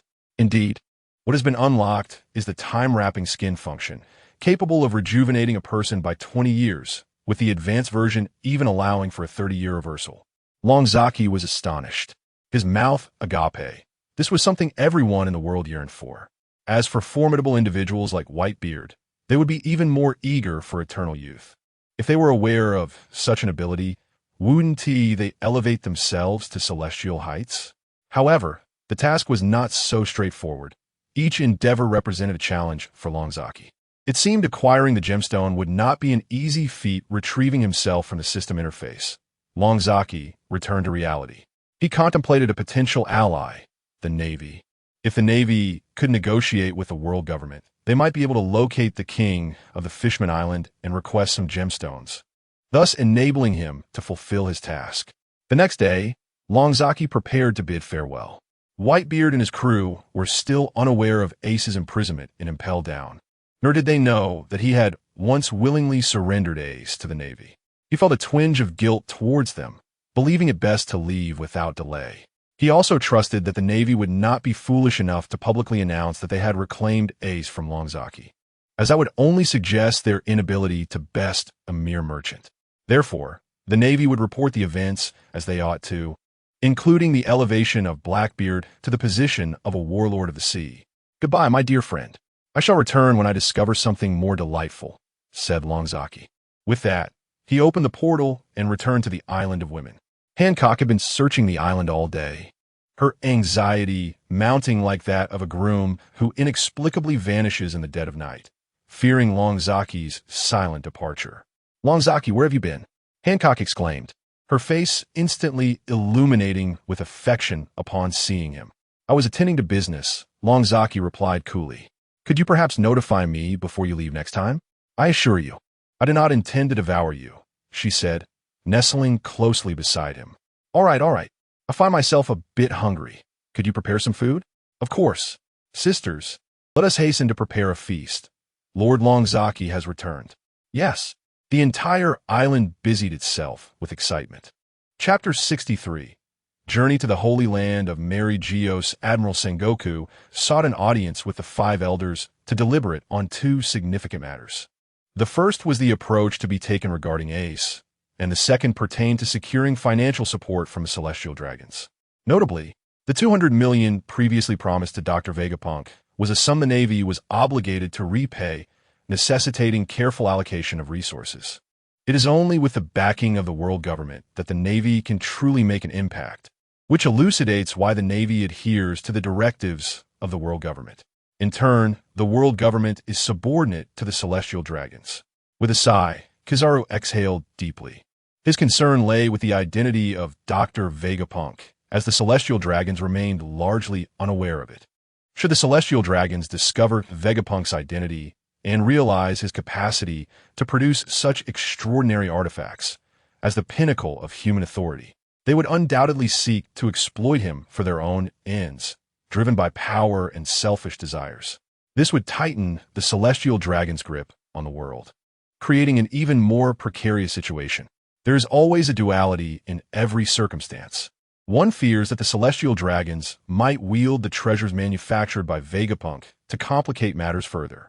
Currently, no one can control them, and their unrestrained actions only complicate the maintenance of peace. If Vegapunk were to willingly submit to the desires of the Celestial Dragons, it might be manageable. However, should the Celestial Dragons become enraged, they could unleash a relentless campaign of extermination. This concern weighed heavily on Admiral Sengoku, who wished to keep Vegapunk's existence concealed from the Celestial Dragons. This matter indeed required careful consideration, and I had no intention of divulging Vegapunk's affairs to them. Kong, with a cold smile, remarked, "Is it truly possible to conceal matters from the Celestial Dragons? With CP's intelligence capabilities, they likely already know about our dispatch of 3 artifacts to Vegapunk for research. The CP Intelligence Agency is renowned as the most formidable in the world, directly overseen by the 5 elders. Any intelligence acquired by CP is swiftly relayed to the ears of the 5 elders. We shall see how the 5 elders respond in due course." Admiral Sengoku refrained from further discussion and ultimately turned to exit the conference room. At the Holy Land of Mary Geos, within the chamber of the 5 elders, Admiral Sengoku made his approach with the intention of preserving Vegapunk's anonymity, arriving by warship. Upon entering the chamber, he beheld the 5 elders seated at a round table, their gazes sharp and discerning. Salutations to the 5 elders, he addressed with a tone of utmost respect. Slowly, he approached them, removing his hat in deference. One of the 5 elders gestured for him to take a seat, saying, "Admiral Sengoku, please, there is no need for formality." They were aware that Admiral Sengoku's visit was undoubtedly of great import. Before Sengoku could present his report, one of the elders, unable to contain his curiosity, interjected. With a hand resting on his sword, he inquired, "I have heard that the Navy sent 3 artifacts to Vegapunk for research." Admiral Sengoku met their gaze with calm composure. realizing that this matter had indeed escaped no one's notice. Indeed, he affirmed. The Grand Marshal of the Warring States responded with remarkable candor. He inquired about a treasure of unparalleled might, one that exists nowhere else in the world. The 5 elders turned their gazes towards him, clearly intrigued by this matter. "Esteemed elders, behold," the Grand Marshal proclaimed, as he produced a universal capsule from his pocket, activated it, and tossed it onto the ground before them. Suddenly, 2 items materialized before their eyes. One was a soul-cutting blade, and the other, a pink portal. The sight momentarily stunned the 5 elders, yet they maintained their composure, unperturbed by the astonishing display. "Is this some form of devil fruit manipulation?" The first elder queried, his voice steady. "No, this is merely the universal capsule, which can encapsulate items up to 100 times its own size. We have witnessed its capacity to contain a warship," the Grand Marshal explained. The 5 elders were rendered speechless by this revelation. As seasoned individuals familiar with myriad rare treasures, they had never encountered anything quite like the universal capsule. And had it not been for the Grand Marshal's assurance, they would have found it hard to believe in such a miraculous object. Impressed, one elder approached cautiously and picked up the universal capsule. Upon lifting it, his expression turned grave. He was astonished by its unexpectedly light weight. The other elders, now visibly intrigued, recognized the exceptional quality of the item. "How does one utilize this?" an elder inquired. "Simply press the button on top and toss it above the item you wish to store," the Grand Marshal instructed. Observing a suit of armor nearby, the elder pressed the button of the universal capsule. A puff of smoke enveloped the area, and the armor vanished instantaneously. "Incredible," another elder gasped, as he picked up the capsule, noting that it retained its original weight. The previously composed elder, clad in a kimono and wielding a sword, now regarded the soul-cutting blade with curiosity. "And what of this?" he asked. "This is the soul-cutting blade, which can absorb the user's energy to amplify its own attack power. The stronger the user's energy, the greater the attack it unleashes," the Grand Marshal elucidated. The kimono-clad elder scoffed, expressing skepticism. The initial generation of the sword he possessed was, in his eyes, the most formidable weapon, unrivaled by any other. The other elders furrowed their brows, their curiosity piqued by the blade before them. The Grand Marshal, with a hint of derision, handed the soul-cutting blade to the elder, urging him to test it. "Elder, unleash your conqueror's haki." Upon receiving the blade, the elder summoned a powerful violet aura. However, to his astonishment, that very aura was drawn into the soul-cutting blade. The elder's expression shifted, revealing a complex mix of emotions as he beheld the phenomenon before him. The power of the 5 elder stars is undeniably formidable, surpassing even that of the generals, and their aura is terrifyingly intense. Yet, this Zanpakuto effortlessly draws in their overwhelming presence, highlighting its remarkable prowess. After several minutes, it became evident that the blade remained insatiable, continuing to siphon the aura of the kimono elder. Observers were left in awe, recognizing the true strength of this weapon, a treasure indeed worthy of its reputation. Brought forth by the Marshal of the Warring States, the kimono elder, gathering his breath, unleashed a substantial surge of his formidable aura. Chapter 64. The merchant who shocked the 5 elders, the surrounding violet energy continually expanded, while the Zanpaku sword before him incessantly absorbed it. After several minutes, the sword finally ceased its movements. The elder in the kimono gazed at the Zanpaku sword, utterly astonished. The domineering aura he had unleashed could be said to intimidate an entire naval fleet. Even the formidable Enma would struggle to withstand its might. A flicker of trepidation clouded the elder's eyes. The creator of such a treasure was surely no ordinary individual. Marshal Sengoku took a few steps back, aware that the damage inflicted by this blade would be nothing short of terrifying. "Elder, you may wish to test its power," he suggested, his gaze resolute as he prepared to defend himself against the impending threat. The strength of the 5 elders should never be underestimated. The elder in the kimono, curious to experiment, gently raised the sword. He bore no intention of attack, yet a surge of air emanated from the blade. This small gust gradually intensified, morphing into a brilliant flash of electricity that surged toward the four remaining elders with astonishing speed. The expressions of the other elders turned pale, their eyes reflecting a myriad of emotions as panic ensued. They swiftly drew their weapons in unison to block the oncoming assault. Fortunately, the five elders possessed remarkable speed and reflexes. Otherwise, the minuscule gust could have torn an ordinary person asunder. The elder in the kimono widened his eyes in disbelief, never anticipating that such an unintentional swing of the sword could yield such formidable damage.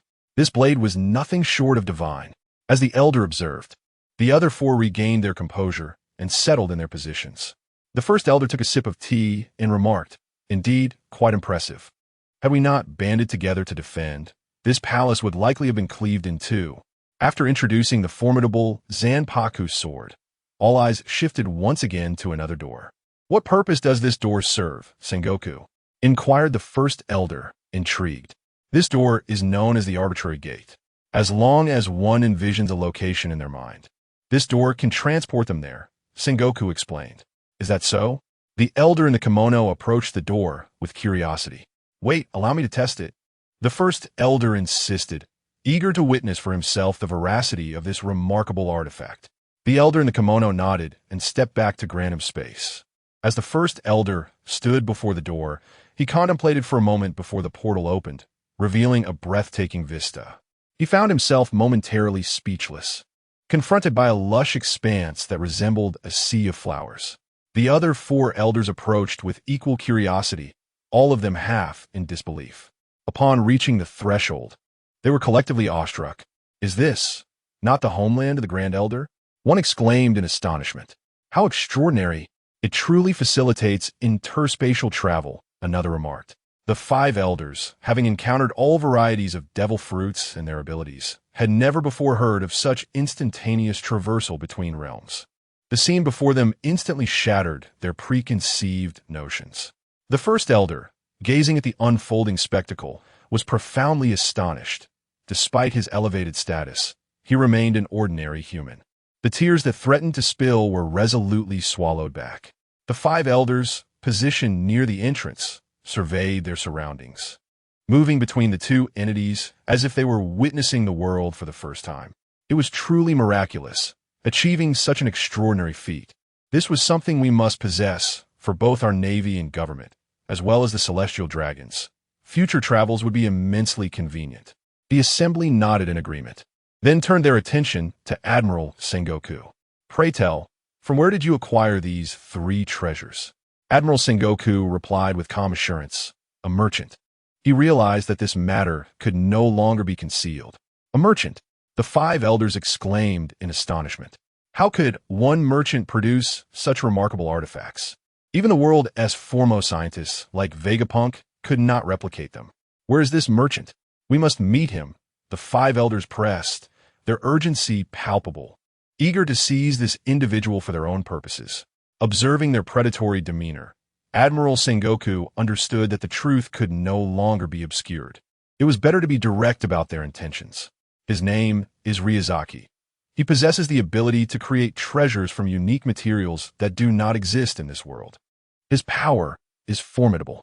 Upon hearing this revelation, the five elders tensed, having never encountered anyone with such capabilities. Moreover, they clamored, their voices growing increasingly impatient. If provided with the materials he desires, he can produce functionalities beyond your imagination. "Is there any way to locate him?" "Indeed, we have left a den mushy with him," replied Sengoku. The first elder promptly rapped on the table, declaring, "Excellent. Contact him immediately. We must meet this individual." The five elders realized that if he possessed such abilities, their own deficiencies could likely be rectified through his prowess. However, Admiral Sengoku pondered, would it be wise to approach him so abruptly? The five elders, growing impatient, retorted, "What are we waiting for? I demand to see this man at once. My purpose for being here is not merely to introduce him to you, but rather to discuss a matter of great importance." The elder in traditional attire rose. "I presume you are here to deliberate on the execution of Ace, are you not?" Admiral Sengoku's heart sank. It seemed nothing escaped their notice. "Indeed, this matter is far from simple," He must be transported to impel down for confinement. Yet, he harbors a crucial piece of information. He is the son of the pirate king, Roger. Upon hearing this, the elder in traditional attire resumed his seat, his expression now considerably more complex. To my astonishment, he is indeed Roger's son. Had it not been for Roger's words that ignited the era of great pirates, the five elders would not have had to concern themselves with these marauders. It is surprising that he is the son of a devil. Whitebeard nurtured him for so long, only to discover he is the offspring of his adversary. Had he known this revelation, he would surely have been left in a state of bemused disbelief. In the past, we thought he was lost to us, yet now he has unexpectedly fallen into our grasp. We must publicly execute him, allowing the world to witness the fate that befalls those who defy the Navy and stand against the world government. The members of the five elders lamented, vowing to exact a heavy toll from Roger. Chapter 65.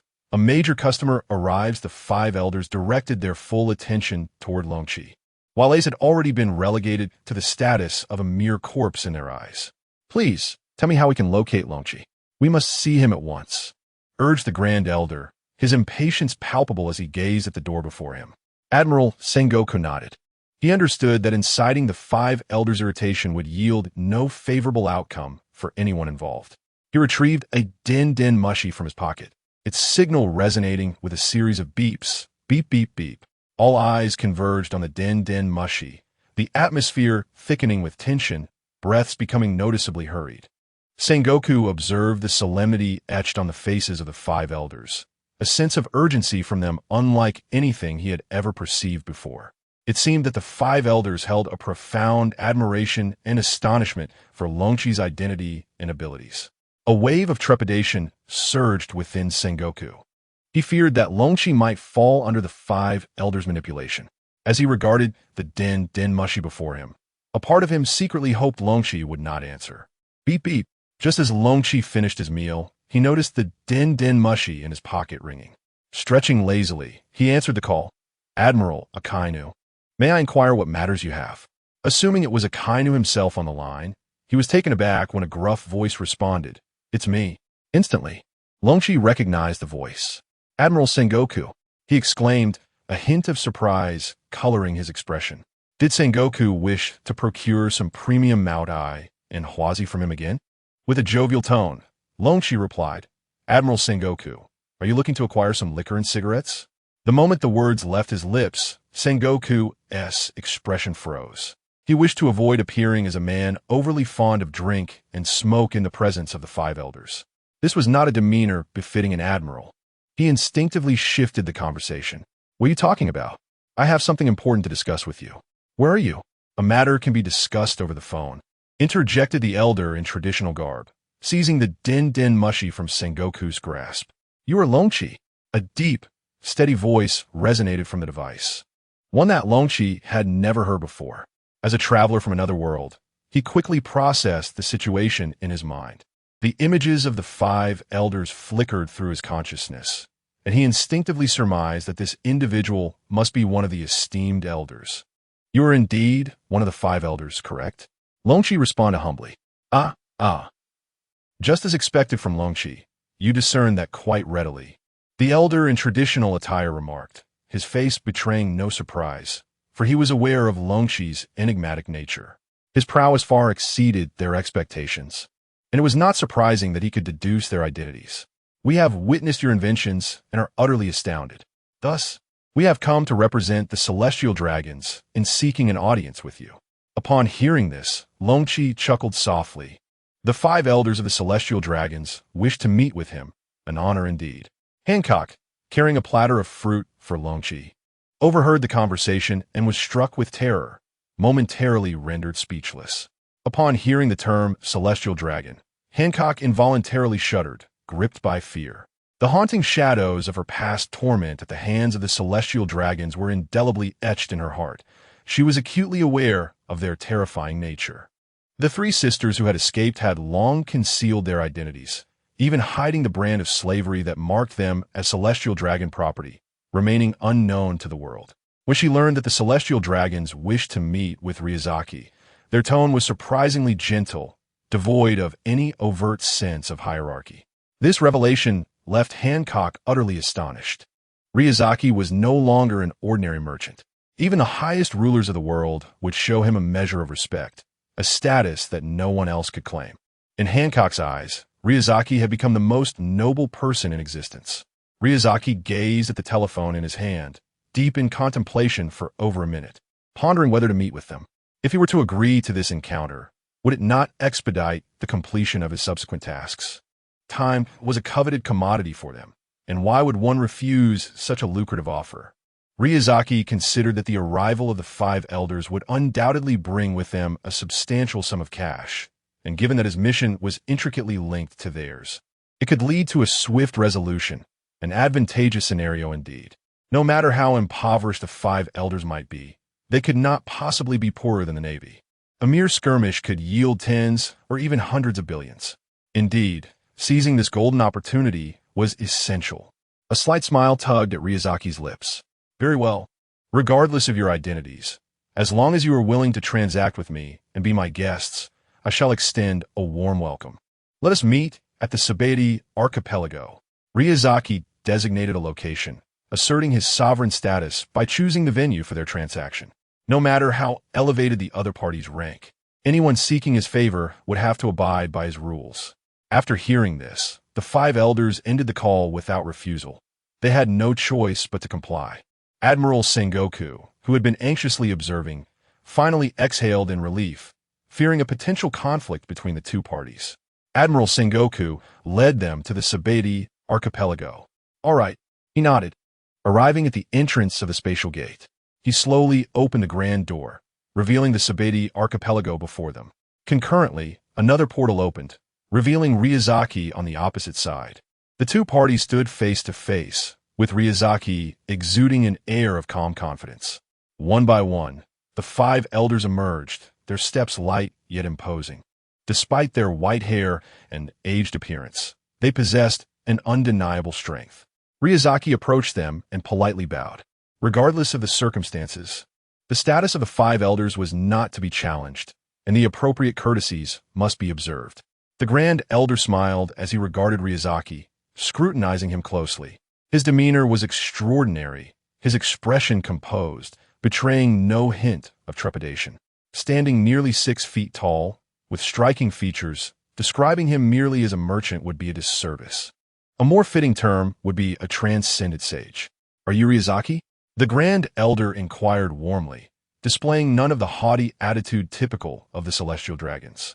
The elder, clad in a kimono, gently caressed his long blade, closely observing the subtle movements of Ryazaki. He could hardly fathom how a young man could forge such a formidable Zanpakuto. Even the most skilled swordsmiths in the Land of Harmony could not reach half of his prowess. Greetings, esteemed elder.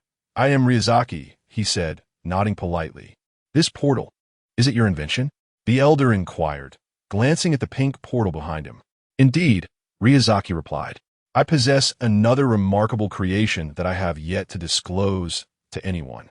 Chapter 66, The Rare Item. Mermaid Jade. Upon hearing the news, the 5 elders wore expressions of intense anticipation. Fleet Admiral Sengoku hastily stepped forward, inquiring, Mr. Longchi, do you have a new invention to unveil? Please let us see it. The collective gaze of the crowd fixed eagerly upon Longchi.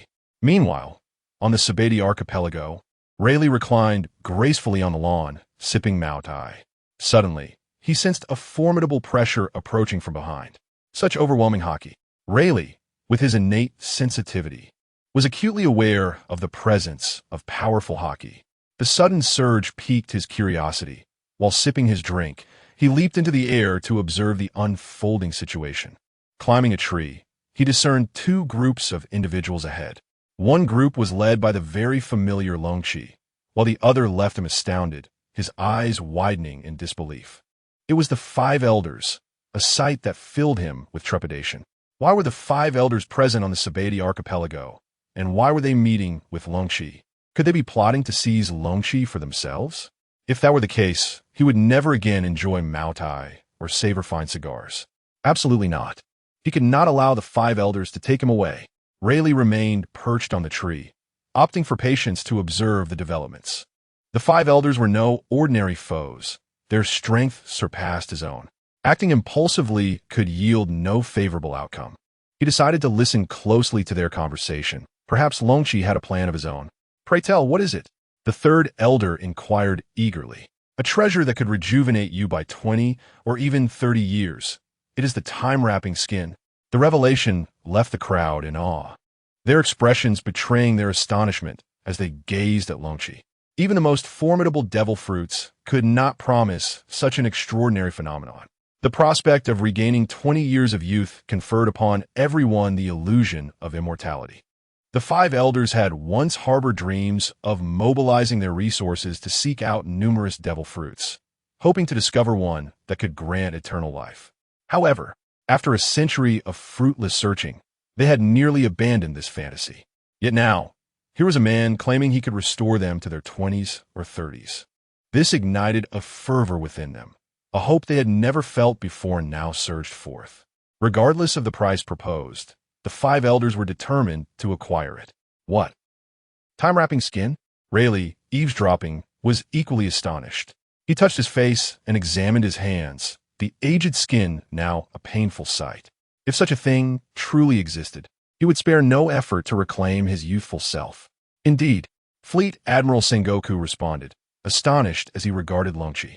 "Well, have I ever deceived you? However, you are aware that the materials required to create the time-wrapping skin are exceedingly rare. If you are willing to provide me with the materials, I assure you that I shall sell the finished product to you at the most favorable price.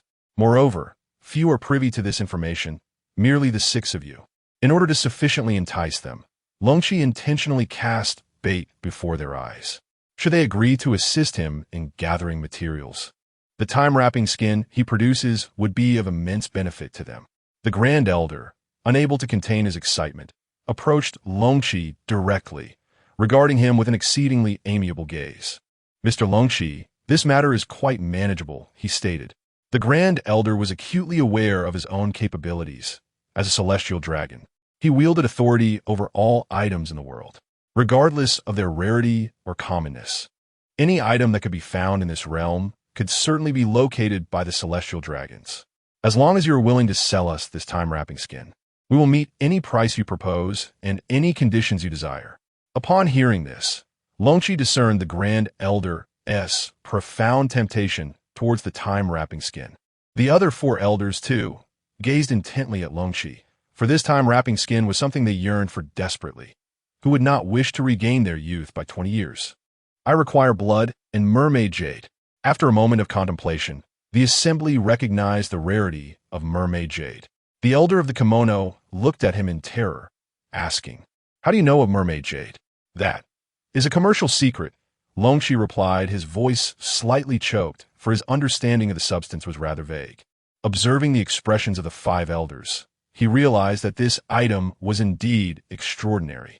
Even the commander-in-chief, Sengoku, appeared bewildered, seemingly unaware of what mermaid jade was. The Grand Elder's gaze sharpened. "Since you are already aware of mermaid jade, if we can indeed procure it, will you undoubtedly be able to create that time-wrapping skin?" The Grand Elder sought confirmation, unwilling to squander the mermaid jade lightly. This jade was an exceedingly rare gem, formed from the remains of a mermaid that had sunk to the ocean floor, weathered over 50 years. Externally, it resembled jade, but internally, it contained the concentrated energy of the merfolk. "We possess but a single piece." Longqi mused that this was certainly no ordinary item. Even the 5 elders had but one piece of mermaid jade. How could there be so few? Longqi wished to create more. Moreover, given the multitude of mermaids in the world, each of their demises should theoretically yield a jade.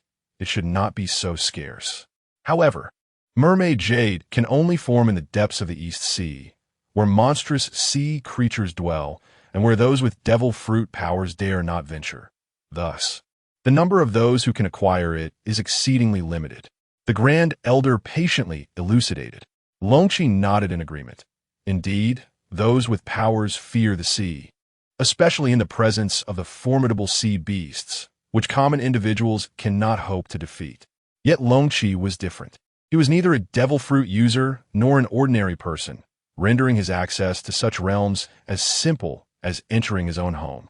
Having discovered the location of the precious item, Longshi was eager to personally visit and behold it. With a calm demeanor, he expressed his delight, acknowledging that since there was only one, he could only craft a single time-wrapped leather. The Grand Elder retrieved the mermaid jade from his pocket, and a radiant azure light emanated from it.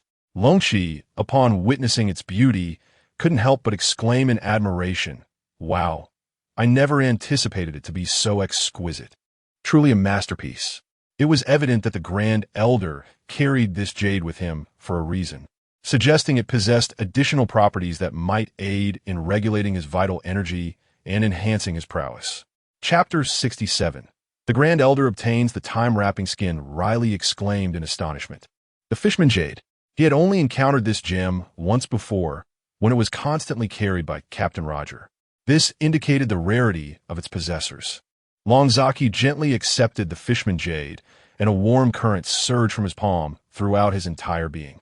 This sensation was unlike anything he had ever experienced, both comforting and exhilarating. "How remarkable! I sense a formidable power coursing within me," he declared. The Grand Elder's lips curled into a slight smile. This is the extraordinary nature of the Fishman Jade. However, in comparison, the Grand Elder found the time-wrapping skin to be even more impressive. With a swift motion, the Grand Elder unsheathed her knife and made a cut on her arm, blood gushing forth. "I have provided you with the materials you requested.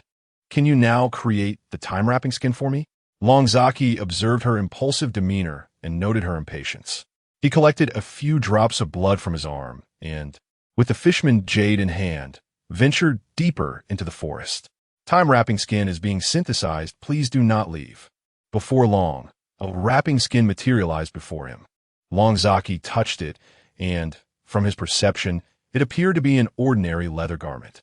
He brought the newly crafted time-wrapping skin before the 5 elders, who encircled it alongside Admiral Sengoku, their expressions filled with curiosity. "Is this the time-wrapping skin? It seems rather unremarkable," one remarked. "Indeed, could we have been deceived?" Another pondered. "Let us refrain from speculation. The external appearance makes it difficult to assess its true capabilities." They had previously witnessed Longzaki's treasures, which had seemed mundane, yet proved to possess extraordinary functionality, and thus they hesitated to make further assumptions. Longzaki waved the time-wrapping skin before them. "This is the time-wrapping skin I have just crafted. Whom do you wish to rejuvenate by 20 years? The 5 elders exchanged glances, each reluctant to make a decision, as they privately wished to use the skin for themselves. The kimono elder, stroking his sword, calmly suggested perhaps it should be bestowed upon the Grand Elder. As their leader, her role was undoubtedly more crucial than theirs. Moreover, the materials had been sourced from her, leading the kimono elder to believe she was the most suitable recipient. The second elder nodded in agreement, showing no dissent. "I concur. The Grand Elder is slightly older than us, and indeed more fitting for its use," added the third elder. The fourth elder exhaled a plume of smoke, remaining silent on the matter. Seeing her companions advocate for her, the Grand Elder stepped forward without hesitation. "How does one utilize this?"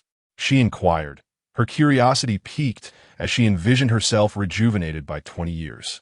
"It's quite simple," Longzaki replied. "You merely need to don the time-wrapping skin, and shortly thereafter, you shall be 20 years younger." Skeptical yet intrigued, the Grand Elder donned the time-wrapping skin as instructed. As the garment was donned, the skins of the fruits and vegetables suddenly radiated a dazzling golden light, which intensified and enveloped the entire forest. The onlookers were momentarily blinded by the brilliance. The Grand Elder gazed at the attire as if it were a living entity. The garment instantly emitted luminous energy, permeating his being like countless tiny sprites tirelessly working within him.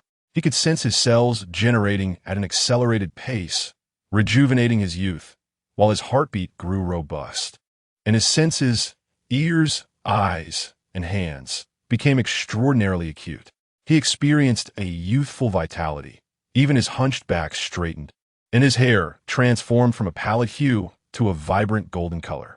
The elder felt an energy coalescing within him, and with a thunderous shout, he directed it skyward.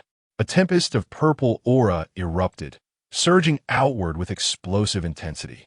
A colossal storm swept through the forest, shaking trees and mountains with its might, akin to a ferocious beast charging towards the weaker inhabitants of nearby settlements. Many were caught off guard and were knocked to the ground by the overwhelming presence. Remarkably powerful, Rayleigh, perched in a tree, felt an unprecedented sense of pressure. Fortunately, his own formidable aura was sufficient to withstand the onslaught. The fusion of the time-wrapped skin persisted for several minutes before finally subsiding. As the light faded, the Grand Elder appeared rejuvenated, leaving the crowd in awe. Longzaki also wore an expression of astonishment, having not anticipated the Elder's formidable strength. The recently unleashed Conqueror's haki was the most potent he had ever witnessed. This, however, proved advantageous for Longzaki, as the Elder's abilities would naturally transfer to him, significantly enhancing his own powers. Admiral Sengoku gazed at him with envy, wishing for such a transformative artifact. The other 4 elders approached to congratulate him. "Congratulations, Grand Elder. You appear 20 years younger. Your haki is vastly stronger than before. How do you feel?" The crowd was filled with curiosity and anticipation. The Grand Elder, momentarily overwhelmed, examined his body, his hair, and the distant trees. "How marvelous! I genuinely feel my strength has returned." He clenched his fists, never having imagined he could regain the appearance of his youthful self. "Alas, it can only be used once. Otherwise, I would allow you 4 to experience it as well." His gaze shifted from his 4 brothers to Longzaki. "Mr. Longzaki." The Elder's tone held a newfound respect, deeply admiring Longzaki's prowess. He wished for his teacher, Wu, to benefit from such a precious treasure. "Since you have utilized it, it is time for you to provide me with some compensation," Longzaki remarked with a subtle smile. "How much do you require?" "Not much, just 6 billion. "Not a problem. I shall have it sent over shortly." The Grand Elder generously agreed. Longchi favored such clients, who held no regard for money. "If I could procure more mermaid jade, would you be able to craft additional time-wrapping skins for me?" The Grand Elder was solely concerned with this. Money held no significance for him. "Ha ha, this is quite negotiable." "Wait," the Kimono Elder detained the Grand Elder. "Such a substantial sum, including the forthcoming search for mermaid jade, would require considerable manpower and resources. Should we not consult with that esteemed individual?" Chapter 68. Rayleigh. "I have taken flight." The Elder in the kimono's eyes glimmered, and the Grand Elder immediately grasped his meaning. The adult he referred to was the formidable figure behind them. "You are indeed correct," the Grand Elder nodded. "Mr. Longzaki, let's keep this matter confidential for the time being. I would also advise you not to disclose your abilities to outsiders, to prevent any potential disturbances." The Grand Elder spoke kindly. His true concern was not the fear of chaos, but rather the apprehension that, if everyone learned of Longzaki's ability to create time-wrapped skins, there would be a rush to seize the mermaid jade, leading to even greater competition among them. "Ha ha ha, rest assured. These are commercial secrets that I shall not divulge lightly." Longzaki replied with a forced smile, well aware that they had little control over the situation. "Very well, let us return," the Grand Elder said, eager to discuss subsequent matters with Lord M. He then departed the Sabati archipelago alongside the warring states general. Ding! Congratulations, host, on completing the system task and unlocking the next synthesis recipe. As soon as they departed, the system delivered its message. Longzaki was taken aback by the swift completion of this task. It seemed the attribute enhancement of the time-wrapped skin was quite significant. "The next synthesis recipe has been delivered to the system warehouse. Please check it, host." As usual, Longzaki opened the system warehouse, revealing a new recipe before him. Bamboo dragonfly synthesis recipe. Special wood propeller lightweight aluminum. Longzaki surveyed the synthesis recipe. The difficulty of this task was relatively low, and all 3 materials could be easily found in the Sabati archipelago. The bamboo dragonfly was simple to operate. It merely needed to be worn on the head, utilizing one's own energy to generate lift. It allowed the dream of flight to be realized, with minimal physical exertion required, making it an excellent tool for those who wish to soar. Just as he was about to turn and seek the materials, he was startled by Rayleigh's sudden appearance. "Whoa, how did you appear out of nowhere?" My apologies, Brother Longzaki. I had a bit to drink and happened to pass by," Rayleigh replied with a sheepish grin. Longzaki shot him a sideways glance, a knowing smirk on his face, suspecting that Rayleigh had witnessed the recent events. Without beating around the bush, Longzaki directly broached the topic. Are you interested in the time-wrap skin as well? Rayleigh scratched the back of his head awkwardly. Ha ha, it seems nothing escapes Brother Longzaki's notice. Of course I would like it, but it will cost you 12 billion berries. Nanny, Rayleigh's eyes nearly bulged at the price. He mentally cursed, but found himself at a loss for a rebuttal. But I just saw Old Wu spend only 6 billion berries. Why do I have to pay 12 billion? If you can provide the materials I require, I would sell it to you for 6 billion as well. Longzaki grinned mischievously. This left Rayleigh momentarily speechless. Seeing that he had no counter, Longzaki prepared to turn away. Since you cannot provide them, I shall take my leave. Riley swiftly ran forward to obstruct his path. Wait, Longchi brother, I approach you with the intention of purchasing some Maotai and Zhonghua. Riley produced a meager sum of 200 million berries he possessed. Longchi gazed at him with an expression of amusement and retrieved a pack of Zhonghua and a bottle of Maotai from his pocket, handing them directly to him. Here you go, but I have a new gadget. Would you be interested in purchasing it? Really? Riley's eyes sparkled with excitement upon hearing this. Hurry and show it to me. I will buy it regardless of the price. Riley was well aware that anything crafted by Longchi was bound to be of exceptional quality. Don't be so hasty. Accompany me to the shipyard, as I need to gather some materials first. Together, Riley and Longchi arrived at the shipyard on the western coast of the Shambadi archipelago. Riley was curious about Longchi's purpose for being there, observing as he searched for materials. Before long, Longchi found the materials he sought. Bamboo dragonfly is being synthesized. Please do not leave. A radiant light flickered, and a bamboo dragonfly appeared in his hand. Riley hurried over, snatching the bamboo dragonfly from him and examining it, though he could not comprehend its purpose at that moment. Wait, Longchi brother, what is this little gadget for? Longchi revealed a mischievous smile. If you pay 200 million berries for it, I will tell you. Upon hearing this, Riley immediately tossed the trinket back to Longchi, his gaze filled with disdain. Do you think I'm a fool? Spending 200 million berries on this little gadget? He placed his hands on his hips, regarding the object with contempt. Since you are uninterested, so be it. After all, it is the most remarkable treasure I have ever encountered. Longchi deliberately teased Riley's curiosity, pocketing the bamboo dragonfly and preparing to leave. The most remarkable treasure. The phrase echoed in Riley's mind, causing him to hesitate. He thought to himself that Longchi would not deceive him. Even if it lacked the power of resurrection, it might still allow him to soar through the skies. Having made up his mind, he spun around and rushed back to Longchi. Longchi brother, I apologize. I was foolish just now. I have decided to purchase your treasure. Riley immediately beamed, producing his 200 million berries and placing them before Longchi. To his astonishment, this contraption could indeed enable him to fly. That is more like it. Anything produced by Longchi is bound to be exceptional. Longchi accepted the 200 million berries and positioned the bamboo dragonfly atop Riley's head. This gadget is called a bamboo dragonfly. It can fulfill your dream of flight. With just a bit of strength, you can ascend to the legendary realm of Juxian heaven, and it will allow you to soar. Really? Riley's eyes were fixed intently on the bamboo dragonfly above him. Although he could jump for an ordinary person, no matter how high or far one could leap, it could not compare to sustained flight, which was far more exhilarating. Furthermore, each jump consumed a substantial amount of energy, and even with hockey enveloping him, there would come a day when that energy would be depleted. However, this bamboo dragonfly required merely a bit of physical effort to enable him to fly indefinitely, allowing him to soar as far as he desired, wherever one desires to alight. It is an extraordinarily economical flying treasure. Riley took a deep breath, closed his eyes, and, as the bamboo helicopter above his head came into contact with energy, it began to spin vigorously. In an instant, Riley felt himself being lifted by an unseen force, his feet leaving the ground. When he opened his eyes, he found himself suspended in midair. While gazing at the scenery below, Riley could no longer maintain his composure. He began to shout exuberantly, soaring through the air like a liberated bird. I can actually fly.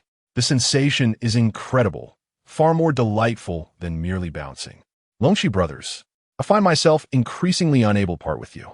Overjoyed, Riley soared through the skies. Chapter 69. The Middleman's Prophet. Riley soared through the air, exuberant as a child, his thoughts drifting to his dear friend, Xiaqi. With such a splendid treasure at his disposal, he felt compelled to flaunt it before her, allowing her to share in the exhilarating sensation of flight. He glided directly towards Xiaqi's bar.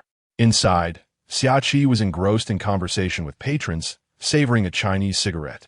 Xiaqi, come out and see what I brought you, Riley called out. Exhaling a plume of smoke, Xiaqi heard his voice from outside. Riley, she exclaimed, extinguishing her cigarette and slowly making her way outside. Where are you? Are you here to mooch off my Maotai and Zhonghua again? With her hands on her hips, she scanned her surroundings. Riley, amused by her obliviousness, laughed heartily from the air. Following the sound, Xiaqi looked up to find Riley suspended directly above her. Her mouth fell agape as she wondered if he had mastered some extraordinary martial art. How did you do that? Is it hockey? Though Xiaqi was the bar's owner, she was aware of certain things in the realm. Merely relying on hockey could not sustain one in the air for such an extended period.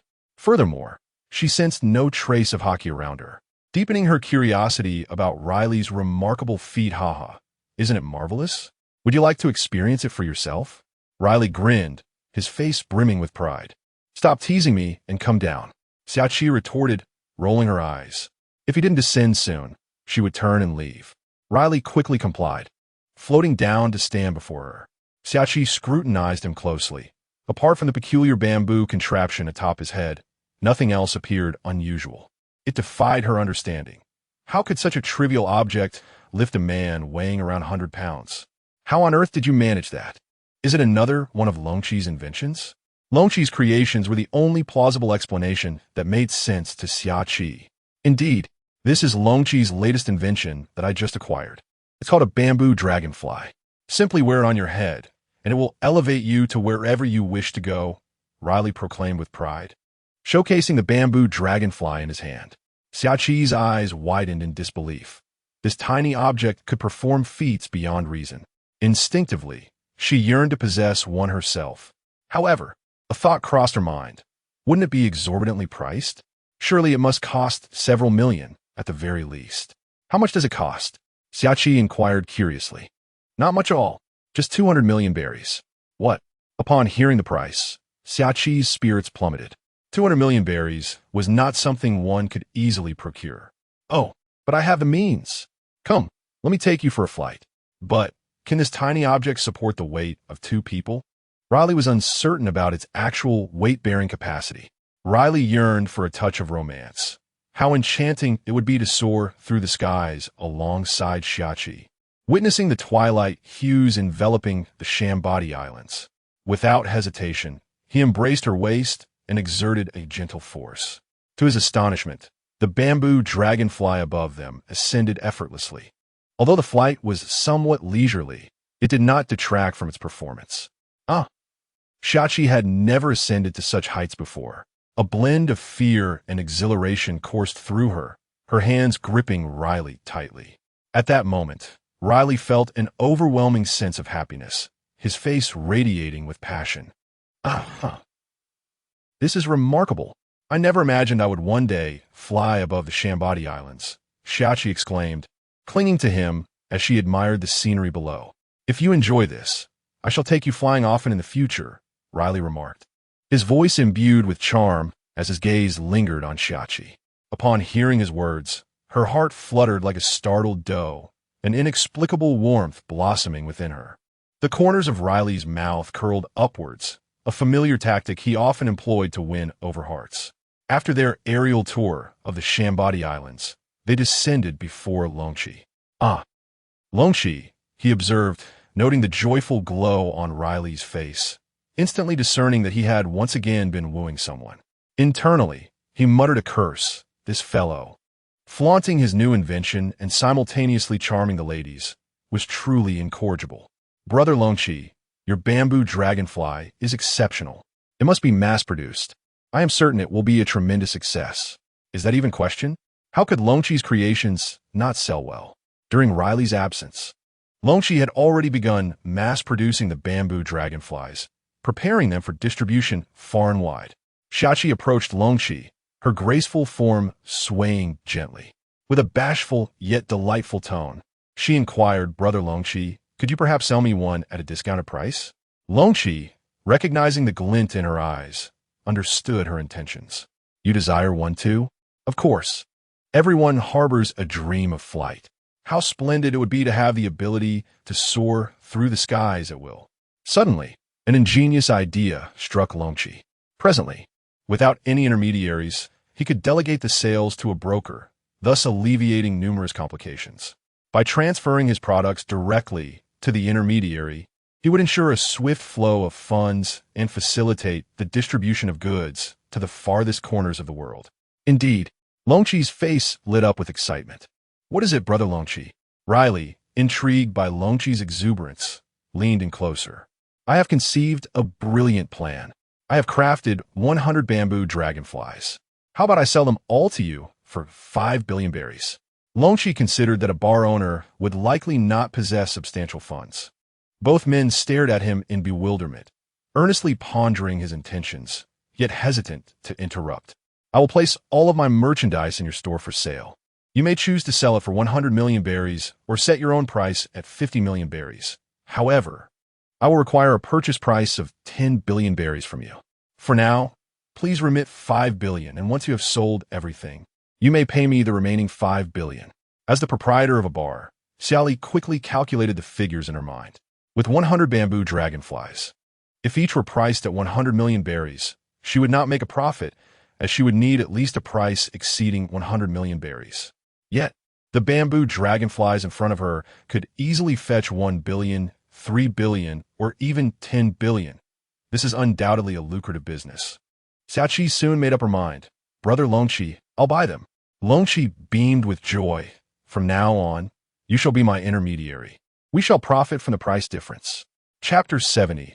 A bustling scene. Upon hearing the figure of 5 billion, Rayleigh hastily grasped Summer's arm. "Have you lost your mind? How could you possibly possess such a fortune? What if nothing sells?"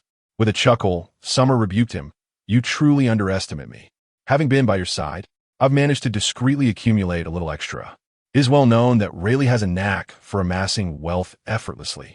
A mere visit to the celestial dragons could yield several billion. However, spending money is equally perilous, and it can vanish in an instant. Thus, whenever Rayleigh came into money, Summer would secretly set aside a portion, gradually building her savings. Remarkably, when I sought to borrow from you, you claimed to be penniless. Yet here you are presenting 5 billion. Rayleigh was astonished to discover that she was indeed a concealed heiress. "These 100 bamboo copters are entrusted to you." Even so, a flicker of concern lingered in Rayleigh's heart. What if they failed to sell? That would spell disaster. "Do not fret unnecessarily in the realm of commerce. I am far superior to you. The profits from this venture far exceed what I earn from running a bar," Summer declared proudly.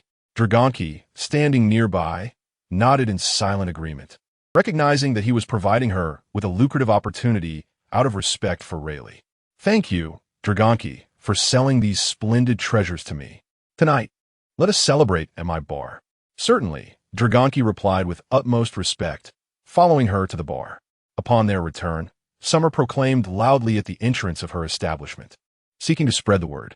"Kicking the Bamboo Bar has just received a new batch of Dragonki's inventions. These marvelous items can soar through the skies and traverse the seas.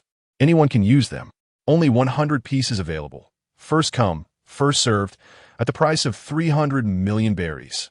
In no time, the news spread across the entire Sabati archipelago, drawing a crowd of skeptics to the bar's entrance. "Have you heard of the new treasures? They say they can fly. If so, I must have one." The entrance was thronged with various individuals, pirates, Navy personnel, and common folk, all eager to witness this wondrous flying contraption. As the crowd gathered, Summer decided it was time to showcase the marvel herself. Stepping outside, she donned a bamboo copter atop her head. The onlookers exchanged bewildered glances, some chuckling at the sight. "Are you jesting? That little trinket is supposed to make you fly? What a farce! If it doesn't work, we'll be sure to smash your bar for deceiving us. Be careful not to fall. We won't come to your aid." The crowd jeered, their mockery palpable. Just keep your eyes wide open. Summer confidently navigated through the throng, applying a gentle force. The bamboo copter atop her head began to spin rapidly, capturing the attention of all present.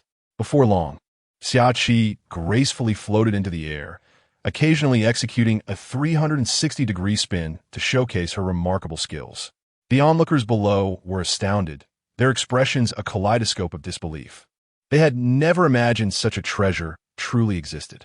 After performing in the air for a while, she descended back to the ground, proclaiming that with this bamboo dragonfly, one could soar effortlessly with just a hint of strength. At that moment, a burly man emerged from the crowd, towering nearly 2 meters and weighing an impressive 300 pounds. He exuded an aura of confidence. In a gruff voice, he challenged, "If this thing can lift me into the sky, I'll buy it."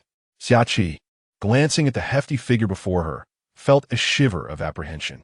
However, her faith in Longqi's invention remained steadfast. With renewed confidence, she approached the man and placed the bamboo dragonfly atop his head. He closed his eyes and exerted a slight force with his hands, and to everyone's astonishment, the bamboo dragonfly began to sway gently. The crowd, eyes wide with disbelief, struggled to comprehend the spectacle before them. Their expressions were exaggerated as they witnessed the 300-pound man effortlessly lifted into the air. The man himself was initially oblivious to his elevation. When he finally opened his eyes, he found himself suspended mid-air, trembling in panic. Yet, the bamboo dragonfly remained steadfast, defying his frantic movements. "Oh my goodness!" he exclaimed, finally regaining his composure after a moment of sheer terror. Gradually, he accustomed himself to the sensation of flying, mastering the art of aerial navigation with a subtle tilt of his body. After several minutes of soaring through the sky, a broad smile spread across his face, punctuated by hearty laughter. Witnessing this miraculous feat, the crowd became fervent believers in the treasure's extraordinary capabilities, clamoring to purchase their own bamboo dragonflies. As more and more people arrived, word spread even to distant pirates at sea, who hastened to the island to acquire one for themselves. In a frenzy, tens of thousands converged, causing the price of the bamboo dragonfly to soar from 300 million to over 1 billion. Xiaqi found herself inundated with wealth, never having encountered such riches before. Each day, she counted money until her fingers ached, and whenever she found a moment's respite, she indulged in a cigarette and savored a fine Maotai, only for more customers to arrive in droves. Her stock quickly dwindled, prompting her to seek Longqi for a new shipment of several hundred units.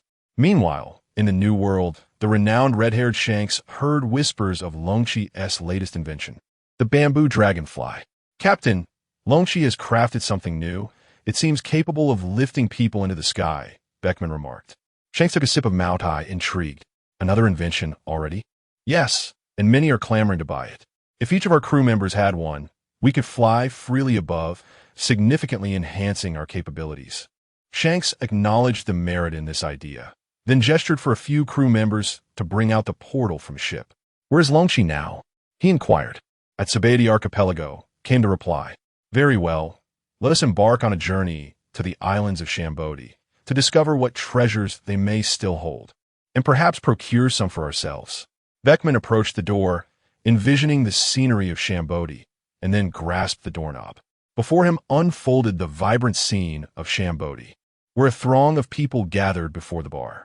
I wish to buy. As Shanks stepped forward, his presence radiated an overwhelming aura of dominance, momentarily transforming the lively market-like atmosphere into a fleeting vision.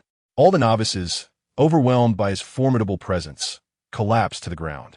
Inside, Longzaki savored a glass of Maotai, when suddenly a powerful aura enveloped him, striking a chord of familiarity. He quickly deduced that it was none other than the infamous red-haired Jack. Chapter 71. The time house that astonished all. A surge of overwhelming presence enveloped Xiaqi, causing the guests before her to collapse onto the ground, their faces etched with fear. Upon stepping outside, she beheld a grand door materializing in the air from afar. Red-haired, Xiaqi quickened her pace as she recognized the familiar figure emerging from within. "What brings you here?" She internally chastised, vexed that he had managed to incapacitate all her patrons, jeopardizing her business. After all, as one of the four emperors, one must exercise restraint in speech. I heard that Longqi has unveiled new treasures. So I came to take a look, Longqi announced as he exited the bar. What a coincidence, Shanks. He feigned ignorance. Brother Longqi, you truly lack loyalty. Why didn't you inform me of your new invention beforehand? Shanks' tone dripped with envy, clearly feeling slighted. My apologies, I had intended to seek you out. But it appears you have come to visit me instead, Longqi replied, retrieving a bamboo helicopter from his pocket, presenting it to Shanks. Is this it? Red-haired regarded the trinket with disdain. At that moment, a voice emerged from behind as Rayleigh, tipsy and with a large cigar in his mouth, ambled over. Ah, do not underestimate this little gadget, Rayleigh demonstrated, placing it atop his head, and instantly floated into the air. Beckman watched in astonishment, his jaw agape, while Shanks expressed his admiration, affirming that it was indeed as remarkable as the rumor suggested. In the next moment, Shanks prepared to negotiate, brandishing 500 million berries to purchase some items from Longqi. Brother Longqi, as a loyal customer who frequently repurchases from you, surely you could extend me a discount. Longqi, not one to be stingy, considered the sum trivial and decided to grant him a favor. A discount, you say? I shall offer you a fracture in that regard. Longqi raised 3 fingers. 300 will suffice, right? Shanks and his crew gazed at Longqi in awe, nearly ready to call him father. Beckman hurried forward, expressing gratitude. Indeed, Boss Longqi, you are magnanimous. Brother Longqi, if you speak truly, should you encounter any difficulties, do not hesitate to seek aid from me, red-haired Shanks, for I shall support you. Longqi smiled inwardly, confident in his current strength, unafraid of being bullied. One must remain humble, regardless of one's prowess. It is vital not to be overly arrogant, for such hubris can lead to dire consequences. I shall remember that, Longqi replied courteously. Just then, a familiar system notification echoed in his mind. Ding dong, congratulations to the host for completing the system task, unlocking the next synthesis formula. The next synthesis formula has been dispatched to the system warehouse. Please check it at your convenience. Longqi excused himself momentarily under the pretense of needing the restroom, swiftly accessing the system warehouse to examine the new synthesis formula. Before him lay a sight that caused his eyes to widen in astonishment, his face reflecting a look of sheer incredulity. Another exquisite treasure had appeared. Time House synthesis recipe. Magma portal. Longqi meticulously examined the materials required for the synthesis. With his abilities, acquiring magma was hardly a challenge, considering he possessed the power of the magma fruit. The portal, too, was something he could conjure at will. The potential of this time-related object was immense, evoking thoughts of the time nest within Longqi. How marvelous! With this treasure, wouldn't the conundrums of time be effortlessly resolved? Longqi contemplated the Time House, a place capable of altering the fabric of time itself. Spending merely an hour inside equated to a passage of 30 days in the external world. The mere sight of this object heightened his spirits. Suddenly, as Longqi emerged, a radiant smile graced his face, piquing the curiosity of those around him. Brother Longqi, have you invented another marvel? Rayleigh was the first to rush forward. Longqi, maintaining his composure, regarded the group, sensing that fate was favoring them. After all, with his benevolent heart, the system had continuously unveiled unique treasures. He felt that the current era no longer permitted a solitary reign. It was imperative that everyone elevate their standard of living. Having just returned from a brief visit to the restroom, a novel idea abruptly sparked in his mind. Longqi spoke with conviction, his gaze emanating the aura of a sovereign. The crowd listened intently, each one intrigued by his latest creation. To be the first to acquire it would undoubtedly place them far ahead of others. Xiachi, in particular, rubbed her hands together, eager to confine Longqi in her room, ensuring that his creations could only be sold through her, thus maximizing her profits. I have conceived yet another innovative item, the Time House. I have just conducted a preliminary test, and it is indeed viable. The crowd tilted their heads in confusion at Longqi's announcement. Is this Time House truly capable of altering time? What kind of treasure is this? Shanks inquired, urgency lacing his tone. No need for further words. Allow me to demonstrate. With a flourish of his hands, Longqi unveiled a spatial portal before them. A colossal door materialized, radiating a dazzling golden light. The onlookers found themselves momentarily blinded by the brilliance. What a remarkable treasure! The luminosity was staggering. Could this truly manipulate time? Beckman gradually approached the entrance of the time house. Step inside and see for yourself. Longqi smirked, personally opening the grand door for him. Beckman took cautious steps inside, feeling his heartbeat quicken, an unfamiliar tension coursing through him. Once within, he discovered a vast expanse that was completely unlike the world outside, an area that seemed to stretch infinitely. He wandered, running continuously, only to realize after half an hour that he had returned to his original spot. Wow, this space is an infinite loop. It truly has no end. Beckman stood breathlessly at the entrance, having just emerged from within. The wonders inside were far more extraordinary than anything we had encountered before. Those outside gazed at him in bewilderment, unable to fathom how he could have exited so soon after entering. His demeanor was completely transformed, as if he had just emerged from battle. Beckman, what on earth are you talking about? You barely just went in? Beckman's expression shifted dramatically. He realized the extraordinary effects this treasure had bestowed upon him. Captain, I have been inside for nearly half an hour. Gasps of astonishment echoed among the crowd, as they were taken aback by this revelation. Even Shanks was breaking into a cold sweat behind him. Chapter 72. Shanks' emotion. It is essential to recognize that if this item were to be mass-produced, the resolution of time-related issues would become a mere matter of course. At this moment, Shanks could feel the immense advantages this object could confer. Time serves as a testament to one's strength. By shortening the duration required, it implies that the time needed for diligent effort could also be significantly reduced. Thus, the red-haired pirates might ascend to become the most formidable among the four emperors, potentially overpowering the navy. The more Shanks contemplated this, the more fervently his excitement grew. He was eager to acquire one immediately. Rayleigh could not suppress his astonishment, exclaiming, "Incredible!" However, in contrast, such an object held little allure for him. After all, at 70 or 80 years of age, time had lost its significance. He yearned instead to return to the age of 20. As Longzaki approached the door, he prepared to provide them with a comprehensive introduction. This is the enchanting aspect of the time room. Anyone who enters can relish the benefits of slowed time. 1 hour spent inside equates to 30 days in the outside world. The astonishment in everyone's eyes was palpable. This was no trivial capability. They all understood that each training session typically required several weeks, if not months, and the enhancement of abilities was often minimal. With the time room, they could dramatically elevate their skills in the shortest possible time, thereby enhancing the overall strength of their crew. Remarkable!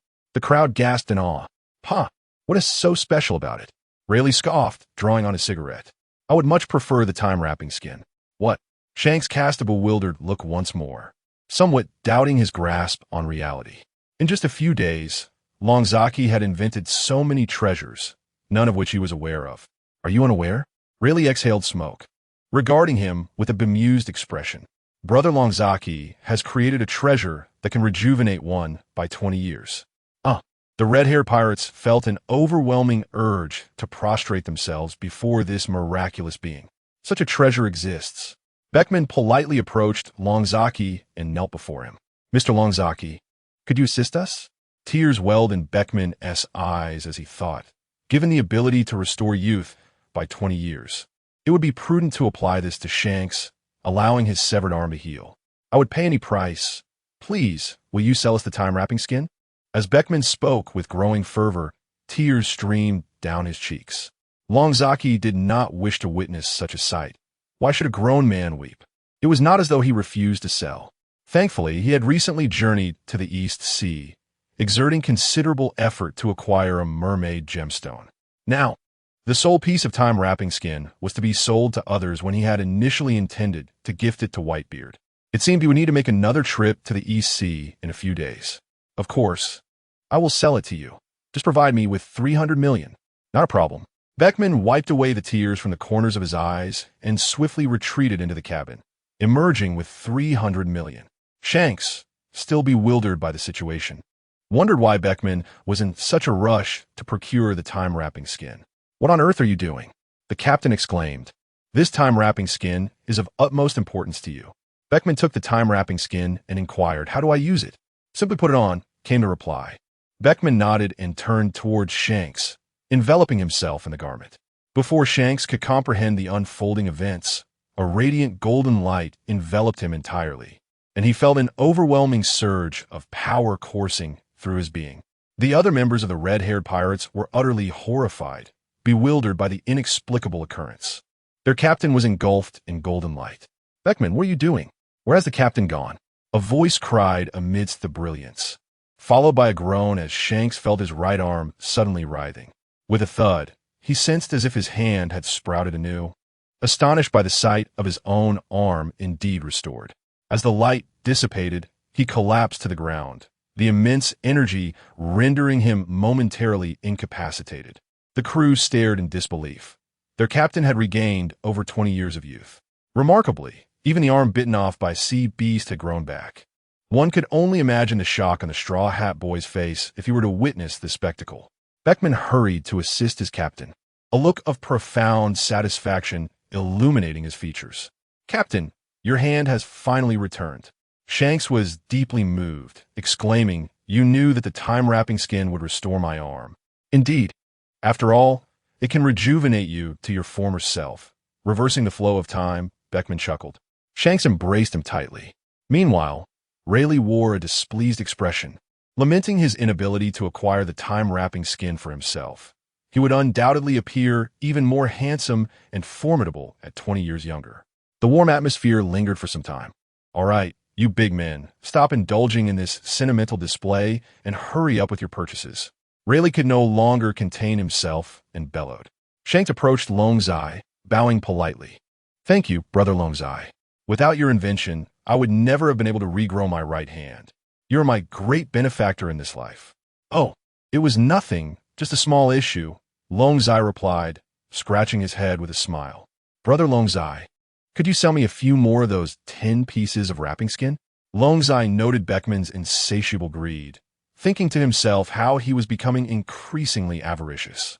"I'm afraid that is all I have left. I only have 1 piece remaining. However, if you can find the materials, I can still assist you in creating more." "That is feasible. You will need to venture into the depths of the East Sea to find the mermaid's tear, a necessary material." The mermaid's tear. Red-haired Shanks, a man of considerable experience, had previously spent some time aboard Roger's ship and was well aware of the rarity of the mermaid's tear.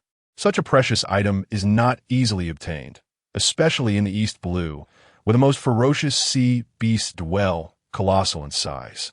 Lacking a devil fruit power, one must remain vigilant even with formidable hockey, for it was precisely such carelessness that cost him his right arm.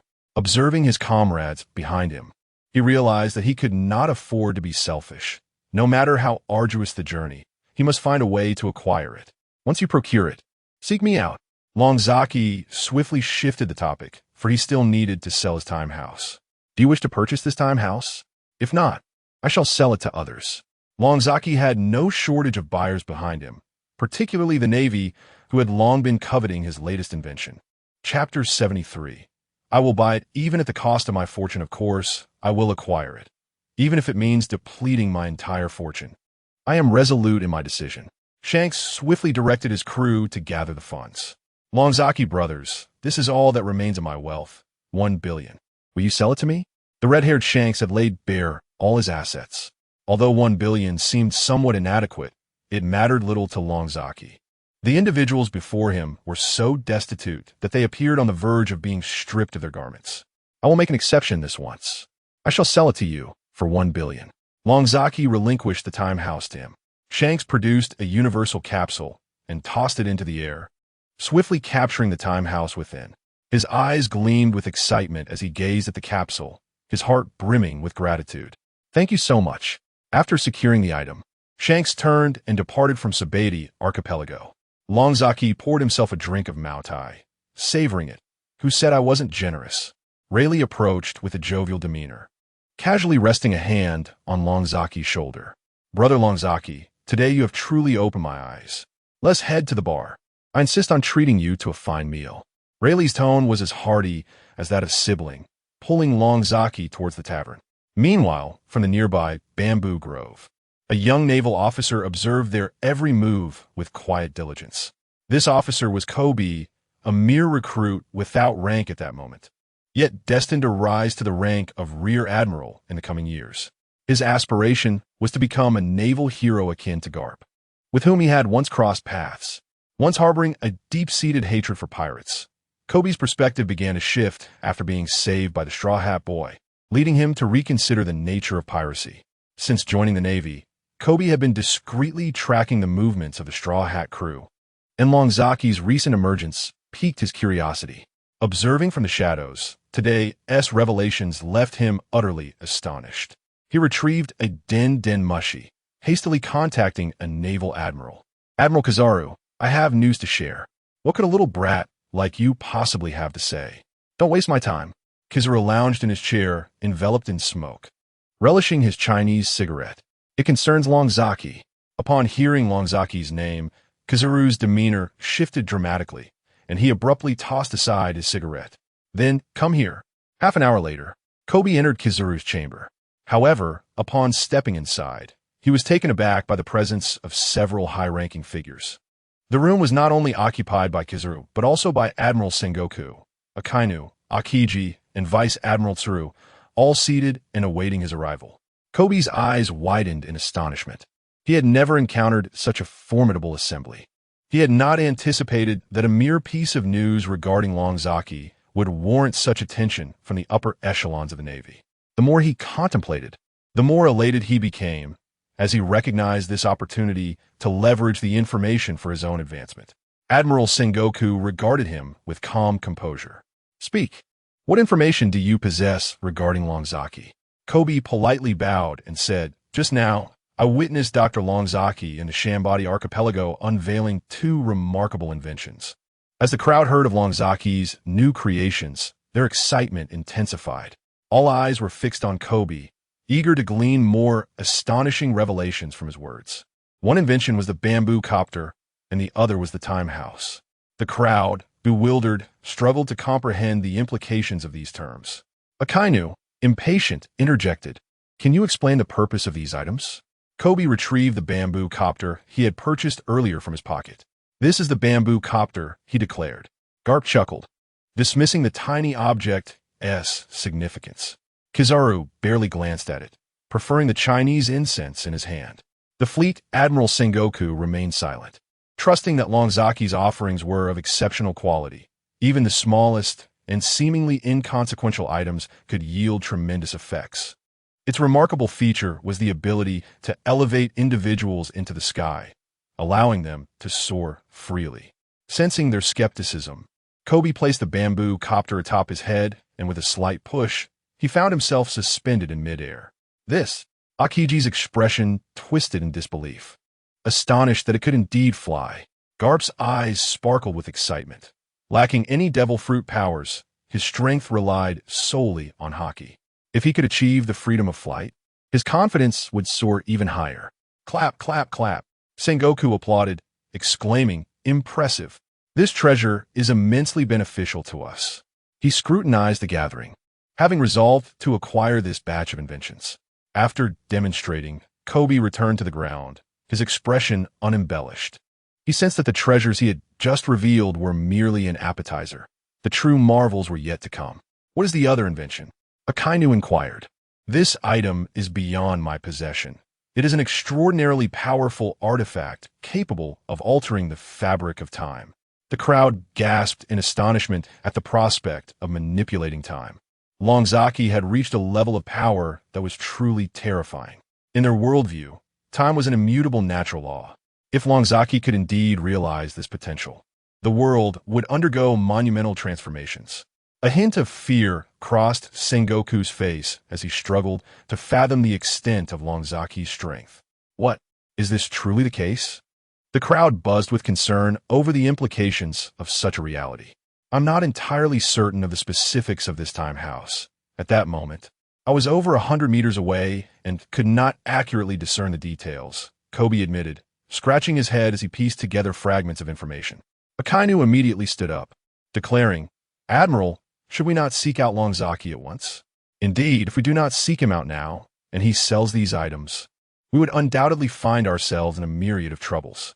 The crowd shook their heads, unable to fathom the consequences that such things could unleash. The Marshal of the Warring States also found some merit in this reasoning. If these items were to fall into the hands of the masses, the ensuing chaos would be catastrophic. The laws of time are irreversible and cannot be capriciously altered. As the Navy, the principal force maintaining societal order, it is imperative that he devises a means to contain this situation. Once it spirals beyond control, it will be too late. Peach Rabbit, please retrieve the anywhere door. We must journey to the Chambered Archipelago. Very well. Peach Rabbit swiftly produced the door. Chapter 74. Commence mass production. Kobe stood before the pink door, utterly bewildered, uncertain of its purpose. Such a significant object was not common knowledge among the Navy. Fleet Admiral Sengoku approached the door and slowly opened it, revealing a scene that startled Kobe. It was the Sabaody Archipelago. One by one, the high-ranking Navy officials entered, and Kobe felt compelled to follow suit. At that moment, Garp delivered a swift punch to his forehead. Clutching his head, Kobe exclaimed, "Old man, why did you hit me? It's precisely you I'm addressing. Why do you wish to accompany us? Return to your post and mind your own business. If you divulge today's events, you can forget about remaining in the Navy." Kobe stood there, feeling aggrieved as he gazed at them. How could this group of old geezers bully him so? If it weren't for him bringing the news today, would they have been informed at all? Filled with indignation, yet powerless to act, he hunched his shoulders and retreated to his room. Meanwhile, the high-ranking officials of the Navy once again gathered for an outing, arriving at the bar before the Sabaody Archipelago to settle a score. Cheers!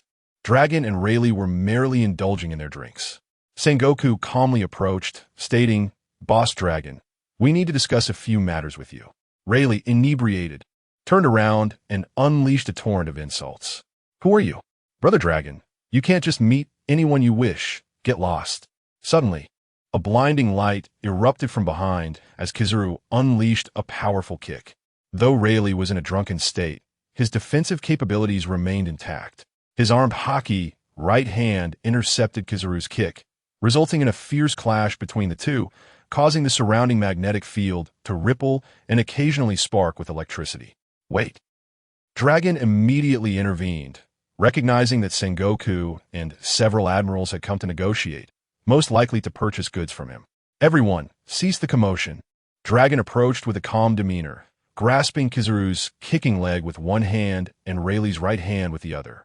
To everyone's astonishment, he exhibited no sign of strain.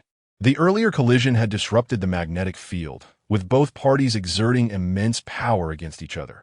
Any ordinary person would have been instantly repelled by their formidable force.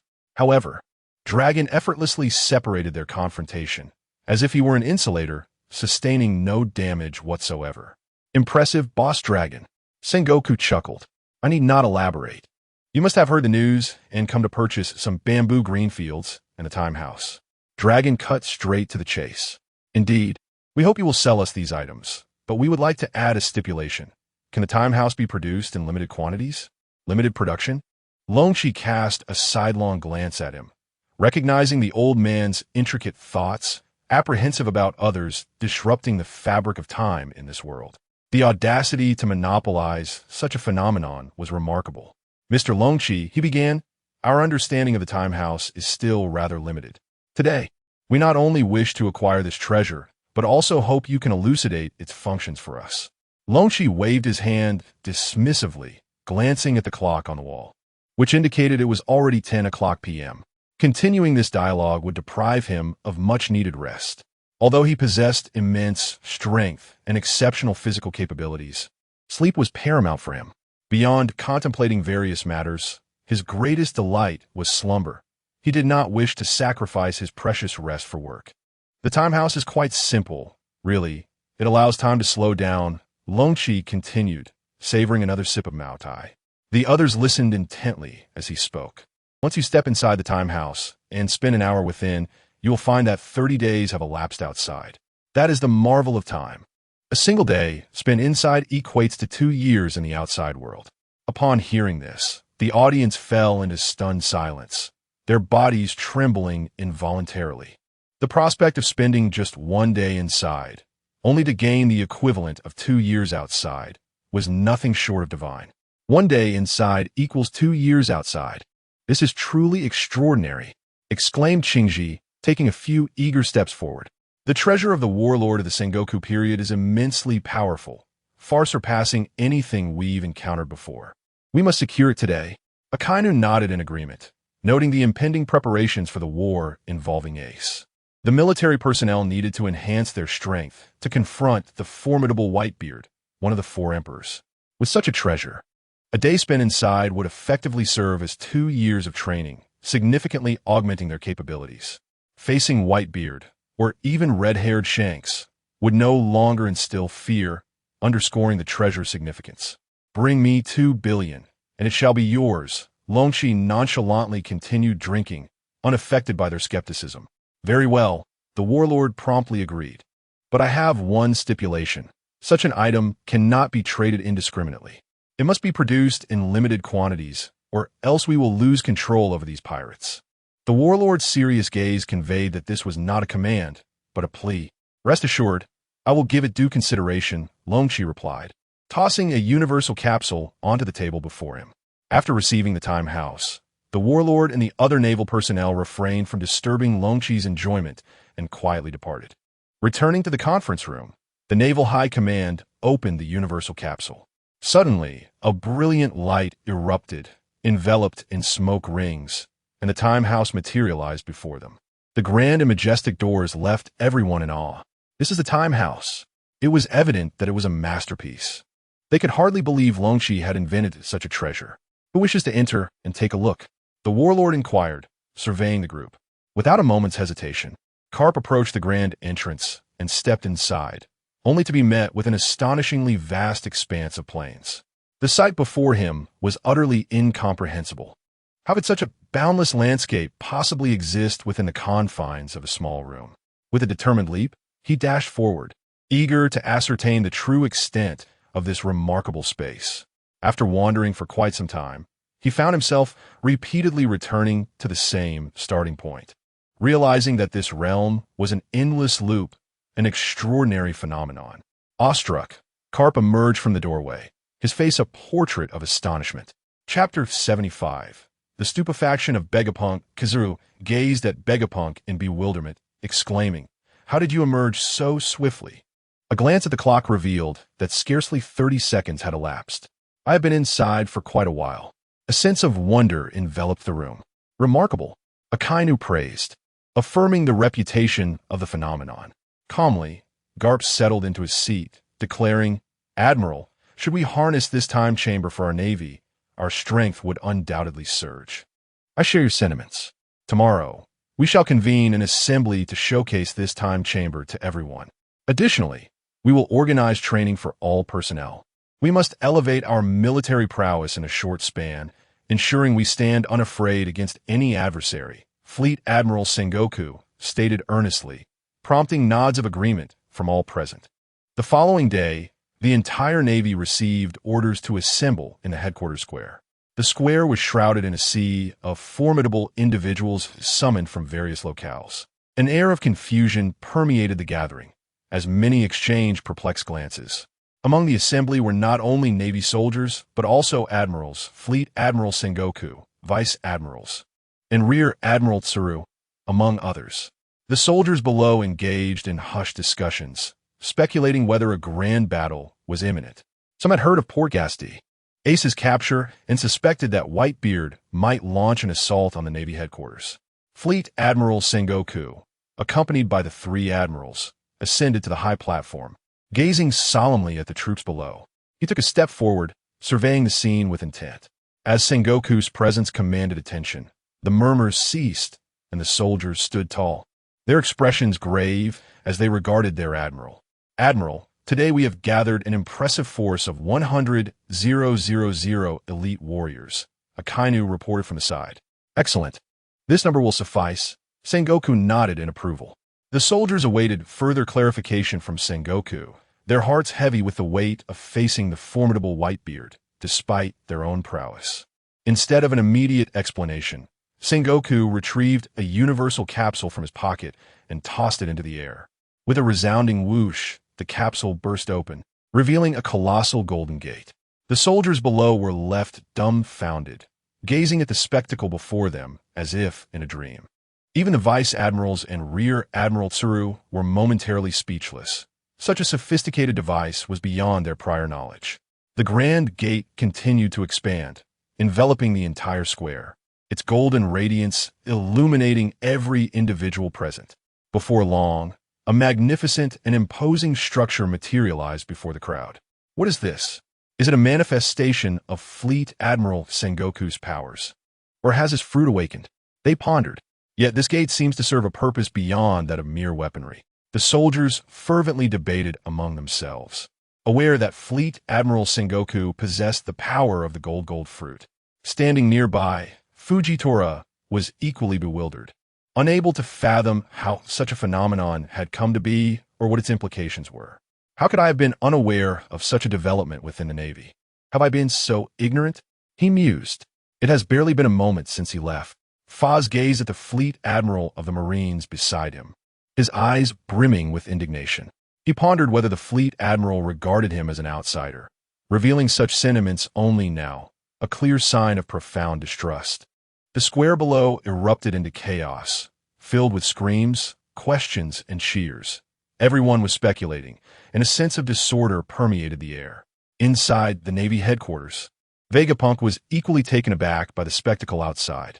His condition had deteriorated significantly, dark circles under his eyes resembling those of a panda, a testament to his sleepless nights. Ever since he had delved into the study of those three artifacts, restful slumber had eluded him, with each time he closed his eyes haunted by feelings of inadequacy.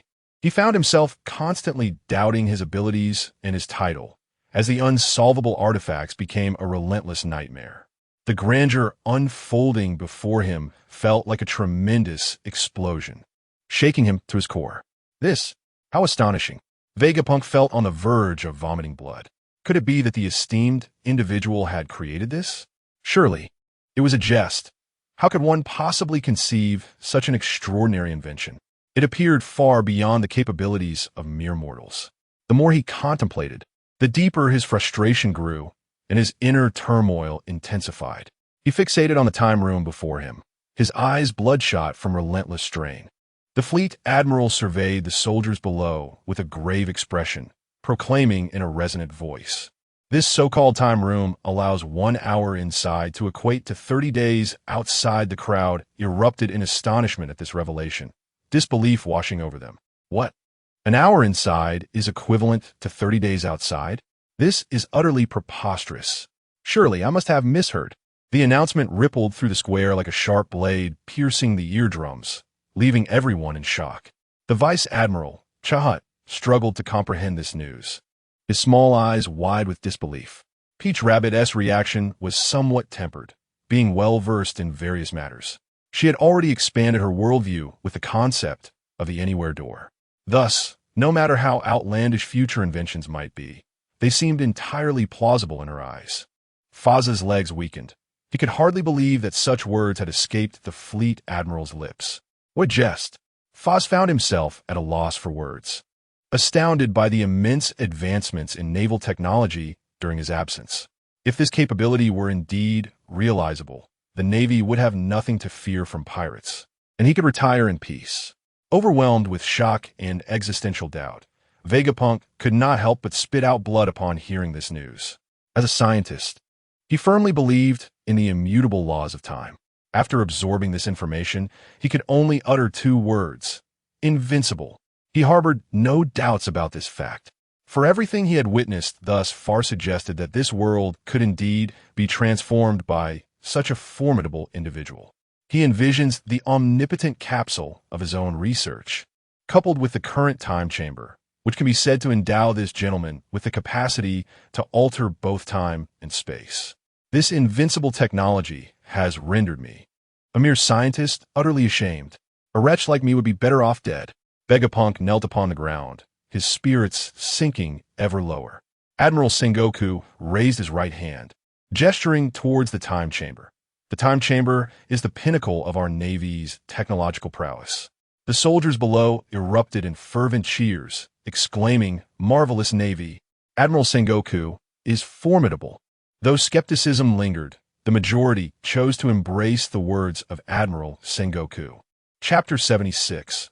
The power of the time house. The warring states general gazed solemnly at the soldiers below and commanded, "Silence, everyone." Instantly, the cheers subsided. All the soldiers present were the selected elite of the day, each capable of entering the time house for training. Each individual was permitted a maximum stay of 24 hours, after which they were to exit the time house voluntarily. The soldiers listened attentively. Should I discover anyone indulging in greed while inside, I will administer military justice. The warring states general recognized the urgency of the situation. Despite possessing such a remarkable artifact, he would not allow anyone to linger for too long. The number of entrants would be limited to 1,000 per round, and each participant was urged to diligently cultivate their strength for soon. As the general spoke, the atmosphere grew heavy with anticipation. A great battle was imminent, and their adversary would be the maritime emperor, Whitebeard, along with even greater foes. After hearing this, the soldiers below were invigorated. They understood well that as members of the Navy, they must always be prepared to face death. Confronting pirates was the Navy's solemn duty, regardless of the formidable strength of their opponents. Beside them, Carp appeared contemplative. Deep within, he hoped to avert this conflict. Torn between his beloved grandson and his cherished comrades, he felt the weight of his dilemma. Yes, the soldiers shouted in unison. Witnessing such a magnificent artifact before them filled their hearts with confidence. A mere 24 hours within would suffice to enhance their abilities over several years. Upon exiting, each of them could potentially attain the rank of Rear Admiral or higher. Prior to entering, they were to register with Admiral Crane, who would allocate their positions for entry one by one. Yes, with a single command. All the Navy personnel lined up in an orderly fashion, hastening to the registration desk. The warring states general, alongside his 3 admirals and several vice admirals, was granted priority access to the chamber. Faz, trailing behind, was engulfed in curiosity, puzzled by how such an artifact had come to exist within the Navy. Driven by intrigue, he approached the general and inquired, "General, how did you acquire such a treasure? Was it invented by the renowned scientist Vegapunk?" Vegapunk was the only name that came to Faz's mind. "Ha ha!" The general scoffed coldly. "Dr. Vegapunk is on the verge of madness." "What?" Faz's eyes widened in disbelief. With his capabilities, he has yet to produce anything of this nature. "So, who's the true inventor?" He pressed on. "This is a matter of high confidentiality and cannot be disclosed lightly.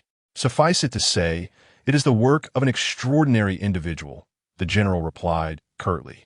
Seeing the general's dismissive response, Faz refrained from further probing, his mind racing with thoughts of who this remarkable figure could be. Excluding the celestial dragons, he could hardly conceive of anyone else possessing such power. The might of the celestial dragons was immense, particularly the terrifying strength of the 5 elders behind them. If it pertained to the military's highest secrets, it was indeed likely connected to them. As Fazy pondered this thought, a chill crept down his spine. If this truly stemmed from the research of the celestial dragons, it was evident that the world would forever remain under their dominion. The Grand Marshal of the 3 Kingdoms led their party to the entrance of the Time House, where they were met with 2 colossal dragon-shaped pillars that exuded a solemn and mysterious aura, akin to a celestial temple. Fazy chuckled softly, eager to venture inside and test the waters. He retrieved a bottle of Maotai from his pocket and drank it in one swift motion. "I shall enter first to explore," he declared, to which the Grand Marshal merely nodded. In an instant, Fazy transformed into a fierce beast and dashed into the inner sanctum of the temple. Upon entering, he beheld an expansive plain, devoid of trees, where even the wind seemed absent, creating a tranquility that felt surreal. "Moonstep!" Fazy exclaimed as he executed the moonstep technique, propelling himself towards the horizon to gauge the extent of this realm. He advanced at the speed of tiger. Yet regardless of how he increased his pace, he discovered that the space before him was boundless. Coming to a halt to observe his surroundings more closely, he realized he was merely looping within this infinite space. It dawned upon him that this dimension had no boundaries. Everything was interconnected. Taking out a Zhonghua cigarette, he found himself awestruck by such a wondrous artifact. Upon his exit, the others gazed at him in bewilderment. "You just entered. Are you already out?" Akainu remarked. Exhaling a puff of smoke, Feizi smiled. "Inside is extraordinary. I spent a full 5 minutes, yet the space has no end." The others stared at him in astonishment. For by the reckoning of the outside world, he had barely been gone for a second. Truly lives up to its reputation. The Grand Marshal of the Three Kingdoms regarded the Time House with admiration. It is indeed a miraculous artifact. How splendid it would be if it could grant rebirth. Akainu mused. That notion is rather far-fetched. It contradicts the very laws of nature. Karp replied coolly, skeptical of such possibilities, deeming it mere fantasy. Who knows? When I first met him, I too doubted his extraordinary abilities. Yet each time he unveiled his inventions, I found myself questioning my own beliefs, Akainu confessed, his gaze revealing deep respect tinged with a hint of envy. Enough of this discussion, the Grand Marshal interjected, acknowledging the terrifying prowess of Longzaki. Ever since he had the capacity to alter space and time, who could say whether he might one day defy life and death?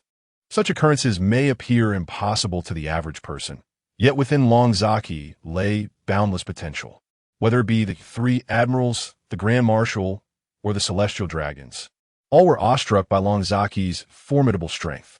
After a brief pause, the idle chatter ceased, and the Grand Marshal led them into the Time House to commence their training. United in purpose, they unleashed their unique skills, engaging in relentless combat within the vast expanse of the space.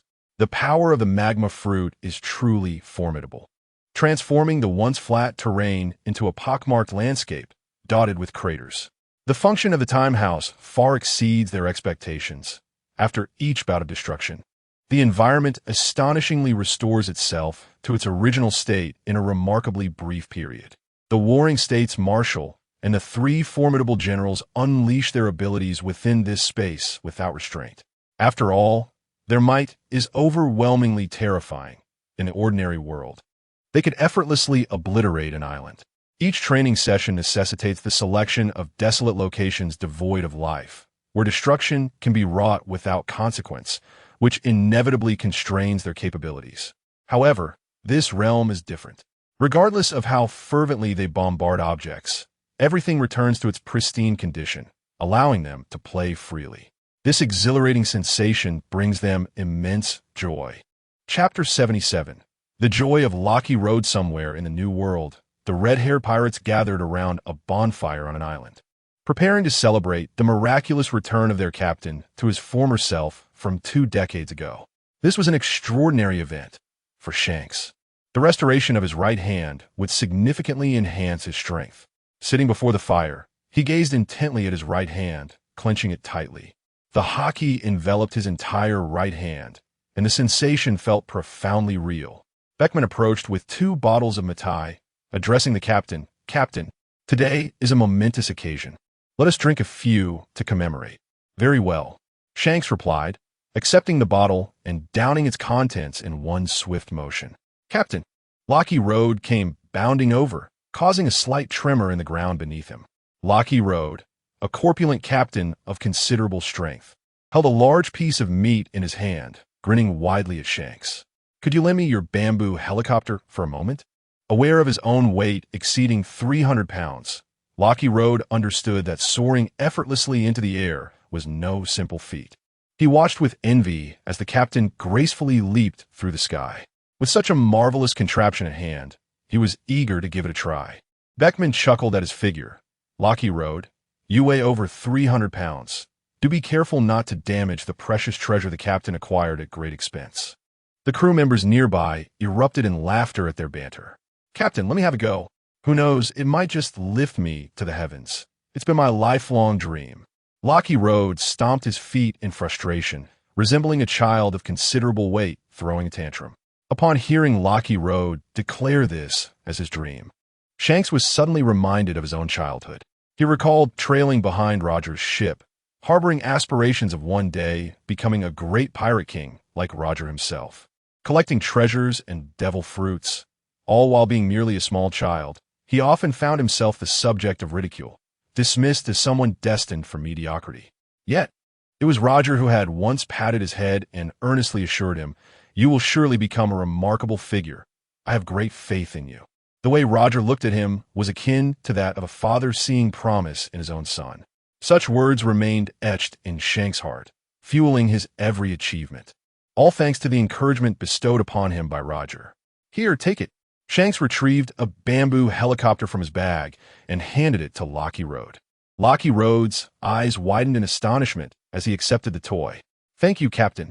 He placed the bamboo helicopter atop his head and applied a bit of force, only to find himself gradually lifted into the air by an unseen power. The crowd watched in awe as Locky Road floated gently above them, each expression reflecting sheer astonishment. It was remarkable to witness a man weighing over 300 pounds being effortlessly carried skyward by a mere bamboo helicopter. Locky Lou soared gracefully through the air, his movements surprisingly light for a man weighing 300 pounds. His face was adorned with a radiant smile, reminiscent of a child's unrestrained joy. "I can't believe I'm flying. Captain, look at me," he shouted excitedly to Shanks below. Shanks, sipping his Maotai, looked up with a satisfied nod. With a bamboo dragonfly in hand, anyone could attain the ability to fly, a significant asset for pirates, whether for offense or escape. "This contraption is remarkable," one crew member exclaimed. "Indeed, it seems even more practical than the universal capsule," another replied. The crew members below engaged in animated discussions, each yearning for their own bamboo dragonfly. Such treasures required substantial funds, and the Shanks pirates had only procured 2 from Longzaki. The ordinary members, including the team leader, would have to select the 2 strongest to possess one. "Captain, let us gift this bamboo dragonfly to Locky Lou," Beckman declared generously. "All right, as you wish." Though Beckman was the first mate, he was a man unconcerned with trifles. The crew gathered around the bonfire, drinking and smoking, their faces alight with joy. At that moment, the newcomer, Rox, returned. He had been tasked by Shanks to deliver a message to Whitebeard. A sense of apprehension filled Shanks. He feared Ace might falter against Whitebeard, which would lead to complications. Upon Rox's return, the smiles faded from the crew's faces. "Captain, Rox is back." Shanks set down his cup and approached him, eager for news. "What happened? Did you see Whitebeard?" "I did. I delivered the message." "And then?" Shanks inquired, curiosity etched on his face. "As soon as Whitebeard saw me, he dismissed me without even glancing at the letter, tearing it up immediately." Rox replied, frustration evident in his demeanor. He had approached with good intentions, only to be met with scorn from the crew. Alone and hesitant to argue, he chose to bear the humiliation in silence, returning to report the situation, which left him discontented. Whitebeard had sent back a message. If there was something to discuss, he preferred that Shanks come personally rather than sending a mere child. This felt deeply disrespectful to Rox, leading to his expulsion. Shanks stood in contemplation, not holding Whitebeard's scorn against him, understanding that such was the nature of the man. "Thank you for your hard work. Come, let us share a drink to ease your frustrations." "But Captain, do we really need to assist him? His son's fate is not our concern." Rox gazed at Shanks in confusion. The other crew members nodded in agreement, for it was a matter concerning the Whitebeard family. Why should they intervene? However, Shanks held a different perspective. Having once served on Roger's ship, he was well aware of who Roger's son was. Therefore, his assistance extended beyond merely aiding Ace. It was a tribute to Roger as well. The most significant matters were not to be spoken of lightly, and he had never divulged them even to his first mate, even if his crew was filled with indignation at that moment. He alone must bear the weight of their frustrations. It seemed he would have to take matters into his own hands. Shanks turned to Beckman. "Let us retrieve the portal we purchased from Longzaki." "All right," Beckman replied, producing the universal capsule and releasing the portal. Chapter 78, Whitebeard. I haven't spent a dime beside them.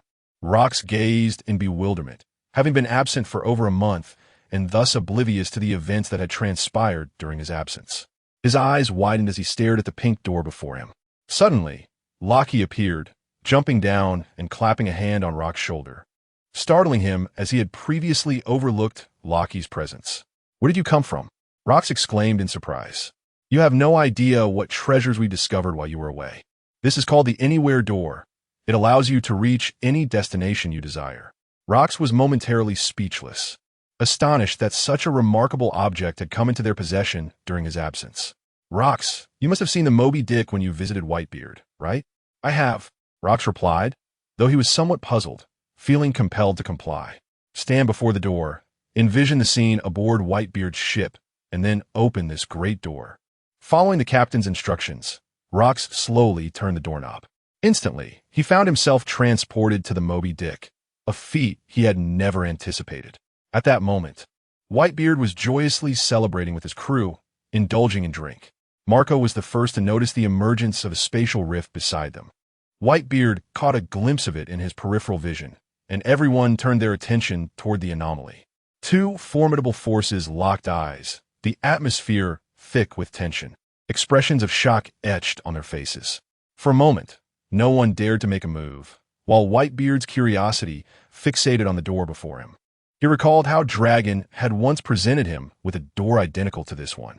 Marco also recognized the similarity, realizing that the red-haired pirates must have procured this door from Dragon. The crowd stood in a daze, perplexed by the sudden appearance of the red-haired pirates. Were they here to seize treasures, or perhaps to convene? Yet, there was little camaraderie between the two factions. Members of the Whitebeard Pirates heightened their vigilance, aware that conflicts between pirates were commonplace and expected. Particularly with Whitebeard's esteemed position, many coveted it, should anyone defeat him. The title of Emperor of the Sea would surely fall to the victor. "What brings you here?"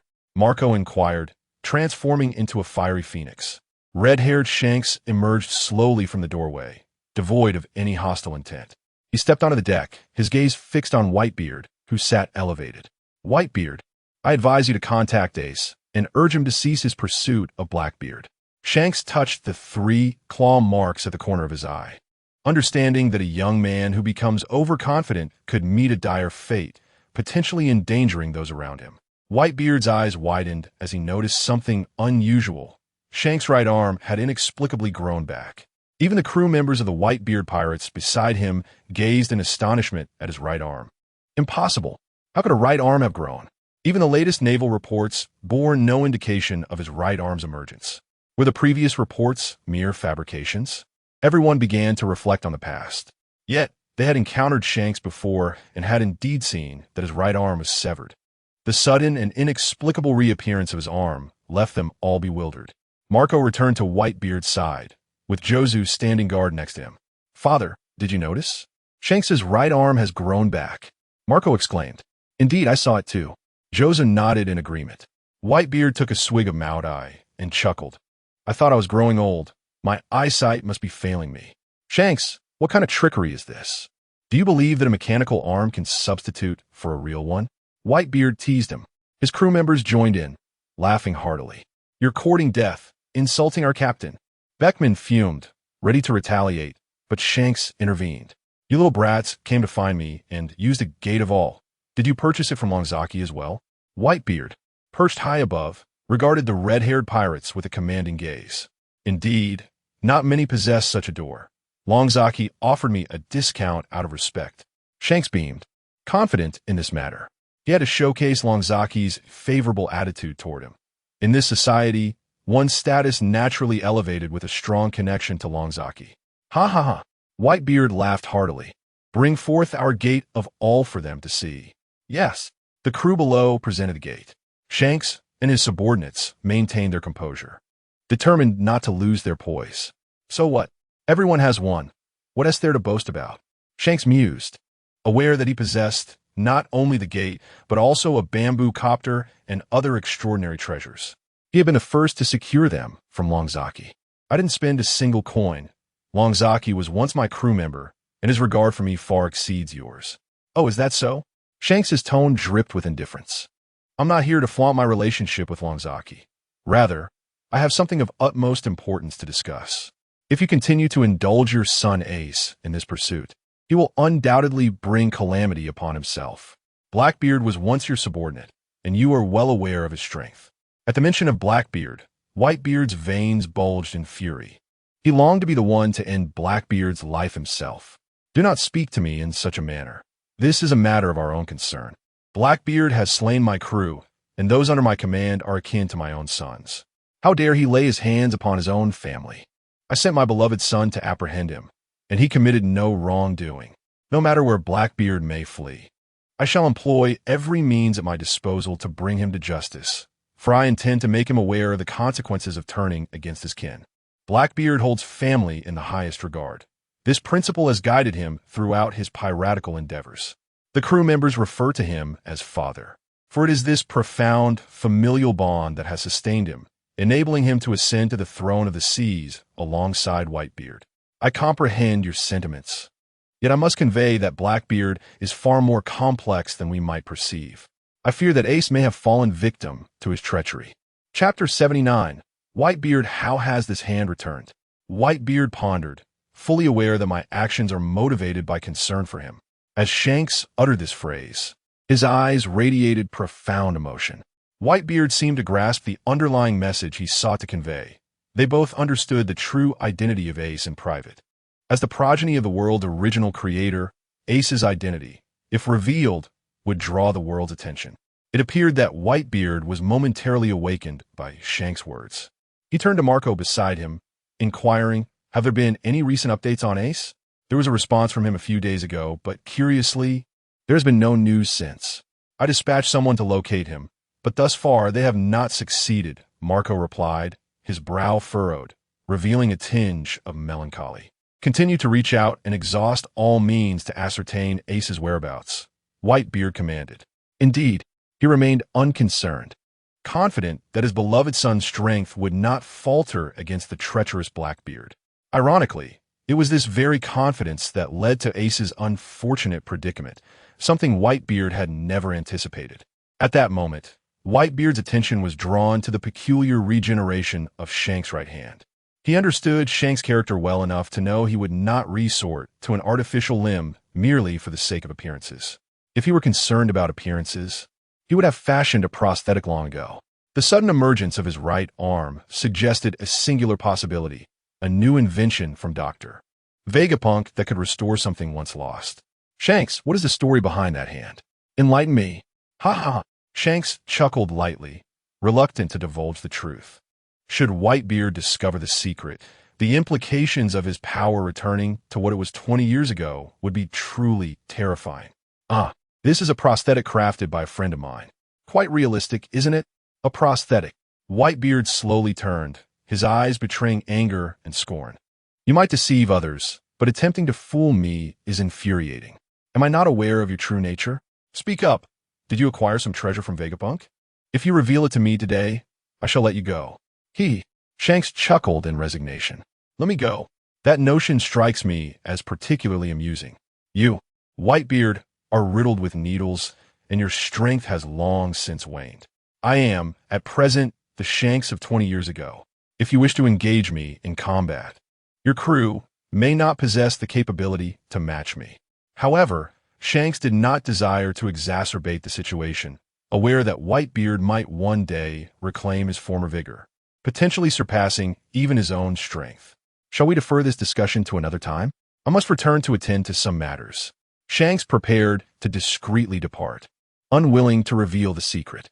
In a sudden burst of fury, Whitebeard seized his great sword and leaped forward. Despite the needles embedded in his body, nothing could quell his wrath. With a mighty swing of his blade, he aimed directly at Shanks, whose formidable physique exuded an aura of danger. Shanks thrust his right arm, enveloped in the armor of hockey, to push his crew members into the safety of the cabin. The blade met Shanks' arm with a resounding clash, unleashing a tremendous shockwave that rippled outward. Weaker crew members were knocked to the ground, helpless against the powerful gusts. Whitebeard momentarily paused, astonished that his blade could be halted by bare hands. With a surge of energy, Whitebeard unleashed a shockwave directed at the abdomen of the red-haired pirate. In an instant, Shanks deftly evaded, witnessing the shockwave crash upon the distant sea. A thunderous roar erupted as a massive cavity was created in the ocean. sending water soaring high and scattering small fish and sea creatures. Such overwhelming force was something even Shanks might struggle to withstand. He swiftly leapt into the air, concerned for the safety of his crew. Whitebeard followed suit, generating tremors in the atmosphere, his potent haki radiating forth, clashing against that of Shanks, creating a mesmerizing spectacle of red and blue. The smaller crew members scattered in fear, understanding that inciting the wrath of their captain could spell grave danger, potentially affecting a vast radius. Despite being gravely ill, Whitebeard's strength remained undiminished. The two locked eyes, and Shanks stood resolute, their haki wrestling in the air. A smile crept across Whitebeard's face. I didn't expect your power to have grown so significantly. It has been ages since I've had a proper bout. Today, I shall spar with you. Yet Shanks had no desire for combat. His visit was intended for negotiation. A skirmish could complicate Ace's situation further. Whitebeard, I hold you in high regard. I am aware of your formidable abilities, and I may not be able to best you, but I propose we refrain from acting impulsively. I do not require your guidance. Whitebeard retorted, his hands clenched, tearing through the air and causing clouds to swirl around them. A powerful shockwave surged toward Shanks. Unarmed, Shanks concentrated all his haki, grasping the impending wave with both hands and hurling it away. The shockwave soared into the distance, violently shaking the clouds and splitting them apart. Lightning erupted from the chaos, the air quivering, as the sea below roared, with crew members clinging to the sails to avoid being swept overboard. Father, please calm down, Marco shouted toward the heavens. Ignoring the pleas of his crew, Whitebeard continued his relentless assault, wielding his massive blade. Shanks defended against each of his strikes with his bare hands, their movements accelerating, becoming nearly imperceptible to the untrained eye. Hurry, everyone, set sail. Father's anger will cause the ship to capsize if we linger here any longer. The crew swiftly steered the vessel away from the tumultuous waters. The surface of the sea trembled violently above, and the waves grew increasingly ferocious. Marco and Jaws supported the ship's structure, striving to prevent it from overturning. Beckman, sensing the dire situation, realized that continued conflict would only weaken Whitebeard further. From his pocket, he retrieved a universal capsule containing the essence of the time room. Only by revealing its contents to Whitebeard could he alleviate the doubts in his heart. The secret of Dragon's breath could no longer be concealed. With Whitebeard's formidable strength, he would inevitably uncover the truth. It was best to thwart this war altogether. Chapter 80. Whitebeard's astonishment. The captain caught it. Beckman hurled the universal adhesive into the air, and in an instant, it was released from his grasp. The capsule, now in the hands of Shanks, radiated a dazzling golden light. Upon witnessing this, Whitebeard was momentarily taken aback as the brilliance enveloped both him and Shanks. What is this marvel? The object in his hand magnified continuously, and before long, a grand and magnificent hall materialized before the onlookers. What is this? Marco also gazed skyward. Aside from Shanks, the rest stood in awe, their expressions a mixture of reverence as the hall above them commanded their attention, calming the tumultuous sea beneath. Could this be some secret weapon that confines individuals within? How could such an awe-inspiring spectacle be achieved? Surely, this was a treasure crafted by Ryanosuk. Yet, if Ryanosuk possessed such a remarkable item, why had he not shared it with them? Below, Marco and Jozu were equally bewildered, staring at the hall overhead.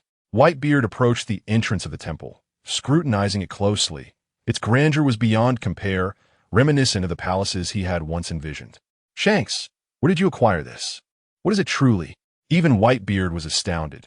He had never encountered such a magnificent sight, the temple before him exuding an overwhelming authority. Shanks chuckled inwardly, amused to see the legendary Whitebeard so astonished. However, he dared not voice his amusement, remembering his own reaction upon first encountering the temple. Sighing, he lamented that secrets could only remain hidden for so long. This is the House of Time. The crew below overheard their conversation. Could this be some divine artifact capable of altering time? Or perhaps it allowed one to manipulate time without limitations, indulging in its whims? The crowd speculated on the purpose of this extraordinary creation, for it transcended their understanding of the world. Is this invention truly from Ryanosuk? Whitebeard fixed his gaze upon Shanks. I shan't conceal the truth from you any longer. You've cornered me. Indeed, this is a creation of Ryanosuk, Shanks admitted. And what exactly is its function? Whitebeard examined it closely, unable to discern its secrets. It has the power to alter the very fabric of time. If one spends an hour inside, it equates to 30 days in the outside world. This is a divine artifact for cultivation, Shanks proclaimed earnestly, aware of the significance such a safeguard held for every pirate. A cultivation artifact? An hour inside equates to 30 days outside. A day inside would mean 2 years in the outside world. Unbelievable, the pirates below gaped in astonishment, momentarily rendered speechless, their expressions a kaleidoscope of disbelief. Such a cultivation artifact truly exists? Whitebeard mused, realizing that his prolonged seclusion had left him woefully uninformed, completely out of touch with the world outside his own quarters. Whitebeard sighed, acknowledging that while his relationship with Ryuzaki was relatively amicable, it was unreasonable to expect him to report every occurrence. After all, Ryuzaki held a noble status and possessed formidable abilities. As his crew member, akin to a son, Whitebeard felt immense joy witnessing Ryuzaki's remarkable achievements. Indeed, this young Ryuzaki was growing increasingly formidable, and as his father, Whitebeard felt an overwhelming sense of pride. Having observed the scene before him, Whitebeard's grievances dissipated. He returned to the ship and downed a bottle of Maotai in one go. Ha ha ha! He laughed heartily towards the heavens. With a thud, he smashed the empty bottle, exclaiming, "The time house is truly a miraculous artifact, far superior to its predecessors. Marco, Samin Rayuthaki. I wish to acquire one from him as well." "Yes, father." Red-haired returned to the ship, feeling a tension release within him. He was genuinely surprised by Whitebeard's drastic change in demeanor. "Well, I shan't intrude upon your joyous moment any longer." Red-haired attempted to make a discreet exit. Bang! Whitebeard swiftly hurled his great sword, embedding it at Red-haired's feet. "Leaving so soon? You have yet to divulge how your right arm is healed. Surely, the time house lacks such capabilities." Red-haired grimaced, realizing Whitebeard was determined to uncover all his secrets.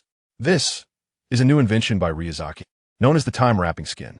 Whitebeard straightened, listening intently. This was a subject that piqued his interest. The thought of restoring certain aspects of his physique was tantalizing. Wouldn't he that mean his long-standing ailment could vanish in an instant? He had been plagued by this affliction for years, longing for the vitality he once possessed. If it weren't for Ryuzaki's premium Maotai and Chinese liquor, he would have sought a grand exit from this world long ago. The time-wrapping skin can rejuvenate a person by 20 years. What? It can truly reverse one's age by 2 decades? Indeed, if applied to you, father, the version of yourself from 20 years ago was extraordinarily powerful. Invincible, in fact. Even the current 4 emperors would appear as mere children in your presence. The members of the Whitebeard Pirates displayed expressions of unbridled joy. Ha ha ha! Upon hearing this news, Whitebeard's elation soared. At last, he could rid himself of his affliction. To regain his youth by 20 years would grant him unparalleled power. Congratulations, father, on overcoming your illness and regaining 20 years of strength. This will undoubtedly elevate our Whitebeard Pirates to new heights. Marco and Josen knelt before Whitebeard in celebration of this momentous occasion, and the other crew members gradually followed suit. Whitebeard raised his bottle of liquor, drinking heartily, seizing the moment to indulge. "Marco, tomorrow we will personally seek out Ryuzaki." "Yes, father." With the opportunity at hand, Red-haired swiftly made his exit. As he had already conveyed all that needed to be shared, and all secrets had been unveiled, remaining in that place served no purpose. He ultimately closed the door, vanishing without a trace. Meanwhile, the Whitebeard Pirates held a jubilant celebration, reveling in the anticipation of their father's newfound youth, having turned back the clock by 20 years. Aboard the ship, they had long since cast aside thoughts of the red-haired pirates. Upon returning to his own island, Red-haired found himself increasingly preoccupied with Ace, having learned from recent news that Ace had been missing for several days. "My friend, send a few men to the sea to gather information about Ace," he instructed. He understood that Whitebeard's focus was firmly on his rejuvenation, leaving little room for concern over Ace's plight. Chapter 81. Father, I shall satisfy you, however. Why does Beckman persistently interfere? Ace is the son of the Pirate King. Shanks murmured, causing Beckman's eyes to widen in astonishment. Hush! Shanks subtly indicated for him not to be overly surprised. This matter should not be disclosed widely. Therefore, you must promptly send someone to ascertain Ace's situation. Understood. Beckman nodded and immediately set his plans into motion. Meanwhile, aboard the Whitebeard Pirates' ship, Marco had spent a restless night, consumed by thoughts of Ace. He deemed it paramount to locate Ace without delay. Marco approached Whitebeard, preparing to discuss Ace's predicament. Father, Ace has yet to respond to me. I cannot reach him by phone, and I fear he may be in danger. Whitebeard was momentarily shaken by his words. What could possibly happen to him? I have not heard any news from the Navy. It is difficult to say. If Ace were captured by the Navy, they would not disclose it swiftly. Considering he is the 2nd Division commander of the Whitebeard Pirates, they would prefer to keep the situation from escalating. Whitebeard furrowed his brow. You are right. Perhaps I should investigate personally. Let's not rush. Our immediate goal is to find Ryuzaki. I must acquire the time-warping leather. Whitebeard understood that if his strength were restored to what it was 20 years ago, even if Ace were captured by the Navy, it would not pose a significant challenge to him. Contact Ryuzaki and ascertain his whereabouts. All right. Marco retrieved the din-din mushy from his pocket and contacted Ryuzaki. Beep, beep, beep. Ryuzaki was situated at the edge of Sabeti Archipelago, enjoying the sea breeze while fishing. Just then, the din-din mushy in his pocket began to ring, and he answered, What is it, Marco? Brother Ryuzaki, where are you at present? We wish to meet with you. I am at Sabeti Archipelago. Very well, please wait for us. After hanging up, Ryuzaki had already surmised that they were likely seeking the time-warping leather from him. Before long, Marco produced the Dordor Fruit S-Power, and a group emerged from the other side. Whitebeard led the way, and upon spotting Ryuzaki leisurely fishing, a broad smile spread across his face, reminiscent of a father seeing his son. Ryuzaki, father has been thinking of you for quite some time, worried about your safety. Whitebeard approached Ryuzaki with a fatherly smile. What are you worried about, father? Who would dare to bully me? Indeed, my Ryuzaki possesses extraordinary strength. I have heard whispers of the numerous treasures you possess, each of exceptional quality. Why not share them with your old man? Given the tone, it seemed Whitebeard had come to confront him. Father, I was just about to seek you out. I must present you with even more surprises to bring you joy. Whitebeard, delighted by his words, laughed heartily. Good son, it is heartening to know you consider me. Father, you have come to me seeking the time-wrapping skin, have you not? Indeed, I possess enough syringes on my person. My ailments have entangled me for several years. It is not that my body is particularly resilient. The average individual would have long since succumbed. Recently, I heard from the red-haired lad that you possess a time-wrapping skin that can restore youth by 20 years, even regrowing his lost arm. Will you not grant me the same boon, father? Alas, today I may be unable to provide you with the time-wrapping skin. The white-bearded man's eyes flickered with a hint of anger. After all, he had personally come to offer his respect. The time-wrapping skin requires a very rare material known as mermaid jade. This substance is not easily acquired. It can only be found in the depths of the EC, making its procurement exceedingly challenging. Recently, I managed to synthesize a time-wrapping skin, only to have it snatched away by the red-haired one. With a resounding thud, the white-bearded man struck the ground, leaving a massive dent. Damn it, he has stolen my possession. His gaze darted. He knew that in the depths of the EC, those with devil fruit powers could not venture close. All the captains aboard his ship were such power wielders. The sea monsters within were ferocious, making it nearly impossible for ordinary individuals to enter or exit, indeed placing the white-bearded man in a predicament. Is there any way to acquire more? The white-bearded man looked at him kindly, his eyes filled with intense longing. Longzaki felt reluctant to refuse, as he was once the captain he revered. There is a way, but I have been observing the situation there for the past few days. Once conditions improve, I shall venture down myself. When I locate the first piece, I will surely come to you, father.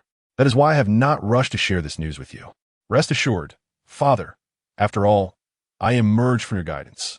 Any treasures I find, I shall first present to you. The white-bearded man laughed heartily, patting Long Zaki on the shoulder. It seemed that Long Zaki had indeed kept him in mind. Perhaps he had misjudged him. Truly, you are a good son of mine. I have wronged you. Today, I offer my apologies. The white-bearded man retrieved a bottle of Maotai from his pocket and took a swig. Then I shall await your good news, hoping you find it soon. Do not keep Father waiting too long. When you do come, you must bring all your treasures to share with us. The white-bearded man had noticed that the red-haired one possessed items he lacked. He did not wish his crew to lag behind. Fear not, Father. I will ensure your satisfaction. The white-bearded man clapped his hands and, bearing his reputation, departed from the Sabeti archipelago. Upon returning to the ship, Marco expressed his desire to seek the mermaid jade. You? Do not forget your own abilities. The moment you touch the seawater, you would be powerless. How would you contend with those sea monsters? Below deck, the crew debated, each eager to seize the opportunity for glory. To fulfill the aspirations of the old man is indeed a supreme honor. Everyone rushed forward to enlist, for Whitebeard would never allow his children to perish without reason. Enough of the competition. I have entrusted this matter to Ryazaki, so you should all remain on the ship and mind your own business. Whitebeard was aware that Ryazaki lacked the powers of a devil fruit, yet he possessed a plethora of extraordinary treasures. Gaining access to the East Blue would be a trivial endeavor for him. Henceforth, the responsibility lies with Ryazaki. While I shall remain on the ship, awaiting his news. Jaws lay sprawled on the deck, casually spitting out the remnants of his meal, seemingly the only one unconcerned with such matters. Chapter 82. Who is this guy? After Whitebeard's departure, Long Zaki continued to recline lazily on the lawn, gazing at the clouds drifting across the sky. The host had already sensed the presence of individuals covertly observing him from the shadows. Everything he did was merely a fade for their benefit. Long Zaki unleashed his observation haki, allowing him to perceive anyone within a 5-kilometer radius. At that moment, two figures were concealed behind a tree, Rob and Lucci. They were operatives of the CP Intelligence Agency, dispatched under the orders of the 5 elders to surveil Long Zaki. Rob stifled a yawn. He found this monotonous task exceedingly dull. The CP Agency was the highest intelligence body of the world government, typically tasked with monitoring figures of the caliber of the 4 emperors. However, Rob and Lucci were unaware of the true strength of the individual before them, as their mentor had not divulged much information. From their recent observations, they discerned he was merely a businessman, peddling some of his inventive trinkets. Although they had witnessed some of Long Zaki's minor inventions, they deemed them insufficient to warrant the attention of such a high-level intelligence agency. This is utterly tiresome, Rob lamented, collapsing onto the ground, perplexed. Lucci, maintaining a modicum of composure, countered, "Are you questioning the orders of the 5 elders? They must have their reasons for sending us here." Rob, scratching his head awkwardly, replied, No. Please don't relay my current frustrations to the 5 elders." Long Zaki had already detected that the 2 had been tailing him for several days. Upon investigating, he confirmed they were from the CP Intelligence Agency and deduced that they had been sent by the 5 elders to monitor him, relaying his every movement to keep him firmly under their thumb. Lucci, look at him. He is going to lie there all day. Are we truly going to squander our time here? As long as we are observing him, it cannot be considered a waste of time. Just then, as the 2 continued their banter, Long Zaki abruptly rose to his feet. He sensed an aura approaching from behind, and, as he turned to look, a spatial portal opened before him. Curious, he peered ahead. At that moment, Blackbeard emerged through the crack of the door with a wide grin. "Long Zaki, my friend. Long time no see." Since acquiring leverage over Long Zaki, Blackbeard had been relentlessly plundering wealth and capturing various bounty pirates to turn over to the Navy for a substantial reward. In the interim, he had amassed nearly 5 billion berries and was now jovially approaching Long Zaki, eager to procure some novel treasures.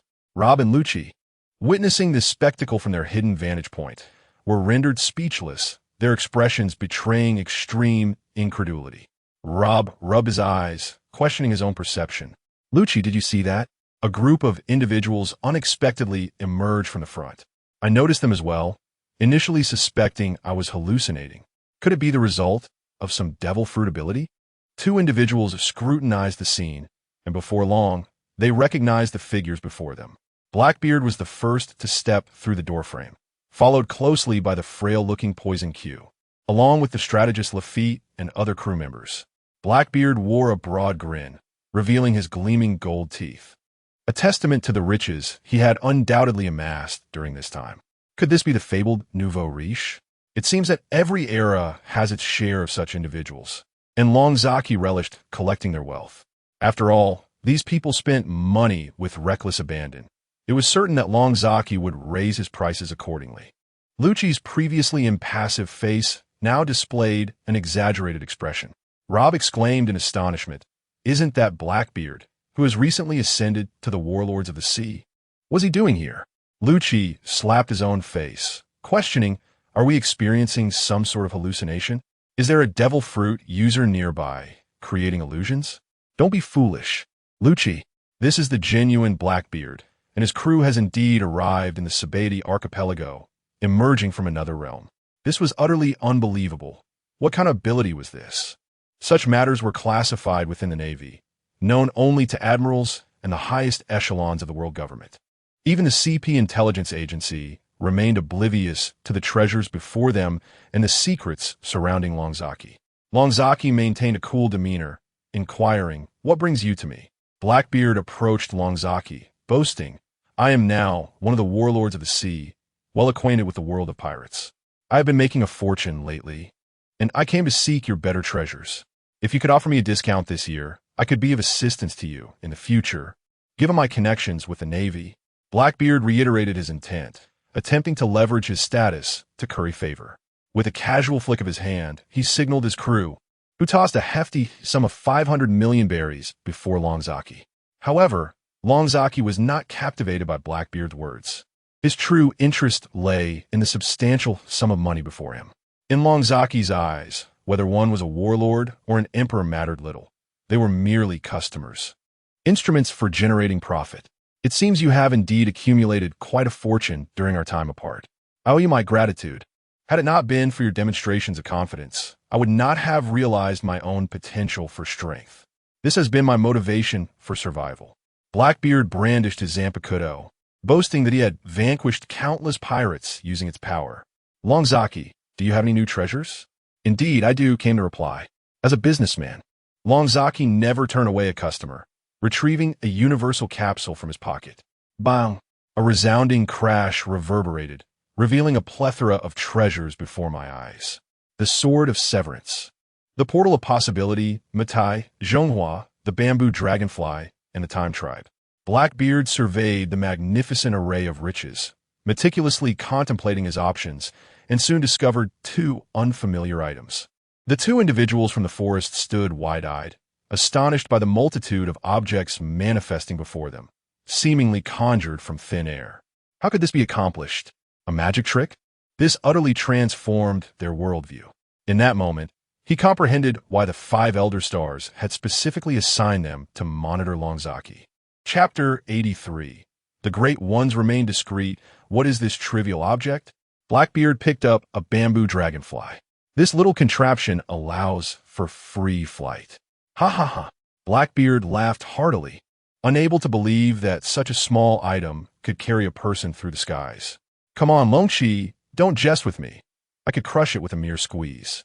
Well, if you doubt my words, why not give it a try? Blackbeard's eyes darted, aware that Longchi's inventions were unlike anything in the world. Despite its diminutive size, it might indeed enable flight. Without further ado, he placed it atop his head and applied a slight force, only to be astonished as it lifted him into the air. With arms outstretched, Blackbeard soared freely, reveling in the joy akin to that of a child. I am truly flying. Look at me, I can actually fly. He cheered to the crew below. This is utterly miraculous. If each of us possessed a bamboo dragonfly, how much easier would our battles become? Indeed, flying is far less exhausting than running, and it is so much more efficient, the crew marveled. This is a divine artifact. We must acquire it. The members of Blackbeard's pirate crew were astounded, each longing for their own bamboo dragonfly. Lucci and Rob were equally wide-eyed, their astonishment growing with each revelation from Longchi. This was indeed a moment of surprising brilliance. They felt a pang of regret for having underestimated him. How could such significant figures be so understated? Much like the four emperors, Kaido, who seldom stirs trouble and remains on his Onigashima, and Big Mom, who indulges herself on her cake island. Whitebeard, too, is a paragon of discretion. These formidable individuals do not readily display their might. Selfishly, Lucci and Rob wished to chastise themselves for their previous underestimation of others. Panting, Blackbeard returned from above, his face alight with joy. Longchi, how much for this? I want it. With such a voracious appetite, are you not afraid of overindulgence? What I have to fear? I have brought 500 million berries, Blackbeard declared, confidently believing his sum substantial. Yet, in Longchi's eyes, it was but a trifling amount. 500 million was hardly enough to satisfy Longchi's needs. He dismissively waved his hand. With that sum, you can only purchase 30 bamboo dragonflies. Other treasures are beyond your reach. Wait, Blackbeard exclaimed, his eyes widening in disbelief. Is everything you possess so exorbitantly priced? This is not exorbitant. It is a fair valuation. Consider the ability to fly at will. Where else could you find such exceptional protection? I assure you, I am offering you a most favorable price. Blackbeard found himself at a loss for words, for the treasure before him was indeed unparalleled, a creation beyond anyone's capability, with its price entirely at Longchi's discretion. He promptly grasped Longchi's hand and exclaimed, "Ha ha, Boss Longchi, how about this? I shall consider my options further." Blackbeard was reluctant to expend all his wealth on a single flying contraption. He wished to explore if there were other treasures more worthy of his investment. Approaching the treasure, he scrutinized it closely, and at that moment, he beheld the golden radiance emanating from the time house. This revelation left Poison Q astonished, his mouth agape. Lafitte drew nearer, gazing intently at the luminescence before them. "Captain, I have never encountered such a thing." Blackbeard circled the vicinity, observing the two columns that formed an archway, attempting to reach out, but finding it elusive. "Boss Longchi, may I inquire what this object is?" Blackbeard asked with curiosity. "This is known as the Time House, an extraordinarily formidable treasure. Is that so?" The onlookers widened their eyes in disbelief. Can a time house truly alter time? That seems implausible. If time could be changed, it would lead to utter chaos. Skepticism lingered among them as they pondered the potentially terrifying implications of such a device. The so-called time house was indeed related to time. Spending an hour inside was equivalent to 30 days in the external world. Thus, it not only provided ample time, but also served as a miraculous artifact for rapid enhancement of one's abilities. Upon hearing Longchi's explanation, the crowd exhibited a myriad of expressions, struggling to fathom the astonishing information presented to them. It was as though a thunderclap had echoed in their ears. The monumental news generating a sensation that reverberated throughout the world, igniting wild fantasies. This was nothing short of a cultivation artifact. Whoever possessed it could significantly elevate their strength, potentially becoming the most formidable overlord of the seas. The masses surged forward, eager to examine the time house, each yearning to step inside and experience its wonders. Meanwhile, two members of the CP intelligence agency, stationed at a distance, were equally astounded by the news, unable to regain their composure. As the most powerful intelligence organization in the world, there was no information beyond their grasp, yet what they heard today felt like a cataclysm. The notion that time itself could be altered was unfathomable. "Lucci, did you hear that? If this artifact truly exists, the pirates are beyond our control. Indeed, we cannot allow such a thing to fall into the hands of pirates. We must devise a way to report this to the Gorosei and halt the transaction. Let us not be hasty. We must ascertain the truth of his claims. If we are deceived, we would also incur the wrath of the Gorosei." Lucci nodded, recognizing the gravity of such critical information. The two quietly concealed themselves, observing the unfolding transaction. Bashes raised his hand, eager to personally step inside and ascertain the veracity of Longchi's words. "Captain, I wish to enter and experience it for myself." Blackbeard nodded in acknowledgement. It was indeed prudent to verify the goods first. Should the items not conform to expectations, he would find himself at a disadvantage. Although he had faith in Longchi's integrity, it was still best to ascertain the authenticity of the merchandise in his presence. "This is no problem. You merely need to step inside," Lonchi assured him with a nod. Bashes opened the door before him and stepped into the vast, seemingly endless expanse of the border plain. "What is this?" "There is nothing here," he scoffed, only to immediately adopt a fierce, tiger-like stance and charge into the distance. He struck the ground with tremendous force, creating one enormous chasm after another. With a look of disdain, Bashes regarded this space, finding it no different from the renowned Anywhere door, merely a passage to an unknown realm. Chapter 84. The fool is you. At this moment, he had yet to notice the temporal changes within the room. Bashes continued to sprint forward, eager to discover the true extent of this peculiar space. After running for over 10 minutes, he found himself back at the starting point, albeit one that was distinctly altered from the one he had initially encountered. To his astonishment, the caverns he had just created had vanished completely. What was happening? Could it be that this place possessed a restorative function? It seemed implausible. How could such a world exist? Bashes, unable to fathom the phenomenon, struck the ground with renewed vigor, curious to ascertain whether the cavern would revert to its original state. In the blink of an eye, the cavern indeed disappeared once more, causing him to draw a sharp breath. This was undeniably different from his previous experiences. He felt a twinge of shame from his earlier mockery. Remarkably, it seemed that this temporal realm was indeed a splendid place for cultivation. Estimating the time he had spent inside, he realized it had been nearly 10 minutes. As he emerged, the onlookers gazed at him with a mix of curiosity and astonishment. The captain's quarters were indeed extraordinary. He must acquire it, for it would alleviate his concerns about finding a place to train in the future.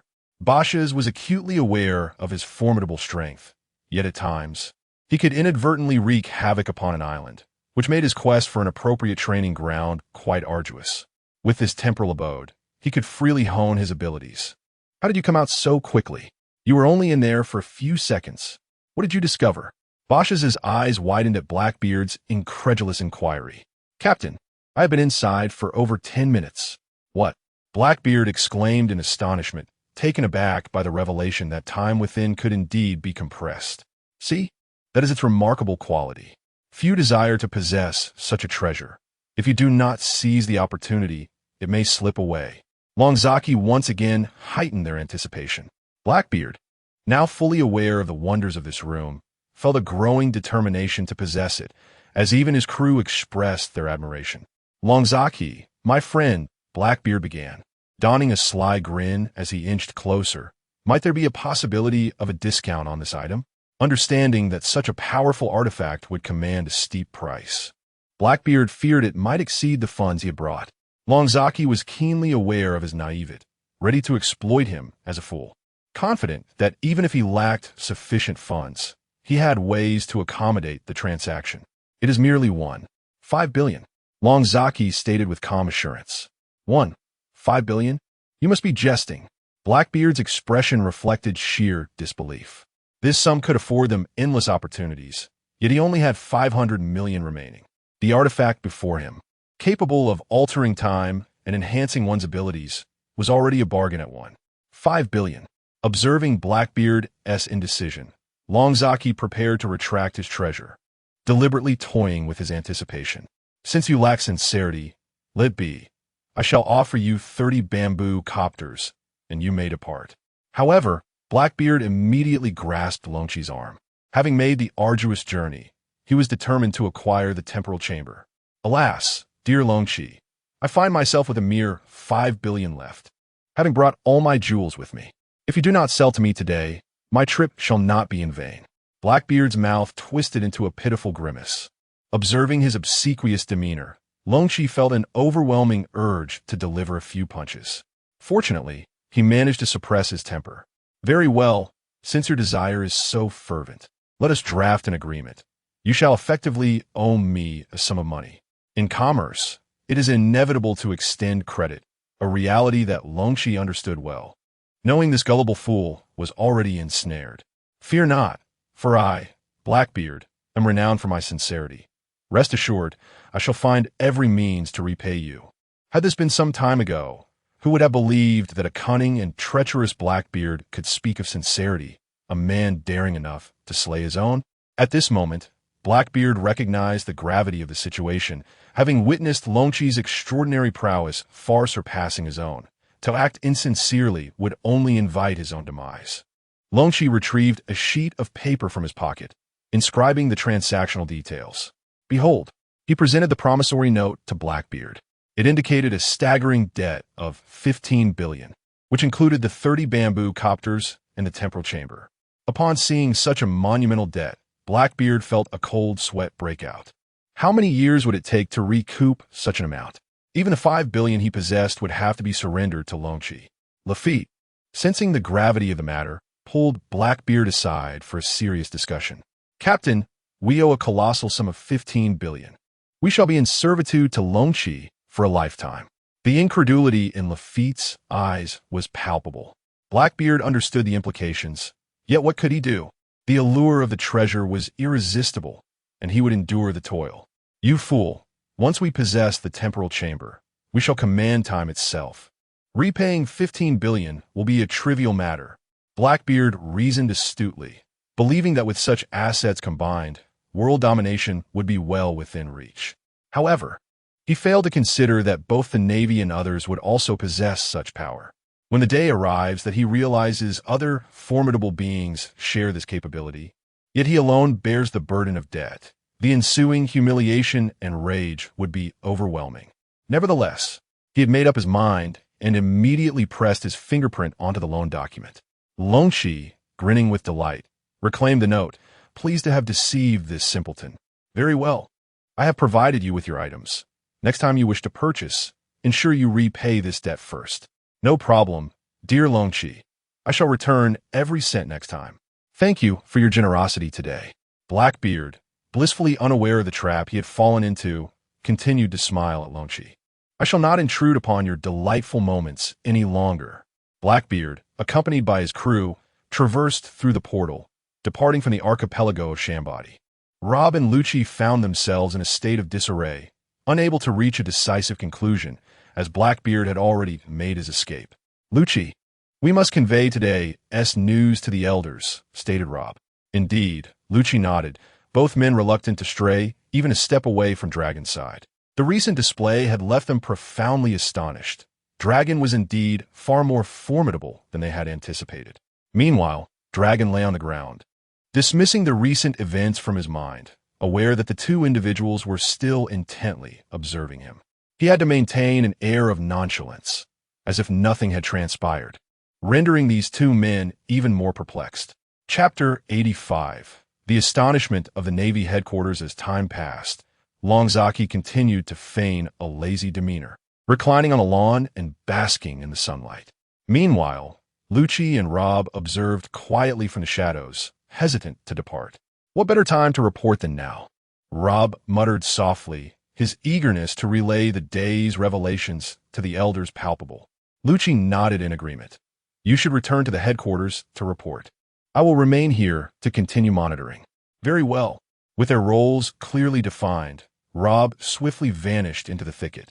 The distance between the Sabeti archipelago and the Navy headquarters was not extensive. Rob dashed towards the headquarters with great urgency. Upon arriving at the grand hall of the Navy headquarters, he was breathless, disheveled, and drenched in perspiration. Rob, what has happened to you? Weren't you supposed to monitor the target alongside Lucci? Sengoku emerged from his office, catching sight of Rob's disheveled state. Admiral, I have urgent intelligence to report. Rob exclaimed eagerly. Sengoku's brow furrowed slightly, signaling him to follow. They entered a confidential meeting room, where Sengoku closed the door and turned to him. Speak. During our surveillance of Longzaki, we discovered he possesses an array of extraordinary treasures.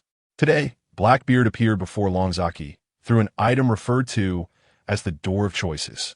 Even more astonishing, Longzaki showcased something called the Time Room, which purportedly allows 1 hour inside to equate to 30 days in the outside world. What? Sengoku sprang to his feet, his expression shifting dramatically. Are you certain? Absolutely. Blackbeard's subordinate personally verified it. They spent mere minutes inside, while only seconds passed outside. Sengoku silently resumed his seat, his countenance grave. If this information proves accurate, the Navy's advantage over pirates will be obliterated. Whoever can rapidly enhance their power will control the future of the seas. Did Blackbeard purchase it?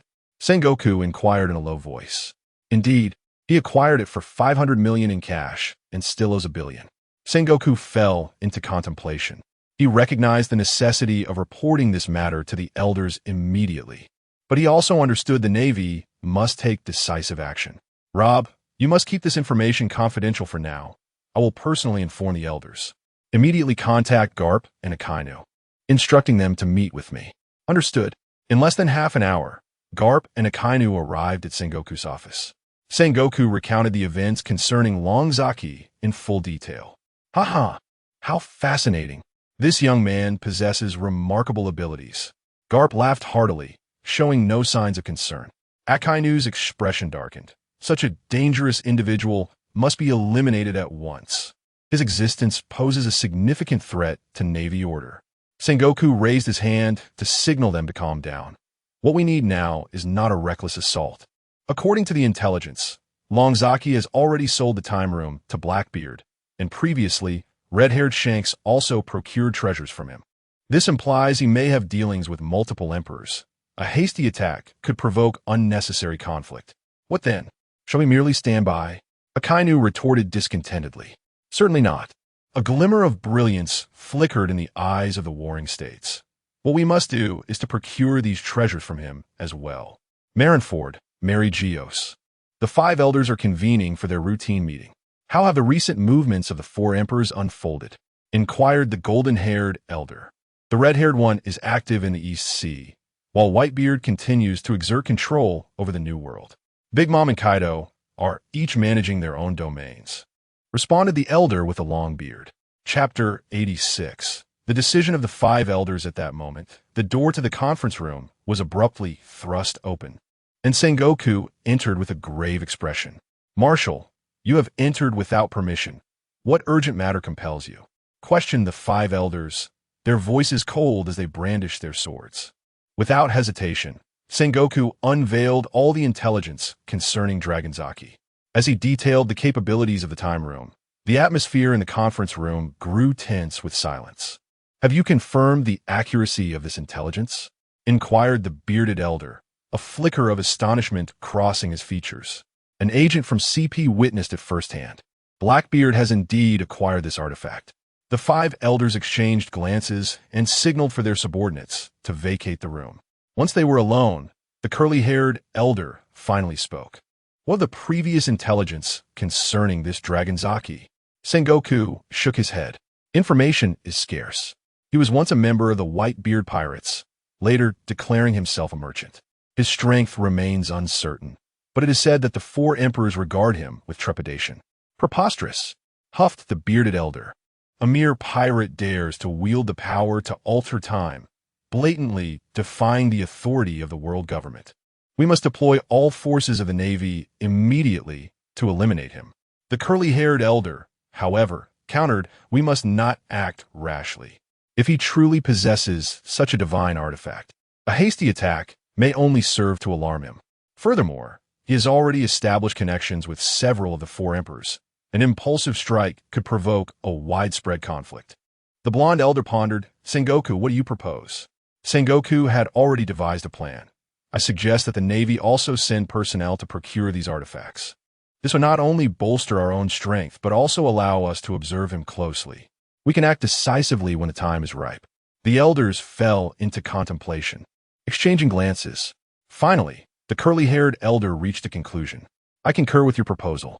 Dispatch a general from headquarters to engage with him, but he must proceed with utmost caution. Simultaneously, we must enhance our surveillance. Should any signs of danger arise, we will act immediately.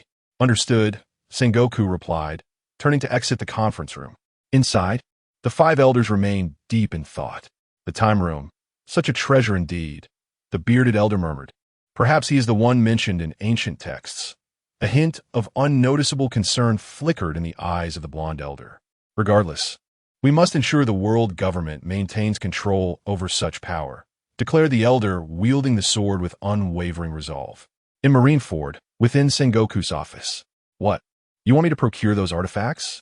Akainu's face darkened, clearly displeased with the assignment. Sengoku sighed. This is the decision of the five elders. Given the unique nature of this task, we require a general of sufficient deterrent power to undertake it. Why not Akiji or Kizaru? Akainu retorted, irritated. I am far more adept at annihilating enemies than negotiating with them.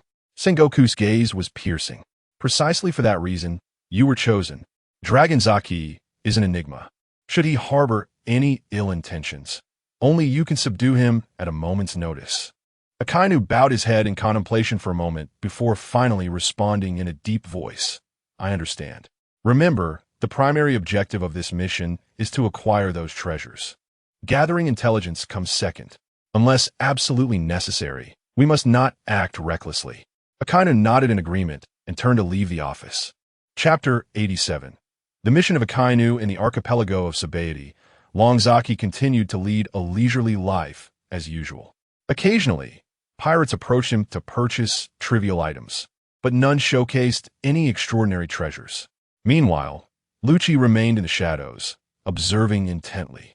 One day, he unexpectedly noticed a naval warship slowly approaching the island. Upon recognizing the figure on the deck, Lucci's pupils constricted in disbelief. Admiral Akainu, he could hardly believe his eyes. One of the three admirals of the Navy headquarters, Sakazuki, was now advancing towards Longzaki, accompanied by several naval soldiers. Longzaki seemed to have sensed their presence already, leisurely rising to his feet and gazing in Akainu's direction. Their eyes met in the air, and the atmosphere became charged with tension. It was unexpected for the Navy's hounds to come knocking at his door. Longzaki chuckled softly, unabashedly revealing his disdain for the Navy. Akainu's muscles twitched momentarily, yet he suppressed his anger, approaching Longzaki with deliberate steps. Longzaki, I have heard that you possess some unique goods for sale, Akainu stated, getting straight to the point. Longzaki raised an eyebrow. Oh, the illustrious Admiral Akainu takes an interest in a humble merchant's wares? How flattering. Enough of the pleasantries. Akainu retorted coldly. I have heard you possess something called a time house, and I wish to purchase one. A glimmer of amusement flickered in Longzaki's eyes. I see. The Navy is also intrigued by time. However, this is not something that can be afforded by just anyone. The price is not an issue. Akainu replied in a low voice. Is that so? Longzaki stood tall, locking his gaze with Akainu's. Then how much berry are you prepared to offer? 2 billion, Akainu declared, a figure far exceeding that of Blackbeard. Yet, Longzaki shook his head. I'm afraid the time house is currently out of stock. However, I do have other treasures that may pique your interest. Akainu's eyes burned with fury, but he restrained himself, knowing the purpose of his visit must not be jeopardized. What treasures? Longzaki smiled slightly, retrieving a small universal capsule from his pocket. With a thud, the capsule erupted into a cloud of white smoke. As the mist dissipated, an array of diverse items lay on the ground. Akainu's gaze quickly swept over the objects. A glimmering sword, a resplendent bamboo dragonfly, and various peculiar items whose names eluded him. Were these? Akainu demanded, his tone sharp with suspicion. Longzaki ambled over, pointing at a sword. This is a Zanpakudo, capable of easily severing sea stone. He then gestured to the bamboo dragonfly. This allows one to soar freely, even enabling a devil fruit user to escape if they fall into water. A flicker of astonishment crossed Akainu's eyes. If these items were indeed as Longzaki claimed, they held incredible power. And this? Akainu inquired, pointing to a small metallic frame. The door of all possibilities, enabling instantaneous travel to any desired location. Longzaki said nonchalantly, as if it were merely a trivial trinket. Akainu's pupils dilated, and a tempest surged within him. Instantaneous movement? If the Navy possessed such capabilities, capturing pirates would become exceedingly simple. I want it all, Akainu declared resolutely. Longzaki chuckled. All of it? That amounts to 30 billion berries. No problem. Akainu replied with a stoic expression. At that moment, Longzaki suddenly shifted his tone. However, I have a condition. Chapter 88. The trade of treasures. Akainu immediately became alert. What are the conditions?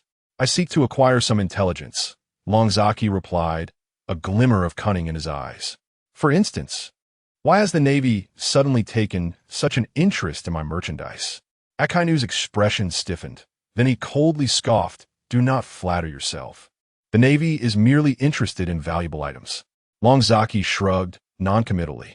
Very well, since you are unwilling to share, I shall not press the matter. However, he deliberately elongated his tone. I suddenly feel the price ought to be increased. Akainu seethed with rage, but ultimately suppressed his fury. 40 billion, not a single cent more. Agreed, Longzaki responded readily, which took Akainu by surprise.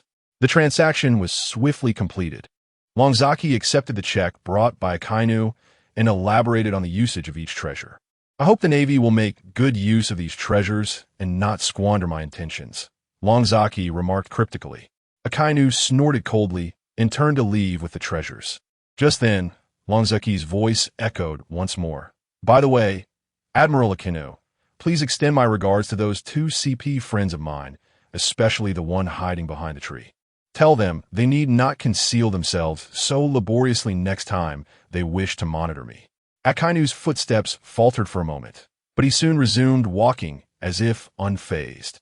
In the shadows, Lucci felt a jolt of shock, cold sweat immediately soaking his back. So he had already noticed. After Akainu departed, Longzaki maintained his nonchalant demeanor, as if the transaction with the Navy Admiral had been nothing more than casual banter. However, Lucci could no longer remain calm. Longzaki's last statement made it abundantly clear that he was fully aware of the surveillance. Lucci involuntarily gasped, a tumult of emotions swirling within him. Who is this person? How could he so effortlessly detect the watch of the CP? Have you had enough? Longzaki's voice suddenly rang out, startling Lucci to the point of nearly falling from the tree. Since you have been discovered, there's no need to hide, Longzaki said languidly, his gaze fixated on Lucci's hiding spot. Realizing further concealment was futile, Lucci stepped out from behind the tree, his expression grave as he regarded Longzaki. You knew all along? Lucci couldn't help but inquire. Longzaki chuckled lightly. I have known since the very first day you arrived. Lucci's heart raced, and he forced himself to compose. I do not understand what you are saying. Ha. Longzaki shook his head. Are CP agents truly so disingenuous? Where's Rob? Has he returned to report to the Gore CI? A flicker of astonishment crossed Lucci's eyes. This man not only knew their identities, but was also aware of his companion's whereabouts. Who exactly are you? Lucci asked in a deep voice. I am merely a humble merchant, Longzaki replied with casual indifference. Yet the glint in his eyes sent a shiver down Lucci's spine. At that moment, the sky darkened ominously, thunder rumbled, and the sea surged with towering waves. A massive pirate ship gradually emerged from the stormy clouds, its bow bearing the emblem of the Whitebeard Pirates' skull flag. It seems we have guests, Longzaki remarked. Longzaki gazed at the distant pirate ship, a subtle smile gracing his lips. Rouge was instantly filled with trepidation. The visit from Whitebeard was no trivial matter. He had to report this development to headquarters immediately. Before Rouge could react, Longzaki had already turned away, striding towards the Whitebeard pirate ship. After a moment's hesitation, Rouge ultimately resolved to continue his surveillance, stealthily following behind. On board the Whitebeard pirate ship, Whitebeard stood imposing and authoritative on the deck, flanked by Marco, Jozu, and others. Old man, Longzaki is just by the shore. Marco pointed towards the distant figure of Longzaki.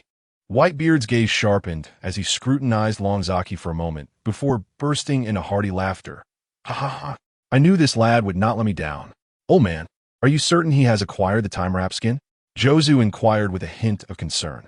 Whitebeard patted Jozu on the shoulder. Regardless of whether he has it or not, we have come. If he hasn't, let him procure it swiftly. As the pirate ship docked, Whitebeard led his crew before Longzaki. Longzaki, your old man has come to see you. Whitebeard bellowed with exuberance. Longzaki smiled gently. Old man, I've been awaiting your arrival. Oh, Whitebeard's eyes sparkled with intrigue. Does that imply? Indeed. Longzaki nodded. I have secured the time wrap skin. Cheers erupted from Whitebeard and his crew, while Rouge, concealed in the shadows, widened his eyes, his breath quickening. However, Longzaki's tone shifted. Using it may carry some risks. Any risk is inconsequential, Whitebeard declared boldly. As long as it allows me to return to my pinnacle, I am willing to pay any price. Longzaki cast a meaningful glance at Whitebeard before retrieving a small box shimmering with golden light from his pocket. This is the time wrap skin that can restore one to their zenith. Chapter 89, The Price of Time. Whitebeard's eyes gleamed with intensity as he fixated on the small box in Longzaki's hand, which radiated a golden glow. It felt as if the blood coursing through his veins had been ignited. Marco, Josu, and the other officers of the Whitebeard Pirates could not contain their curiosity and gathered around, eager to behold this enigmatic time-wrapping skin. "Is this the treasure that can restore Dad to his former glory?" Marco inquired, his tone laced with a mix of skepticism and hope. Longzaki slowly opened the box, revealing a translucent golden membrane that appeared like gossamer before their eyes. This membrane shimmered under the sunlight, as if countless tiny runes were swirling upon its surface. The time-wrapping skin, as the name suggests, can envelop the user's body, allowing them to return to the most vigorous moment of their life, Longzaki elucidated. "For you, Dad, it means liberation from the afflictions of illness and a return to that awe-inspiring pinnacle." A flicker of excitement flashed in Whitebeard's eyes, but he quickly regained his composure. "You mentioned there are risks. What exactly are they?" Longzaki's expression turned grave. "The time-wrapping skin is not permanent. It can only sustain its effect for approximately 30 days. Once the efficacy fades, your body will be even weaker than it is now. In simpler terms, this is a means of depleting your future vitality." Upon hearing this, Marco's countenance darkened. "Dad, this is far too perilous. Sacrificing your future life for a fleeting surge of power is not worth it." Yet Whitebeard merely laughed heartily. To live a life where one can accomplish their desires and die without regrets. That is the true essence of value. Hidden in the shadows, Lucci was rendered speechless by these words. A treasure that could restore one to their peak state? If it fell into the hands of pirates, the consequences would be dire, especially for the aging and ailing Whitebeard. If he were to regain his former strength, the balance of the world would be irrevocably disrupted. "What is the price?" Whitebeard asked directly. Longzaki glanced at Whitebeard, then at the crew members behind him. "Dad, as per our previous agreement, you need only to safeguard one item for me." "What item?" Longzaki produced a plain wooden box from his cloak. "Inside are some of my personal belongings. I hope you can keep them safe until I return to collect them." Whitebeard pondered for a moment before nodding. "Agreed, but I must ensure there are no dangerous items within." "Be my guest," Longzaki replied, handing the wooden box to Whitebeard. Whitebeard accepted the box and cautiously opened it, revealing only a yellowed piece of paper and a dull stone. He used his observation hockey to sense the contents for a moment, confirming that there was no danger before passing the box to Marco. "Deal." Whitebeard extended his large hand. Longzaki placed the time-wrapping skin into the palm of Whitebeard's hand. "The application is simple. Just affix it to your chest and allow it to meld with your skin. But be judicious in choosing the moment to use it. For once commenced, it cannot be halted midway." Whitebeard solemnly accepted the time-wrapping skin, a resolute glimmer flashing in his eyes. "I know what I'm doing." At that moment, a warship suddenly emerged on a distant sea, its flag clearly visible, naval headquarters. Whitebeard's expression instantly turned grave, indicating the arrival of an unwelcome guest. Longzaki remained composed, seemingly having anticipated this very scenario.